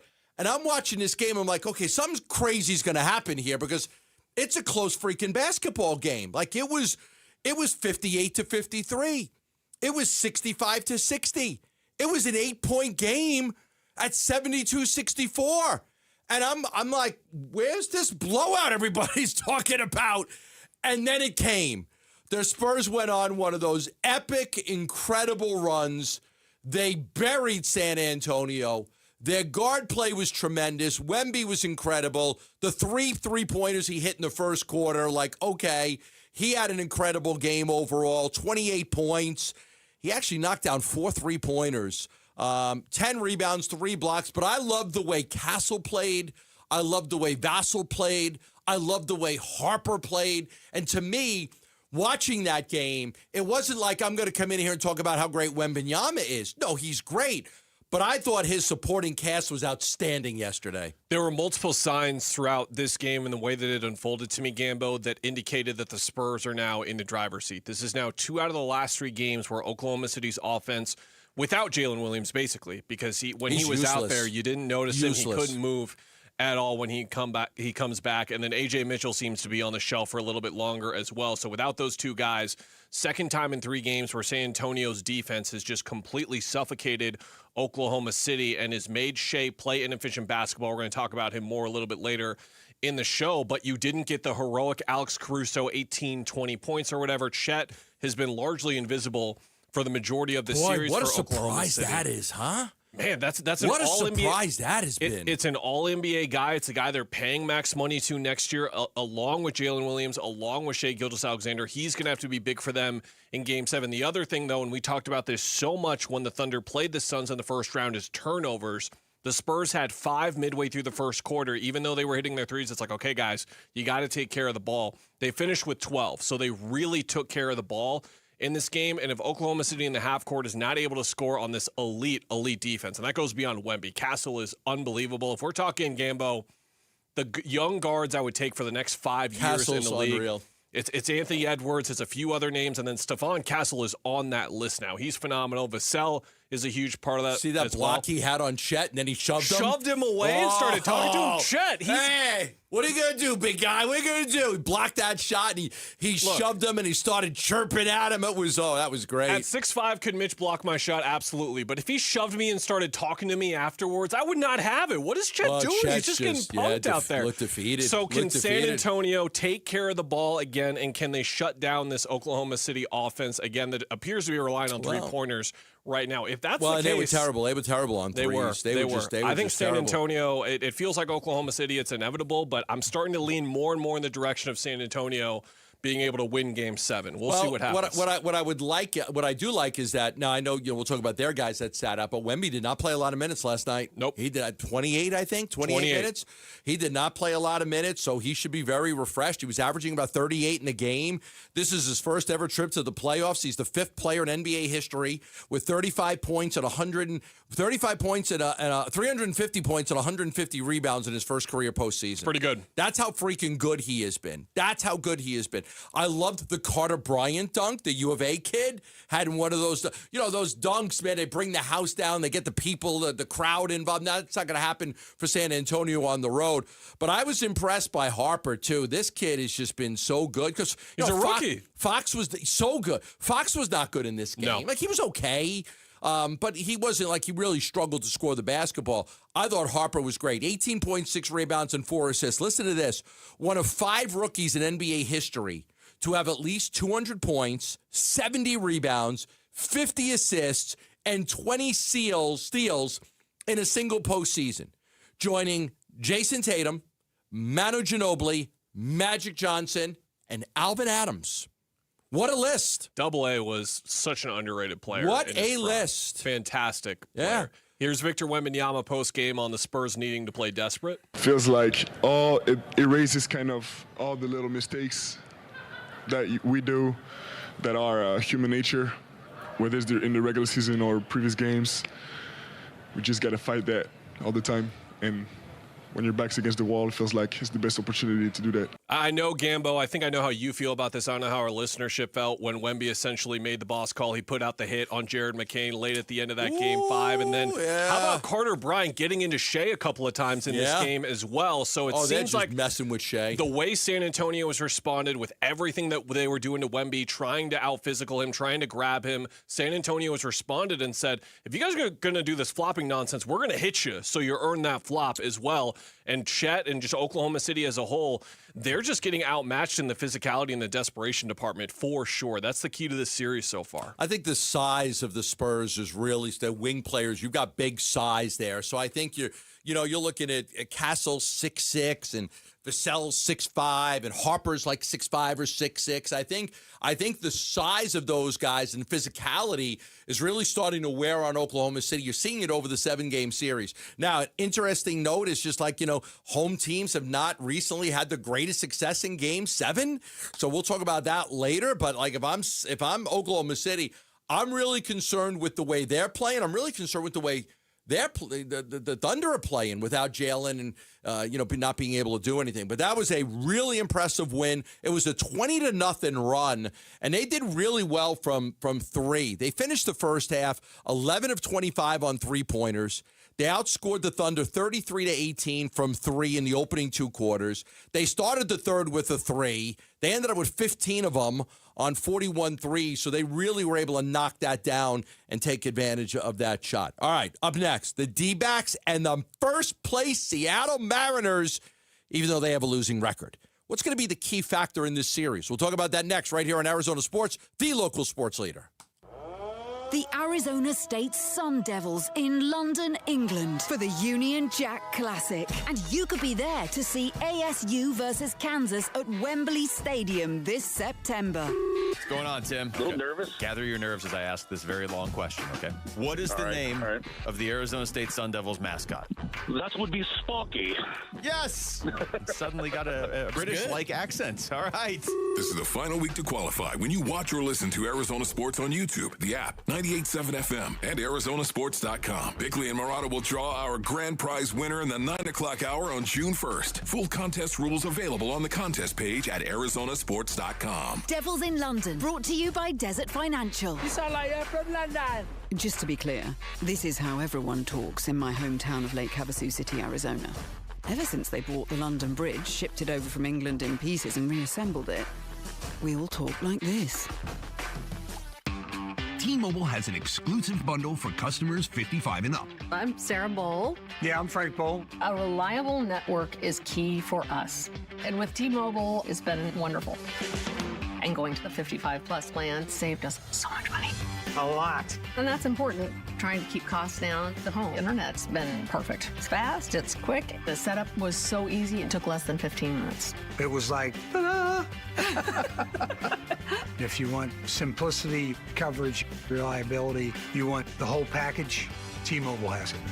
Right now, T-Mobile customers 55 and up can get 2 phone lines on America's best network, plus America's fastest 5G home internet for just $30 each.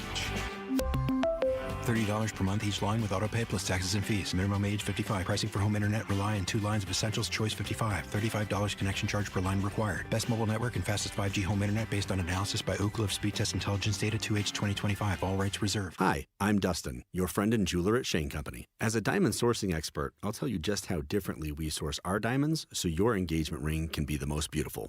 We work directly with our diamond partners who reserve the best stones just for us. We handpick and inspect each diamond, then negotiate the best price. At Shane Company, we believe this is the only way to properly buy a diamond, because a friend goes the extra mile to make sure you get your dream diamond at your dream price. Visit us in store or at shaneco.com. Shane Company, your friend and jeweler. Wait! Before you change the station, listen to this.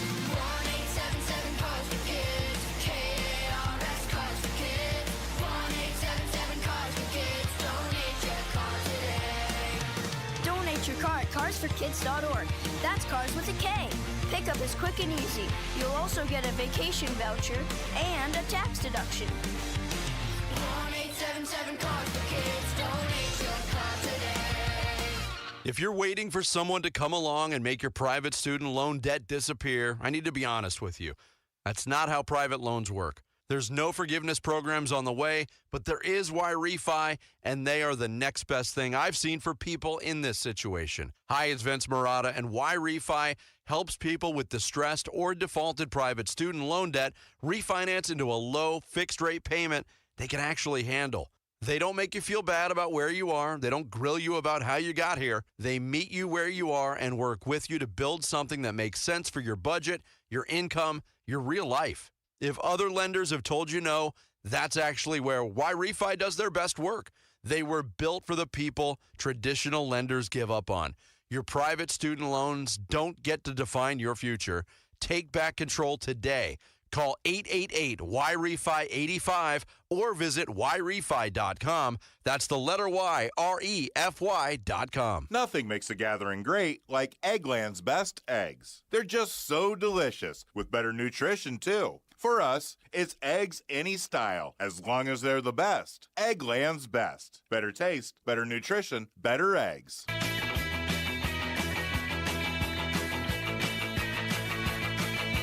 Hey, it's Vince Marotta. Join us Monday morning. Full recap of the D-back series in Seattle. Kellen Olson will be in for Bick all week here on Arizona Sports 98.7, the Arizona Sports app, and the Arizona Sports YouTube channel. All right, time to talk a little D-backs baseball. They get set for a 3-game series against Seattle. A reminder, Monday, 4-game series against the Dodgers. Get your tickets now. dbacks.com. 4-game series. Ohtani's pitching on Tuesday, right, Mitch? Tuesday? I think it's Tuesday. We'll double check. We will be on the field broadcasting Monday. So Monday we'll be on the field broadcasting the game, broadcasting our show right before the game, which I'm looking forward to. There was some speculation that there could be a roster move with the Diamondbacks. Some people were asking me about Groover. I guess Groover was taken out of the game last night in AAA. Mitch and I noticed last night. We were just curious. Okay. I did the homework on it. He is not coming up. But what I can tell you is that Nolan Arenado is not going to be at third base again today. He's not going to be at third base. He will be available off the bench, but they're going to go another game with Jose Fernandez, trying to avoid that IL for an Arenado. I think they feel pretty good about it, but he is not going to start at third base today. So another game for Jose Fernandez at third. Arenado is available if they needed him late to pinch hit or something like that. He is available off the bench. So that's the update that I have on the Diamondbacks. This series is an interesting one. The Mariners are in first place. They overtook the A's with that sweep, but they're 28-29. The American League sucks. Like, there's not a lot of good teams in the American League. Like, how many teams are over 500 in the National League? Like 11? I think there's only 4 in the American League. But Julio Rodriguez starting to play better. They've got good pitching. George Kirby's going up tonight, but he's struggled. He's allowed 9 earned runs in his last 11 2/3 innings.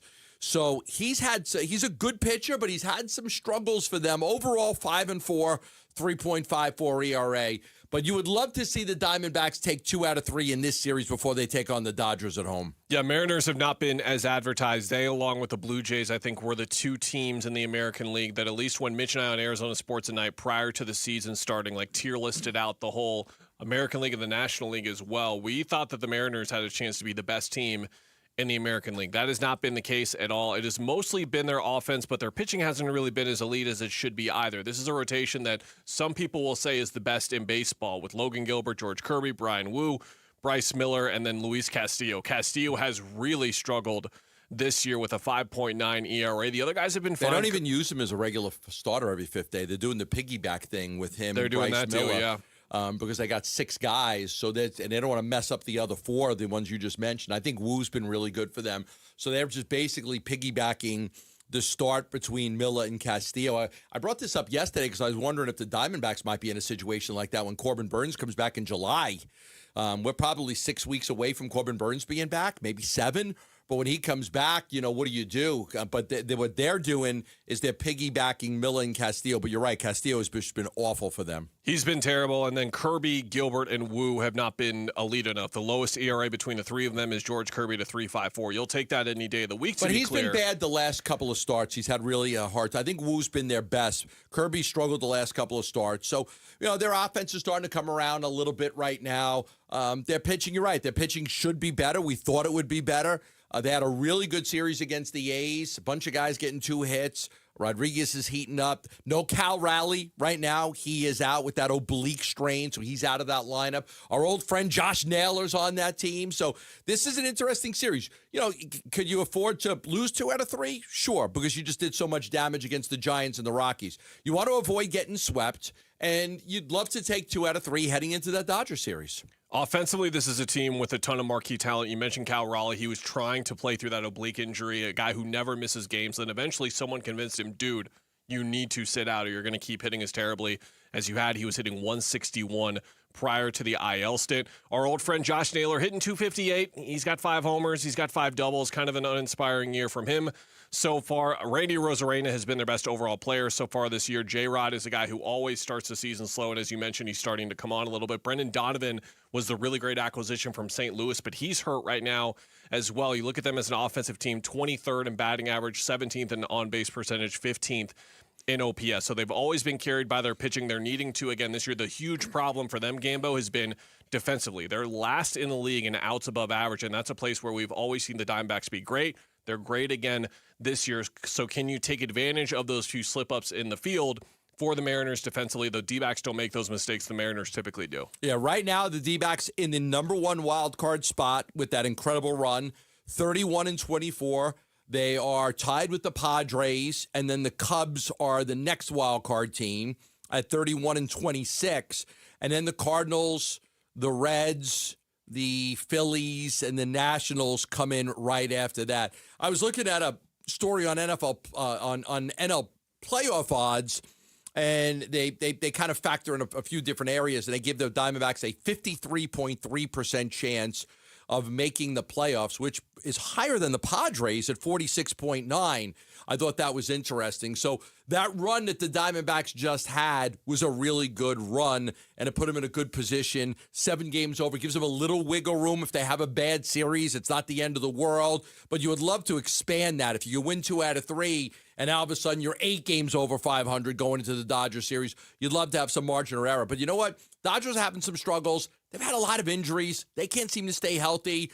So it's going to be an interesting next couple of weeks here for the Arizona Diamondbacks. Huge couple of weeks because there are 8 teams right now within 3 total games of each other in the National League wildcard race. You just rattled off those teams, and what you didn't want to happen for the Diamondbacks while they were working through all these injuries, waiting for Martinez and Puck and Burns to come back, is to be in a position like the Mets or the Marlins. The Mets are 23-33. They're way out of it. The Marlins are 26-31. Instead, they are in this mix. Now, they're at the top. They're at 31-24. But if they fall a couple of spots to where the Nationals or the Pirates are at 29-28, that's still fine. They just need to remain in this mix for the next couple of weeks. And then once they get healthier, I think that's when we can see even more of an upswing than what we've seen from them here over the last 2 weeks. Yeah, so we'll get this series with Seattle over with. It'll be an interesting battle. I think the Diamondbacks bullpen has been outstanding. The Mariners have the 6th best bullpen ERA in Major League Baseball with a 3.16 mark. They've done a good job of keeping runners on base when they come in. Now, their closer has struggled. I was looking at some numbers on him. He's got a few blown saves, 3 of them. He's got a 4.79 ERA. Andres Munoz, yes. Yes, he has really struggled. The other guys, Brash and Criswell and Bazardo, Farrar, those guys have pitched well for them, but their closer, very interesting, their closer has not done a great job. So they're pretty good getting you through the 6th, 7th, 8th inning. They've had a little bit of struggles in the 9th inning. The Diamondbacks bullpen has just been outstanding. Paul Sewell, 14 saves, only 1 blown. I think, Thompson and Ginkel stabilizing things. Loizaca's been terrific. Taylor Clark has been terrific. Juan Murillo. And we're very close to getting A.J. Puck back. They want him to have 7 or 8 outings, in the minors in this stint here before they bring him back. He's already had 2. Not going to pitch him every day. But, if he can pitch every 3rd day, you're probably talking about 5 more outings, and then they might be able to bring him back. That'll be a shot in the arm for them, too, when they get A.J. Puck back. I still can't believe every day how good this bullpen has been because scrap heap guys, as you guys have mentioned on the show all year, and Mitch and I were totally baffled on our show just going into spring and being like, they didn't make any substantial move here after it was such a crippling weakness for the team. Last year, it turns out Mike Hazen typically knows what he is doing, and these guys have been phenomenal, and they're only going to get better, as you just mentioned. Yeah, it's been terrific. I said yesterday, I think this is the best job Mike Hazen has done as the general manager. With what he had to work with, which was not a lot financially, he had to go out there on the scrap heap and bring in a lot of guys, and almost every single one of those guys has worked out. It's been really, really good job by him finding Sewald and Taylor Clark and Arenado and the guy. And then the smart decisions to bring up Waldschmidt, to bring up Tommy Troy, to bring up some of these guys at the right time and move on from guys like Alec Thomas and Rashi and Ross. I think he's done a really bang-up job for them this year. When we come back, we'll head on down to Seattle. We'll talk with the manager of your Arizona Diamondbacks, Torey Lovello. That's next right here on Arizona Sports, the local sports leader.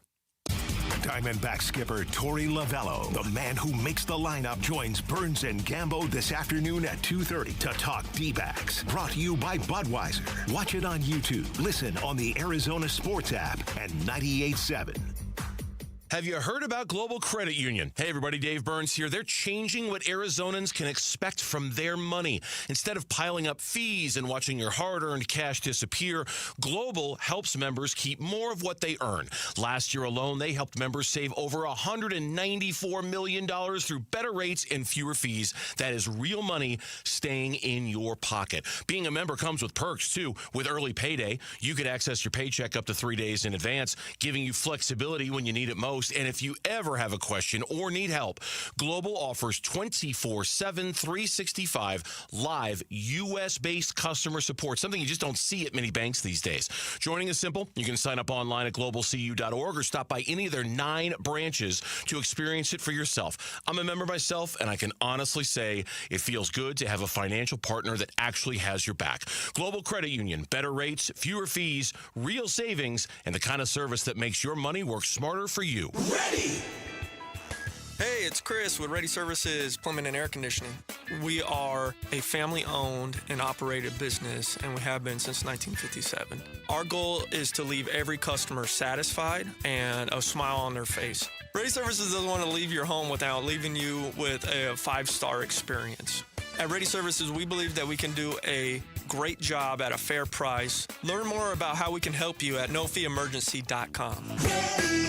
Hi, it's Vince Marotta, and if your ride's starting to feel a little outdated, Earnhardt Buick GMC in Mesa can help you upgrade just in time for the summer. Here's the difference. Anybody can sell you a vehicle, but not everybody makes the whole experience feel easy and enjoyable. That's why Arizona drivers have trusted the Earnhardt name since 1951. Real people, honest prices, and a team that's focused on what works best for you, not pushing you into something you don't want. It's how the Earnhardt family built its reputation the old-fashioned way, by treating people right. If you're after a refined Buick SUV or a bold GMC truck, they have one of the best selections in the Valley with options that fit your lifestyle and budget. And when you're ready to shop, their website makes everything simple. Browse inventory, value your trade, and explore our incredible offers anytime online. So when you're ready for something better, visit Earnhardt Buick GMC or go online to EarnhardtBuickGMC.com. We are professional grade. After all applicable incentives on select models. All offers with approved credit through GM Financial. See dealer for details. Offers in June 1st, 2026. For 150 years, Budweiser has been at backyard cookouts, your favorite concerts, and at ballparks where America fell in love with the game. And here in the Valley, that story continues. Budweiser is proud to partner with Major League Baseball and your hometown Arizona Diamondbacks, because baseball isn't just a sport. It's tradition. It's time spent with friends. It's where we cheer together. Cheers to 150 years of Budweiser and baseball, and the fans who make it all unforgettable. This Bud's for you. 21 and over only. Enjoy responsibly.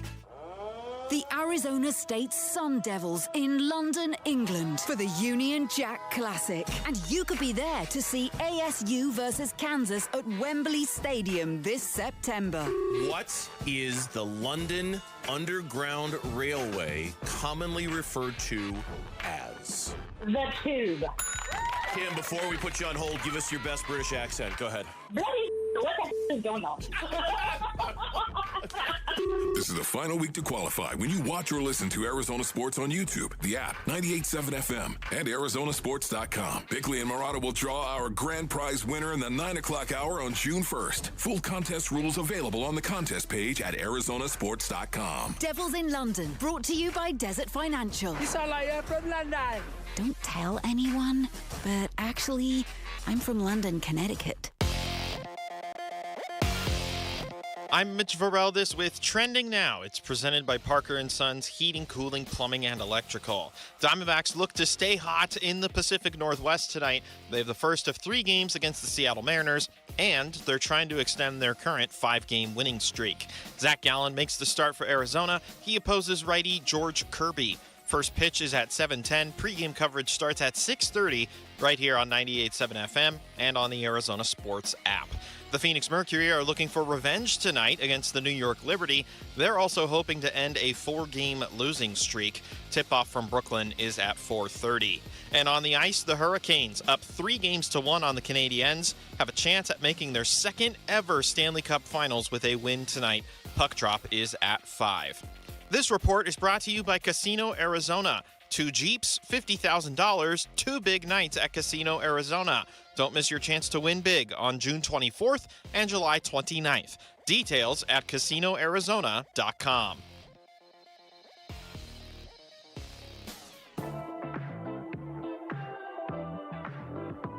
Hey, it's Luke. How did the Diamondbacks fare in Seattle? And did Mike Hazen strike another deal with the Mariners while the D-backs were in town? We'll be reacting to the series Monday at 10 a.m. It's Wolf and Luke on Arizona Sports 98.7, the Arizona Sports app, and the Arizona Sports YouTube channel.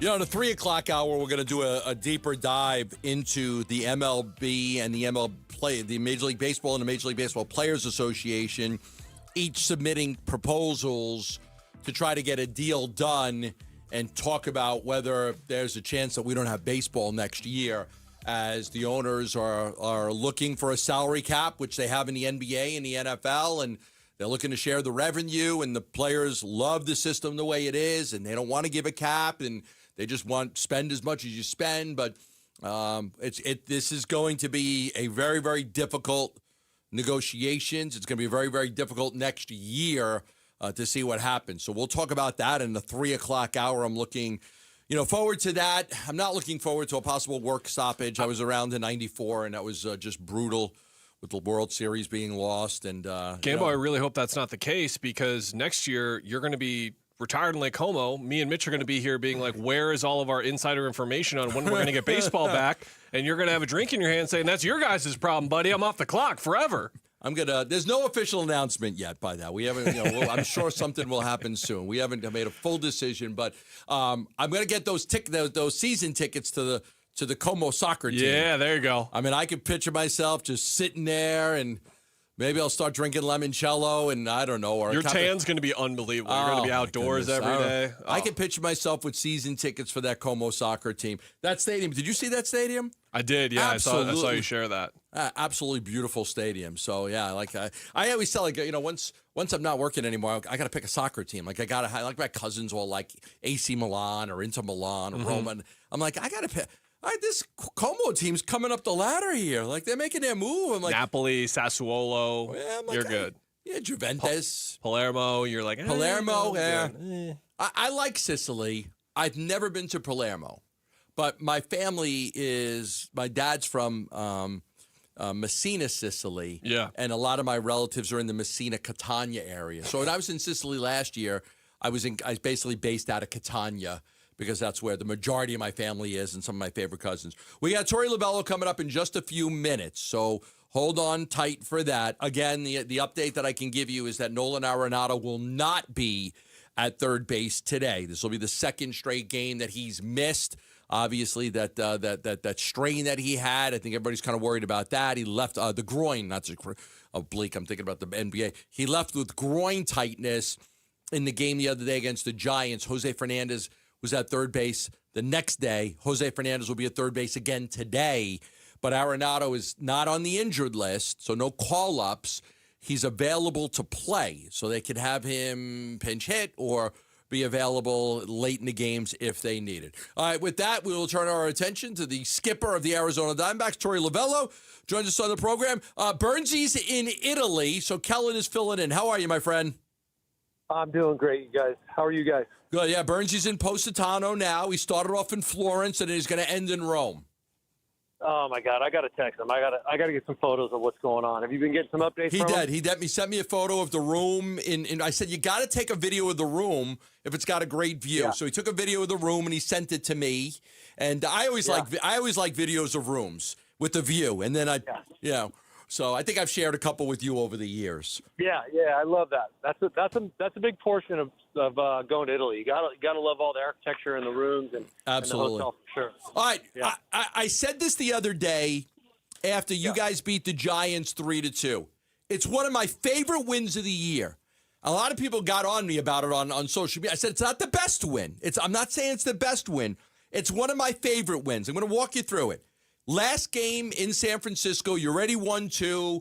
You're without Arenado. Marino's not playing. You're down 2-0. McDonald's getting you guys out the first 2-3 times the lineup. I love the way I love scratching for runs. You get a sac fly by Vargas. You get a sac fly by Perdomo to get two of your runs. You pick off a runner at second base with Kevin Ginkel. You have a great relay home I can't believe they sent him home. Adames, he's out on a great tag. They could have had 3-4 coming up on first and third with the 3-4 guys coming up. Instead, you get the runner out at the plate. You pick the guy off. You get a couple sack flies. You walk away with a sweep. One of my favorite wins of the year. I'm going to agree with you. You know, it's those little gritty type of wins that really inspire this team, inspire me, and we talk about that. I want to know what the team's going to look like when they can close out a series and win it 3-0. That's hard to do. It's hard to win 3 games in a row, especially on the road. And our backs were against it, maybe a little fatigued, and we had a few of our key guys out, down and out, and we had some guys step up and made just enough plays to win the game. Now, you know, of course I want to win every game 10-4, 10-3, but it's just not built that way. Their starter, McDonald, did have really good stuff. He had a heavy 2-seamer. It was coming in hot. That was what a lot of the guys were talking about. But we did grind. And I thought the Perdomo at-bat, they turned him around, getting that sack fly was a massive at-bat. But no play was bigger for me than the entire team coming together. The cut and relay portion of a baseball game is probably one of my favorite because everybody on the field has responsibility. You can look at the outfielder. Where are they supposed to be? They should be backing up a base. Somebody has a place to be in order for that to function. And when you do it right, you get huge outs. And that was the difference in the game between us winning and losing by Fernandez being in the right place, dialing it in, throwing a 0 right to Garcia, who made a great tag. All right, Fernandez back at third base today. Give us an update on Nolan Arenado. He left the middle game against the Giants with right groin tightness. What is the status for him? Yeah, still evaluating him. He came in and on an off day yesterday and got some treatment at the field. Is feeling much, much better. But he won't be in the lineup today. We're going to get him a full workup and as of right now, available off the bench. But, you know, this is a guy that I want to preserve. I want to make sure that he's as strong as he is today in September and August when our games are – and they're all meaningful now, but as you're chasing something really special, I want to make sure that he's still functioning the way he is right now. So it's my decision at some point to get him off the field, rest him, and make sure that he's good to go tomorrow. Tori, you told us last week that you had a conversation with Ketel Marte, a candid one-on-one with him behind closed doors as usual with him about his place in the order, things like that in Texas. Ever since then, he's been absolutely incredible. I was just curious from your perspective and how tight the relationships are for you with your players. How much do you attribute your success as a manager to those bonds that you build to have those types of conversations daily, weekly, throughout the course of a season? Yeah, it's the best part of my job. It's building these bonds with these guys, establishing trust, being able to have easy conversations, the one that, you know, are all lovey-dovey, and then having difficult conversations, and they accept them both the same.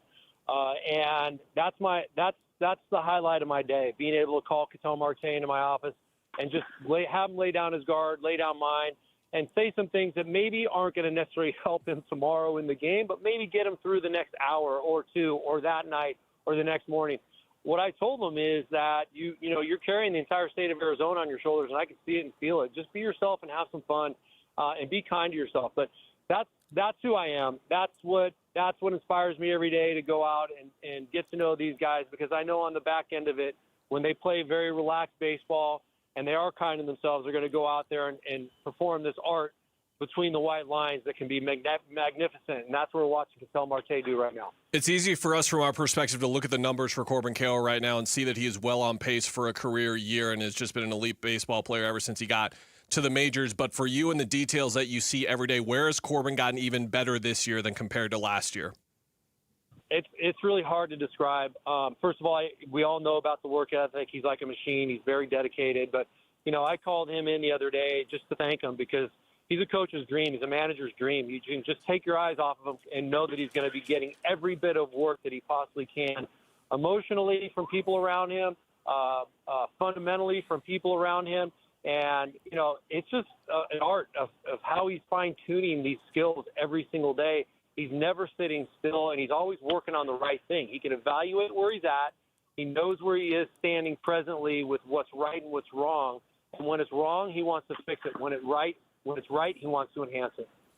You know, a lot of questions publicly were out last year about Ketel and his availability, and why is he not playing in a big game? And obviously the All-Star situation. And then obviously, again, he was on the potential trade block. Mike fielded a lot of calls to potentially trade Ketel Marte and decided to hold on to him. And then he had a talk with him before the season started, and I'm sure you did too. Is there a difference with Ketel Marte this year than in previous years? Last year was a very trying year in a lot of different ways for all of us. And whether it involved Ketel or not, I was just proud of the way we fought and almost finished 500, and we're in the race until the very final weekend of the season. I am watching the best version of Ketel Marte, and I've known him now for almost 10 years. He comes out ready to play, perform, and just get after it and work as hard as he possibly can.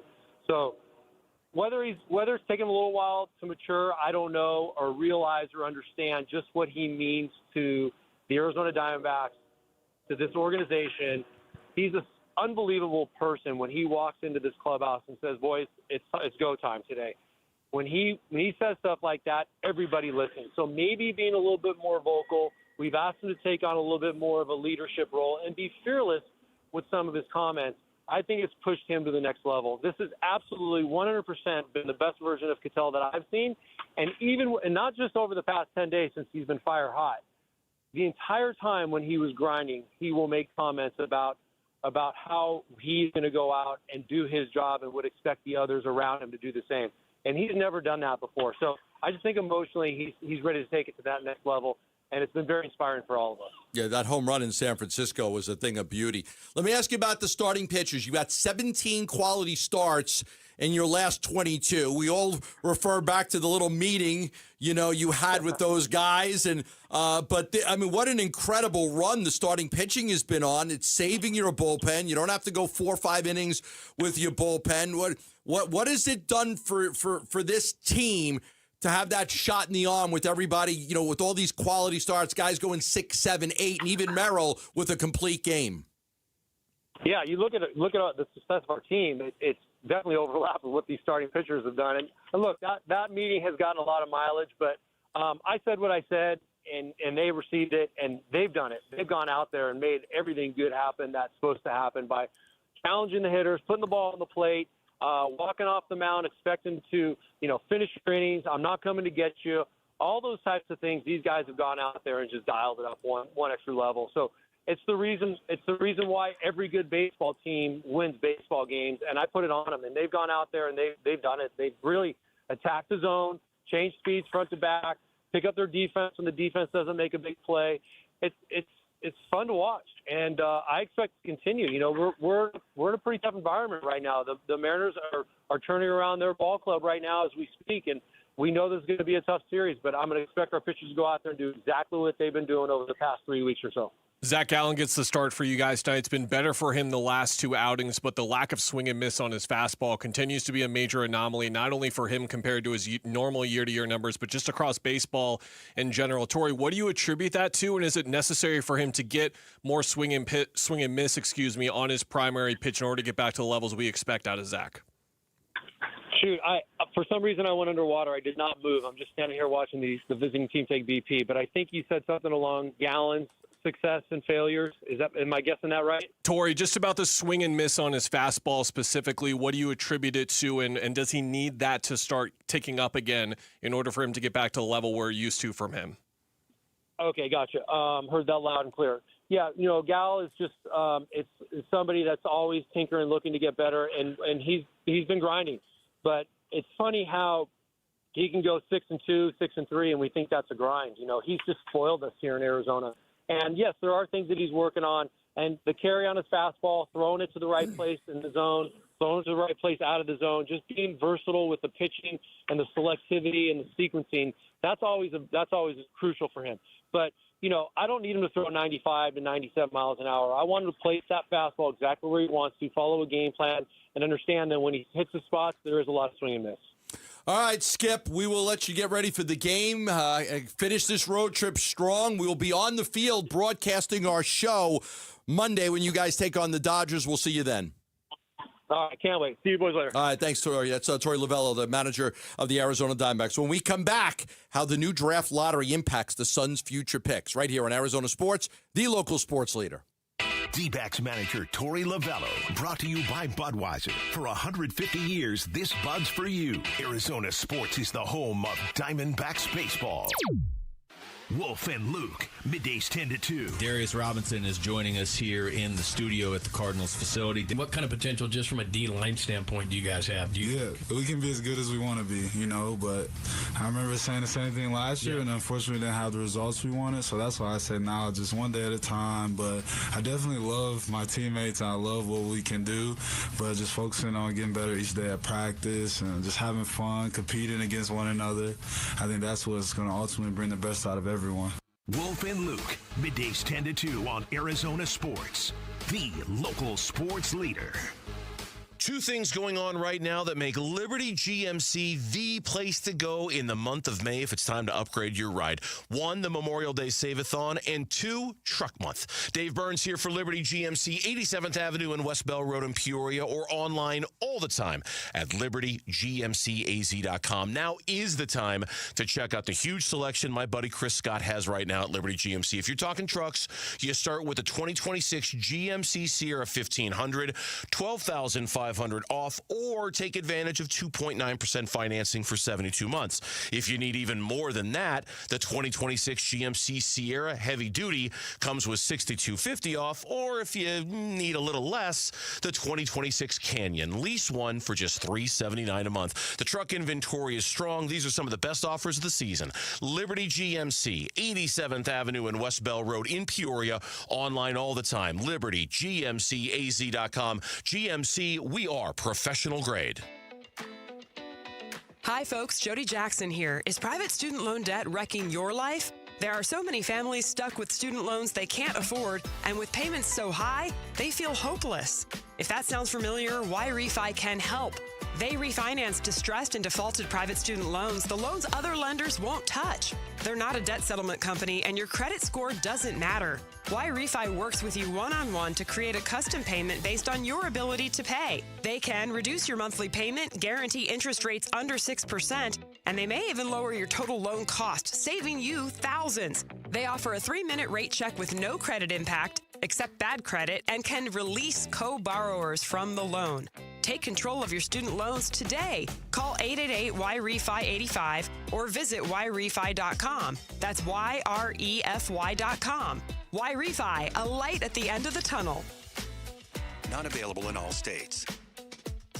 We're living through a monetary crime scene, and your IRA or 401k is a key victim. Hi, Dr. Ron Paul here. In 1971, gold was $35 an ounce. After the dollar was cut loose from it, inflation soared. And in just 9 years, gold hit $850. People who diversified into precious metals survived and thrived. Today, we're in a worse position because we face inflation and massive debt. Fortunately, gold is still an option. My trusted friends at Birch Gold Group can help you own gold inside your retirement account. Plus, you pay 0 penalties on the transfer. Start now by getting a free info kit on gold. Text the word SECURE to 989898. We're facing the same monetary chaos as the 70s with significantly more debt. Get your free info kit from Birch Gold. Just text SECURE to the number 989898. The reason many of us hate insurance companies is because some of them act like bullies.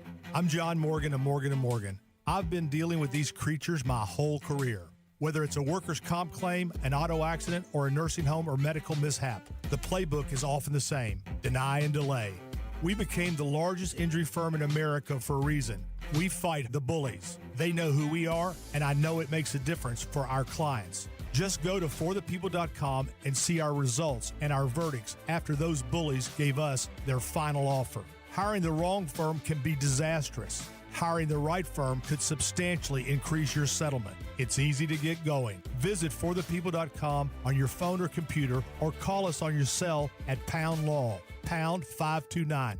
Morgan & Morgan, America's largest injury law firm. forthepeople.com. Morgan & Morgan, forthepeople.com. Arizona lawyer will handle Arizona cases. Prior results do not guarantee a similar outcome. The Burns and Gambo Social Poll. Let me guess. Who will win Game 7? Spurs or Thunder?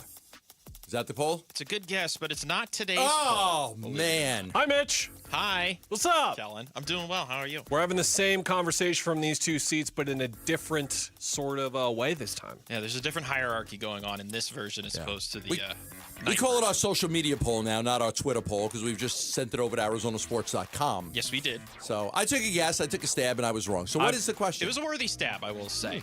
This is a yes or no question, though, or Okay. like 50-50 option. We're checking confidence in the Arizona Diamondbacks right now. They've won 4 straight series against the Rockies and then the Giants and then the Rockies and the Giants again. So will they win a 5th straight series against the Seattle Mariners this Sure, week? why not? Yes or no? Let's go for it, yes. Yeah. Playing great baseball right now. They're the better team right now. They're on a without heater. shadow of a doubt. Audience is confident as well. 71% going yes, they will at least win 2 out of 3 against the Mariners. 29% a little pessimistic, thinking that the shine is going to wear off here in this series in the Pacific Northwest. Okay, you can vote for that on ArizonaSports.com, where you'll also find Kellen's article, Do NBA Draft Lottery Changes Hurt or Help Suns Unprotected Traded Picks? Now, me and you were having a discussion about the Jazz pick that Utah gave up 3 first-rounders to the Suns for an unprotected 2031, figuring at that point Devin Booker's 35 years old. They're not going to be very good. It might be a top 5 pick, but now it's a roll of the dice. It's a crapshoot with the changes to the rules. So I'll let you explain it. How do the rule changes affect this Phoenix Suns outgoing draft picks? I won't break down the numbers and get super specific with things, but basically the 2 principal understandings that you need to have is that the high-end guaranteed value of an unprotected first-round pick is gone. And what I mean by that is, let's say that the Suns win 23 games next year and they finish 2nd or 3rd. We knew under the previous lottery that at worst the Suns were going to drop to 6th or 7th, at worst, and there was a really good chance that they would stay in the top 4. Pretty decent chance you would pick top 3, decent chance at the number 1 overall pick too, right? Now that the second understanding is that the lottery odds have essentially flattened. They're not totally equal. There are some spots that are a little bit better than others, but only by a little bit now. And I think the third thing that I'll add here, Gambo, is you'll remember the lottery drawings were for the top 4 picks originally. Under this new system, we're drawing for every spot in the top 16. So it is possible for a team that has the worst record in the league to not even pick in the top 10 anymore. Like, that could happen under this new system. Because we added the 8th seeds. The 8th seeds are now part of the lottery. Yes, so it is the 3 worst records in the league, the remaining non-play-in teams, the 9th and 10th play-in seeded teams, and then to your point, the loser of the 7-8 play-in game. So, for example, you'll remember the Suns lost that game. Their pick would have been in this lottery the next year. That's how it would have worked in that scenario as well. So for the teams that own, like Houston, Brooklyn, all this kind of stuff with the 27 pick and the 2029 pick, they thought like, okay, we have a great chance here at getting a top 5 pick probably. And beyond the fact that the Suns are better than we thought they were going to be, those odds are drastically changed now. And essentially what this is, Gambo, is gambling. Gambling. There you go. Those types of things where, look, if the Suns land 12th on lottery night, there is a better chance now that that pick could move up to the top 3, but there's also a better chance that if they have a worse seeding that they could fall down. It's just going to be completely random. So we're just going to see so much variance across the board. So do you think we'll see teams stop gambling on – you could take a look at a team and say in 5 years, their 2 best players are going to be 35. I want their pick then. You think that will go away?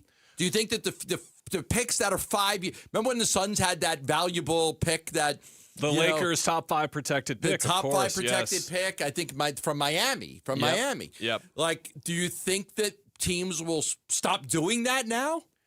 I think that the protections are going to be even more important now than before because you look at what happened with Dallas, for example. When they won the Cooper Flag lottery, let's say they would have traded that pick away and it would have been top 3 protected. Then they would have held their pick on the 1.8% chance that they had to move up for Cooper Flag. But now if these picks are unprotected like the Suns, it can go anywhere, and you need to make sure to layer these protections, or you can start to gamble a bit and take away the protections as well. What do we know about the Suns, Gambo? They like to gamble. Remember those second-round pick trades with the swaps and stuff? They were like, we'll take the very slim chance that these swaps go into effect just to get a couple of second-round picks. So I'm sure that they're fine with this outcome, but the main thing also to understand as well, in 2029, they're going to reanalyze this. So they're going to go through it for 3 years and then make some tweaks here and there. We'll see what happens, but something goofy is going to happen. Like a 25-win team is going to pick 14th, or there's going to be a team we think that's a contender and they have some serious injuries, and then they only win 39 games. Or a team that won 45 games getting the first pick. And that team gets a Cameron Boozer, AJ DeBonta, Darren Peterson upgrade, and they were like, wait a minute, the Lakers have Luka and they have Austin Reeves and they have Darren Peterson now. Like, that type of thing is more likely to happen now. It's and we will not see any more years in which the Suns could have DeAndre Ayton, Dragan Bender, and Josh Jackson in the top 5. Can't have the number 1 pick back-to-back years either. They did a lot of this. Now, look, is it going to eliminate tanking? Yes, but that's not what we're here to talk about. It's drastically altered how the draft works, how trading picks works. I think it ultimately helps the Suns, but I think it's up for you to decide. It's really a subjective thing. Both baseball and the Players Association have submitted CBA proposals. What do we know about it? We'll talk about that next right here on Arizona Sports, the local sports leader. One app gets you opinion, analysis, and inside information from Arizona's biggest sports personalities. Plus live streams, breaking sports news, and play-by-play. The payoff pitch to Beatty. Swung on and hit out to deep center. Waldschmidt moving back, makes an over-the-shoulder catch. Download the Arizona Sports app, presented by Ready Services Plumbing and Air Conditioning. Hey, it's Vince Marotta, and Earnhardt Ford in Chandler is putting the power back in your hands with employee pricing, because that's American value for American values. Look, I get it. Buying a new ride shouldn't feel like a battle. At Earnhardt Ford, they built their entire experience around you. They're known across the valley for 75 years of Arizona trust, a legacy you can count on. No bull, transparent pricing. No pressure, no surprises. A dedicated team working around your needs, budget, and timeline. And the power to shop, compare, and buy completely online on your terms. Right now, on remaining new 2025 models, you'll get employee pricing. You pay what they pay, plus an additional $2,500 Earnhardt discount on select models. Shop local, shop Earnhardt Ford. No bull for 75 years and going. That's Earnhardt Ford in Chandler. Online at earnhardtford.com. Most new vehicles include the no-bull protection packages and added benefit. $699 for cars and SUVs, $1,598 for trucks. After all applicable offers on select new models. Exclusions apply. $0 security deposit. APR terms limited. Available through Ford Credit. Not all buyers will qualify. Lessee responsible for excess wear and mileage over 10,500 miles at 20 cents per mile, plus tax, title, license, and $699 doc fee. See dealer for details. Offers in June 1st, 2026. This is a special alert to all Americans who own a vehicle with less than 200,000 miles with an auto warranty about to expire or with no warranty coverage at all. Due to a decline in the economy, CarShield is announcing a low-cost month-to-month vehicle protection plan that is now available to the public to save any driver out-of-pocket expenses on future auto repairs. Call now to find out how you can pay almost nothing for covered auto repairs. Yes, you heard that correctly. Pay almost nothing for covered auto repairs. An open phone line has been established for all drivers to call for a free quick quote. Call 800-292-4541 now. Drivers who are covered will not have to pay for covered repairs again. This protection plan is at an all-time low. Additionally, drivers who activate this vehicle protection today will also receive free roadside assistance, free towing, and car rental options at no additional cost. Call us for your free quick quote today. 800-292-4541. That's 800-292-4541. What do you have to lose? Call 800-292-4541. Again, 800-292-4541. At some point, you stopped calling it pain and started calling it just how I am today. Hey, everybody, it's Dan Bickley, and deep down, you know that's not okay. Pain should never be the status quo in your life, and the good news is I've got a path back to normalcy. The medical team at QC Kinetics delivers long-lasting regenerative treatments for joint pain, and the science is real. Look, your body already knows how to heal itself, and QC Kinetics gives you the right tools. Treatments that repair and restore damaged joint tissue at the source of your pain. No steroids, no downtime, no surgery. And remember, the longer the inflammation exists in your body, the more damage it does, which means right now is the right time, and the first step doesn't cost you a thing. Schedule your free consultation at QC Kinetics today with clinics in Phoenix, Scottsdale, Peoria, and Chandler. The number 602-837-PAIN, 602-837-PAIN for QC Kinetics. A family office is a team built to handle the three biggest financial responsibilities a family faces: wealth management, tax strategy, and estate planning. Most firms only manage your investments and refer the rest out, hoping everyone stays aligned. At Trajan, we built something different. Your wealth, tax planning, and estate planning are handled together inside one firm under one roof. There's no guessing whether your CPA, advisor, and estate attorney are truly in sync, because our team works together every day on your behalf. When your financial life becomes more complex, your advice should become more coordinated, not more fragmented. One plan, one trusted team. Call Trajan today, 855-TRAJAN-1. That's 855-TRAJAN-1. Trajan Wealth, an SEC-registered investment advisor. Additional services through Trajan Estate and Trajan Tax. Additional disclosures and accreditation at TrajanWealth.com. KMVP FM Phoenix. Live from the Casino Arizona and Talking Stick Resort Studio. Arizona Sports, the local sports leader. I'm Mitch Vareldis with Trending Now. It's presented by Parker & Sons Heating, Cooling, Plumbing, and Electrical. Diamondbacks look to stay hot in the Pacific Northwest tonight. First of 3 games against the Seattle Mariners, and they're trying to extend their current 5-game winning streak. Zach Allen will be on the mound for Arizona. He goes against right-hander George Kirby. First pitch is at 7:10. Pre-game coverage will start at 6:30 right here on 98.7 FM and on the Arizona Sports app. Phoenix Mercury looking for revenge tonight against the New York Liberty. They're also hoping to end a 4-game losing streak. Tip-off from Brooklyn will be at 4:30. How about some College World Series hype? Shout out my Sun Devils. ASU baseball playing their first game in the Nebraska Regional. First pitch against Ole Miss will be at 6 tonight. And then on the ice, the Hurricanes up 3-1 on the Canadiens. They have a chance at making their second ever Stanley Cup Finals if they win tonight. Puck drop will be at 5. This report is brought to you by your Valley Chevy dealers. Get the freedom to save. Your Valley Chevy dealers Memorial Day event is here. Spectacular offers are available now. The freedom to choose from an extensive lineup that's ready for you.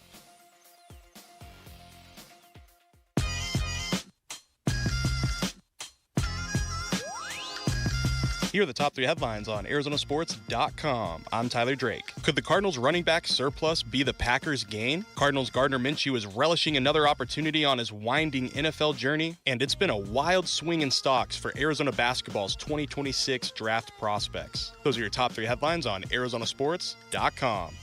All right, so we're bracing for what could be a work stoppage in Major League Baseball and no 2027 season. People are looking back. I know it's just the worst, but we're bracing for it. I almost expect that that's what's going to happen. The owners are going to dig in, the players are going to dig in, and it's a matter of who blinks. Can they continue to? No, they'll continue to negotiate. But here's what we know so far: the players have put a proposal forth in which the minimum salary is going to go up. Let me see if I could find out. Yes, financial gains for younger players, a near doubling of the minimum salary to $1.5 million with 10% annual raises, an expansion of the bonus pool for pre-arbitration players from $50 million to $180 million. They want to see the bottom teams, the low-revenue teams, have to come up and spend more money. That's what they want. What do the owners want? The owners want a cap. The owners want to be able to put a cap in place.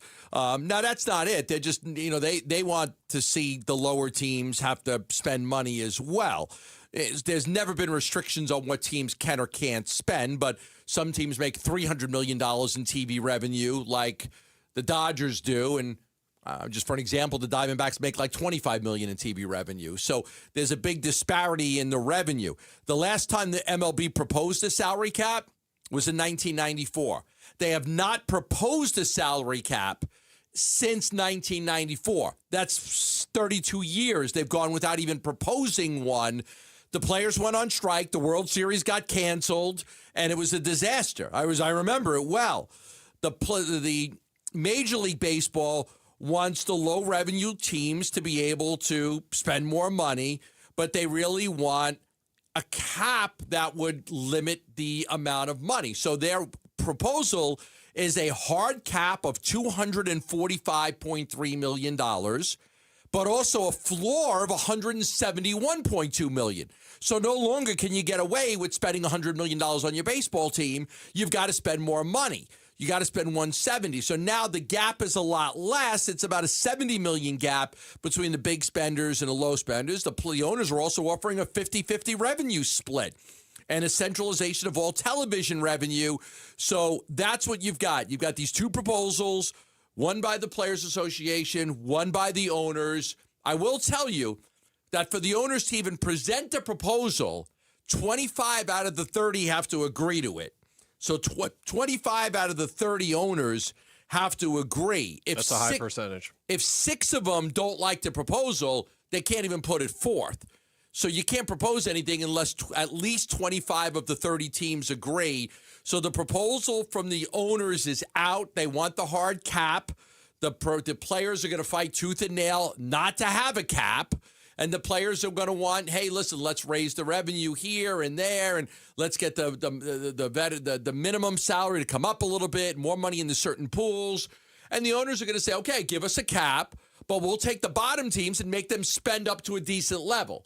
Let them spend up to $170 million instead of teams that are spending $90 to $100 million on their payroll. And the Players Association is looking for a middle ground of sorts, at least to the floor, where they don't want a salary cap floor per se. But what ESPN's Jeff Passan detailed in his story on ESPN.com is that the union is proposing what is called a competitive integrity tax. This would require teams not spending at least half of the base CBT threshold to forfeit a portion of their revenue sharing dollars.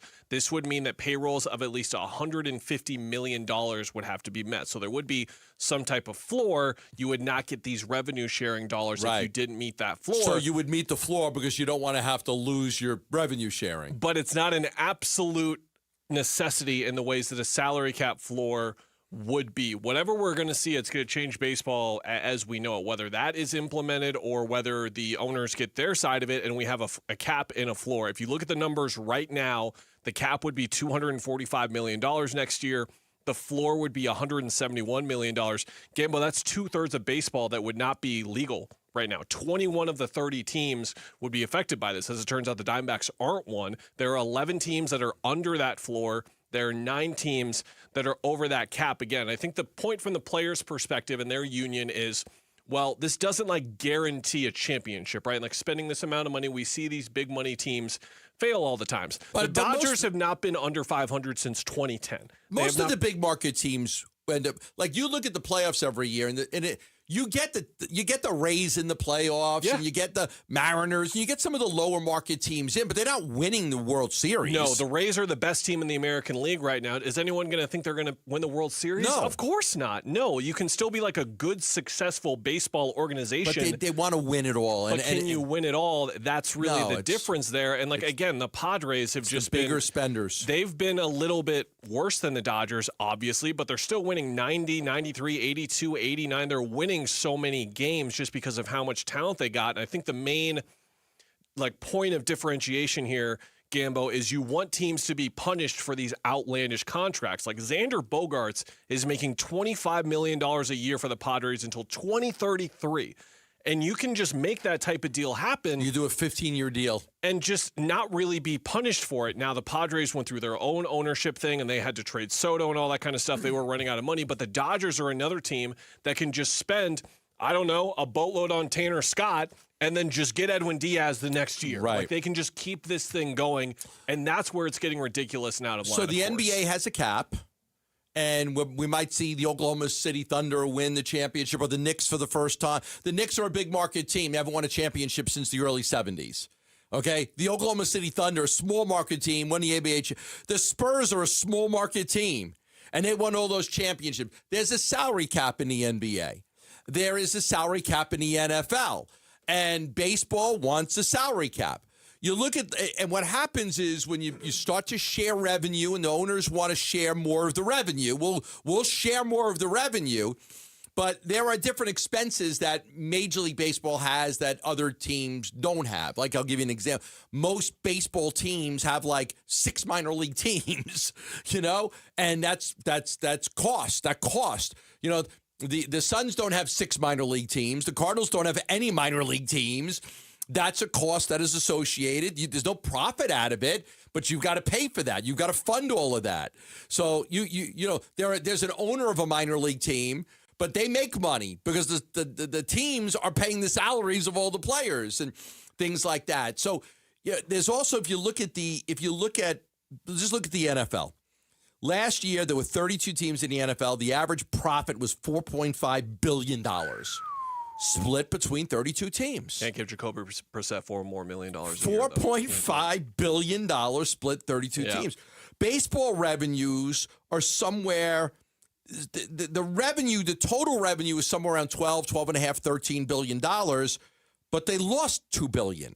Yep. So there is no revenue to share. They lost about $50, $60 million a team is the average. Now, not every team lost money, and not every team made money.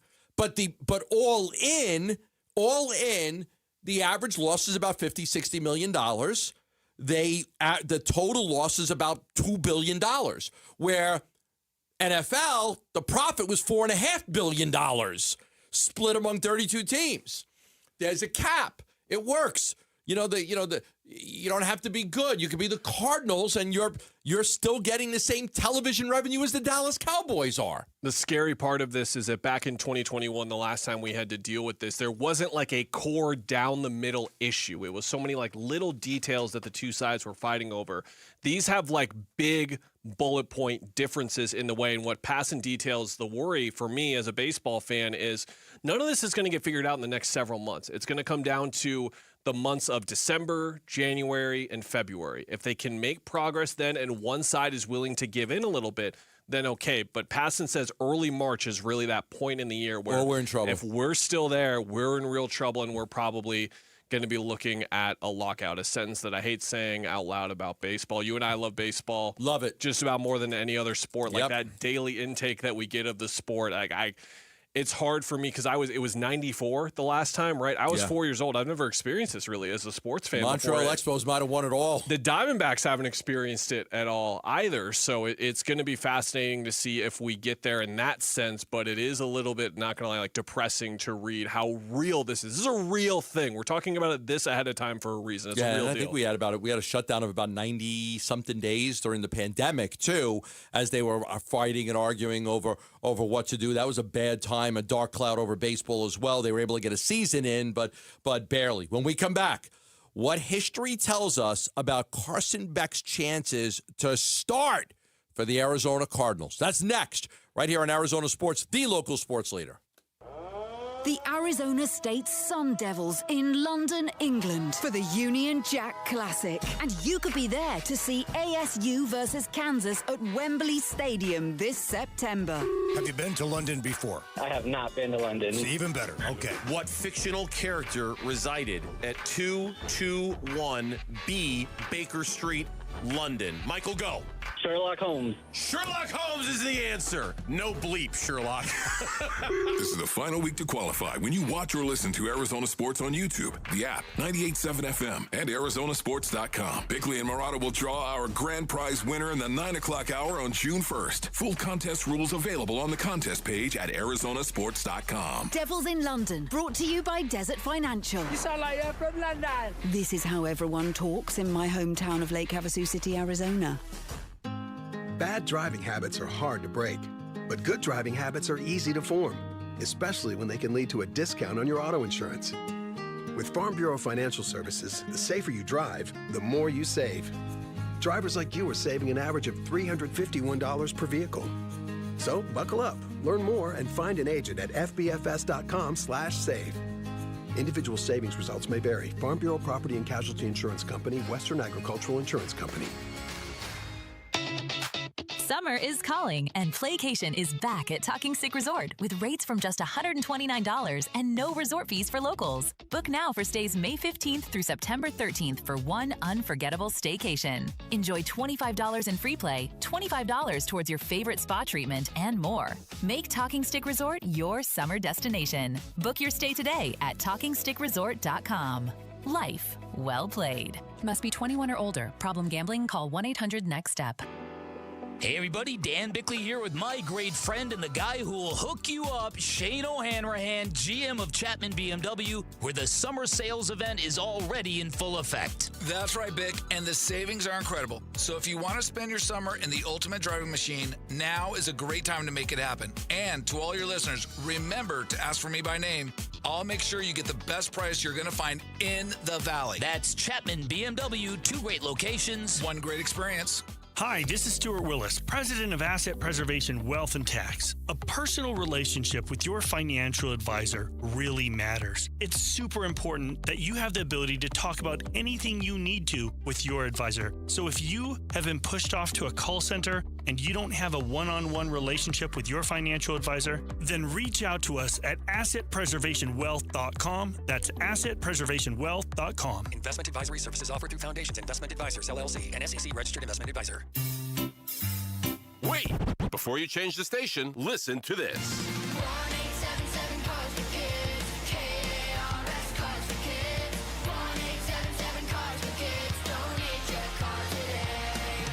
Donate your car at carsforkids.org. That's cars with a K. Pickup is quick and easy. You'll also get a vacation voucher and a tax deduction. 1-877 Cars for Kids. Donate your car today.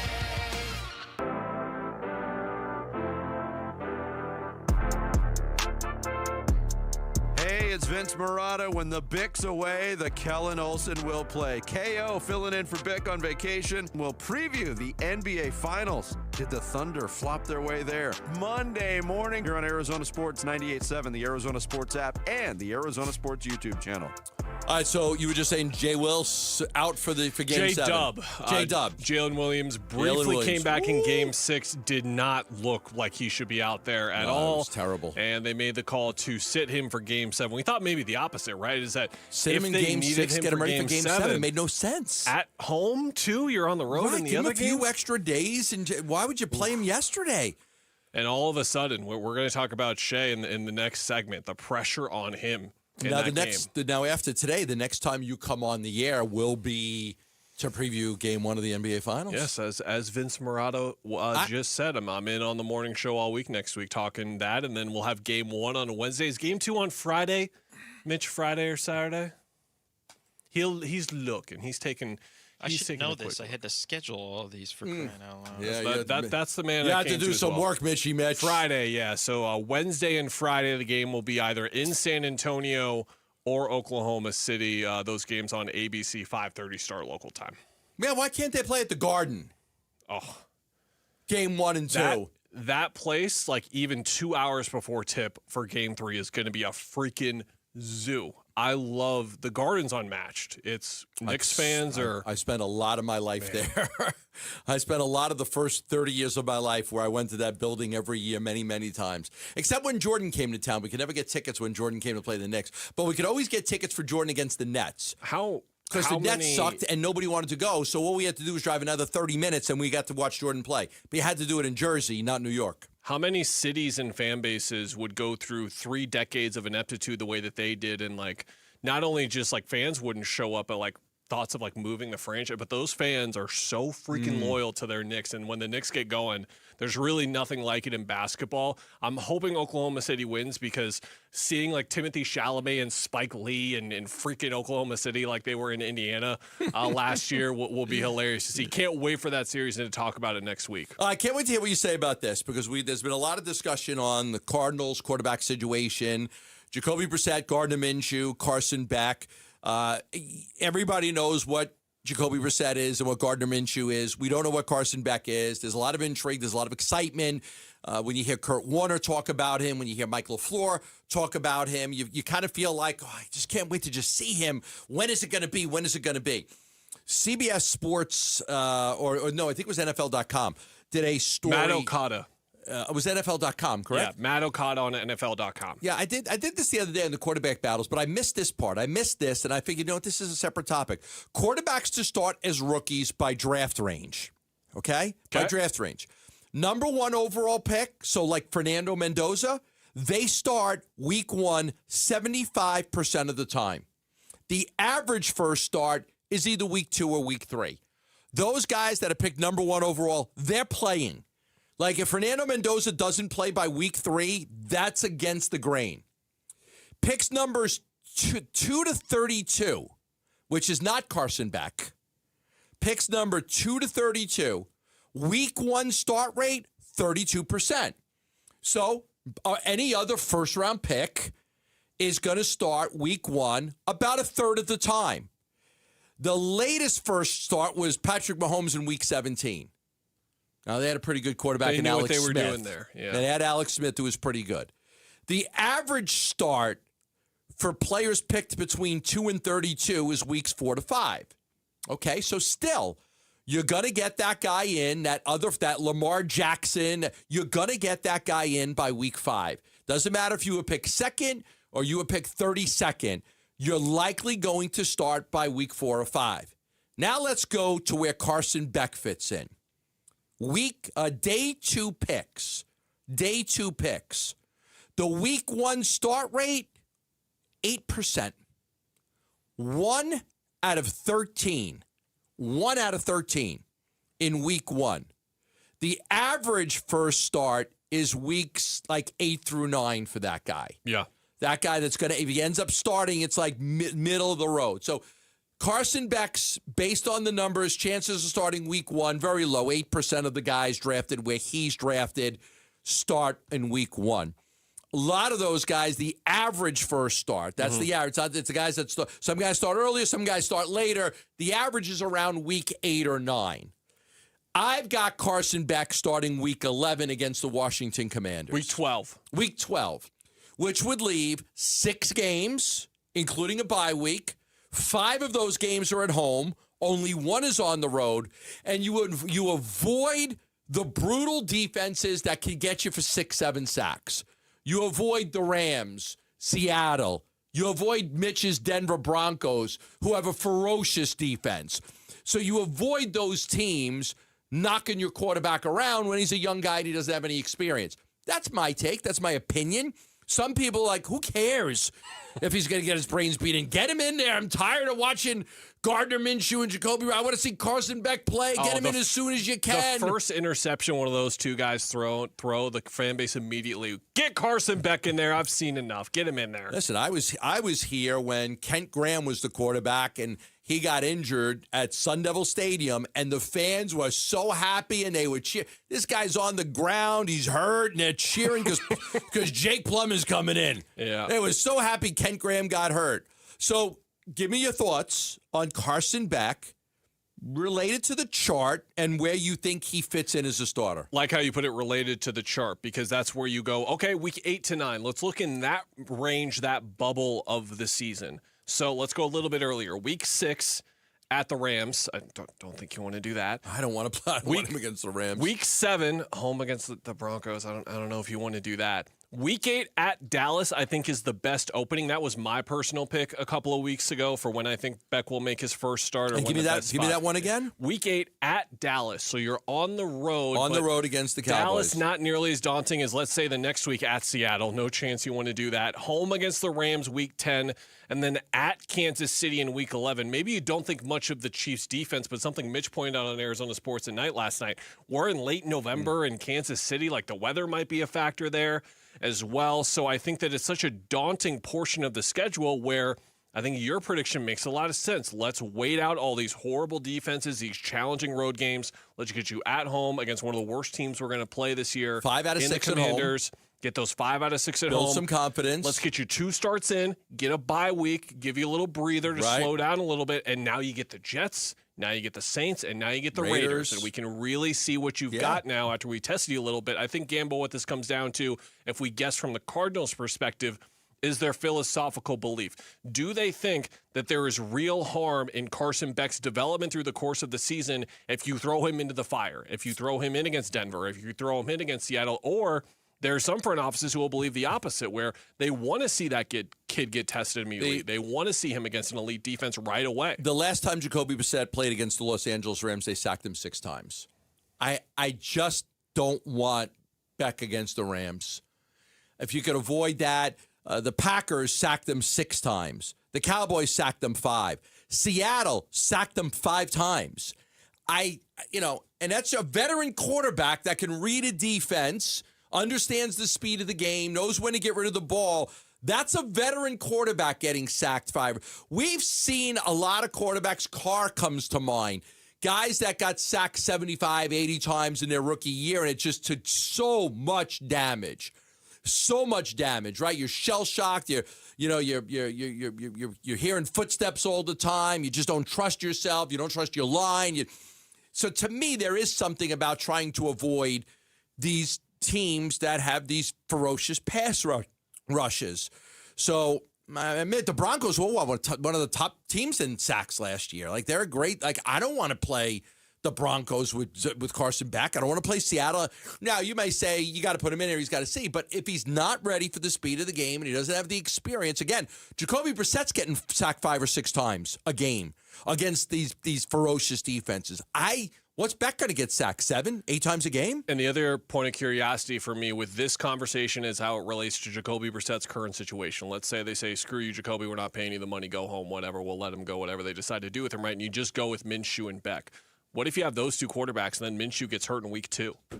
Yeah. Is Beck just your guy for the rest of the year then? Do you put him in? Like, what happens there? You might need to add another quarterback in that situation then. So it's another layer to the Brissett thing where if they want to handle the Carson Beck exercise exactly like they want to and put him in at the exact right time that they believe for him is going to be to start, then they're going to need to have another quarterback ready in case Minshew gets hurt, to your point, when he's facing Seattle in week 2 or he's facing the Chargers in week 1. Like, he might face some injury concerns as well or in the year if Jacoby is indeed not back. Yeah, I think that I could see Jacoby starts, and if they lose a lot of games early, which they likely will, at some point, they go to Minshew for a few games just to buy more time to get back to a soft spot where they feel comfortable. Shai Gilgeous-Alexander, shut down again. Is he going to be able to lift Oklahoma City back to the NBA Finals? We'll talk about that next right here on Arizona Sports, the local sports leader. The Arizona Sports YouTube channel. Just the local sports leader doing what we do on YouTube. Serve yourself some Arizona sports for live shows, podcasts, viral clips, shorts, and more. Subscribe to the Arizona Sports YouTube channel. Love telling you about Sanderson Ford, 51st Avenue in Glendale, America's most awarded Ford dealership. It's where me and my family have shopped for many, many, many years, decades included. And even our good friend Luis Gonzalez shops at Sanderson Ford for him and his family. Right now at Sanderson Ford, employee pricing. This means you pay what they pay. Take advantage of that. Choose a Ford Explorer, a Bronco, or an F-150, all starting at under $42,000. Your first 5 tanks of gas are on Sanderson with a $500 Circle K fuel card. You can get into Sanderson Ford today or tomorrow and go check out the vehicles. Employee pricing saves you a lot of money. So choose the dealership that families like mine have been trusting for over 70 years, Sanderson Ford. 51st Avenue in Glendale, or online for more information at sandersonford.com. Do Crohn's disease or ulcerative colitis symptoms keep coming back? Tremfya, guselkumab, may help, with rapid remission achieved at 12 weeks and lasting clinical remission at 1 year. Some even saw visible improvement of their intestinal lining at 12 weeks and 1 year. Tremfya is a prescription medicine used to treat adults with moderately to severely active Crohn's disease and adults with moderately to severely active ulcerative colitis. Serious allergic reactions and increased risk of infections and liver problems may occur. Before treatment, your doctor should check you for infections and tuberculosis. Tell your doctor if you have an infection, flu-like symptoms, or if you need a vaccine. Healing is possible with Tremfya. Approximately 3 out of 10 patients were in endoscopic remission at 1 year, based on areas visualized on colonoscopy, which may not represent the deeper bowel layer or entire GI tract. Individual results may vary. Ask your doctor about Tremfya today. Call 1-800-526-7736 to learn more or visit tremfyaradio.com. Summer. Sonoran hot dogs, baseball games, and triple-digit temperatures. When Phoenix turns up the heat, keep your home running smoothly with American Home Shield. An AHS home warranty can help protect your wallet from pricey breakdowns on even your oldest appliances and systems like your AC, plumbing, or fridge. If they can't repair your covered item, they'll replace it. American Home Shield. Don't worry, be warranty. Sign up today at ahs.com. See ahs.com/contracts for coverage details, including limit amounts, fees, limitations, and exclusions. Hi, I'm Katie, your friend and jeweler at Shane Company. Daydreaming about bringing your engagement ring vision to life? As a jewelry consultant, I'm here to help. Compare ring styles side by side. They're in stock and ready to try on. Then customize it with an engraving or decorative crown. At Shane Company, there are so many ways to create your dream ring at your dream price. Visit us in-store or at shaneco.com because a friend wants you to get exactly what you want. Shane Company, your friend and jeweler. It's been life-changing. It really has. Went up to CQC Kinetics. I could feel the difference the way I got out of bed. I could feel the difference throughout the day. I could feel the difference while I was playing golf. Let's rewind. That's an elated QC Kinetics patient, David Smoke, a very active TV and radio sports personality who loves to run and golf. I started to notice some aches and pains, an aching, throbbing pain in my right hip. I didn't want to get cut on. I've had MRIs, and it showed no structural damage. I've tried the steroid injections, and that just seemed like it kicked the can down the road. It's that endless cycle that leaves you continually fighting joint pain in your hips, knees, shoulders, and back. But this is where it ends with QC Kinetics regenerative treatments. I've tried it all. The only thing that's different is me going to QC Kinetics. I believe in it because it's worked. Don't waste another day going in circles. Make QC Kinetics your first call. The consultation is absolutely free. Call QC Kinetics, 602-837-7246. In Phoenix, Scottsdale, Peoria, and Chandler. That's 837-7246. 837-7246. I'm Mitch Vareldes with Trending Now. It's presented by Parker & Sons Heating, Cooling, Plumbing, and Electrical. Diamondbacks look to stay hot in the Pacific Northwest tonight. They have the first of 3 games against the Seattle Mariners, and they're trying to extend their current 5-game winning streak. Zach Gallen will be on the mound for the D-backs. He opposes right-hander George Kirby. First pitch is at 7:10. Pre-game coverage starts at 6:30. You can listen to all the action right here on 98.7 FM and the Arizona Sports app. Phoenix Mercury looking for revenge tonight against the New York Liberty. They're also hoping to end a current 4-game losing streak that they're on. Tip-off from Brooklyn will be at 4:30. How about some College World Series hype? My Sun Devils, my beloved ASU baseball. They're playing their first game in the Nebraska Regional. They're the 3 seed taking on the 2 seed Ole Miss. First pitch will be at 6. And then on the ice, the Hurricanes up 3-1 on the Canadiens. They have a chance at making their second ever Stanley Cup Finals if they can get the win tonight. Puck drop will be at 5. This report is brought to you by Freeway Chevrolet, where buying a new vehicle is as easy as 1, 2, 3. Right now, get up to $12,500 off a new 2026 Silverado 1500 Crew Cab. Chevrolet, together, let's drive.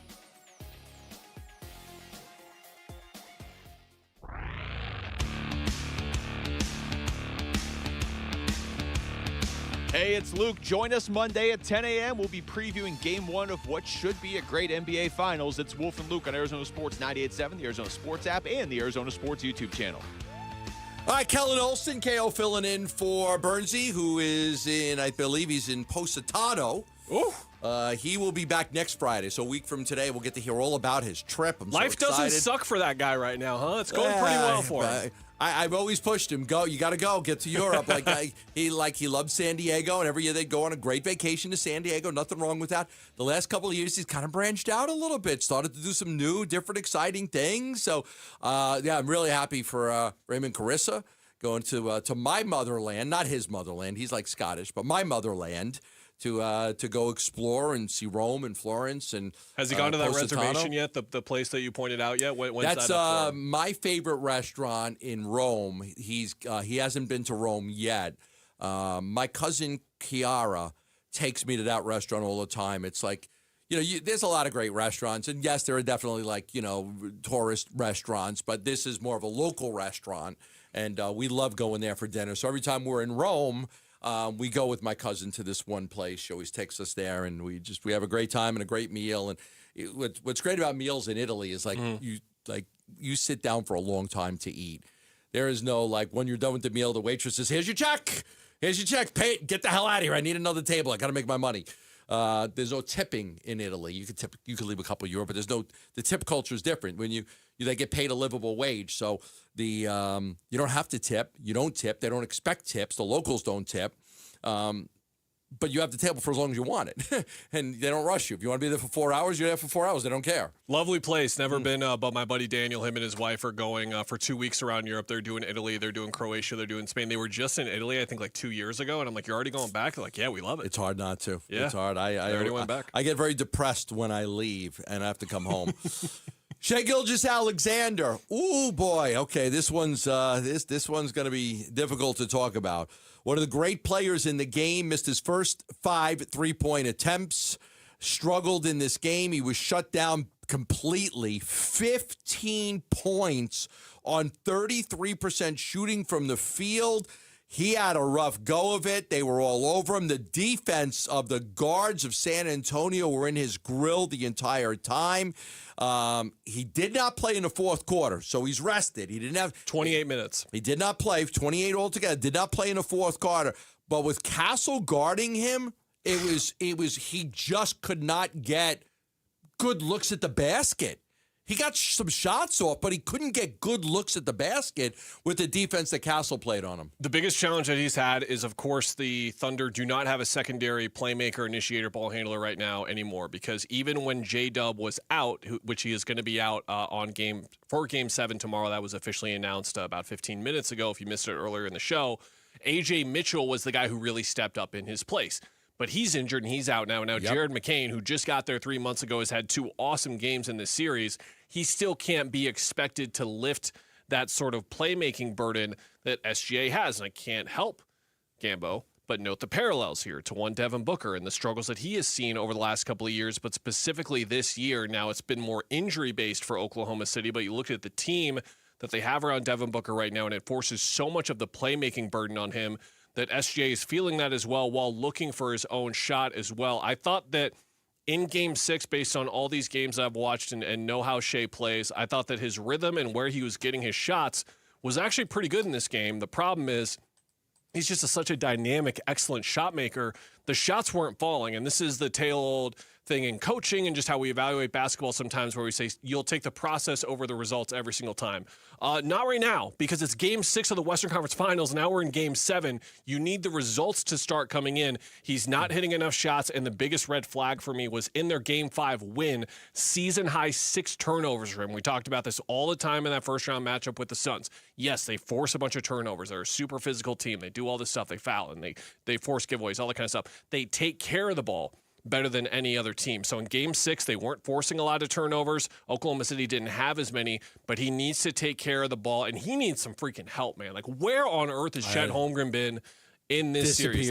That is a max money guy. He is not out there just to play defense. He is out there to be a serious contributor offensively. You can't rely on 20 off the bench from Alex freaking Caruso every game. No. He has been unbelievable this series, but Game 7s are random, Gambo. Anything can happen at the same time. We should expect the standard, which is for Shai to look like what he is, which is, in my opinion, either the first or second best player in the world. Those are difficult conversations to have all of a sudden if he puts up another dud tomorrow. Well, the other thing might be interesting. I don't think they've announced this yet, but there's a feeling that Scott Foster is going to be the lead official for Game 7. Now, Oklahoma City only got to the free throw line 12 times yesterday. And Foster calls it tight, right?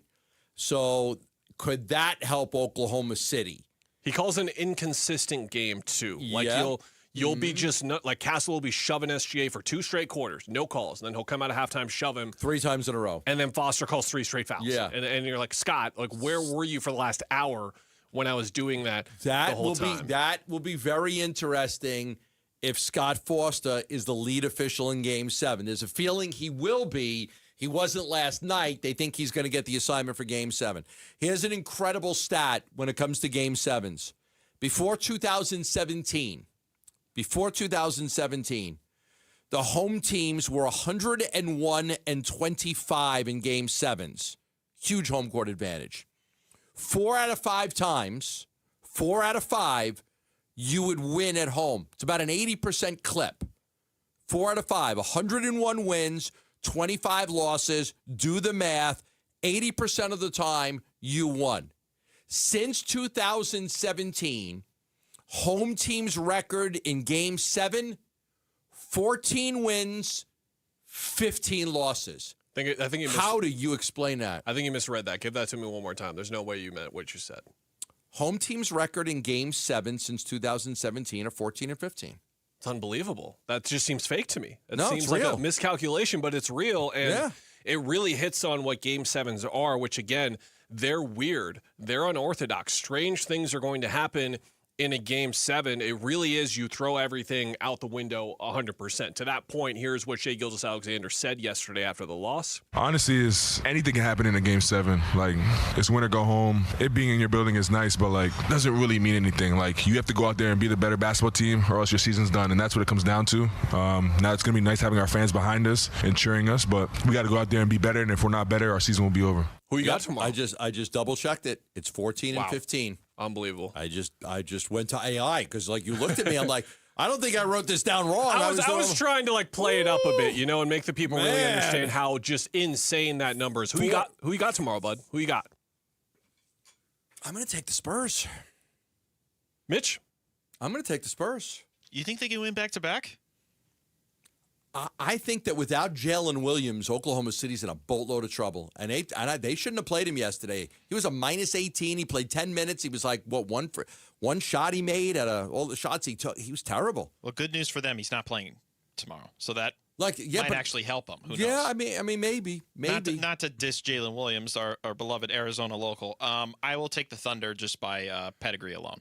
I'll take the Thunder as well in a similar ilk of you, Mitch, just where it comes down to experience, right? Because I think we saw have the experience. In Game 5, it was very clear that San Antonio got ahead of itself a little bit. But, man, to your point earlier in the show and the guys we were talking about, like, is Shai, like, the best player in this series? Maybe, but you look at players like 2 through 6 in this series. Wemby, if you want to put him first or second, whatever, but Stephon Castle has been excellent in this series. Devin Vassell has been excellent. Dylan Harper's been awesome. Been great. Champagne's given him big minutes as well. And if you get the De'Aaron Fox that we expect to see, he's not playing good through that last right ankle night. sprain. He was a bummer. San Antonio has the better team right now, undeniably, and we'll see how much home court matters. It might not matter too much. Look, if you asked me 5 years ago, I would have absolutely went with Oklahoma City. I would always go with the home team. But the home teams are below 500 in the last 8 years in Game 7s. Can you imagine if we just get another masterpiece from Wemby and all of a sudden it's just like, oh, crap. Like, it's now. I remember Halliburton went out last year in Game 7. When they played Denver, your guys were all hurt. Gordon was hurt. Michael Porter Jr. was hurt in Game 7. So they cut some breaks in the Game 7s. Hey, whatever the case is, we thought that this was the NBA Finals, right? We thought the Western Conference Finals was the NBA Finals. Not with the way your New York Knicks are playing, buddy. I will say this before we break. I heard the morning show. They're all rooting for the Knicks. They don't care who wins this series. Like, they were talking about who to root for. They all want the Knicks to win. Oh. Because there's still a Spurs hatred, and there's an overload on Oklahoma City. You agree, Mitch? Rooting for the Knicks? Well, I can't root for either of these two West teams. Right. You know? And it's Mikal Bridges. Yeah, Mikal was and Landry Shamet. Yeah. Not that New we York love winning Landry would Shamet. just be good for the league, too. They need some sort of prominent market outside of Boston, of course, who won recently, to win the championship. Is Zach Gallen pitching for his spot in the rotation? Woof. We'll talk about that next right here on Arizona Sports, the local sports leader. Bickley and Morano mornings. Minshewmania has been a thing because not only the free spirit personality, but the mustache. Everything about him makes you want to see him play football. In Gardner Minshew, it's like everybody you've heard on the Cardinals, they're all saying the same thing. What a great guy, man. What a great guy. And if you're not going to be good this year, why not have good vibes?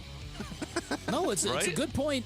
The record, not good. Vibes, immaculate. Bickley and Murata, mornings on Arizona Sports, the local sports leader.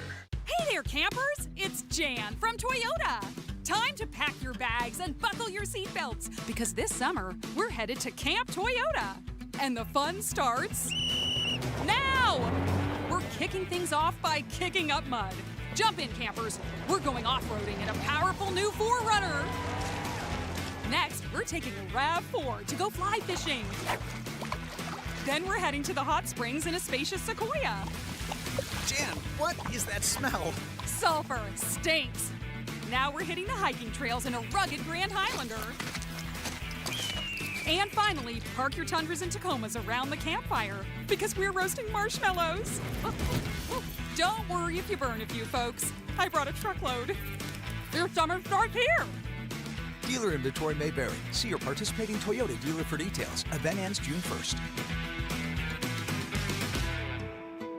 Toyota, let's go places. Staples has hundreds of ways to grow your business this spring, like spectacular signs, brilliant brochures, eye-popping posters, mouth-watering menus, and more. Shop now through June 13th and save up to $150 on all your custom prints. Staples, that was easy. During the entire month of May, visit any Cold Beers and Cheeseburgers location for a special Dine and Donate promotion in support of Brain Tumor Awareness Month. With the purchase of Michelob Ultra or a featured Burger of the Week, $1 will be donated to the Barrow Neurological Foundation to fund the Ivy Brain Tumor Center's vision to provide hope for patients with brain tumors. Stop by any of the 17 convenient Cold Beers and Cheeseburgers locations today and join us in discovering tomorrow's treatments today. Visit coldbeers.com for more details. Hi, this is Brent with Ready Services Plumbing and Air Conditioning. It's that time of year again where it's extremely important to keep up on your plumbing and air conditioning maintenance. At Ready Services, we provide our Ready Preventative Maintenance Program, where our technicians come to your home and conduct those preventative checks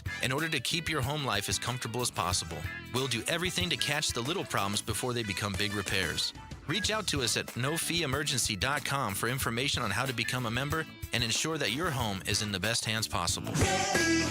Hi, it's Vince Marotta, and if your ride's starting to feel a little outdated, Earnhardt Buick GMC in Mesa can help you upgrade just in time for the summer. Here's the difference. Anybody can sell you a vehicle, but not everybody makes the whole experience feel easy and enjoyable. That's why Arizona drivers have trusted the Earnhardt name since 1951. Real people, honest prices, and a team that's focused on what works best for you, not pushing you into something you don't want. It's how the Earnhardt family built its reputation the old-fashioned way, by treating people right. If you're after a refined Buick SUV or a bold GMC truck, they have one of the best selections in the Valley with options that fit your lifestyle and budget. And when you're ready to shop, their website makes everything simple. Browse inventory, value your trade, and explore our incredible offers anytime online. So when you're ready for something better, visit Earnhardt Buick GMC or go online to EarnhardtBuickGMC.com. We are professional grade. After all applicable incentives on select models. All offers with approved credit through GM Financial. See dealer for details. Offers in June 1st, 2026.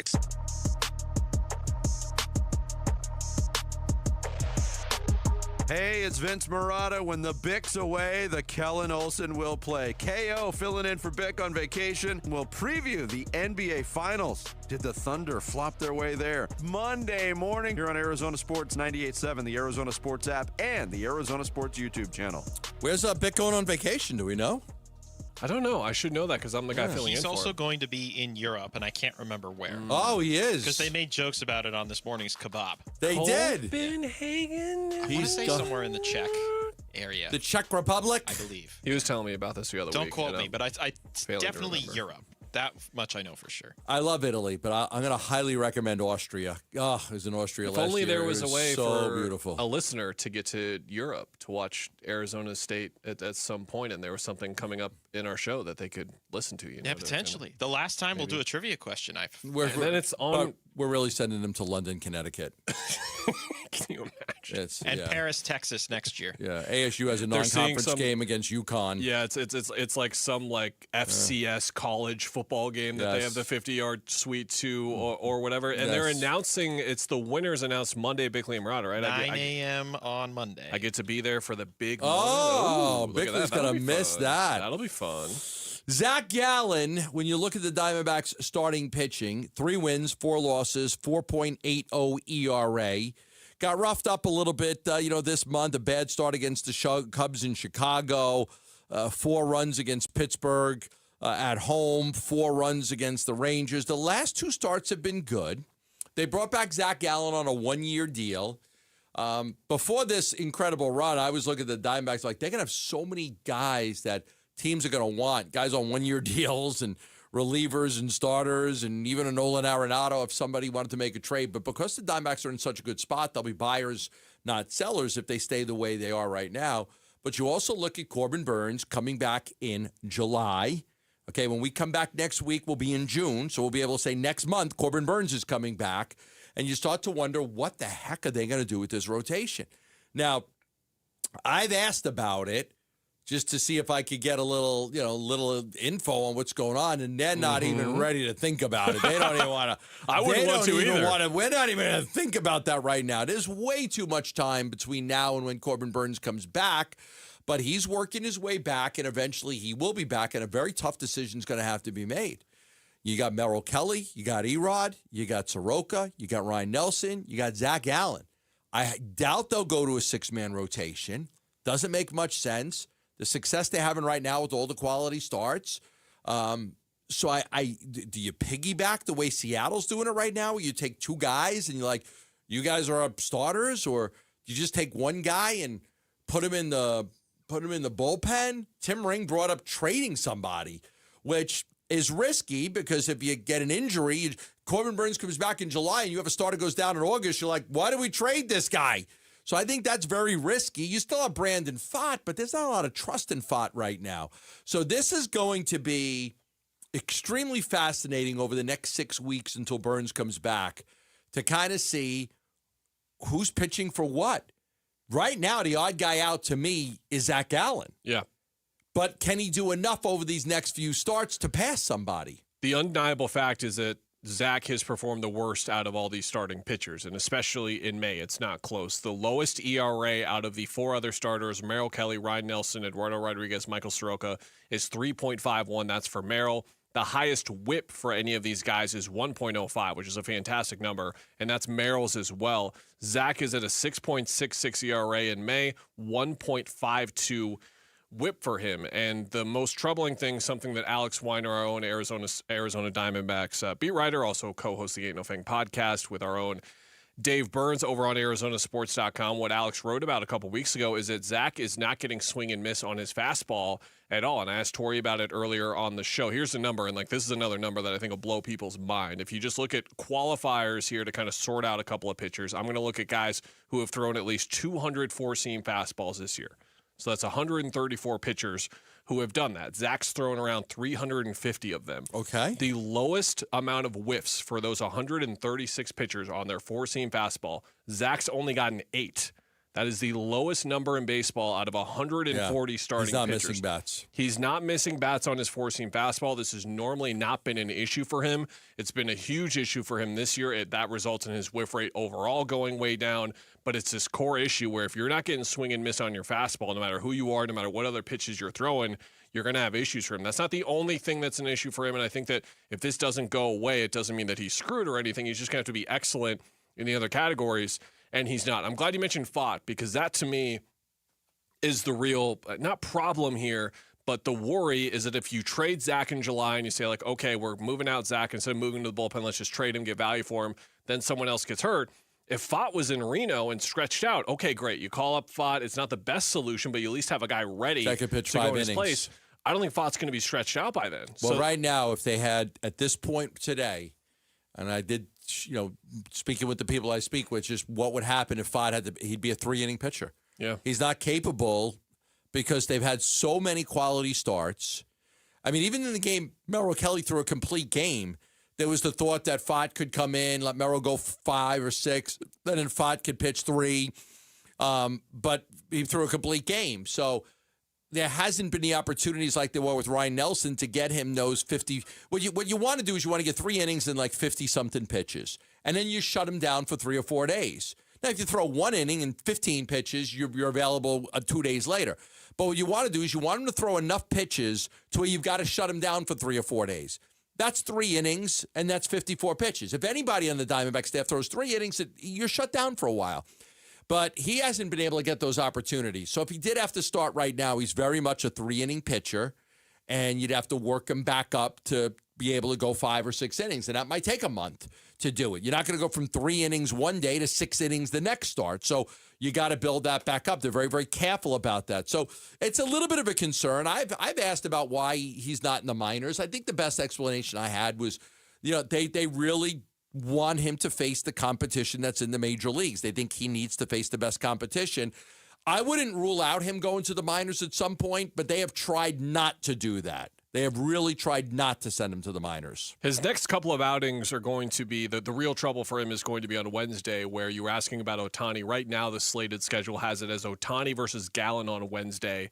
for the Dodgers. Seattle has not been a good offensive team this year. That's who he gets tonight, and then it'll probably be for him in Miami, his third start coming up, and then the next one would be, I believe, against either Cincinnati or the Angels, who are bad offensive teams as well. So he's going to be facing some inferior competition from an offense perspective, but that hasn't eliminated the chance of him having a difficult outing. He's had difficult outings against some bad baseball teams already as it is. Like, he's got to get back on track for this team to be what we expect it to be, and it's really incredible when you look at everything that has gone right for this team and some of the things that have gone wrong. Like, you had in your email, like the Geraldo Perdomo numbers that are there right now. He's not living up to what he was last year. Gallen is not living up to what you expect from him, and yet this team is 7 games over 500 right now. It's a testament to everything that's gone right. Yeah, I think the days of Gallen throwing 6 innings and striking out 7-8 batters are few and far. You might get it occasionally. It's just not going to be the norm anymore of him going 6 innings and striking out 7 guys. I just don't think that that's the case. And, a lot of balls are hit very hard off of him. He's got to learn how to change and pitch a little bit differently. I still think he can be very effective. He had a really good outing against the Giants, a quality start not too long ago. So, look, I'm rooting for him. I like Zach Gallen, but it's definitely something to keep your eye on as they get closer to Corbin Burns' return. When we come back, the 4 o'clock reset. Mitch will get you caught up on everything going on in the world of sports right here on Arizona Sports, the local sports leader. Wolf and Luke, middays 10 to 2. Darius Robinson is joining us here in the studio at the Cardinals facility. What kind of potential, just from a D-line standpoint, do you guys have? Yeah, we can be as good as we want to be, but I remember saying the same thing last year, and unfortunately we didn't have the results we wanted, so that's why I say now just one day at a time. But I definitely love my teammates, and I love what we can do, but just focusing on getting better each day at practice and just having fun, competing against one another. I think that's what's going to ultimately bring the best out of everyone. Wolf and Luke, middays 10 to 2 on Arizona Sports, the local sports leader. Let's do the math on renting. For those of you that want to be a homeowner, you want to own a home, but you've been renting for a long time. I want to do the math for you. If you pay in, let's just go numbers, $2,200 a month in rent. That's $26,000 a year that's going straight to your landlord. 5 years of that, you've now handed somebody $132,000, and you own nothing. Zero. A mortgage payment in that same range is going to build equity every single month, equity that's yours. You're paying off principal on the house, the price of the house. You buy a house for a certain amount of money. As you pay it off over the years, you owe less on the house. If you ever sell it, that equity's yours. That's why I want you to call the Lund Mortgage team today at 623-889-0130 and put them to work for you. They'll get you pre-qualified absolutely free. It's real simple. 623-889-0130 for all your mortgage needs. Make it the Lund Mortgage team. Support comes from Amazon Business. You can't rely on guesswork to run your business. With Smart Business Buying, innovative AI tools optimize your purchasing experience, paired with delivery options built for business. Empower your team today. Learn more at AmazonBusiness.com. Celebrate America's 250th with our limited edition O'Reilly Brake Parts Cleaner. 2 for $8 at O'Reilly Auto Parts. O'Reilly Auto Parts. Finding great candidates to hire can be like, well, trying to find a needle in a haystack, but not with ZipRecruiter. Its powerful technology actively finds and invites qualified candidates to apply to your job. So while other companies might deliver a lot of hay, ZipRecruiter finds you the needle in the haystack. See why 4 out of 5 employers who post a job on ZipRecruiter get a quality candidate within the first day. Try ZipRecruiter for free at ZipRecruiter.com/free. That's ZipRecruiter.com/free. ZipRecruiter. Summer is calling, and Playcation is back at Talking Stick Resort with rates from just $129 and no resort fees for locals. Book now for stays May 15th through September 13th for one unforgettable staycation. Enjoy $25 in free play, $25 towards your favorite spa treatment, and more. Make Talking Stick Resort your summer destination. Book your stay today at TalkingStickResort.com. Life well played. Must be 21 or older. Problem gambling? Call 1-800-NEXT-STEP. Hi, it's Vince Marotta, and if your ride's starting to feel a little outdated, Earnhardt Buick GMC in Mesa can help you upgrade just in time for the summer. Here's the difference. Anybody can sell you a vehicle, but not everybody makes the whole experience feel easy and enjoyable. That's why Arizona drivers have trusted the Earnhardt name since 1951. Real people, honest prices, and a team that's focused on what works best for you, not pushing you into something you don't want. It's how the Earnhardt family built its reputation the old-fashioned way, by treating people right. If you're after a refined Buick SUV or a bold GMC truck, they have one of the best selections in the valley with options that fit your lifestyle and budget. And when you're ready to shop, their website makes everything simple. Browse inventory, value your trade, and explore our incredible offers anytime online. So when you're ready for something better, visit Earnhardt Buick GMC or go online to EarnhardtBuickGMC.com. We are professional grade. After all applicable incentives on select models. All offers with approved credit through GM Financial. See dealer for details. Offers in June 1st, 2026. KMVP FM Phoenix. Live from the Casino Arizona and Talking Stick Resort Studio. Arizona Sports, the local sports leader.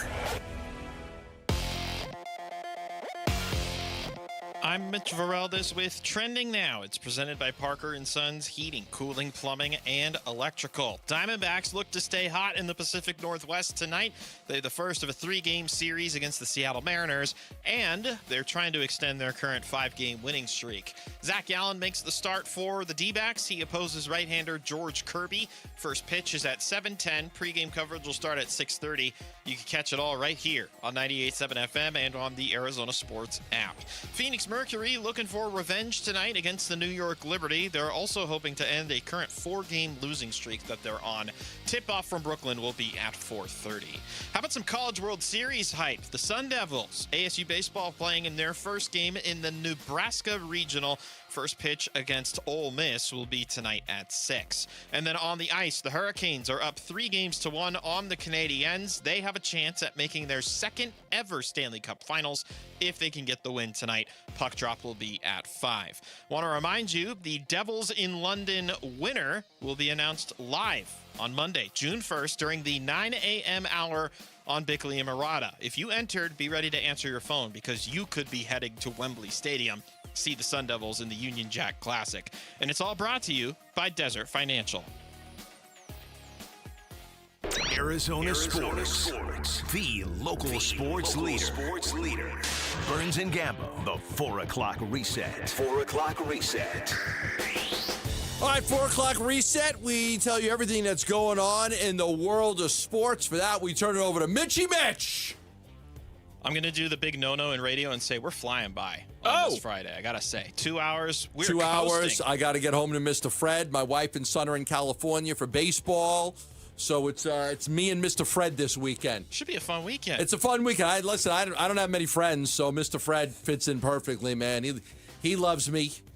He's one of the few people that loves me in this world, so he comes over. Unconditional love. It's always the best. I took him for a walk this morning at like 6 a.m. I took him in the pool before I left, but he's by himself right now, just sitting on the couch. He'll be seeing you in a couple of hours. Oh, Mr. Fred. And this weekend, something that you and Mr. Fred could be bonding over is Game 7. Oh, we will watch it together, me and Mr. Fred. Of the NBA's Western Conference I'll Finals. get him a pepperoni, and we'll just sit on the couch and watch it. Spurs throttled the Thunder in a do-or-die Game 6 last night, 118-91 the final. Victor Wembanyama leading the way, 28 points and 10 rebounds in the win. I should have Mr. Fred do something where he picks the winner of the game, like put 2 bowls out and whichever one he goes to. Worth noting, the Corgi has been 100% accurate so far this series. The dog that with the Yes. nose and the stairs? Yes. No way. Perfectly predicted each outcome so far with its little booping. Are you kidding me? We'll see. It's about time. I know. That Corgi was terrible for a number of years because remember the first video came out and that was the key. Like they posted the one that was right to start, It's and like, everyone oh my was like, gosh, we got to go with this now. The magical Corgi. And the Corgi has been riding off. The Corgi's a fraud, is what I'm saying. Oh. The Corgi's a fraud. Big fraud. Yeah, watch for Mr. the Fred Corgi. is not a fraud. No. Fred is the farthest thing from Let's a see what fraud. Mr. Fred thinks. Game 7 will be Saturday. That'll be a 5 p.m. tip. We'll also carry that game on ESPN 620. Oh, good. I'm going to the movies at 2. Going to go see that war movie, So you Pressure. can listen to it on the way back home on ESPN Should get that 620. movie should end about 4 something, and then I'll be home to watch the game. Significant injury update coming out out of that series. Jalen Williams, the former Perry Puma, former Santa Clara Bronco, he will not play in Game 7 after trying to give it a go in Game 6. Didn't look so hot throughout the game, and they've decided to rule him out. He's been battling a hamstring injury for most of the season. For the life of me, I have no idea why they tried to play him yesterday. Why wouldn't you give him yesterday off, give him today off, and just see if why would you have him warm up? Why would you have him play? Right. I don't understand that logic. I mean, it wasn't Game 7. Maybe if Game 6 was at home, but they were on the road. So you have him out there for the home crowd. He at least gives some energy when he checks into the game. Maybe if it's not looking plus great. Willis Reed. Remember Willis Reed? You weren't old enough to know, but I know Willis Reed. You're testing the hoops headness mind. Yeah, just show up, have the crowd go crazy, and then maybe it elevates you. It was stupid. When you decision to have say him Willis play. Reed, the first thing basketball fans think of is him jogging up the floor, limping his way through. Making his way on one foot. Jalen Williams will not be doing that tomorrow. Potentially significant injury update, however, on the Eastern Conference side of things. Mitchell Robinson, it was reported earlier in the week that he suffered a broken pinky. Well, it sounds like he underwent surgery, successful, and he's hopeful that he'll be able to play in the finals Game 1 next Wednesday. Would be a huge absence if he's not available. I mean, you still have like 5 more days. Yeah, a lot of time. It's 5 more days for the pinky to heal. More of a pain tolerance thing for him than functionality, because if he was a guard, you'd be like, okay, you need that to dribble the basketball. Mitchell Robinson does not dribble it. He just catches it for dunks, and then he rebounds it, and he blocks shots. And then they get him out of the game so he doesn't have to shoot free throws. Right, exactly. And it's not like he's going to become a much worse free throw shooter with a banged-up pinky. It can't get any worse. He might be better. Can you imagine if he goes like 7 for 8 from the free throw line in this series? Just break that thing off. Remember when Amari kept the glasses on because he just got used to them after he didn't need them anymore, if it's that type of deal? I was going to say, are we going to see a Dikembe, remember in 01 where he's got like braces on his fingers, something like that?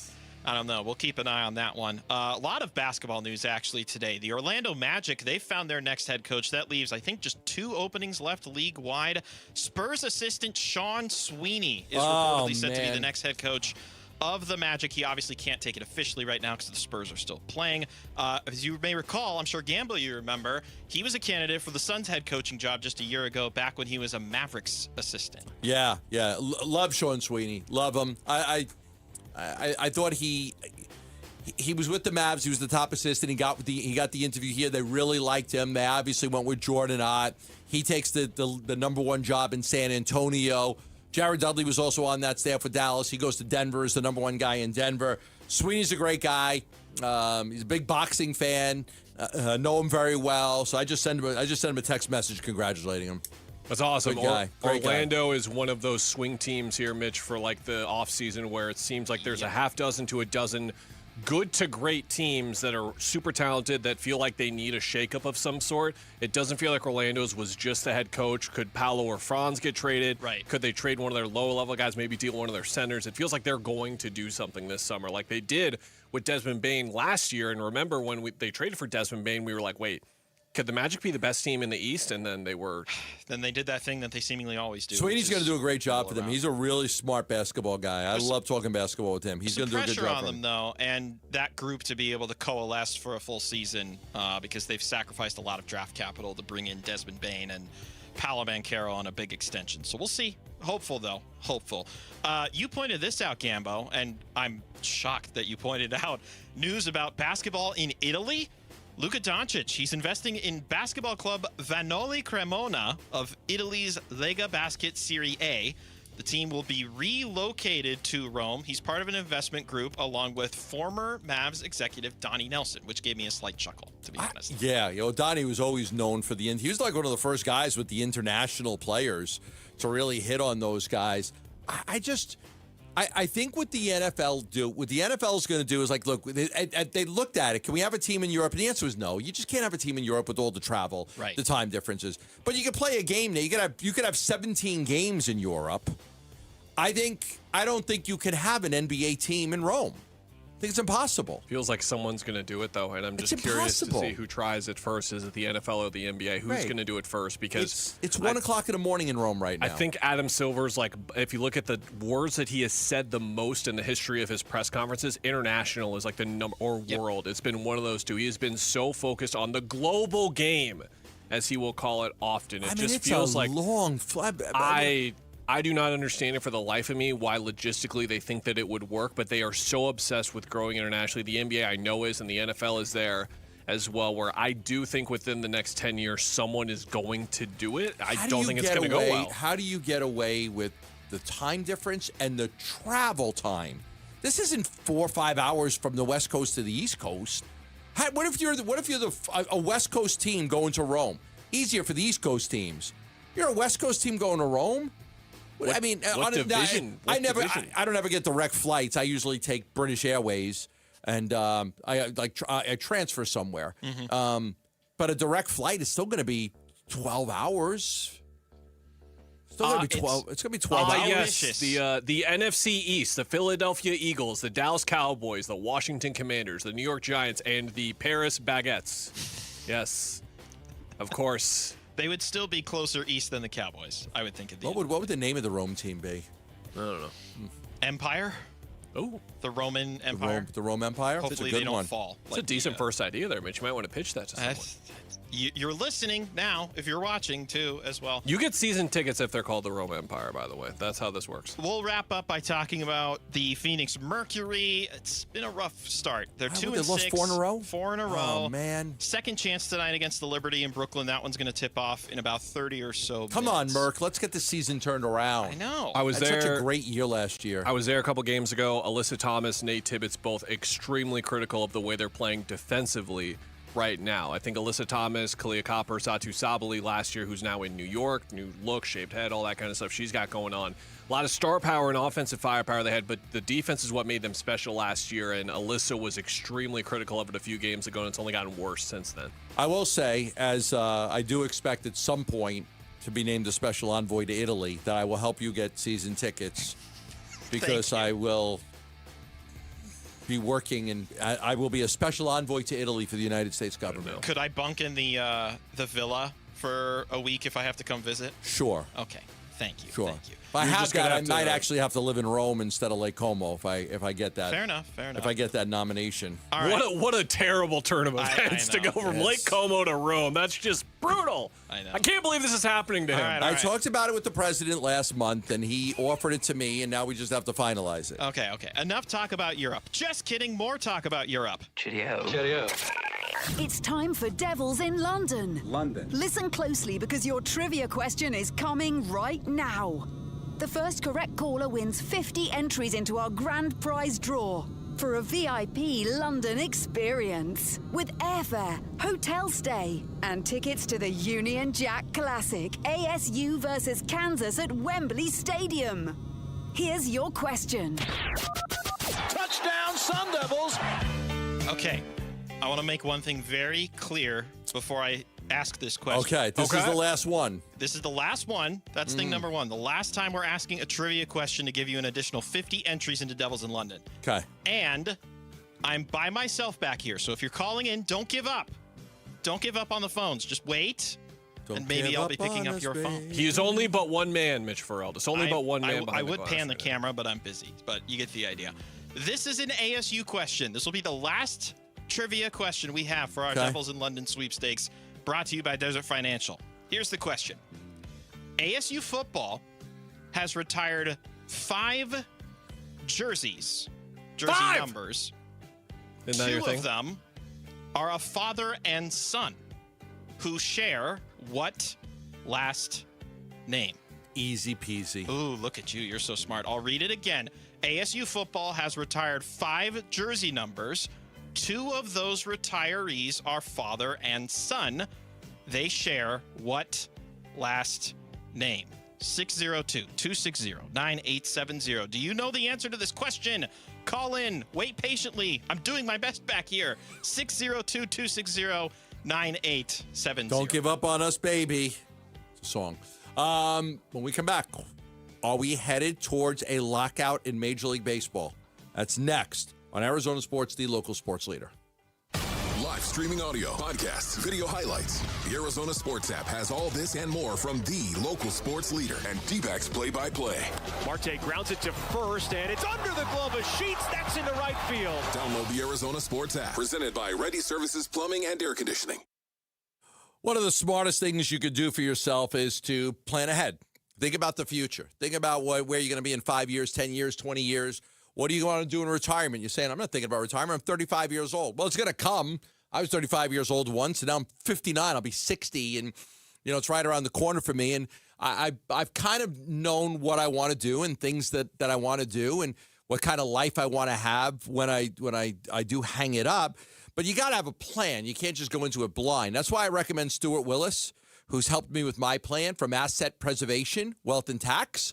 5 locations in the Valley. They do an amazing job. They're fiduciaries, obligated to have your best interest in mind in everything they do for you. Your retirement plan, your financial plan, your tax plan, your estate plan. If your financial advisor doesn't have a tax plan for you, you have the wrong financial advisor. You need a financial advisor that will have a tax plan too. Why? Much of the money we put away is tax deferred. You got to have a tax plan because, you're going to have to pay taxes on that. Give them a call at 602-877-PLAN for a free review. That's 602-877-PLAN. Investment advisory services offered through Foundations Investment Advisors, LLC, an SEC-registered investment advisor. Hey, it's Vince Marotta, and Earnhardt Ford in Chandler is putting the power back in your hands with employee pricing, because that's American value for American values. Look, I get it. Buying a new ride shouldn't feel like a battle. At Earnhardt Ford, they built their entire experience around you. They're known across the valley for 75 years of Arizona trust, a legacy you can count on. No bull, transparent pricing.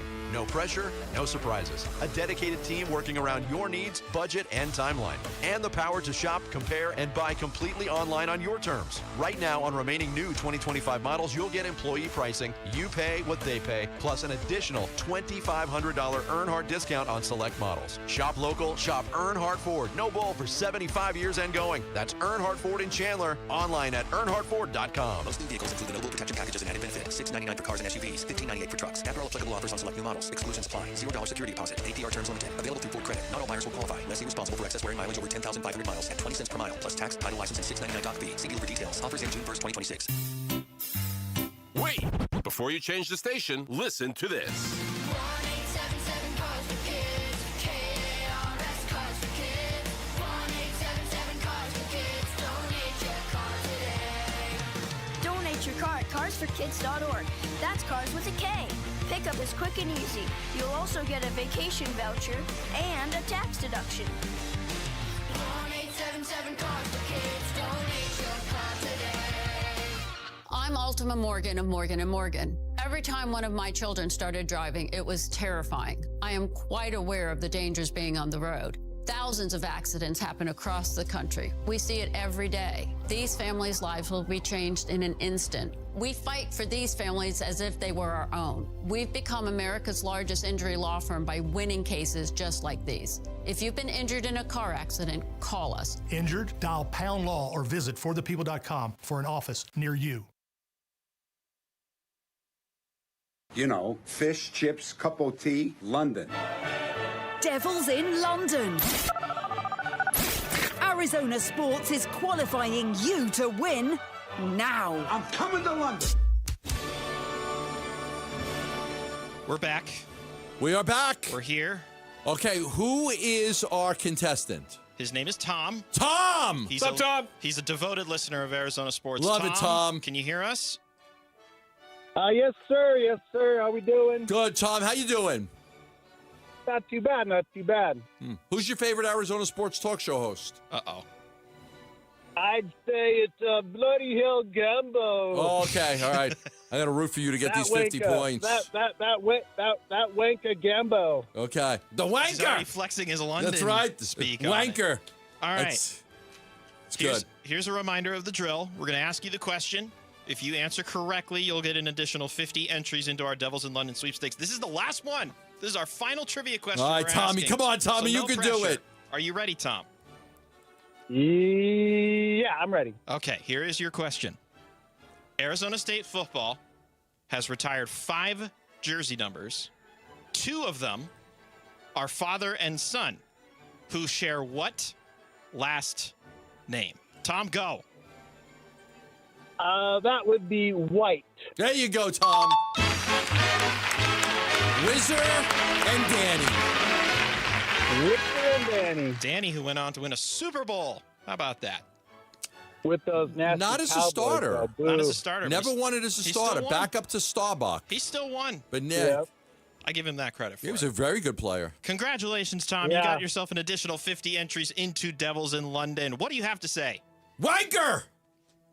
I'd say Arizona best sports in all of Arizona. Best sports. Oh, that's so kind of you to say. All right, don't hang up. Stay on hold. I got to double check, make sure the info is all good on our end. But that doesn't mean that Tom is the only person who can still enter into the contest, because for the next hour, you can get one entry, by entering this keyword, white. Go to the contest page on arizonasports.com, enter the keyword white when prompted, and you can get yourself an entry into Devils in London. Devils in London, it's brought to you by Desert Financial. Be great if we could. Devils in London. Jolly good. You still have a chance to win by entering the trivia answer keyword today on the contest page at arizonasports.com or the Arizona Sports app. Code word valid for 1 hour from right now. You've got 3 chances to qualify to win the Devils in London prize package each weekday through May 31st. Grand prize draw June 1st. Rules and info available at arizonasports.com. Click on contest. How cool would it be if we can get all the ASU fans that are at that game, that when Kansas comes out onto the field, you'll hold up a sign that says wankers. You could just do the hand motion, Just which I don't know wankers. if I can do on YouTube or not. Yeah, So I'm you know what to just do. not Just gonna, call them wankers. Not going to do it. That is what the hooligans in soccer will, of course, do anytime they see anyone from the opposing team. They hold a couple of those up. We wanted to do another segment on the potential that Major League Baseball will end up not having a season next year. It's really, we've got proposals right now by Major League Baseball, and you got a proposal by the Players Association, and there is a thought that they are going to, we're not going to have a season. There's a lot of concern over that right now, that there may not be baseball next year. The owners want a salary cap. I think they might be willing to dig in and try to stand their ground. The players are going to fight tooth and nail not to have it and not to give that to them. And then, eventually you might get to the point where they just said, okay, we're going to lock it out. We've got a war chest. We're going to try to hold out as long as we can until you guys break. The players might be thinking, we're going to hold out as long as we can until you break, and eventually somebody may break. But that is definitely a concern right now, is that there might not be a season next year. Now, negotiations have started. Markers have been put down by each side, one on Wednesday, one yesterday. The public has seen both of it. Now, neither one of them is going to lead to a deal, but over the last 30-something years, since 1994, when the last time they tried to get a salary cap, the game has had its ups, it has its downs. There's been some good times, there's some bad times, but you got one side that really wants to change things, and that's the owner's side, and you've got the player's side that we don't want a salary cap. We don't want to share. We don't want to have the total revenue sharing that all the other sports have. We want to be able to make whatever you guys are willing to pay us. Here's Major League Baseball Commissioner Rob Manfred. He was on the Pat McAfee show on Tuesday on some of the main motivation behind these talks and potential horrors that lie ahead with a potential lockout. Here's the main contributing factor for him. Our payroll gap from top to bottom is $446 million. That's not a fair fight, and the numbers really bear out that it's not a fair fight. If you have a high payroll, you're much more likely to make the playoffs. And if you have a high payroll, your chances of going to each of the successive rounds are massively higher than a low payroll club. And, look, fans want competition. That's what it's about at the end of the day. And we need to get that one fixed. And this nugget from Jeff Passan on ESPN yesterday is really where the concern starts to mount for us baseball fans. The negotiations today between Major League Baseball and the MLBPA just ended, and Major League Baseball has proposed a salary cap, which was expected from everyone. The details of that have not come out quite yet, but what we do know after yesterday's proposal from the MLBPA, the sides could not be any farther apart, not just in terms of what they are proposing, but in terms of just the straight philosophy of how they think baseball should be run. And the concern here, Gambo, is the last time we started talking about salary cap floor, all this kind of stuff, that was in 94. Yeah. That was when the lockout happened. A lockout. We missed the World Series. It was a terrible, terrible year. when the players don't get paid, if you feel like, can you do that? Now listen, the owners there are 5 people that bargain on behalf of the owners. 5 different owners are part of what's called the bargaining committee, wherein the union is basically kind of operated by the agents and the elite players. The executive council is what they call it, 8 players. Now, those 8 players voted to send their recommendation, and then the 5 owners voted to send their recommendation, with 25 of the 30 approving owners saying, okay, let's send our proposal. So we're going to see what happens. If you have a lockout, the players are not going to get paid. Those now the owners are still going to have certain expenses. Each team has 500 employees, so those have to be paid unless you have layoffs and things like that. But the players are not going to get paid. How long could they, if the owners are really ready this time, if they're truly ready to, okay, we are not going to budge on this, salary cap or bust, right? They're going to have their war chest built up. The players are probably going to have a certain war chest built up, and eventually somebody may break. Are the lower level players willing to say, I'm going to give up a full year? Some guys only play 2 or 3 years in baseball. Are they going to revolt and say, let's play, let's come to a deal, we got to play? Now, I think the players that have made $150, $200 million, they're going to be like, let's hold the line. But, you only have a certain amount of time to play the game. And you don't want to miss a whole year of not getting paid. Even if you're a guy making $20 million, it's going to suck to not get your $20 million. If you're making $2 million, it's going to suck to not get your $2 million. So the one thing we know, if you do shut it down, the players aren't going to get paid. Now, again, they could say, okay, we're fine. We'll deal with it. You guys aren't going to make any money either. So you're not going to get paid by television, and you're not going to have the revenue coming in from ticket sales and things like that. So it'll be a fascinating dynamic to see who would budge if we get to this point. We know how this works, right? There's not going to be some big breakthrough within the next couple of months. This is going to be a long, arduous process. Both teams are going to stand firm on where they are, and it's going to come down to compromises. Someone going to compromise in January or February. If they don't, oh boy. Yeah, the bottom line again in this is that, businesses are run to turn a profit. Even this radio station will run to turn a profit. The Major League Baseball revenue is between $12.5, $13 billion. But the sport lost $2 billion. The average loss is about $60 million per team. You look at the NFL, the revenue for all 32 teams, they split $4.5 billion in revenue. That's a lot of money to split from 32 teams. So they're making money hand over fist. They have a cap. The NBA has a cap. Major League Baseball does not have a cap. The players don't want a cap. The owners do. We'll see what happens. When we come back, hour and a half left on the program, we'll talk about the biggest offseason upgrade by any positional group in the entire National Football League. It's right here in Arizona. That's next on Arizona Sports. Bickley and Marotta mornings. Ketel Marte is going to end up passing Luis Gonzalez for most games played in Diamondbacks history. That's rare air. Ketel Marte needs a really good final act with this team because I think his legacy demands it. Because he has been so good on and off for 10 years, there's got to be a good final act for this guy. So he can get up into that class where the way we think of Gonzo and the way we think of Randy Johnson. Bickley and Marotta, mornings on Arizona Sports, the local sports leader. Get the freedom to save with your Valley Chevy dealers. Spectacular offers are available right now. Plus, you'll have the freedom to choose from an extensive lineup that's ready for all the adventures ahead. That includes popular models like the legendary Silverado, the versatile Equinox, plus the feature-packed and affordable Chevy Trax. Don't miss out. Memorial Day marks the beginning of summer and a great time to hit the open road in a brand new car, truck, SUV, or EV. From your Valley Chevy dealers. You know what you can trust? The protection you get when you bundle home and auto insurance with Progressive. You know what you can't trust? Everything else, apparently. Like when you saw that article that said that thing you eat every day is a superfood and great for your gut health. But then 30 seconds later, a different article warns you to avoid it and it's taking years off your life. Well, which is it? Kind of a big difference there. Anyway, bundle home and auto insurance with Progressive for reliable coverage in a reliably unreliable world. Progressive Casualty Insurance Company affiliates and third-party insurers. Not available in all states or situations.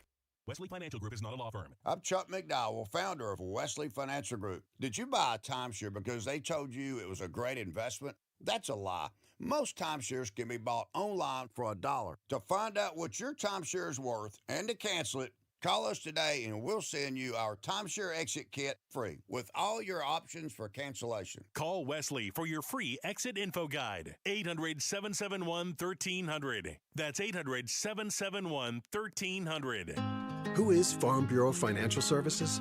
At our core, we're relationship builders. We're home and auto bundlers, life insurers, farm and ranch protectors, and retirement planners. We're neighbors, community members, and friends. We're the people you can count on now and for years to come. Find a Farm Bureau agent at fbfs.com/protect. Farm Bureau Property and Casualty Insurance Company, Western Agricultural Insurance Company, Farm Bureau Life Insurance Company. Hey, it's Vince Marotta, and Earnhardt Ford in Chandler is putting the power back in your hands with employee pricing, because that's American value for American values. Look, I get it. Buying a new ride shouldn't feel like a battle. At Earnhardt Ford, they built their entire experience around you. They're known across the valley for 75 years of Arizona trust, a legacy you can count on. No bull, transparent pricing.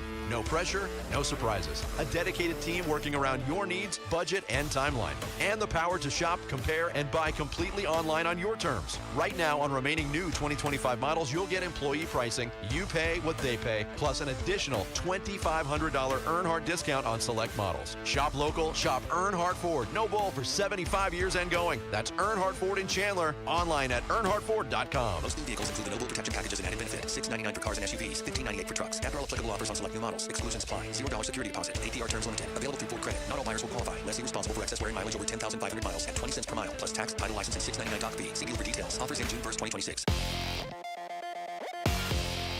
I'm Mitch Vareldes with Trending Now. It's presented by Parker & Sons Heating, Cooling, Plumbing, and Electrical. Diamondbacks look to stay hot in the Pacific Northwest. They have the first of 3 games against the Seattle Mariners. Plus, they're trying to extend their current 5-game winning streak. Let's get it to 6, boys. Come on.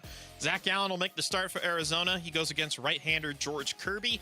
First pitch is at 7:10. Pre-game coverage starts at 6:30. You can listen to it all right here on 98.7 FM and on the Arizona Sports app.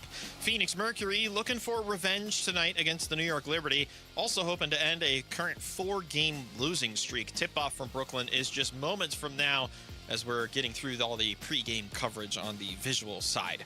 How about some College World Series hype? ASU Baseball plays their first game in the Nebraska Regional. They are the 3 seed in that region. They're facing number 2 seed Ole Miss. First pitch will be at 6. And then on the ice, the Hurricanes, up 3-1 on the Canadiens, have a chance at making their second ever Stanley Cup Finals if they can get the win tonight. Puck drop will be at 5. This report is brought to you by Western Governors University. Thinking about a career in AI? At WGU, you'll learn how to use AI to make a real difference. Your next chapter starts now. Visit wgu.edu and enroll today.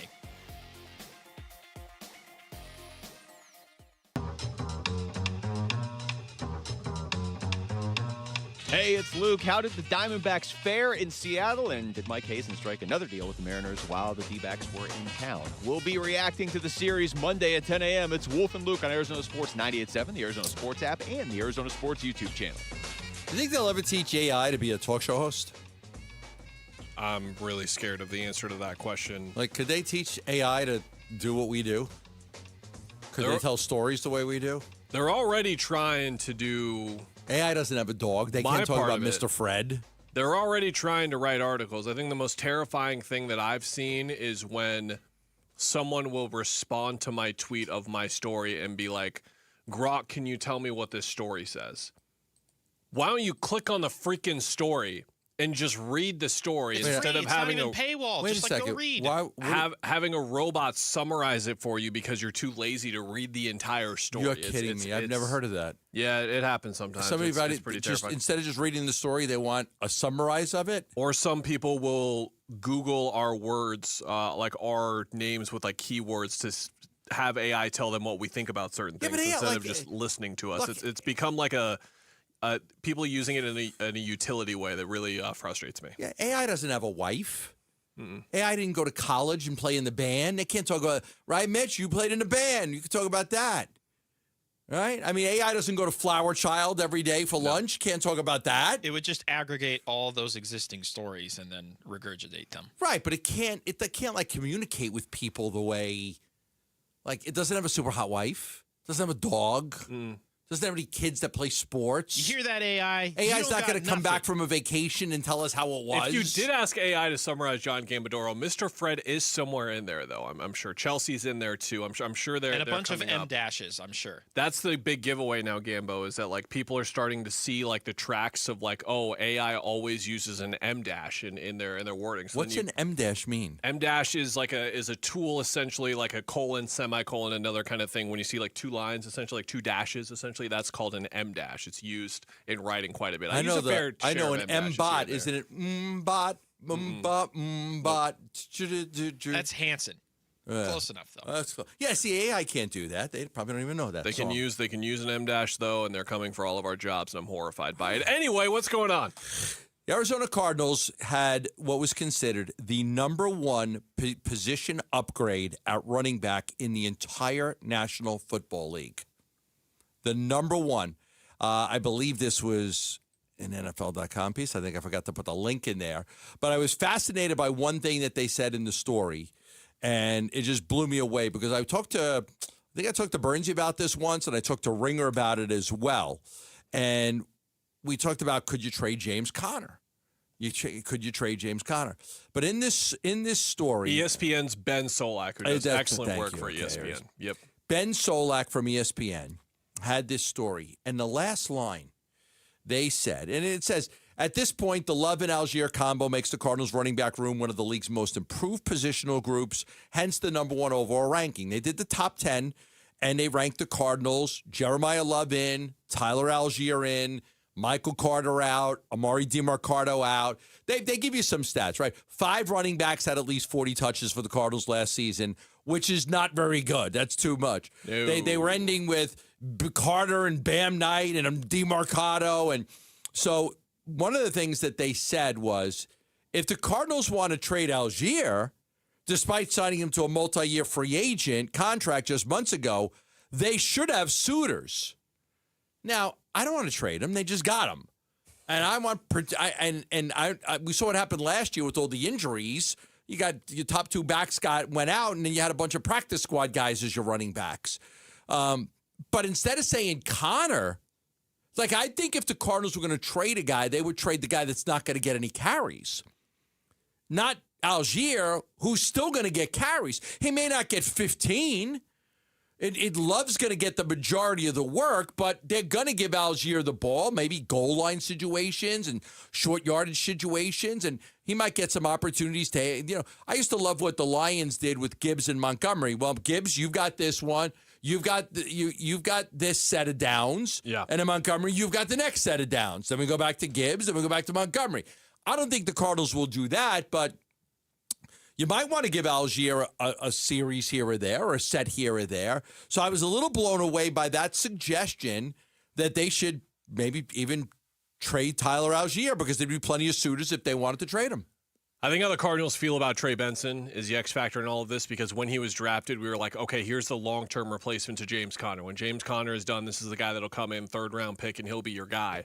92 career carries, 19 total receptions. We don't really know what he is as a football player through 2 years, but I thought it was pretty damning of how the Cardinals think about him, that they not only brought in Algier, but then they drafted Love as well, because this guy now, if James Conner is healthy at a certain point, is your 4th-string running back. Like, are you even caring for running backs? They had no choice but to add running backs because you couldn't count on Benson. He's had 2 injuries. Yep.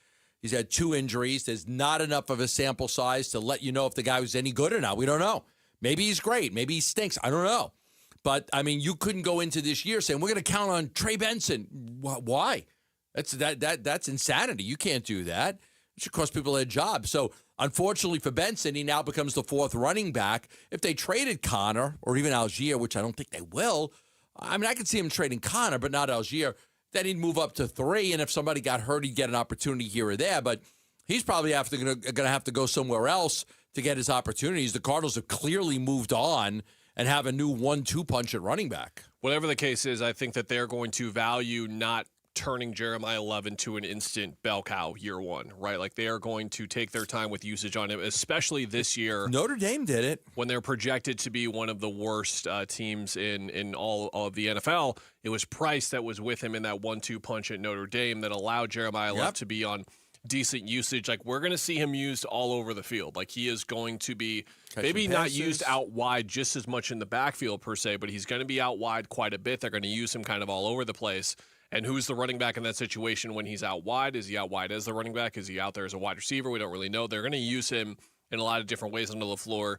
We know that. So if you did trade Algier, technically you would have Trey Benson in there as the backup to still split the carries. But to your point, you can't trust Trey to stay healthy. James Conner is still getting healthy. All of a sudden, you could be down to one healthy running back as Jeremiah Love, just like that. So Algier definitely still has a value. You're right. Yeah, I look at some of the teams the Cardinals are going to play too, and the guys that just missed the top 10, the Raiders quarterbacks, the Cardinals are going to play the Raiders. The 49ers wide receivers said they lost Jennings and Bourne, but they replaced them with Mike Evans and Christian Kirk. They thought that was a pretty good group. The Kansas City running backs. The Chiefs got Kenneth Walker, so that's going to be one. They mentioned the Jets defensive line. They're going to play the Jets, so they mentioned the Jets defensive line. They mentioned the Commanders edge rushers. The Cardinals are going to play the Commanders as an upgraded group. The Chargers tight ends. They mentioned them, in with Nwaku coming in. They mentioned them, and the Cardinals have to play them. The Giants with the linebackers. Arvell Reese, Tremaine Edmonds. They mentioned the Giants. The Cardinals have to play the Giants. What was the other team? The Rams, cornerbacks, because they got Trent McDuffie as a team that really improved at the cornerback spot. So several teams that the Cardinals are going to play. The Commanders linebacker. The Commanders got two. They got linebackers as well.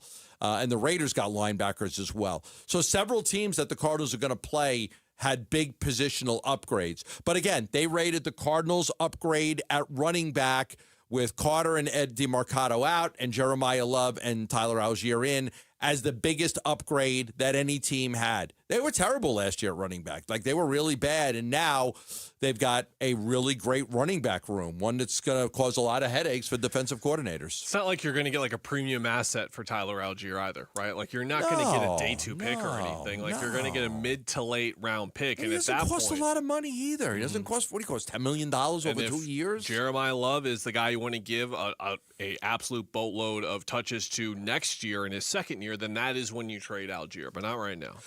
Yeah, with 1 year left on his deal. I mean, look, I want to see the kid play. Burnsy was really high on him. He's a big bruising guy.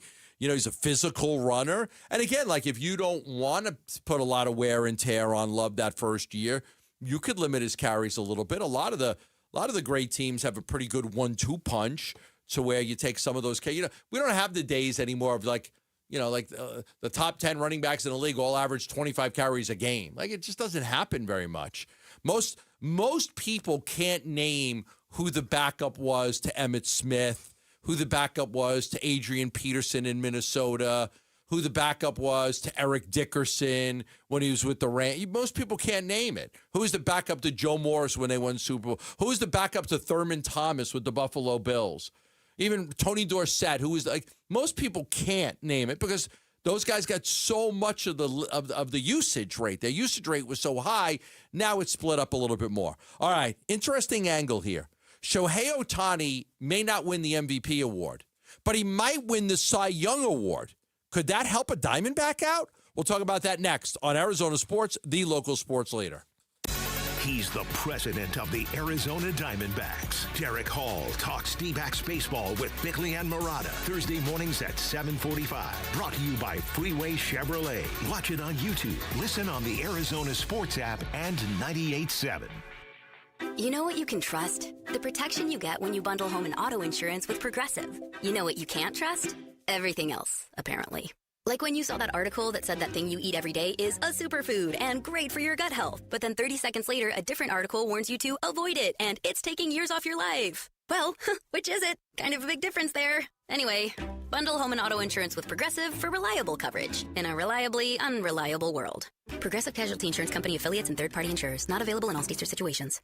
At University of Maryland Global Campus, we know you're no stranger to setting big goals, whether in school, at work, or in life, and you're ready for more. At UMGC, we offer the skills-based education you need to move your career forward. Learn how to apply AI, data science, and other emerging tech, plus gain skills in leadership and critical thinking. You've come far. Succeed again. No application fee if you apply by June 1st. Learn more at umgc.edu. Certified to operate in Virginia by Chev. Check engine or ABS light on? Take the guesswork out of your warning lights with O'Reilly Veriscan. It's free. Ask for O'Reilly Veriscan. O'Reilly Auto Parts. Support comes from Amazon Business. Unlock smart business buying with fast, free delivery on millions of items and practical AI innovations that automate repetitive tasks so you can make smarter decisions faster. Learn more at amazonbusiness.com. If you're struggling to hear conversations, TV, or the people you love, now there's an easier, more affordable solution without spending thousands. Audion Hearing makes high-quality, rechargeable hearing aids starting at just $98 with free shipping and dedicated one-on-one support in the comfort of your own home. No doctor's offices, no pressure. Clearer hearing delivered right to your door. Join over 1 million happy customers hearing life more clearly. Visit audionhearing.com. That's AUDIEN hearing.com. Do you owe $10,000 or more to the IRS like Will? When I was 50, my whole life fell apart. I lost my job, I lost my wife, I lost the house, I lost pretty much everything except for my life. When the IRS came calling, I just didn't have it in me. I felt like Wile E. Coyote, just waiting for that IRS anvil to drop. Then Will found Tax Relief Advocates. I heard their advertisement on the radio, I wrote down the number, and I made the call that changed everything. The IRS gave me a bill for $40,000. Tax Relief Advocates got that down to $3,200. I've paid 9 cents on the dollar. Now that's a great deal in anybody's book. If you owe 10 or even hundreds of thousands of dollars to the IRS, don't lose hope. Do what Will did and call TRA for a consultation. But for me, the real win is I got my life back. Visit TRA.com or call 800-488-2578. 800-488-2578. That's 800-488-2578. Hi, it's Vince Marotta, and if your ride's starting to feel a little outdated, Earnhardt Buick GMC in Mesa can help you upgrade just in time for the summer. Here's the difference. Anybody can sell you a vehicle, but not everybody makes the whole experience feel easy and enjoyable. That's why Arizona drivers have trusted the Earnhardt name since 1951. Real people, honest prices, and a team that's focused on what works best for you, not pushing you into something you don't want. It's how the Earnhardt family built its reputation the old-fashioned way, by treating people right. If you're after a refined Buick SUV or a bold GMC truck, they have one of the best selections in the Valley with options that fit your lifestyle and budget. And when you're ready to shop, their website makes everything simple. Browse inventory, value your trade, and explore our incredible offers anytime online. So when you're ready for something better, visit Earnhardt Buick GMC or go online to EarnhardtBuickGMC.com. We are professional grade. After all applicable incentives on select models. All offers with approved credit through GM Financial. See dealer for details. Offers in June 1st, 2026. The Burns and Gambo Social Poll Update. All right, time for our social poll update, which is on ArizonaSports.com. For that, we turn it over to Mitch. Hi, I'm back. He's back. Asking the same question that I asked a couple hours ago. He's back. He's back. Diamondbacks, they've won 4 series in a row. They won 5 games in a row. That's one thing. But to win 4 series in a row, we're wondering today, will they make it a 5th straight series win? Can they take at least 2 of 3 against the Mariners this weekend? Yes or no? Yeah, why not? Mariners are not a good team. They're a below 500 baseball team. And in first place, by the way. Yeah, they've got a lot of things. First place because the American League stinks. There you go. Stinky. A lot of things going for them in the pitching department. I think the stat that you had in your email, Gambo, was inherited runners scored. They're the best in the league, so that bullpen does a really great job, not only with its overall numbers, but helping out its starting pitchers get out of jams as well. But their offense has been rough this year, and then they've been arguably the worst defensive team in the majors as well. Too many gaps in there for the Diamondbacks to exploit. Yes? Earlier, I think this was a 71-29, and it has crept up a little bit still in favor of yes. Now it's 72 to 28%. A lot of confidence in the Diamondbacks right All right. Well, why not? They're playing good baseball right now. They're coming off a great stretch against the Rockies and the Giants, and winning 11 out of their last 13 in that stretch. So I'll pick the D-backs to take 2 out of 3. All right, that's our social poll. You can go on ArizonaSports.com, read all the great free content. Terrific story by Kellen about the Suns and how their future swapped out draft picks change a little bit. The perception of it changes with the new rules regarding the draft lottery. But right now, another topic that Kellen brought this up yesterday to me, and I was a little intrigued by it.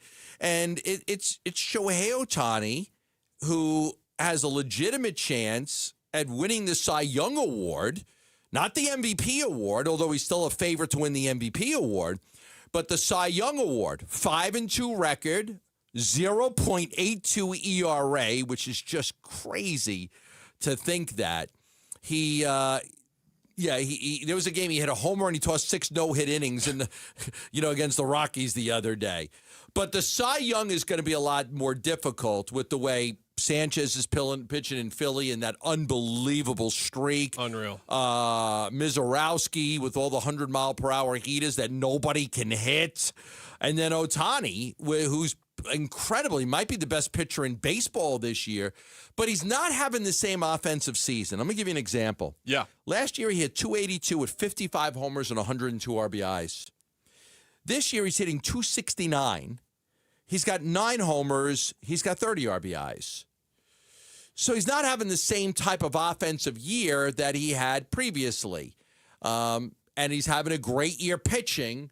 So other guys that are in contention right now, it's early, but other guys that would be in contention, you've got Corbin Carroll, you got Ellie De La Cruz, you got Bryce Harper, you got Kyle Schwarber. They may split votes from each other, those couple of guys. But I think you asked the question, could Corbin Carroll benefit from Ohtani winning the Cy Young Award? I would think the answer is yes, I would think. And I think this comes down to, and as we've seen with things like the Hall of Fame and such, we're just going to see how baseball writers decide to vote on this and like where they weigh the balance and stuff. Because if it turns out, and the whole kind of premise here and the hypothesis is, if Shohei Ohtani is a better pitcher than a batter this year, does that mean you vote him more as a Cy Young candidate as opposed to an MVP, or is he still just as much of an MVP candidate as he was for the 4 out of 5 that he has won previously? I will say the last time he won MVP with serious pitching numbers was in 2021 with the Angels. He threw 130 innings, but he also had 46 homers and 100 RBIs and had an OPS that was nearly 900. So that's the point where you go, okay, if the offensive numbers continue to be pretty good, but not absolutely elite out of this world, is there a world where he fades out of the MVP race and instead is viewed as more of a Cy Young candidate instead? And that is where Corbin has a fantastic case. He leads the National League in OPS right now. We know the triple numbers are out of this world. We know the stolen bases are going to creep up as well. He's flat out one of the best players in baseball. I will say right now on FanDuel, minus 750 for Shohei to win MVP, so he is a demonstrative favorite right now, whereas they have really tight odds on Cy Young for Sanchez, you mentioned, Mizorowski, Paul Skeens, that guy's pretty good as well. Chris Sale's having one of the best years of his career. He's listed here too, and Ohtani as well. They have those 5 guys with pretty similar odds right now. So FanDuel at least doesn't think so, but I think that as the narratives start to form over the next month or two, when awards start to get crystallized and those narratives, like I said, heat up, I do wonder if Shohei gets viewed more as a Cy Young candidate. And the key thing is, he came out, Gambo, and said his goal this year is to win a Cy Young. That's what he wants to win. He's got the MVPs already. He wants this award instead. Corbin Carroll does not have the home run numbers that like the other candidates have. Ellie De La Cruz has 12, Bryce Harper has 13, Kyle Schwarber has 21, and even Ohtani has 9. Corbin has 7. RBI-wise, Corbin's at the bottom of that list too.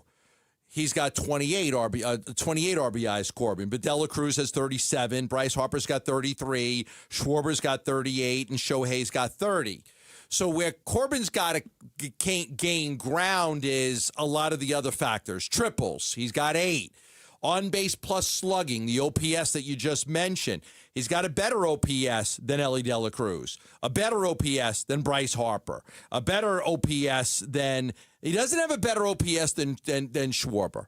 So he's a little bit behind Schwarber because Schwarber's got 21 homers. Yes. So that helps a lot. He doesn't have the same triples and doubles, but he's got an OPS of 957. Corbin is 945. So you kind of look at that. Now, again, two guys on the same team, Harper and Schwarber, could that split a little of the votes there? Possibly. And then I think the other thing that is important, and I always remember this, and it always bugged the heck out of me, when Alex Rodriguez won an MVP award on a last-place baseball team. And it was like, what are we thinking? What are we doing here? Like, how valuable are you when your team finished? They could have finished in last place without you. You know, so part of it to me is always your team has to be good. Right now, the Phillies have bounced back after they made the firing, and they gave the job to Don Mattingly. Yeah. They're 2 games above 500. The Reds are 3 games above 500. The Dodgers are 16 games above 500. The Diamondbacks are 7. So there's no change there. All of those guys are in it for that. The one guy that shouldn't be in it, and I didn't mention him because I really don't think he belongs, is Juan Soto. The Mets are in last place. No. I hated when A-Rod won the MVP on a last place team. I think it happened one other time.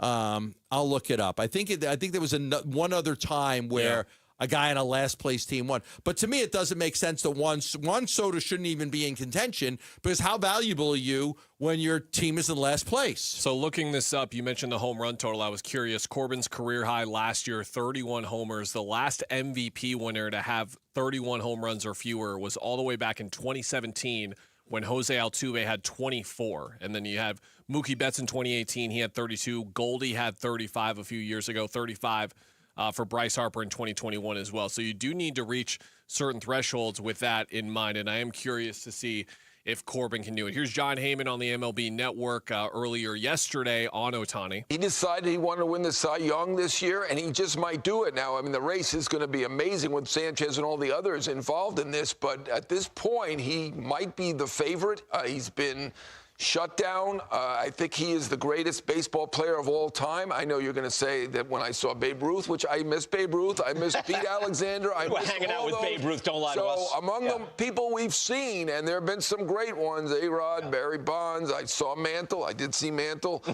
This is the greatest baseball player that we've certainly ever seen, and probably of all time. It feels like writers want to acknowledge that too and give him this award as well. Yeah. 2003, A-Rod won the MVP on a Texas Rangers team that went 71-91.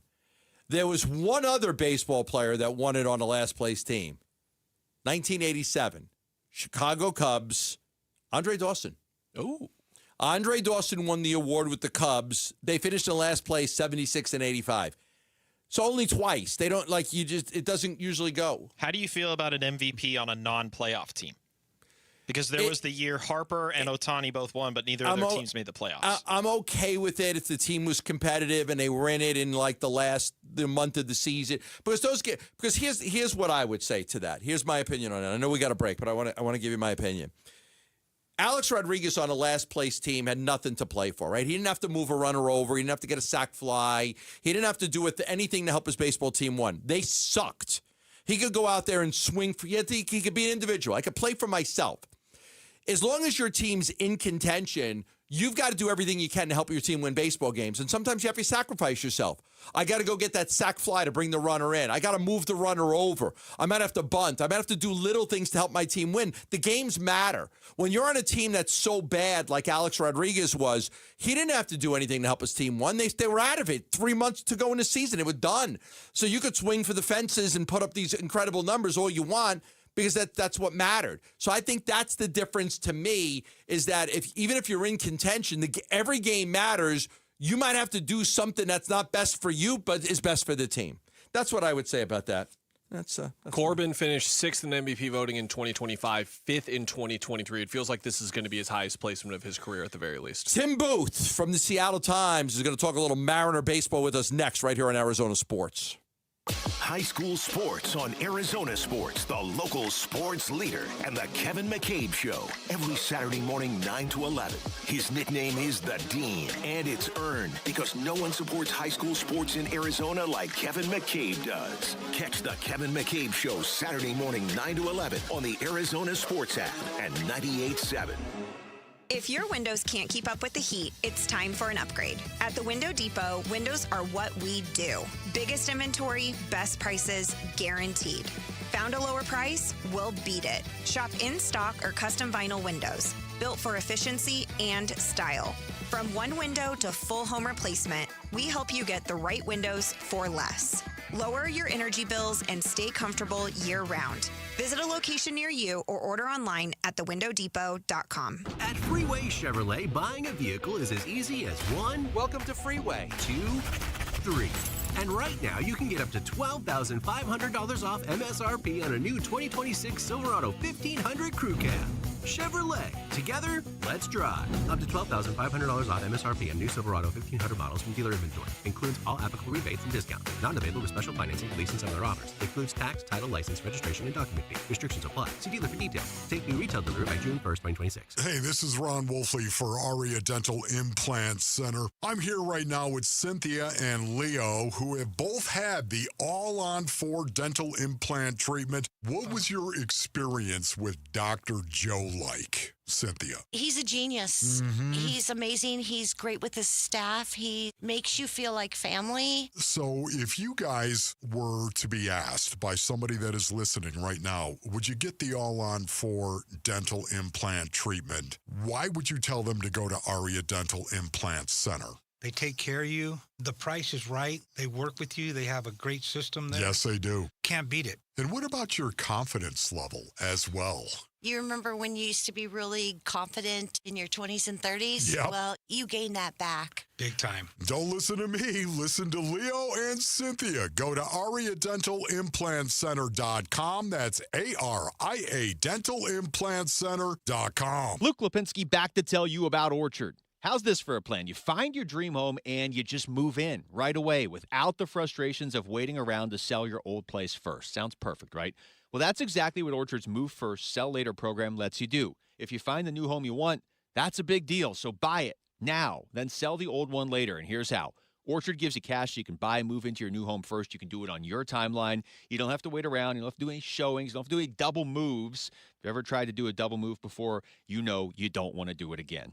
Then the Orchard experts take it from there. They handle repairs on your old home, and they make price-boosting upgrades. Once they're done, a local Orchard agent will list and sell your home for top dollar, and they can do that because their agents are some of the most experienced around town with smart tools and products to help you attract the right kinds of buyers. Orchard's Move First program gives you the freedom to sell your old home later so you can focus on buying and moving into your new home now. If you're ready to find out how much your home is worth, visit Orchard.com for your free home valuation.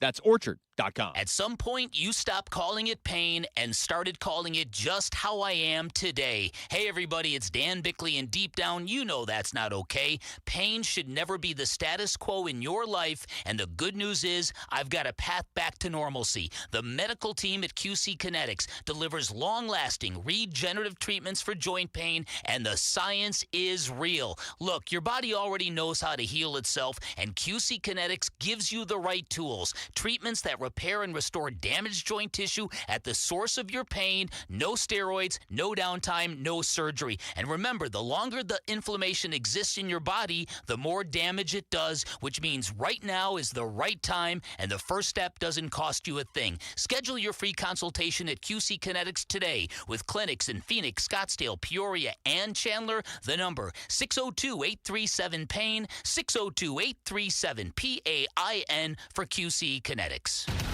KMVP FM Phoenix. Live from the Casino Arizona and Talking Stick Resort Studio.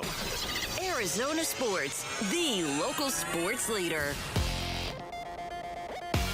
I'm Mitch Vareldis with Trending Now. It's presented by Parker & Sons Heating, Cooling, Plumbing, and Electrical. Diamondbacks are hoping to stay hot in the Pacific Northwest tonight. First of a 3-game set against the Seattle Mariners, and they're trying to push their current 5-game winning streak to 6. Zach Allen will make the start for Arizona. He goes against the right-hander George Kirby. First pitch is at 7:10. Pre-game coverage starts at 6:30 right here on 98.7 FM. And on the Arizona Sports app.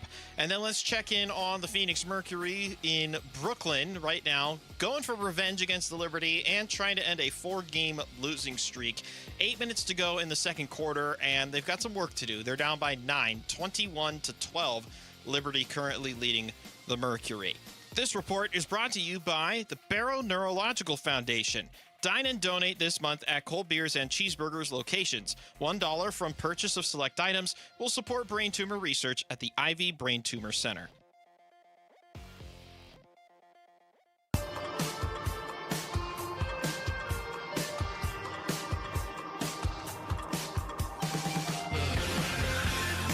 All right, welcome back to the show. Kellen filling in for Burnsy. He's on his little Italian vacation. I'll be off next month, Ireland and Scotland, taking my daughter before she gets married. So we're going to talk a little baseball with one of the Seattle Times sports reporters. His name is Tim Booth. Tim joins us on the program. Tim, I'm Gambo. That's Kellen. How are you today? I'm good. How are you guys this evening? Good. I got to tell you, as one of our other stations out there, Brock and Sock and Mitch, what's the name of that station we have out there? Seattle Sports. Seattle Sports. Yeah, that's our guys out there. We lived and died with you guys last year. We were really pulling for Seattle. The thrill of victory, beating Detroit in 15 innings to advance, and then losing that heartbreaker to Toronto. What was that season like covering that team? You could argue it's, the best season in franchise history. They've never been as close as they were last year to getting to the World Series. It's the one remaining thing that this franchise has yet to accomplish. And even the year that they won 116 games back in 2001, they were never one game away from getting to the World Series. So it was, between just the success that they had last year, winning the first division title in 24 years, winning that playoff series against Detroit, what Cal Raleigh did last year, hitting 60 home runs and probably should have been the AL MVP. And then to get that close to finally getting to the World Series and ending that, that stigma about the franchise. It was a special season, but it obviously left everybody disappointed in the end that they couldn't get that last step and get to the Fall Classic. So close. What a great game. What a great Game 5 against Detroit. And then you had the lead in Game 7 and just couldn't close it out. That had to be heartbreak. But you look at that team, and that team, I think they won 90 games. And you look at this team, and this team is below 500 by a game. They're in first place after the sweep of the A's. But to you, what is the difference between this year's team and last year's team? I think obviously right now you don't have Cal Raleigh doing what he did last year. And really the first half of last season, he carried the offense with what he was doing at the plate.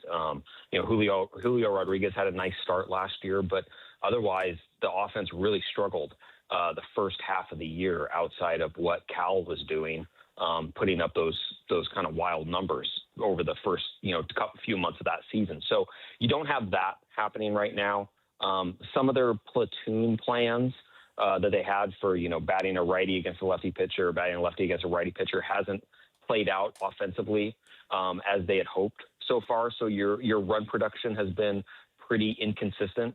The pitching, it's kind of funny, like the pitching's still been pretty good, but they've had, spots here or there where last year you had some of the bridge guys in the bullpen were pretty locked down and this year it's been a little shakier. Andres Munoz, the closer, has kind of given up a little bit more this year than what he did last season. And then they've had some key injuries so far. They traded for Brendan Donovan with the idea that he was going to be top of the order leadoff guy the entire season. And he's missed a bunch of time as he's had some issues pop up due to an off-season surgery that he had. Obviously Raleigh's on the injured list right now. A couple of their key relievers, Matt Brash and Gabe Spire, have been down at times already this season. So it's all just kind of added up to be this kind of very sort of muddled and pedestrian sort of start from a team that everybody expected to be, to not only run away with the West, but maybe be the best team in the American League. And it's only been periodically that we've seen flashes of them showing that kind of potential of being, the one of the clear-cut favorites in the American League. Tim, when you look at the starting rotation, this is one on paper you could argue is the best in baseball. And while it's been pretty good this year, we haven't really seen an elite season so far. Out of four guys who have Cy Young votes in the past, in George Kirby, Logan Gilbert, Brian Wu, Luis Castillo, how has it been going for these guys in terms of proving that they are in fact the elite starting unit for a rotation in baseball, and what's the key to them getting back to that level this year? Yeah, it's all just been like a little off. And I don't know a better way to describe it than that, but it's like you'll see stretches of games where Logan Gilbert's incredibly dominant, and then all of a sudden in the 5th or 6th inning, he'll run into some trouble, and next thing you know, he's given up 3 runs. Same for Brian Wu. Same for, George Kirby's been, for the most part, outstanding, but he's also run into problems giving up home runs at really key times for the opponent. So it's just kind of been that sort of start to the season for the starting rotation, but then I think it also encapsulates the way the season has started for the entire team. It's just been moments where it hasn't been as crisp or hasn't been as sharp or as dominant, speaking of the pitching, as you probably expected it to be. They still probably have on paper a rotation that, you would put up against anybody else in baseball and be like, well, I would take what Seattle has over almost everybody else. But it just hasn't quite come together in the way that you expected it to so far. And we're still talking about, it's not even June 1st yet, but there is enough of a season that's taken place so far that there's a little bit of like, okay, when is this finally going to kick into gear for all these guys? And we start to see the kind of consistent performances, the kind of, 2 runs, 6 innings, 2 runs, 9 strikeouts that kind of become the track record for a lot of these guys.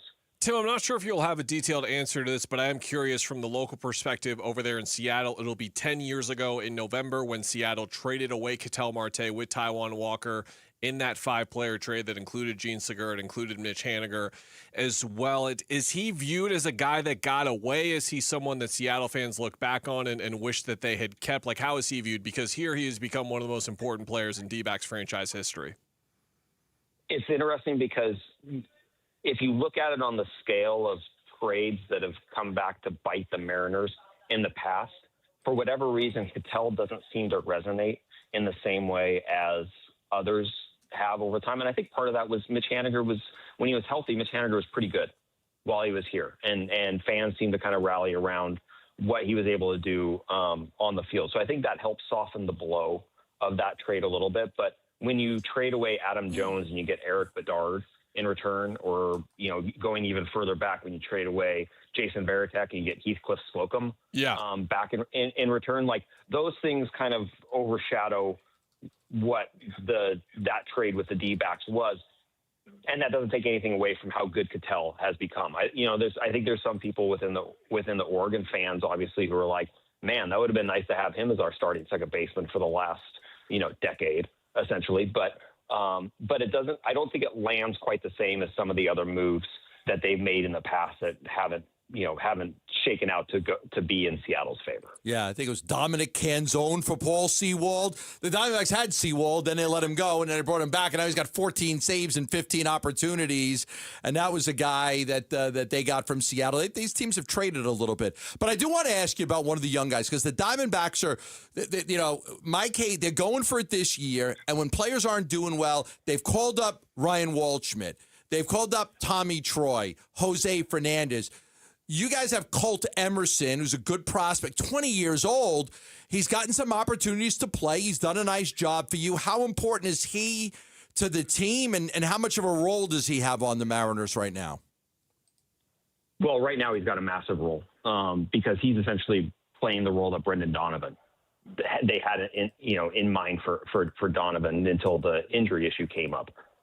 It was never really the thought that Colt would be up this soon. I think the hope was that they would get through, the middle of the summer and then kind of see where he was in his, how he was handling AAA, how he was doing there, where the team was, what kind of boost they might need, at that time, and then consider, bringing him up then. But with Donovan's injury and just the way the makeup of the rest of the bench was, they needed to make the move now. And so it's early, and the league is going to quickly adjust to what he's shown so far, but he doesn't look at all overwhelmed by the situation, by being in the majors at 20 years old. He's got a quiet confidence about him.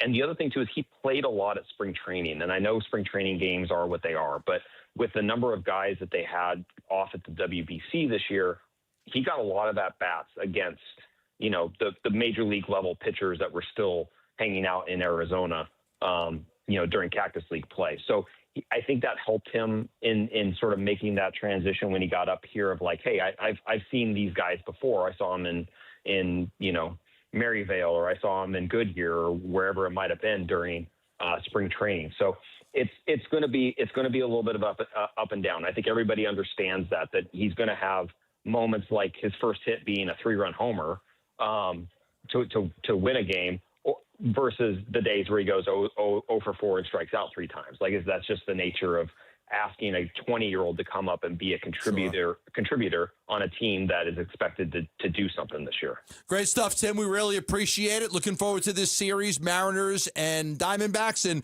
we'll catch up soon. Thanks so much. Thanks, guys. Appreciate it. You got it. That's Tim Booth from the Seattle Times. Talking a little Mariners baseball as they get set to take on the Diamondbacks for 3. Up next, we're going to continue it. We're going to go down to ESPN and check in with their MLB reporter, Jesse Rogers.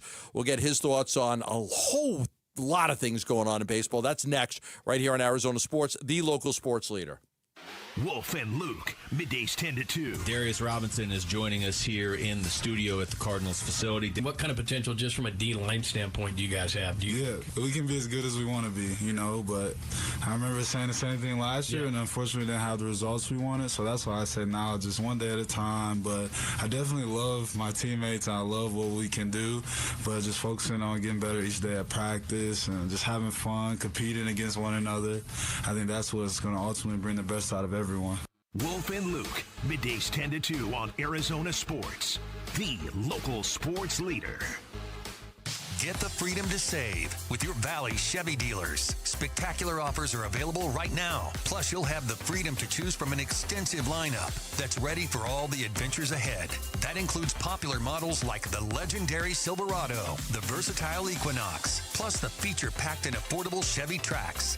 Don't miss out. Memorial Day marks the beginning of summer and a great time to hit the open road in a brand new car, truck, SUV, or EV from your Valley Chevy dealers. As the old saying goes, size matters. At Morgan & Morgan, we have over 1,000 lawyers and nearly 6,000 people on staff. But at the core, this is and always has been a family business. Our family watching out for your family. Call us or email us 24 hours a day, 7 days a week, even on a Saturday or a Sunday. And if you ever have a problem, call our mom. Morgan & Morgan. For the people and your family. Injured? Dial Pound Law or visit forthepeople.com for an office near you. Speed and power. Get your Corbin Carroll 30-30 mystery bobble on Saturday, June 6th, courtesy of Chase. Visit dbacks.com for tickets. Hi, this is Stuart Willis, President of Asset Preservation Wealth and Tax. A personal relationship with your financial advisor really matters. It's super important that you have the ability to talk about anything you need to with your advisor. So if you have been pushed off to a call center and you don't have a one-on-one relationship with your financial advisor, then reach out to us at assetpreservationwealth.com. That's assetpreservationwealth.com. Investment advisory services offered through Foundations Investment Advisors, LLC, an SEC registered investment advisor. Okay, here we go. Let's talk diamond sourcing. Hi, I'm Dustin, your friend and jeweler at Shane Company. As one of 3 diamond sourcing experts, I'm going to explain just how differently we source our diamonds and why that guarantees your engagement ring will be the most beautiful. For starters, there's no middleman. We source directly from trusted industry leaders we've partnered with for generations. We work with them in person and negotiate on our customers' behalf so they get the best prices possible. We also pay our partners in cash, and in return, they reserve the most beautiful diamonds just for us. I handpick and inspect each stone under 10 times magnification. Other jewelers use the Diamond Database to buy stones sight unseen with grainy pictures and videos. When you purchase a diamond engagement ring with Shane Company, you can trust that me and my team have personally handpicked your stone for its unique fire, brilliance, and scintillation. Because a friend goes the extra mile to make sure you get your dream diamond at your dream price. Visit us in-store or at shaneco.com to find yours. Shane Company, your friend and jeweler. Dan Bickley here with my great friend Shane O'Hanrahan, GM of Chapman BMW, where there's big news coming from your service departments. That's right, Bick. We have slash prices on major repairs and 12 essential services, from oil changes to brake pads. The savings are incredible, and You don't have to take my word for it. Just go to ChapmanBMW.com, put your VIN number in, and you'll see all the money you're saving. And it doesn't matter where you purchase your BMW. That's Chapman BMW, 2 great locations. One great experience. Support comes from Amazon Business. You can't rely on guesswork to run your business. With Smart Business Buying, innovative AI tools optimize your purchasing experience, paired with delivery options built for business. Empower your team today. Learn more at AmazonBusiness.com.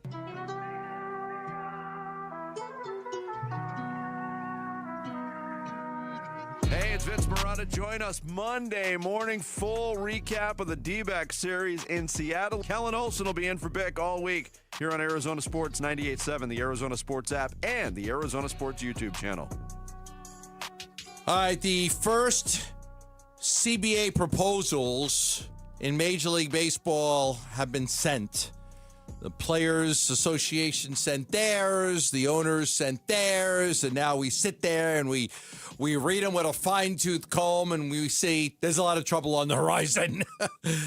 They're not close. They're not supposed to be close, right? I mean, basically everybody's saying if they don't have something done by March of next year, we're in a lot of trouble. But, that's 9 months away. In 9 months, so they're going to be able to, close the gap a little bit on it.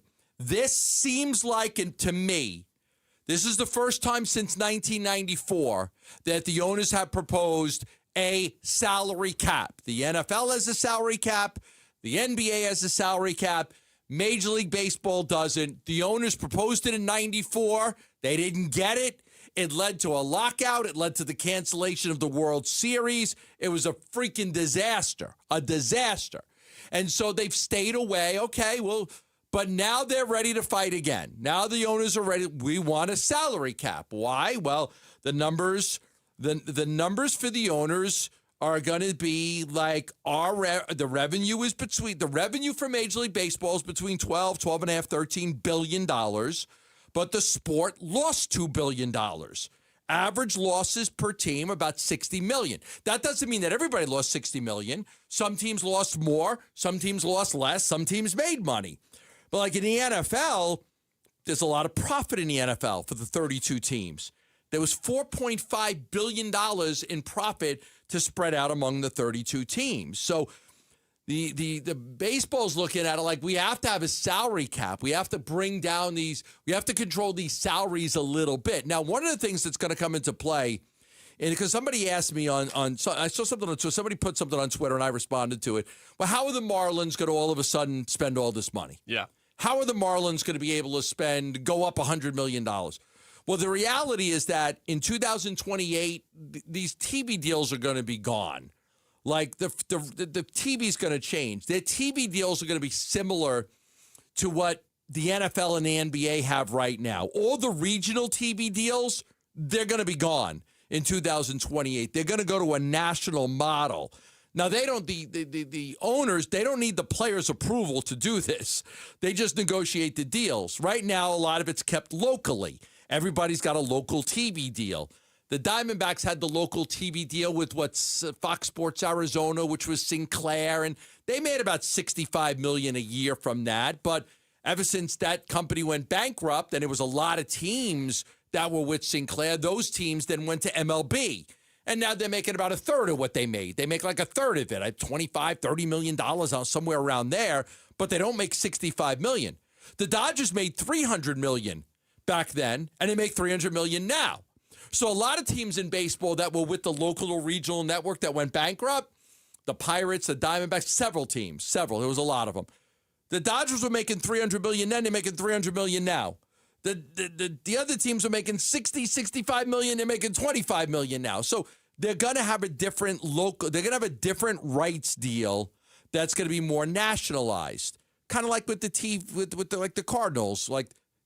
The Cardinals get the same amount of TV revenue that the Cowboys get, even though the Cowboys are more popular. Yeah.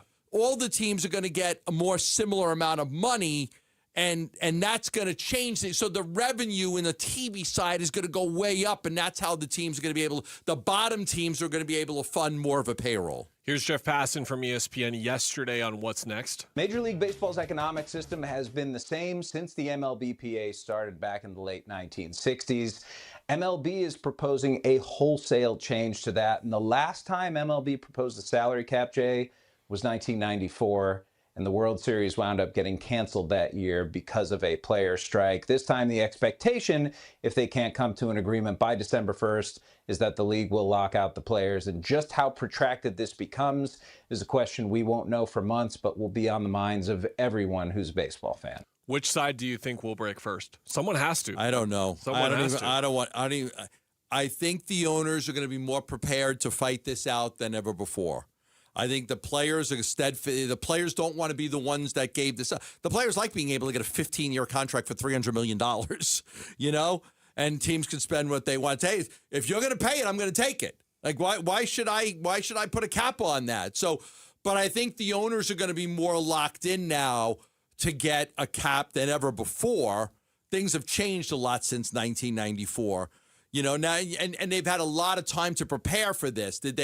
So have they built up enough of a war chest to pay their bills? There's going to be a certain amount of bills that owners are going to have to pay, even though, the players aren't getting paid. The players aren't going to get paid if you lock them out, but you still got expenses that have to be paid. Every team's got 300, 400, 500, 600 employees that have to be paid. So, and another, the stadium, whatever it costs, whatever it costs to keep the lights on, that type of revenue. But what I think they're going to do TV-wise is I think they're going to do how many games NFL and NBA are on all these different streaming services now, right? The Major League Baseball is now going to auction off their product. Yep. Hey, you want Dodgers-Yankees? How much you want to pay for it? Oh, yeah, I want Dodgers-Yankees.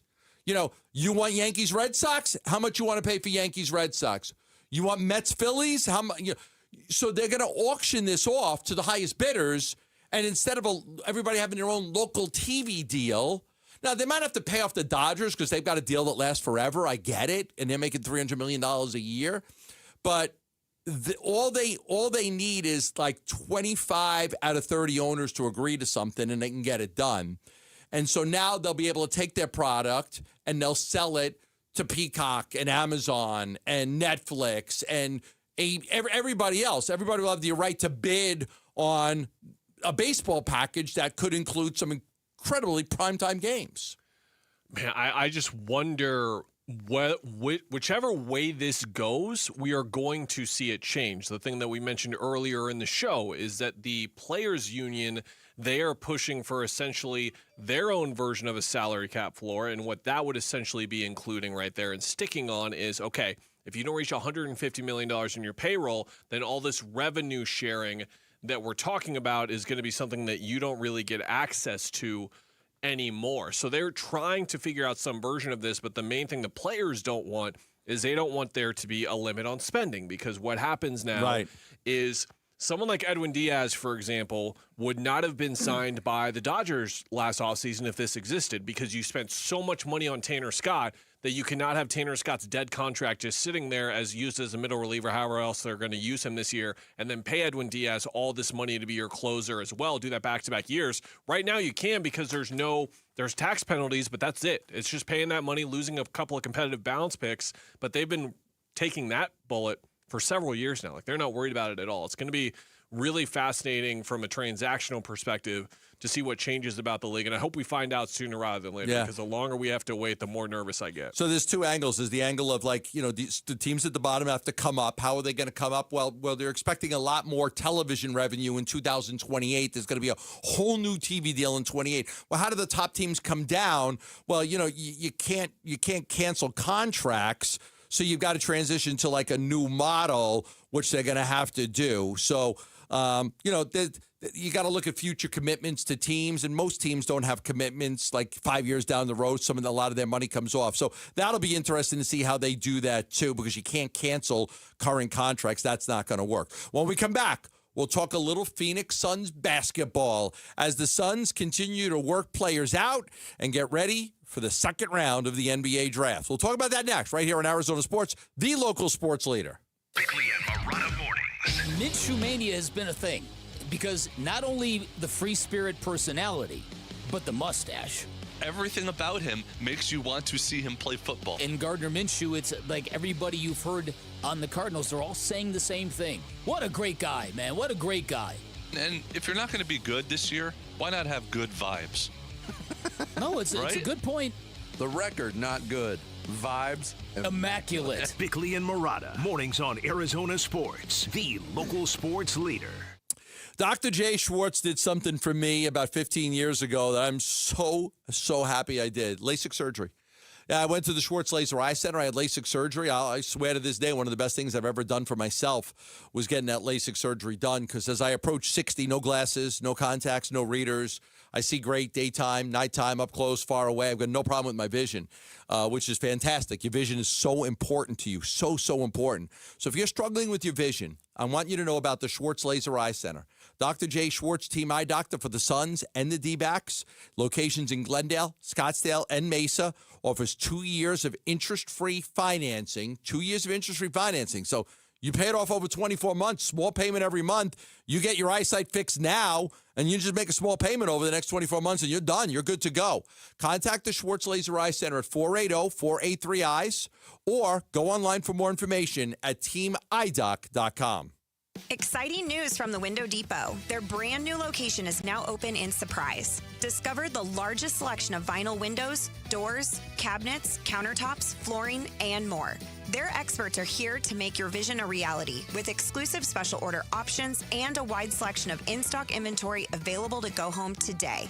For the best price and the biggest inventory, visit one of their 5 Valley locations or shop online at thewindowdepot.com. The Window Depot, more than a window store. Hi, it's Vince Murata, and if your ride's starting to feel a little outdated, Earnhardt Buick GMC in Mesa can help you upgrade just in time for the summer. Here's the difference. Anybody can sell you a vehicle, but not everybody makes the whole experience feel easy and enjoyable. That's why Arizona drivers have trusted the Earnhardt name since 1951. Real people, honest prices, and a team that's focused on what works best for you, not pushing you into something you don't want. It's how the Earnhardt family built its reputation the old-fashioned way, by treating people right. If you're after a refined Buick SUV or a bold GMC truck, they have one of the best selections in the Valley with options that fit your lifestyle and budget. And when you're ready to shop, their website makes everything simple. Browse inventory, value your trade, and explore our incredible offers anytime online. So when you're ready for something better, visit Earnhardt Buick GMC or go online to EarnhardtBuickGMC.com. We are professional grade. After all applicable incentives on select models, all offers with approved credit through GM Financial. See dealer for details. Offers in June 1st, 2026. In baseball, every decision matters. One pitch can change the game. I'm Jeff Jr., founder of Trajan Wealth. And like a good manager, building a strong financial plan takes strategy and the right team.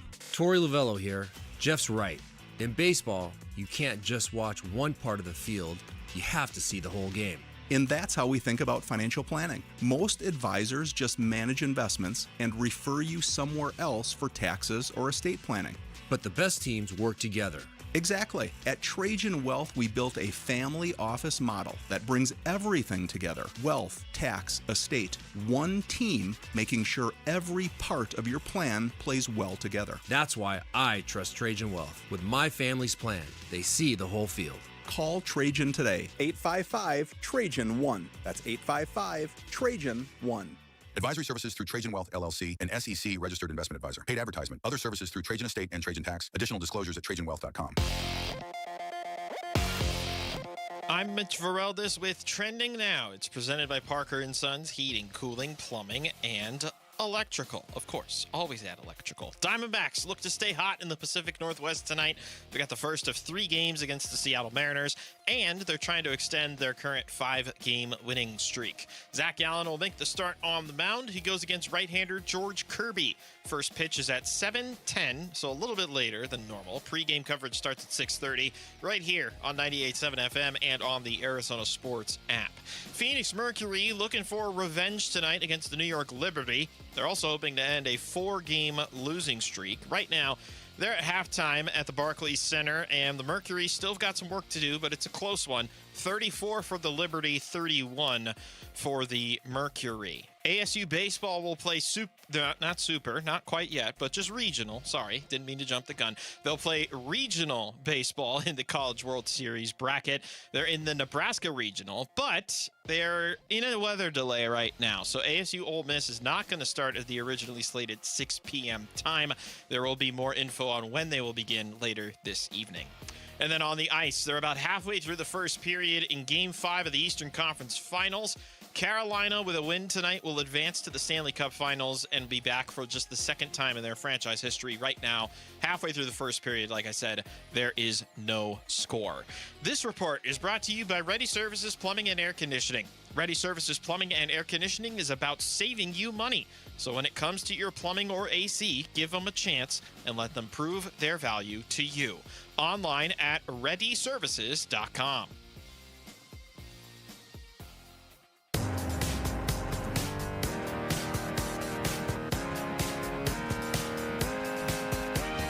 Hey, it's Vince Marotta. Join us Monday morning. Full recap of the D-back series in Seattle. Kellen Olson will be in for Bick all week here on Arizona Sports 98.7, the Arizona Sports app, and the Arizona Sports YouTube channel.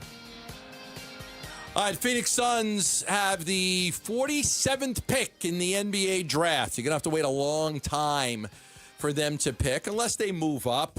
Kellen's, me and Kellen both do a lot of Suns talk.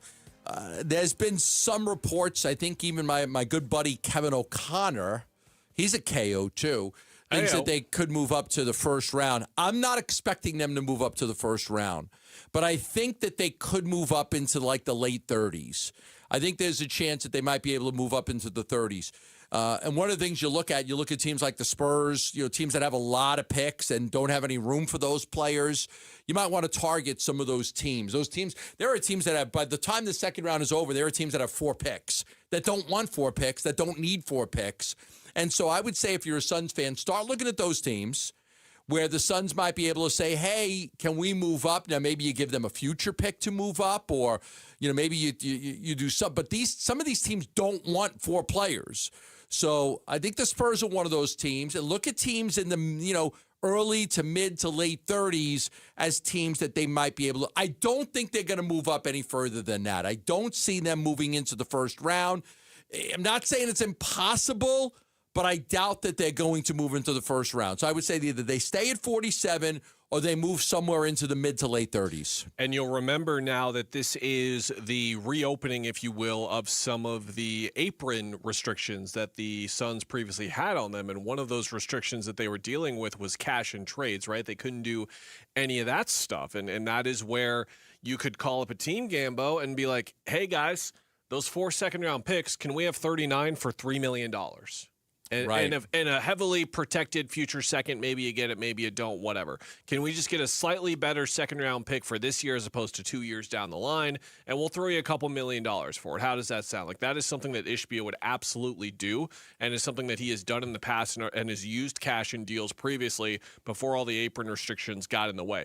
You're looking for teams like maybe a Dallas, for example, who has picks 9 and 30. So we're still in the first round. But the reason why I'm going to focus on 30 in the first round, Gambo, is the deal with these rookie contracts. They're 2 years guaranteed already. So Dallas might look at pick 30 and be like, we don't like anyone around that range to guarantee for 2 years. We don't want to do that. So instead, you call up a team like Phoenix, who is like, yeah, we'll take 2 years guaranteed on this type of guy as well. You'll remember the Suns when they had Ty Jerome, for example. That was one of the appeals there, and them getting to that position in the draft where they were one of the teams willing to take that type of player as well. But absolutely, your point is spot on. There are these teams that do so many different moves from, like 5, 7, maybe even 10 years ago, where they're like, oh my gosh, all of a sudden all these future second-round picks that we had, now we got to freaking use them. Remember last year, Brooklyn had the 4 first-round picks. We're like, they're going to trade them. They can't use all those. They used them. That's not the case with second-rounders. San Antonio's at 35. They're at 42. That they're not going to use all of these picks at 44 as well. And that is where the Suns could either move up from 47 or just get another pick earlier in the second round as well to add some more young talent, because they certainly need it. And then you also could work, if you're not able to do that, you can work with agents if you want to guarantee a contract. See, a lot of like when they took Kobe Bryant last year, they know it was a two-way. Yep. you know, and a lot of these teams in the second round, they want their guys on two-way contracts. They want to be able to put their guy in a two-way. But every agent is going to be looking to get a guaranteed deal. Like every agent's going to be like, I don't want to. If I can get my guy out of a two-way and into some kind of guarantee, I want to do that. So that's where a lot of times in the NBA, people don't even realize this, but agents are able to push a guy down a little bit. You always talk about getting a guy up. Agents sometimes can push a guy down 3, 4, 5 spots because, hey, don't take my guy.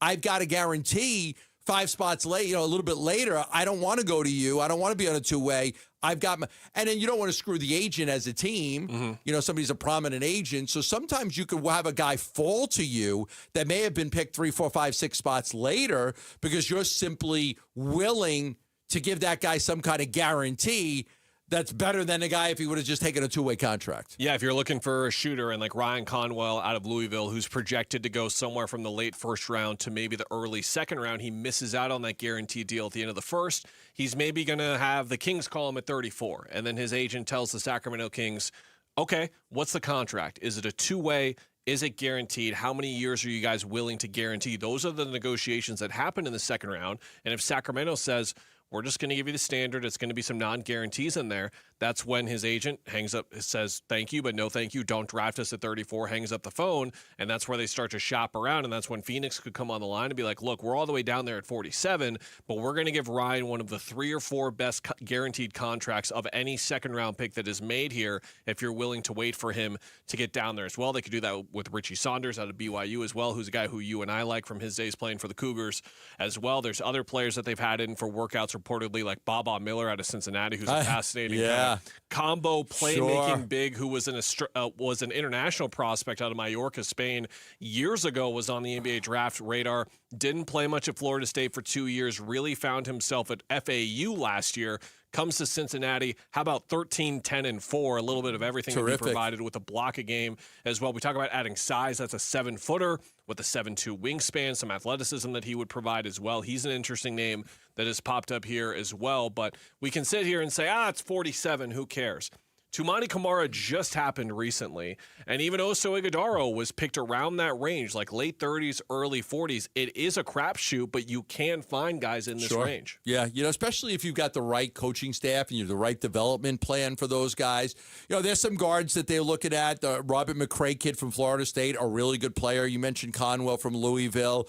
Jaden Bradley from Arizona. I mean, I like him. He doesn't shoot the ball as great as, you know, you would want. That's why he's not going to be a first run, but he's a veteran guy. He could come in. He could play a little bit right away. Handles the ball well. I think a lot of people would love to see that. The Askew kid from Villanova is a kid that they've had in. Donaldson from Miami.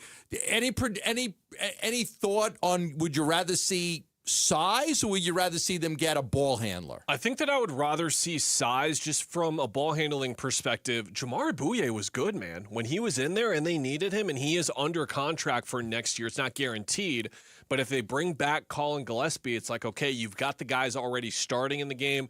Grayson does a little bit of it for you as well. Yep. And then you've got Gillespie, and then you've got Jamari as kind of like that third guard. Because I think that's when Jaden Bradley gets drafted. You're going to be our third point guard. You're going to be the guy where we're not going to have you get minutes right away, but you're one injury away from us needing you. That's the role Bouye played for this team last year, and I thought I played it well. The trouble is can you find those athletic tools we're talking about? Remember all the crazy, that was maybe the craziest radio show I've ever been a part of, is when you and I were in here for the second round of the draft, and you were scooping on like 4 different trades that had to happen when they got Rasheer Fleming. Oh, my goodness. Some of my best work. All of just the nonstop, like Mitch and I are like, how'd they get this Knicks pick? Like just so many different things happened. That's what you needed to do to get an athlete like Rasheer Fleming at the start of the second round. A guy like him is not going to be available. Someone like Baba Miller we talked about, he's not going to be there at 47. So for the type of guys that I'm mentioning, maybe even someone like Trayvon Brazile out of Arkansas as well, if you're looking for athleticism and size,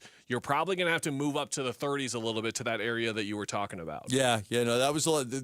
They made 3 trades before the draft started to move up to get themselves Fleming, because that's the guy they wanted. They had a lot of work to do, and that was fun. You know, when you kind of explaining it and trying to, like, my head's spinning You know, I'm putting out this information. My head's spinning. Mine was spinning too. I'm like, how did we do this? And how do we? And I remember a couple of years ago when I was in Norway, and it was like 4:00 in the morning, and I was explaining about this pick that people didn't even know they had. I was tweeting, I was like, Gambo, where did this extra pick come from? And then you're calling this guy, you're calling that guy. I'm in Norway. And then you figured it out, yeah. Yeah, and I was able to get you guys the information. Okay, here's how this pick came about. Nobody knew they even had this pick. Are you here for the available draft this year? You're here, right? It's the 23rd and 24th. Yeah, I'm here. I'm here. I leave on July 1st. Okay, there you go. So I'll be, I got to take my daughter Gabriella and her fiance to Ireland and Scotland for a little vacation before she starts popping out kids and she can't go on vacation anymore, and this might be one of the last Bernsey, ones. Lauren, Mitch, they'll set the over-under for Gambo tweets on vacation yet again. The over is hit pretty much every year here. We'll see if you can surprise some people and hit the under this year, buddy. Yeah, but hopefully they won't be that busy. If they're going to re-sign their guys, continuity and development, yeah. it might be very, very easy. All right, Tori Lavello had an interesting take on Ketel Marte this year that we want you to hear. We'll talk about that next, right here on Arizona Sports, the local sports leader. He's the president of the Arizona Diamondbacks. Derek Hall talks D-backs baseball with Bickley and Murata. Thursday mornings at 7:45. Brought to you by Freeway Chevrolet. Watch it on YouTube. Listen on the Arizona Sports app and 98.7. Support comes from Amazon Business. Free your team from time-consuming procurement tasks. Discover smart business buying where unmatched selection meets AI-driven tools to simplify complex processes so you can focus on what matters most. Learn more at amazonbusiness.com. Power your drive with Mobil 1 Motor Oil. Buy 5 quarts, get $15 back, and score a fast and furious prize after rebate at O'Reilly Auto Parts. O'Reilly Auto Parts. Veterans and active duty service members, when your call to service ends, your mission doesn't have to. Go from GI to IT in just a few months at My Computer Career. Prepare for a high-demand career in cybersecurity, protecting people, systems, and institutions from real cyber threats. Cyber warriors are needed now. Will you answer the call? Go to mycomputercareer.edu/CWP to learn more. That's mycomputercareer.edu/CWP, an elite CompTIA certification partner. VA education benefits are available to those who qualify. Paul Calise here with Matt Dagas, president of Bright Wealth Management. And Matt, most people have a 401k and a CPA, but no real plan tying it together? Right. They have accounts, not a strategy. And without a coordinated plan, your income, taxes, and investments can actually work against each other. So where do people start? With a conversation. Call Bright Wealth Management at 844-726-9116. We'll show you exactly where you stand and what to fix. BrightWM.com. Investment advisory services offered through Foundations Investment Advisors, LLC, an SEC registered investment advisor. The content provided is for educational purposes only. Hi, I'm Chuck McDowell, the timeshare cancellation guy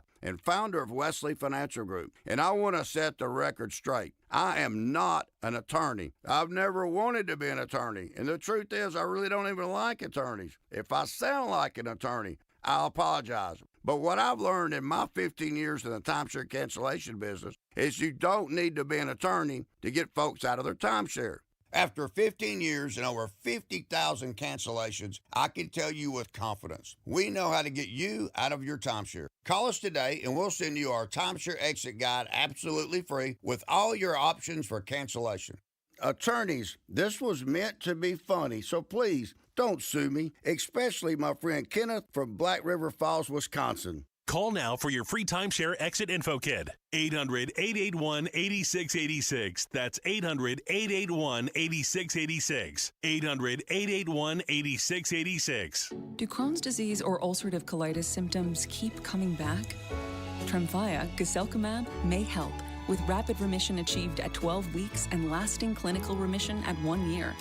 Some even saw visible improvement of their intestinal lining at 12 weeks and 1 year. Tremfya is a prescription medicine used to treat adults with moderately to severely active Crohn's disease and adults with moderately to severely active ulcerative colitis. Serious allergic reactions and increased risk of infections and liver problems may occur. Before treatment, your doctor should check you for infections and tuberculosis. Tell your doctor if you have an infection, flu-like symptoms, or if you need a vaccine. Healing is possible with Tremfya. Approximately 3 out of 10 patients were in endoscopic remission at 1 year, based on areas visualized on colonoscopy, which may not represent the deeper bowel layer or entire GI tract. Individual results may vary. Ask your doctor about Tremfya today. Call 1-800-526-7736 to learn more or visit TrimFireRadio.com. Hi, I'm Amanda, your friend and jeweler at Shane Company. As director of bridal design, I travel the world for inspiration so that your engagement ring stands out from the rest. My team of in-house designers and I work alongside skilled artisans to curate the most beautiful collection of exclusive engagement rings. At Shane Company, you'll find the ring that's a reflection of your unique style. No cookie-cutter designs here. See our selection in-store or at shaneco.com. Because a friend wants you to get exactly what you want. Shane Company, your friend and jeweler. Arizona Sports, the local sports leader. Burns and Gambo, what's on tonight? Welcome back to Burns and Gambo here on Arizona Sports, the local sports leader. Kellen Olson filling in for Dave Burns. Never fear, John Gambadoro is still here. Let's tell you what's on tonight. It's brought to you by Global Credit Union. Explore the benefits of becoming a member at globalcu.org. Your world of financial possibilities. We got D-backs baseball coming up for you here in an hour and change on Arizona Sports 98.7. Mitch has got Arizona Sports tonight coming up for a half hour right after us. He'll have D-backs on deck. We'll get you ready for that game as well. Zach Gallen taking the mound against George Kirby. And currently in action right now, you can see it on Arizona's Family. The Mercury are in Brooklyn taking on the New York Liberty. The first time, Gambo, that Satu Sabali has faced off with the Mercury since she left in free agency. She's got 2 points off the bench in 6 minutes, still working her way back from that injury from last season. 39-35, the Liberty lead the Mercury with 6 minutes to go in the third quarter. 15 points for Alyssa Thomas, who is pretty good at basketball, and that's what's on tonight. Carolina Hurricanes 1 win away from getting to the Stanley Cup Finals. Lead the Canadians 1-0 right now, if you want to watch that as well. On TNT, True TV, HBO Max, and probably 17 other different ways that you can actually watch it. You can find it. You just got to know where to look, right? Yes. It's always available. Yes, absolutely. All right, I wanted to talk a little bit about this. We had Troy Lovello on, and I asked him about Ketel Marte and the difference between Ketel Marte last year. Look, you got to remember, like last year, there was a lot of off-the-field things that were talked about and discussed with Kellen, with Ketel Marte, his availability, where there's certain games where he didn't want to play, and then obviously the All-Star game fiasco where he didn't come back and he went to the Dominican Republic, and so it became an issue, and he was discussed trades were discussed in the offseason. Mike Hazen had a really high price for him. Nobody met it. He kept him. So far, so good. Ketel Marte, who got off to a slow start, is carrying this baseball team, playing some of the best baseball of his career right now. He's playing like the superstar that he is. And I asked Lovello the difference between Marte this year and previous years. Here's what he had to say. Whether it's taken a little while to mature, I don't know, or realize or understand just what he means to the Arizona Diamondbacks, to this organization. He's an unbelievable person when he walks into this clubhouse and says, boys, it's go time today. When he says stuff like that, everybody listens. So maybe being a little bit more vocal. We've asked him to take on a little bit more of a leadership role and be fearless with some of his comments. I think it's pushed him to the next level. This has absolutely 100% been the best version of Ketel that I've seen. And not just over the past 10 days since he's been fire hot. The entire time when he was grinding, he will make comments about how he's going to go out and do his job and would expect the others around him to do the same. And he's never done that before. So I just think emotionally he's ready to take it to that next level, and it's been very inspiring for all of us. So emotionally, they've asked him to do a little bit more, like be a little bit more of a leader instead of a guy that was just, by himself and stayed to himself. Now, Geraldo Perdomo came to his defense a few times last year, and let's stop with all of this. And obviously, it was a factor, and the Diamondbacks had to, consider what they wanted to do. Like, was Ketel a selfish player? He was a very difficult player to manage. Was he all about himself and not about the team? And that was a lot of the stuff that was talked about, and some of it was absolutely very, very true. Self-absorbed was a word that I used quite a bit, and I don't make this stuff up, but he's a very self-absorbed person. So, that became an issue last year. And then, again, they looked at trading him. They decided not to because none of the offers, if they would have got a great offer, they probably would have traded him. But they didn't. They held on to him. And so far, it looks like it's really working out, I think, for both sides. I think that there's, one of those adult moments where Cattell, like, you've got to mature and you've got to grow up, and we need you, and we need you to be more accountable. And I think it's worked out for the Diamondbacks because they're getting a great version of Ketel Marte who's carrying this baseball team. We were headed for a really awkward point here because we knew that part of the discussion around potentially trading him and Ketel admitting that he thought he was going to get traded is this is the portion in a player's contract and their years of service and all that kind of stuff where the control goes over to them in these negotiations. That's where the no trade clauses come into effect and those types of things, where if Ketel had started playing at the level that he was and this team continued to not underachieve per se, but be out of the playoff picture, you wondered if these talks would resurface, but this time it's a completely different dynamic because of what Ketel has in terms of control. And then that meeting in Texas happens, and then shortly thereafter, Ketel goes on this absolutely crazy run. Gambo, when you go back to Friday, May 15th, about midway, about 2 weeks ago, you would say 619 OPS for Ketel. So that was 14 days ago exactly, 2 weeks ago exactly. His OPS now is 802. It's climbed nearly 200 points. Incredible, yeah. In the last 2 weeks. In his last 11 games, Ketel is 24 for 46, 6 doubles, 4 homers, 17 ribbies, 4 walks, and the key stat here, 3 strikeouts. He was one of the guys really struggling with chase. You brought that up a few weeks ago, how this offense, just the whiff and the chase and all that kind of stuff, it was so unorthodox. It was so unlike them. It was so unlike this team to not be putting together positive, good at-bats, and Ketel was one of the culprits of that. He has fixed that, and it has, in turn, helped him start to get luckier with some of the unlucky numbers we saw going for him. And, again, that just factors into the relationship that Torey has with his players and him being able to unlock these parts of players that I think a lot of managers aren't able to do. And we can't gloss over this stuff throughout a whole baseball season because I know Torey is someone who is heavily criticized. I know there's a fair base of our listenership that doesn't even want him as the manager of their baseball team for reasons that I don't see as completely valid, but other people might. With that, you got to address the positives, and this is one of them, his relationship with the players and what it does for them. Yeah, it's a real good positive that they've been able to get to this point with Ketel, and you don't give up on a player like that. And because unless you were getting blown away with an incredible offer, you keep Ketel Marte. You don't worry about the 10-5, and you just try to come to an agreement. There were times last year where he just didn't want to play. What do you mean you don't want to play? And then if you force him to play and you put him in a lineup, and he would shut down. He would just shut down. And so we'll see as the season goes on and it gets longer. Hopefully, he's a guy they need. They need him to play big games. He had the day off before the All-Star game in Anaheim, and then after this was the All-Star